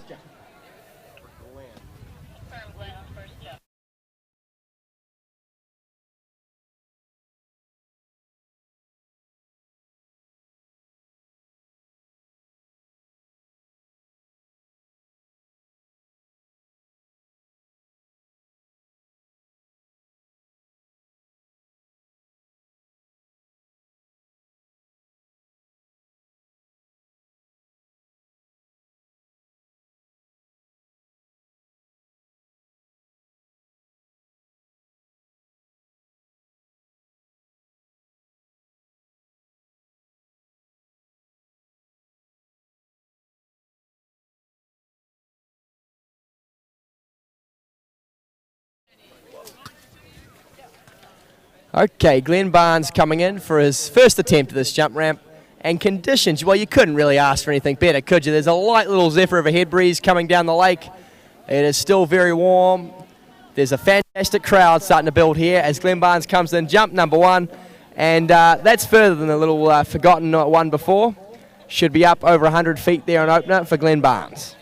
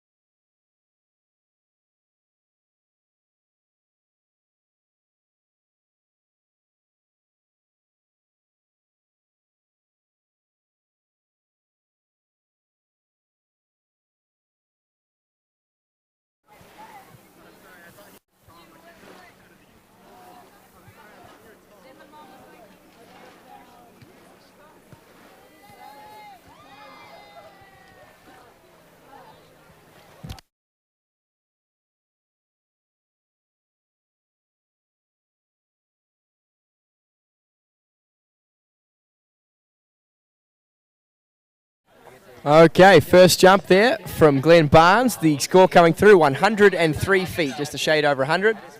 Good work from him. He's got 2 more jumps to come here in this men's jump final. Looking at a solid score for the Clemson team, currently sitting in 8th place in the team's event, seeing if they can't squeeze up into 7th or even 6th place. Driving now into the base ramp. He's got a little more speed this time off the top. That's a better jump, I think. That's going to be a little bit further. And he might be close to 110 feet there on jump number 2.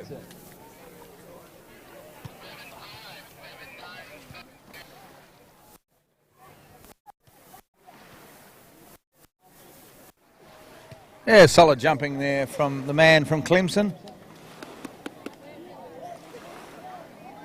The delay with the jump on the first one is that we have a grid that finishes at 110 feet. So if they jump in the first grid or the second grid, and we're getting used to ones that are over 110, and then suddenly get one less than 110 feet, it becomes a problem. Anyone who's ever measured jumps or set up sites knows this can happen.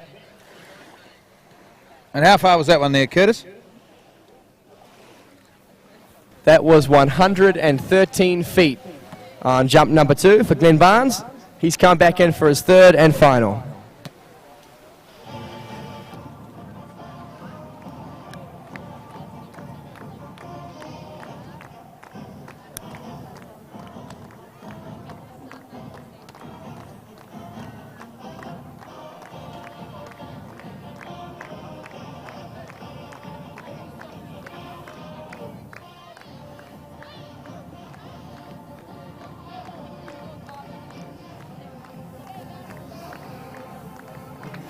What can Glenn do for us here on 3rd and final? He's got 113 feet in the books. Could we see him push up over 120? This is later. He's got a lot of speed in the base of the ramp, off the top. And that might just be a fraction further. Great jumping for the young man from Clemson. Really throwing it all on the line here at these national championships.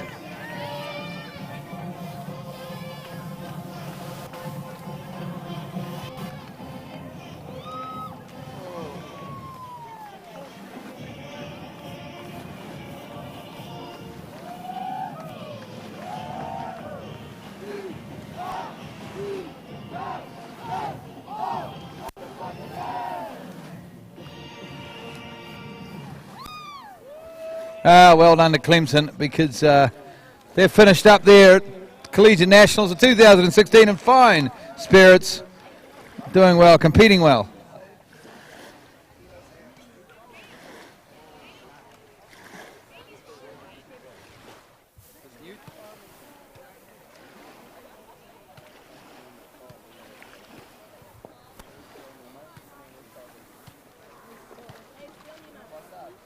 Well, big moment coming up for this young man in his final ever Collegiate Nationals. Newt, of course, from San Diego State University. Newt Cutcliffe, of course, first time ever, we believe, we don't know for sure, but we think this is the first time ever in the 5th rotation and jump. Jumping off as San Diego State's last jumper.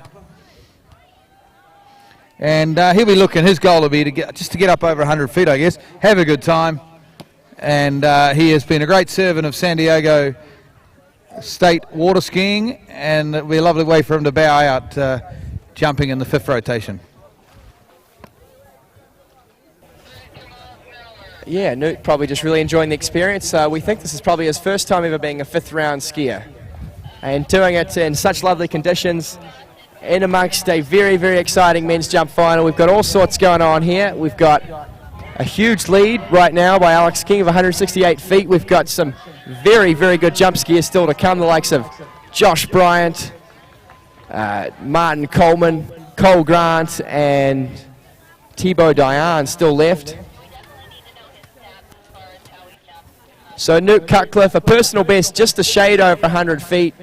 And he'll be looking to score on the board. This first jump up somewhere in the 90s. Conditions absolutely perfect. Pulls out here for this first 3/4 cut.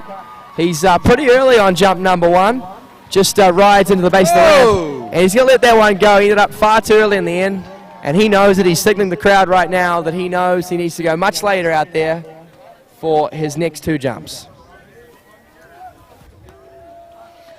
Yeah, well, I worked a little bit with Newt on Wednesday when I was riding in the boat.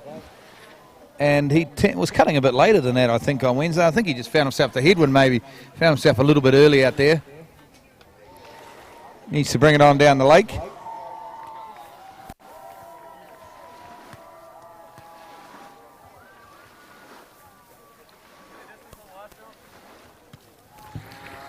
Oh, geez. Watch the mic. Distance on the last jump.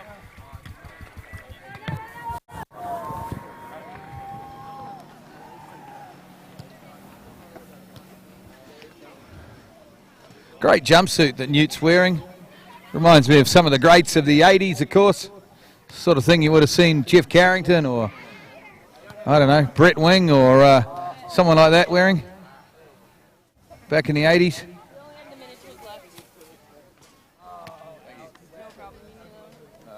Put it in the sand there. All right.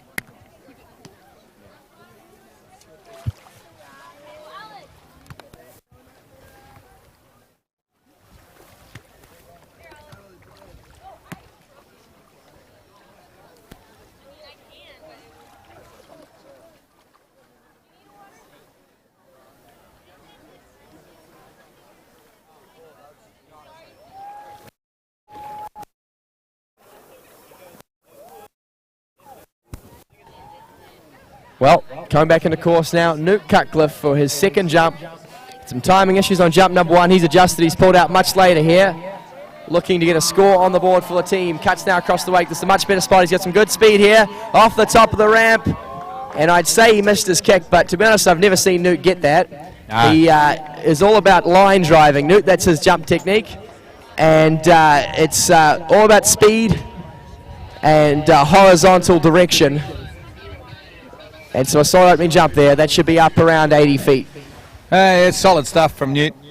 But if he wants to go 100 feet today, he's going to have to cut later, isn't he, I think? Last ever attempt at a jump ramp, last ever ski at a Collegiate Nationals. This is as big as it'll ever get for Newt Cutcliffe, possibly in water skiing. And he needs to really fire up here and have a big late cut here for his last ever cut at the jump ramp at a Collegiate Nationals. Score coming through for Newt on jump number 2, 89 feet. Getting a good solid score on the board. And as we were saying before, this, well, almost definitely is the last time Newt will ever ski a collegiate tournament. It's his last ever semester of eligibility. It's the last tournament of the season at this stage. And so he has one more jump. And he can leave absolutely nothing out there on the water. He's going to go very, very late indeed. He can never go away wondering from the set. He can't have any regrets. He knows that. He'll come back in. And Newt wants to go 100 feet. He wants to beat Little Ben. Little Ben on our team had a personal best of 102. And Newt would be absolutely fuming if he let the freshman beat him.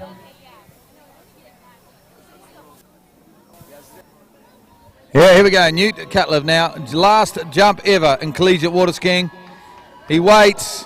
Oh, I think he's a little early here, but he's going to fight hard. He's up and over the ramp. Oh, yeah, that's a bit further, I think. I don't know if it's going to be 100 feet, but it could be 95 feet.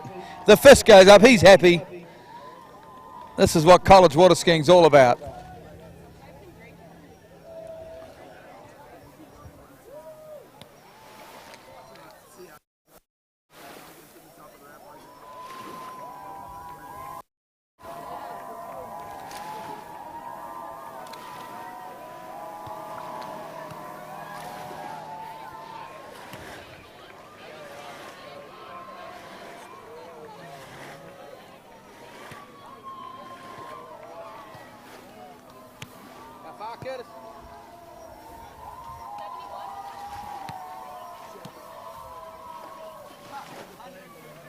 No way. Oh, get ready for this, Newt, because you have finally done it. 102 feet.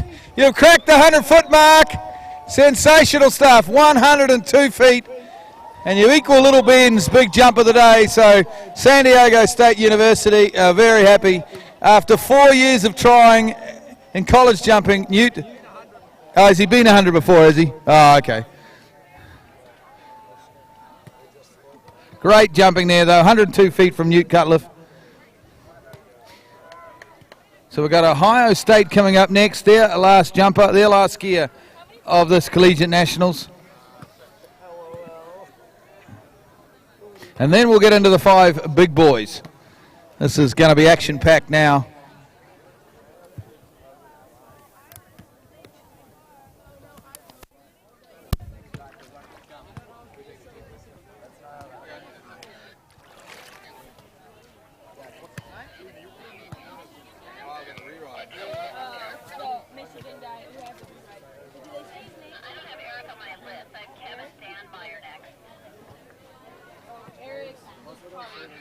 Okay, we've got a re-ride coming up here for an Eric Lugari of Michigan. He was given the wrong setting on his first jump. May have been an error by the start dock person, riding the wrong setting. He likes return to base.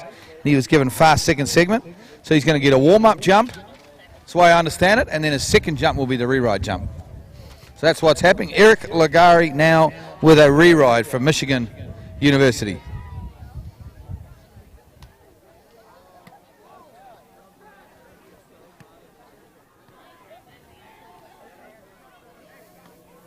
This is just a warm-up jump, folks, so just a bit of an opportunity to have a look at the fine style of Eric Lugari. Whoa. What, if you drop those tips into that head breeze, you will come unstuck, and Eric was just good enough to keep the tips up, which is great news.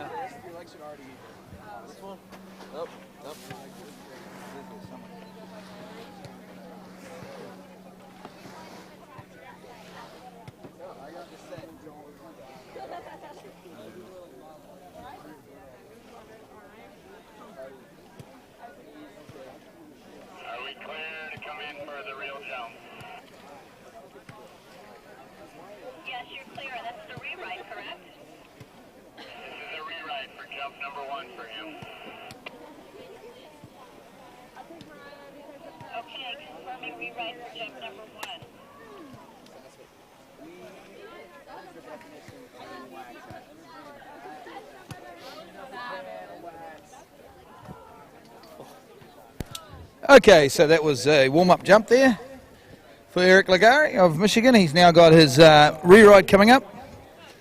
Let's see how he goes.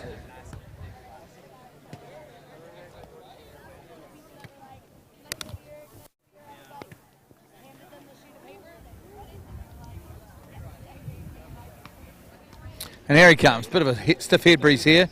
He's hunkered down nice and low. Up he goes. Big kick up the top. Oh, yeah, he's flown on that one. And that might be his best. Almost looks a bit like a cannonball the way he flies in that jump ramp. Gets really low. The chest drops right in. and really hurdles himself towards that big red ramp. Seems to be working for him. That was a pretty tidy jump there from Eric on his re-ride from the University of Michigan.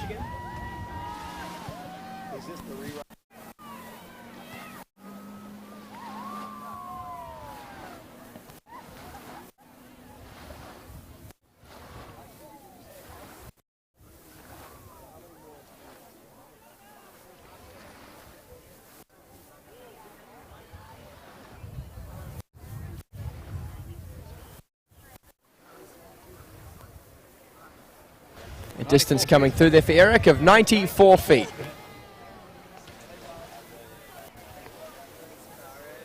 And I believe he'll have 2 more jumps to come. That first jump, of course, just a warm-up jump. That was the first score we just saw. It was 94 feet. Eric from the University of Michigan coming back in for his next attempt. He only had one re-ride.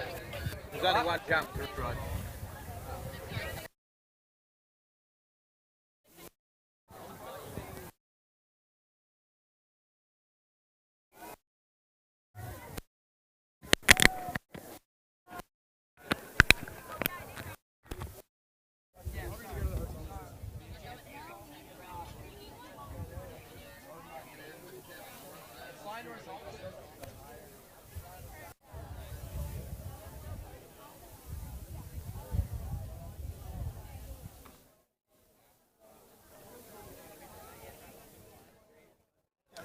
Okay, quick announcement. There is a white F-150 parked by the gate. It's a rental car, but it's got some sort of Texas decoration on it. That vehicle needs to be moved immediately. You've parked that somewhere where you're not allowed to park. I imagine it's probably an issue again where it's a health and safety issue where we probably couldn't get an ambulance in. So could we please get that white F-150 moved immediately? Texas, apparently this one's on you. Okay, I think we've gone to Ohio now. I'm not sure of the skier, Curtis. Kevin Dadmeyer passes up jump number 1. He's too early. Too early out there. The headwind got him, I think. This headwind is actually getting up a bit. It will suit the guys that are going to try and jump 170 feet, but it probably won't suit these guys that are going kind of 100, 120 feet, to be fair. That will hold them up in the air and bring them down. But for the big guys, the Joshua Bryants, the Cole Grants, the Martin Colemans, and of course the Thibaut Delans, this head breeze will really suit them, and they're coming up soon. Alex King from Monroe still holds the lead in this event with 168 feet, ahead of Sam Greenwood of Alabama with 166 feet, and then of course 165 feet is Roland's Dorian Llewellyn.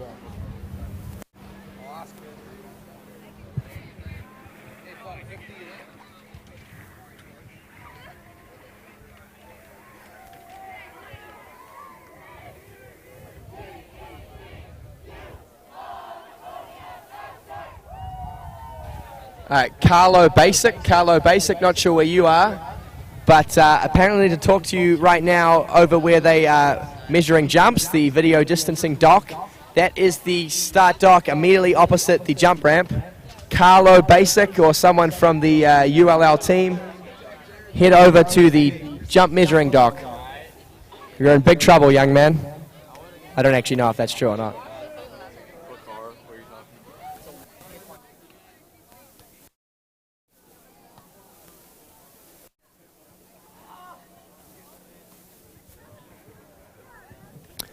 Well, this will be jump number 2 for Kevin Daumeyer of the Ohio State Buckeyes. And oh no, devastation. He's gone down on the counter cut. And, well, that is very unfortunate for this young man. He was looking good so far, but pulling up that counter cut. Maybe the head breeze has got up a bit there. And the ski gets caught in the wind, and Kevin goes down, pulling out for his 3/4 cut. Yes, well, it does happen from time to time. We see it, of course, around the world of water skiing. Particularly when you get a head breeze, the ski, you can lift it up and it can catch behind you with the head breeze. This wind is starting to pick up a little bit, this head breeze. It will suit our top jumpers. I'll tell you what, there's a bit of warmth in that wind too. I don't know what a Santa Ana wind is. I don't even know if you get them here, but I wonder, because this wind's blowing from Mexico. Mexico's only about 7 miles south of us here, and it's kicking up off the desert, and it is warm, kind of a bit like a Canterbury northwester if you're from New Zealand, but times about it's about 20 degrees warmer.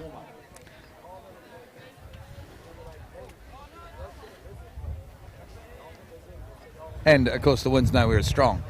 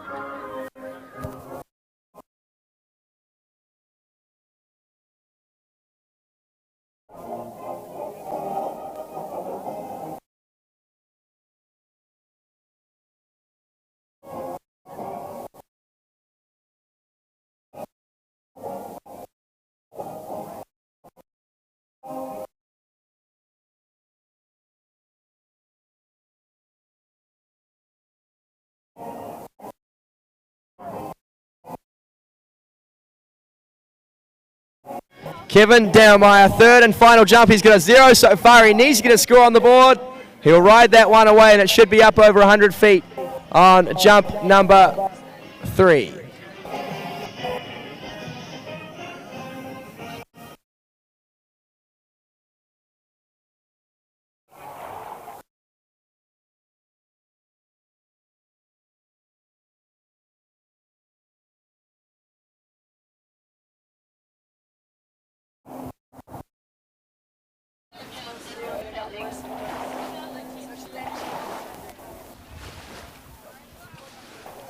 Okay, still waiting on the distance for the third jump there for Kevin Downmeyer.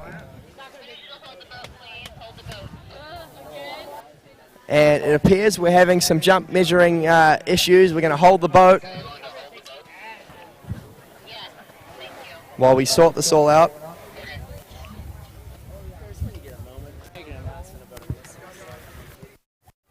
Yes, it seems to be those jumps that are between 100 and 120 feet. And the first grid ends at 110, and the next one starts again, of course, and it creates a bit of confusion, I think. I'm not entirely sure. Still, everything is set in readiness for one of the great jump finals, because at the moment we have Alex King from ULM on 168 feet. He is leading this event. Then, of course, we have Scott Greenwood from Alabama on 166 feet. And then Doreen Llewellyn of Rollins on 165. We still have 5 very good jumpers to come, though. We have the likes of Josh Bryant, Cole Grant from ULL. We have ULM's Martin Coleman. And, of course, we have Santiago Vares as well from Florida Southern coming up last. And, of course, the one that I'm failing to mention is... Sorry, Santiago Vares is with Alabama, of course. Shoot me for saying that. But and then finally up, of course, it'll be Thibaut Deland from Florida Southern. A lot riding on this too, because Florida Southern started this morning and leading this event, leading the team's event, and it would be the first time that that school has ever won the team's title. Monroe, of course, which has the proudest history, the most amount of wins in the 32-year history of this event. We're back in third spot, but you know, the tricking today from ULM was really good. Also the jumping today from Tom Poole and Alex King particularly, very strong for ULM, so they must be back in the running. And also don't forget, of course, the defending champions, ULL. So there's plenty riding on this. At the moment we're trying to find the last jump, which is lost in cyberspace somewhere. And very shortly we should have, although I don't have the running order in front of me, I'm pretty sure our next skier is Joshua Bryant from Rollins. Is Josh next, Curtis? They don't have Kevin's third jump. I have no idea.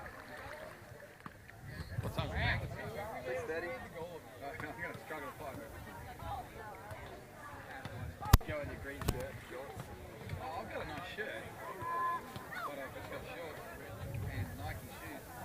That's perfect. Yeah, it's just kind of the shoes are fine. I just mean you'll be fine. Long pants will be good.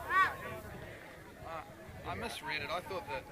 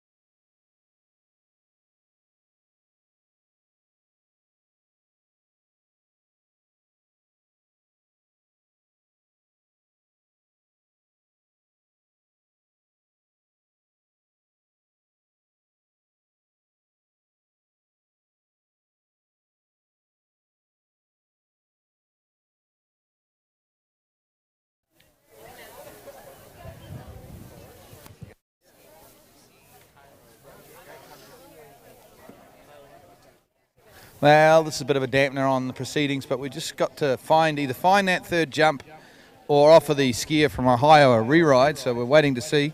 They're searching. You might have to jump again.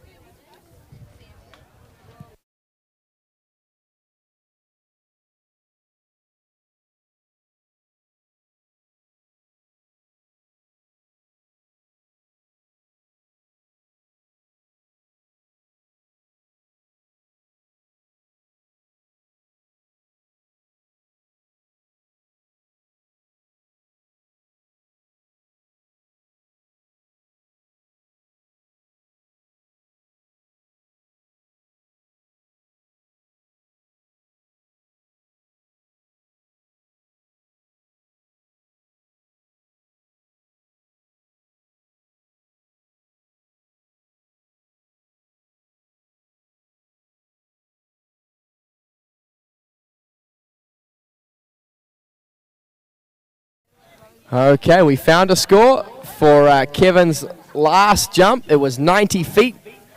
So that's the score he'll end up with. And we should be able to bring in Dorian Llewellyn from Rollins College now. Joshua Bryant, sorry, from Rollins College. So I think you know what time it is. We've got a skier from Rollins about to come in. Ladies and gentlemen, please stand for the Rollins fight song.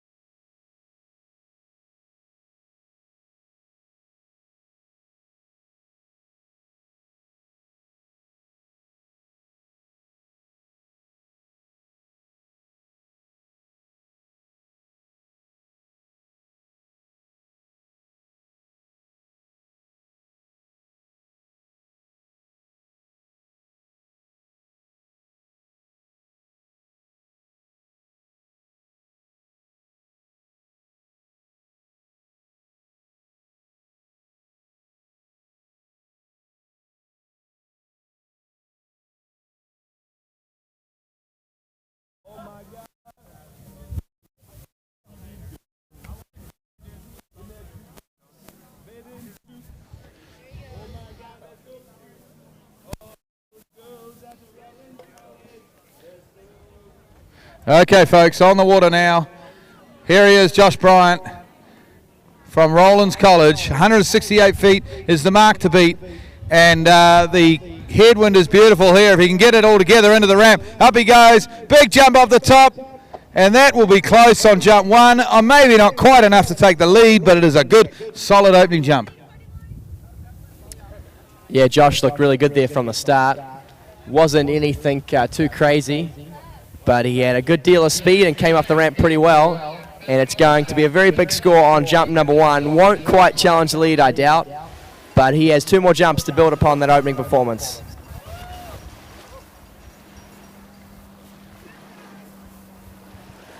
Yeah, big shout out to Wayne and Susie Bryant back there in Australia watching the webcast. And that one 156 feet to open up from Josh Bryant. So it's a solid opening jump, but not enough to threaten that lead of 168 feet of Alex King's. Of course, big shout out to Wayne Bryant. Public service announcement. Somebody has lost an iPhone. It's a white iPhone 5 with a little dent or scratch on the back and a bumper. And if you find that, please send it to someone from Florida Southern or Brett Walker. And of course, big thanks to a lot of our sponsors this weekend. And one of our big sponsors is actually Josh Bryant's father, Wayne, with KD Water Sports, who've put up a bit of bar tab for tonight at the banquet. I think we all look forward to that later on. And coming to course now for his second jump, it's Joshua Bryant, Rollins College, 156 on opener. Can he get over 168? This looks good into the base, off the top. That's a big jump. I think it might be further. Get a good deal of speed. He came off it well, but I don't think it's quite 168. No, I agree, Curtis. I think it's 160, but I don't think it's 168. I think Alex King is holding on to this lead. You know, it's interesting. At 5.5 foot, 35 mile an hour, Josh Bryant lately has had the measure of Alex King. But jumping at 5 foot, of course, 31 mile an hour, is more about how late you dare cut. And I think at the moment Alex King is in the box seat.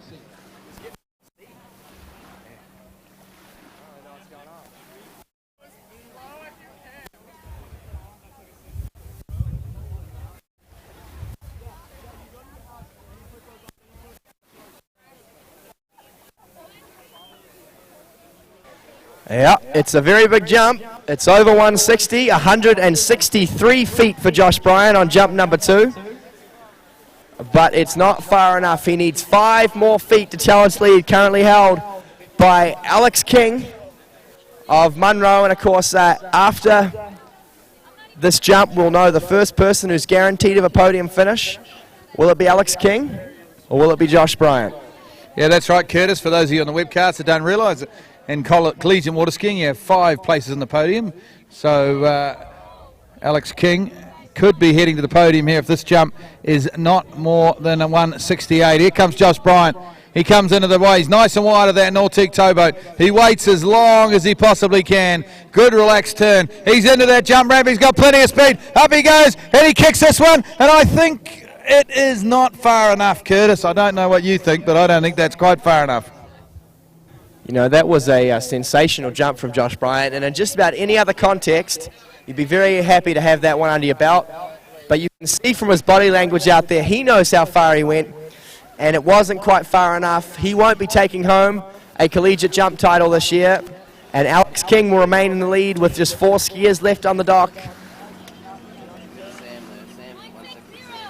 And the score coming through on Josh's final jump, 160 feet, 160. So Alex King stays in the lead. He's guaranteed of a podium finish now. Just 4 skiers left.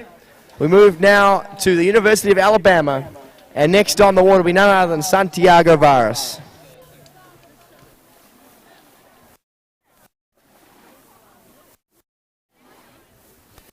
It's been a long, hot day in the sun here at Imperial. And Alabama have been making the most noise since about 7:30 this morning. And I don't know if you're still here. I think there's still a bit of Alabama here, but they've quieted down, that's for sure.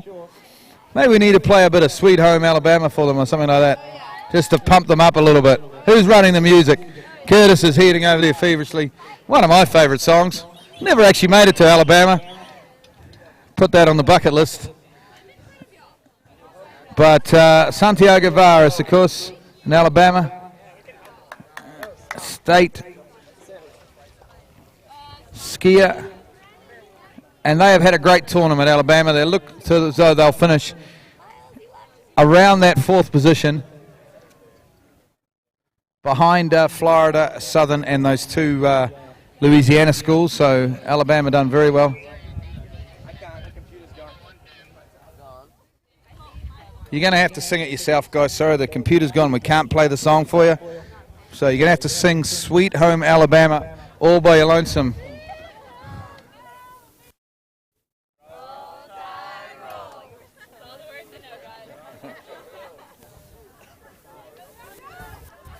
Okay, Santiago Varas on the water in this men's jump event, the full double cut. He's got a stiff head breeze here. Absolutely perfect conditions, so big distances out on the water. Currently 168 held by the Kiwi, Alex King. Santi Varas, what's he do on jump number 1? It's a pretty late spot. He's got a lot of speed in the base of the ramp, into the base. He explodes off the top of that jump ramp, but he has flown out there. Really got that headwind underneath the skis, used it to his full advantage. And that's going to be a very, very big opening jump there from Santiago Varas. Yeah, I think it's over 160, that's for sure. I don't know that it's quite as far as the 168 we saw from Alex King, but we'll wait and see. It's a good solid opening jump.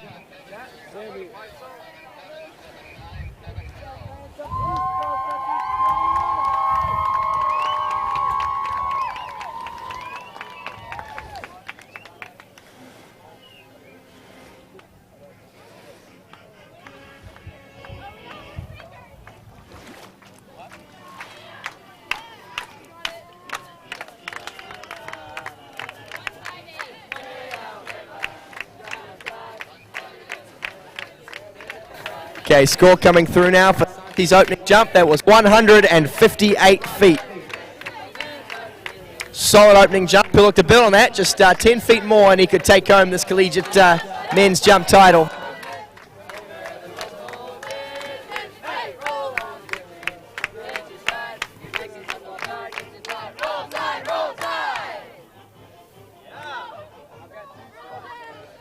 Well, he's got a 158, 158-foot effort on jump number 1. It's not enough. You get nothing for 158 feet at the moment. As such is the caliber of this jumping today. But he's got 2 more to come to Santiago Varas from Alabama. Have a look at this one, folks. Oh, here we go. This is late. He's got a lot of speed. Into the ramp he goes. Big kick over the nose. Oh, that is a ripper. That's a ripper of a jump in the big fist pump. He is happy. Oh, my Lord, that is a big jump. We'll wait for that distance, Curtis, but I think that will test the lead of Alex King's 168-foot effort. Oh, yes, it's going to be very close indeed. All eyes to the judging crew over there on the measuring dock. How far was that? Our ears are glued to the radio. Have we seen a new leader in this event? Are we going to see something up over 170 feet? Oh, you ready? 168. We've got a tie at the moment. We'll have to go back to that new system used in a lot of countries called the metric system, Alex King, and decide which is closest. We're going to weigh it up. If it's 168 feet, or maybe there's another system of getting more accurate measurement. I'm not sure, but we'll wait and see. We'll get the meters on this. Was Alex's 168 feet further than Santiago Varas' 168 feet? We'll wait and see. That was a great jump, ripper of a jump from Santiago Varas. There's plenty of action here. Alex is clapping. He appreciates a good jump when he sees one. The headwind is strong now too, folks. So if you're willing to have a good cut into this wind and get out over your skis, there's a big opportunity for distance. As soon as we know the meters on these 2 jumps, we'll let you know. That's quite a strong head breeze now, isn't it? Finishing as the sun goes down on Imperial Lakes. Here he is, Santiago Varas from Mississippi, Alabama. Jump number 3, up he goes. That's another ripper of a jump. Oh, I think it might be further. Oh, it could be further. Wait for the distance. Sensational. Okay, well, I've just got off the radio with scoring, and I can confirm that after jump 2, Santi Varas was already 0.1 of a meter ahead of Alex King. So he has the lead, but he may have just extended it there. That was a very big jump on the final one. He's right now ahead of Alex King by 0.1 of a meter. We're waiting the distance on jump number 3. Can he extend that lead?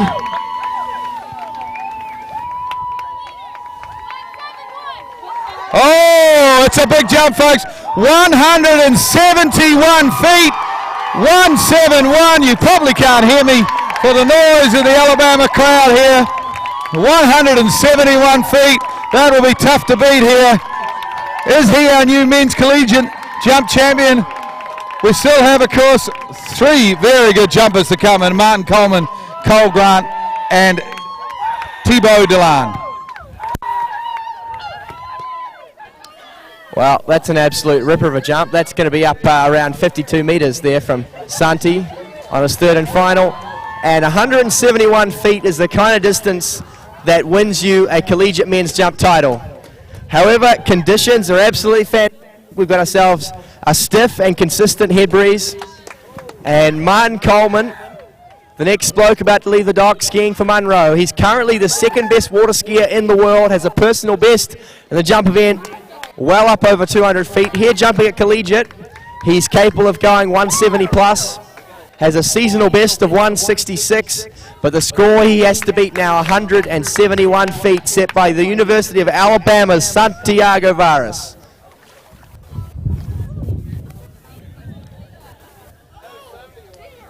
The sun is setting on a beautiful day and a beautiful weekend of water skiing here at Imperial Lakes. And we are just 3 skiers away from crowning your 2016 Collegiate Men's Jump Champion, as well as your 2016 Teams Champion. And that jump from Santiago Varas helped out Alabama a great deal.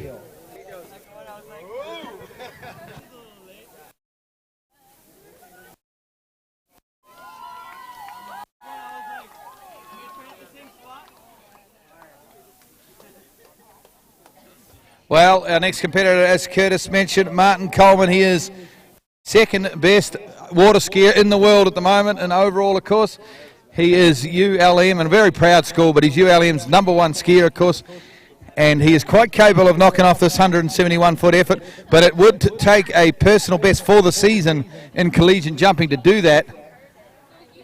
And here he comes, Martin Coleman, ULM, such a proud, long history in collegiate water skiing.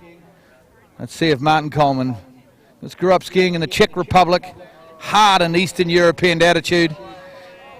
And have a look at this, folks. Opening jump as late as you like. Into the ramp he comes, Martin Coleman. Big kick off the top. Oh, he has flown. He has flown. I'm not sure it's for enough, but I tell you what, it's pretty darn close.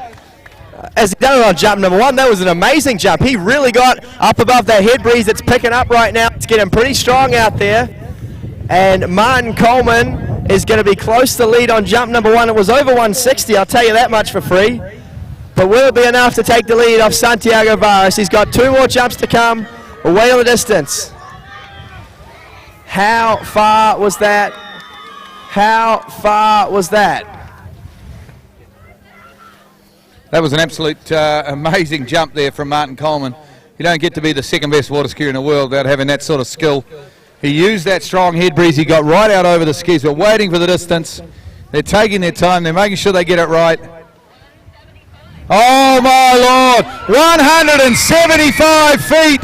175. That is a massive jump. Unbelievable stuff. 5 foot, 31.7 mile per hour, folks. And he has gone 175 feet. Sensational. On his opening jump. Oh, I'm speechless. I don't even know how to respond to that one. Coming out there on his opening jump, pulling out a 175-foot performance. There are still 2 skiers left on the dock. With a score that high, he's looking the goods to take out this title. He comes into course now, jump #2. We keep calling the second best overall skier in the world. He wants to be your champion. Bit of a chip on his shoulder. You know the expression, if you ain't first, you're last. Here he comes now, jump #2, 175 feet on his opening jump. What will he do for us in the third and final? This is incredibly late, drives into the base of the ramp, big kick off the top, and that's another very, very big jump. Look at him, he's happy out there. That could just be a little bit further. Yeah, well, it's possible that's even further. This guy is all class. Born to water ski. He missed out a little bit in the slalom. I think he was disappointed. 5.5 at 38 off, and that put him in about 4th spot, I think it was, or maybe 5th spot. It was a little bit low for him. We're waiting on the distance, but he opened 175. What's he got on jump #2? 175 again. 175 again, folks. Consistent jumping. What's your strategy here? What's your mindset? You've just gone 175 feet on both of your opening jumps. He's got a great score on the board, but If you were jumping last, Curtis, I think you'd come in. You'd come in and possibly reach for a beer, personally. That's what I'd do. But if you've still got 2 skiers left on the dock, I think you just want to try and itch out another couple of feet because there's still 2 very good skiers to come in this event. Yeah, that's right. So we forget we've still got 2 skiers, both capable of going that far out there on the water today. And Martin Coleman looking to see if he can go a little further push-up. The high 170s, maybe over 180 feet today. Conditions fantastic. I've mentioned this a few times. We've got ourselves a strong, consistent head breeze. Could not ask for better jump conditions out here right now. Martin Coleman, 3rd and final jump, turns now 600 football, shoots out nice and wide behind that Nautic towboat. This looks even later for Martin. He's having a dig, leaving it all on the line. Jump number 3, he's got a lot of speed in the base off the top. Slide up, the body just kind of crumbles there as he comes off the top of the ramp, and he would have lost some valuable distance there on 3rd and final. But I'll tell you what though, Curtis, most skiers in that position on the ramp would have had a nasty crash. He's so strong and so well balanced on his skis, he managed to pull it off. But that was an unbelievable late cut. That was right out of this hemisphere, basically, or atmosphere. Sensationally late cut. I don't think it'll be as far, but at 175 feet, he is looking hot for the title at the moment as we watch him ski into his adoring team members. They're mobbing him out there. They're just all over him. And that's a bit of ULM love going on right there in the water right now. So the distance on that 3rd jump, which was a bit of a crush, 172 feet. If that's how far this young man can go with a bit of a body crush, imagine how far that jump would have been if he hadn't got off it. Although you're right, I think if I had tried to approach the ramp like that, I would have landed on my face somewhere out there. And he has gone so far out there, he was in danger of entering Mexican airspace. To radio through to the Border Patrol, just let them know to expect some big jumps.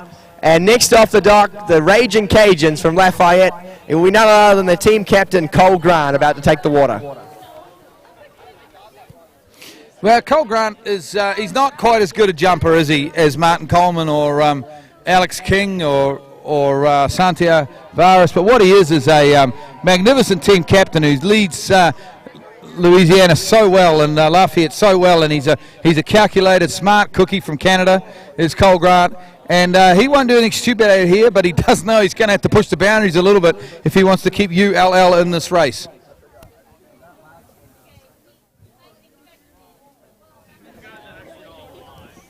Yeah, you're right. I'm not sure if Cole really has too much of a shot at winning this event, but he's an outside chance at a podium finish here. And also, everything he does, every extra foot he gets is worth its weight in gold to the ULL team. They are fighting hard to get themselves a first-place finish in this event. ULM, with that performance, may have just jumped ahead of them. So he needs to get a big score here to help out his team as we watch Cole Grant come in for jump number 1. Here he is now. We saw him in Japan at the World University Championships, captaining and coaching the Canadian team. Oh, this is a good late opener for Cole Grant. He's going to have a crack on jump 1. That's a great jump. It's not going to be 175 feet, but that's a great solid opening jump. Yeah, and as the spectators are mentioning, the wind has died down a lot. Has a bit to do, I think, with the sun, which is also going down.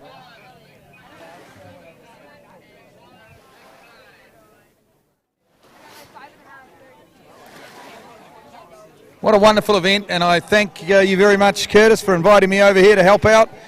Really have enjoyed this Collegiate Nationals. And that's 159 feet, 159 feet opener for Cole Grant. And the hospitality shown to me by everybody involved with collegiate water skiing, and particularly the Imperial homeowners. Wonderful hosts, lovely place you have here and down here in Southern California. And what a sensational event we've enjoyed. Action aplenty, plenty of excitement, and I am still buzzing from the jumping that I've seen here today. Magnificent stuff. Well, it's been a sensational event, hasn't it? It's not over yet.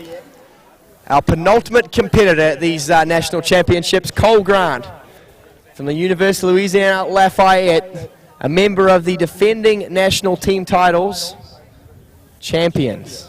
Looking to see if they can go back-to-back here. 150 plus on jump number 1. Current lead 175. Can Cole get himself up over 160 into a podium position?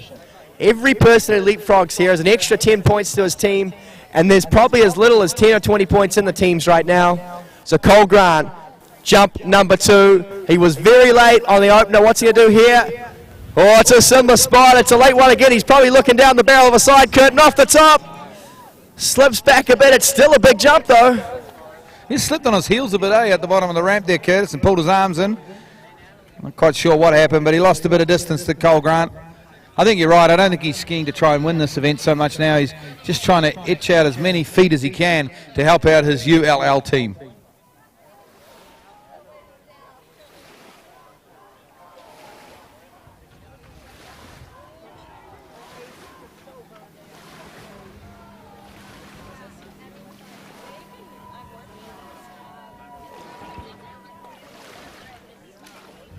Okay, it's 155 feet, folks, 155.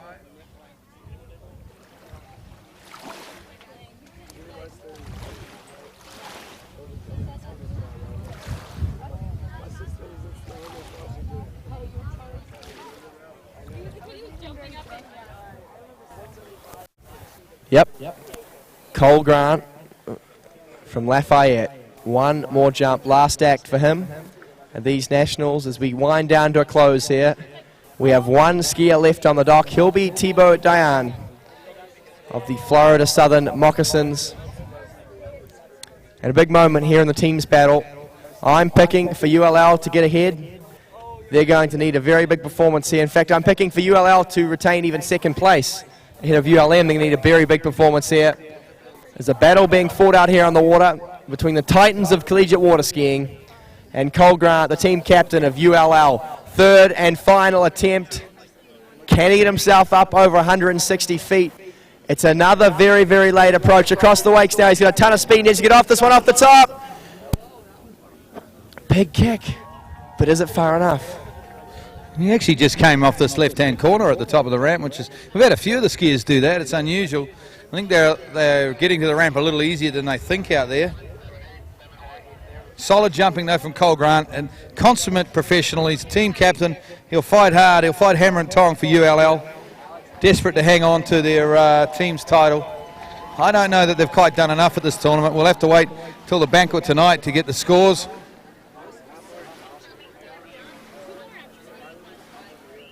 Yeah, 153, I think I just said. 153 for that jump there from Cole Grant. One skier to come. Well, I really, really like, I've got a thing, Curtis, as you know, for very good overall skiers, and obviously Martin Coleman, Josh Bryan here on site, but also, of course, Thibaut Deland, a very, very top. I haven't got the ranking list in front of me, but I would think he would be ranked right up in the top 5 or 6 overall skiers in the world. Solid skier, and he has the goods here to jump 175 feet, I'm sure. Yes, the Frenchman skiing for the Moccasins, one of the premier overall skiers in the entire world. And jump, one of his strong events. Of course, to be a great overall skier, you have to be good at all 3 events. It's kind of how that works.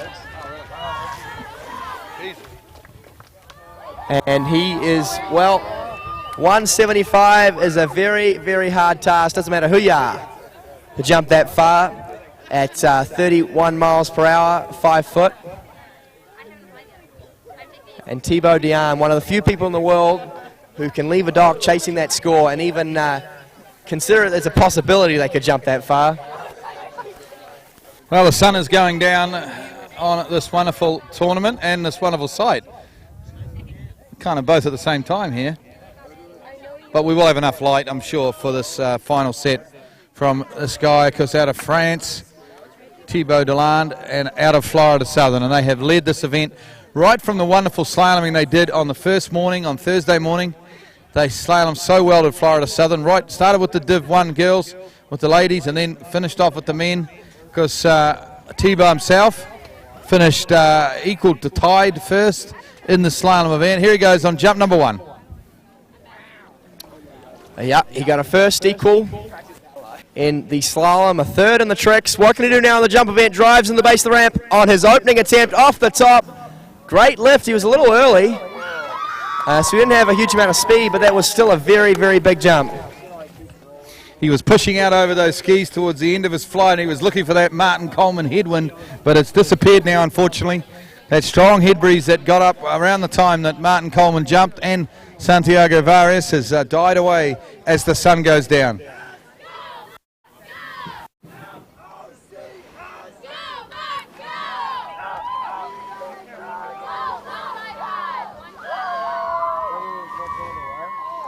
"155 feet, folks. 155, 155 feet.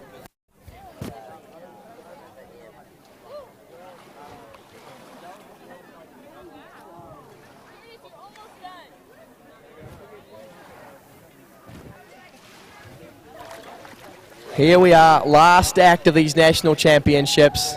Our final competitor on the water, Thibaut Diane, out of Florida Southern, and Florida looking to take out their first ever team's title here at these national champs, to join one of only 6 teams to do that. It's a title that's been absolutely dominated by the 2 schools from Louisiana, and Florida looking to take home that very, very prestigious title. A big score here from Thibaut Diane will be the cherry on top of the cake.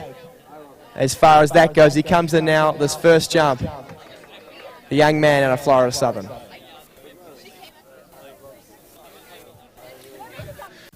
Thibaut Diane now, jump number 2, 153 to open, not enough. There's no head breeze now, or there is a little one, but not as strong. Here we go, jump number 2, into the ramp he goes, he's into the ramp and up and over.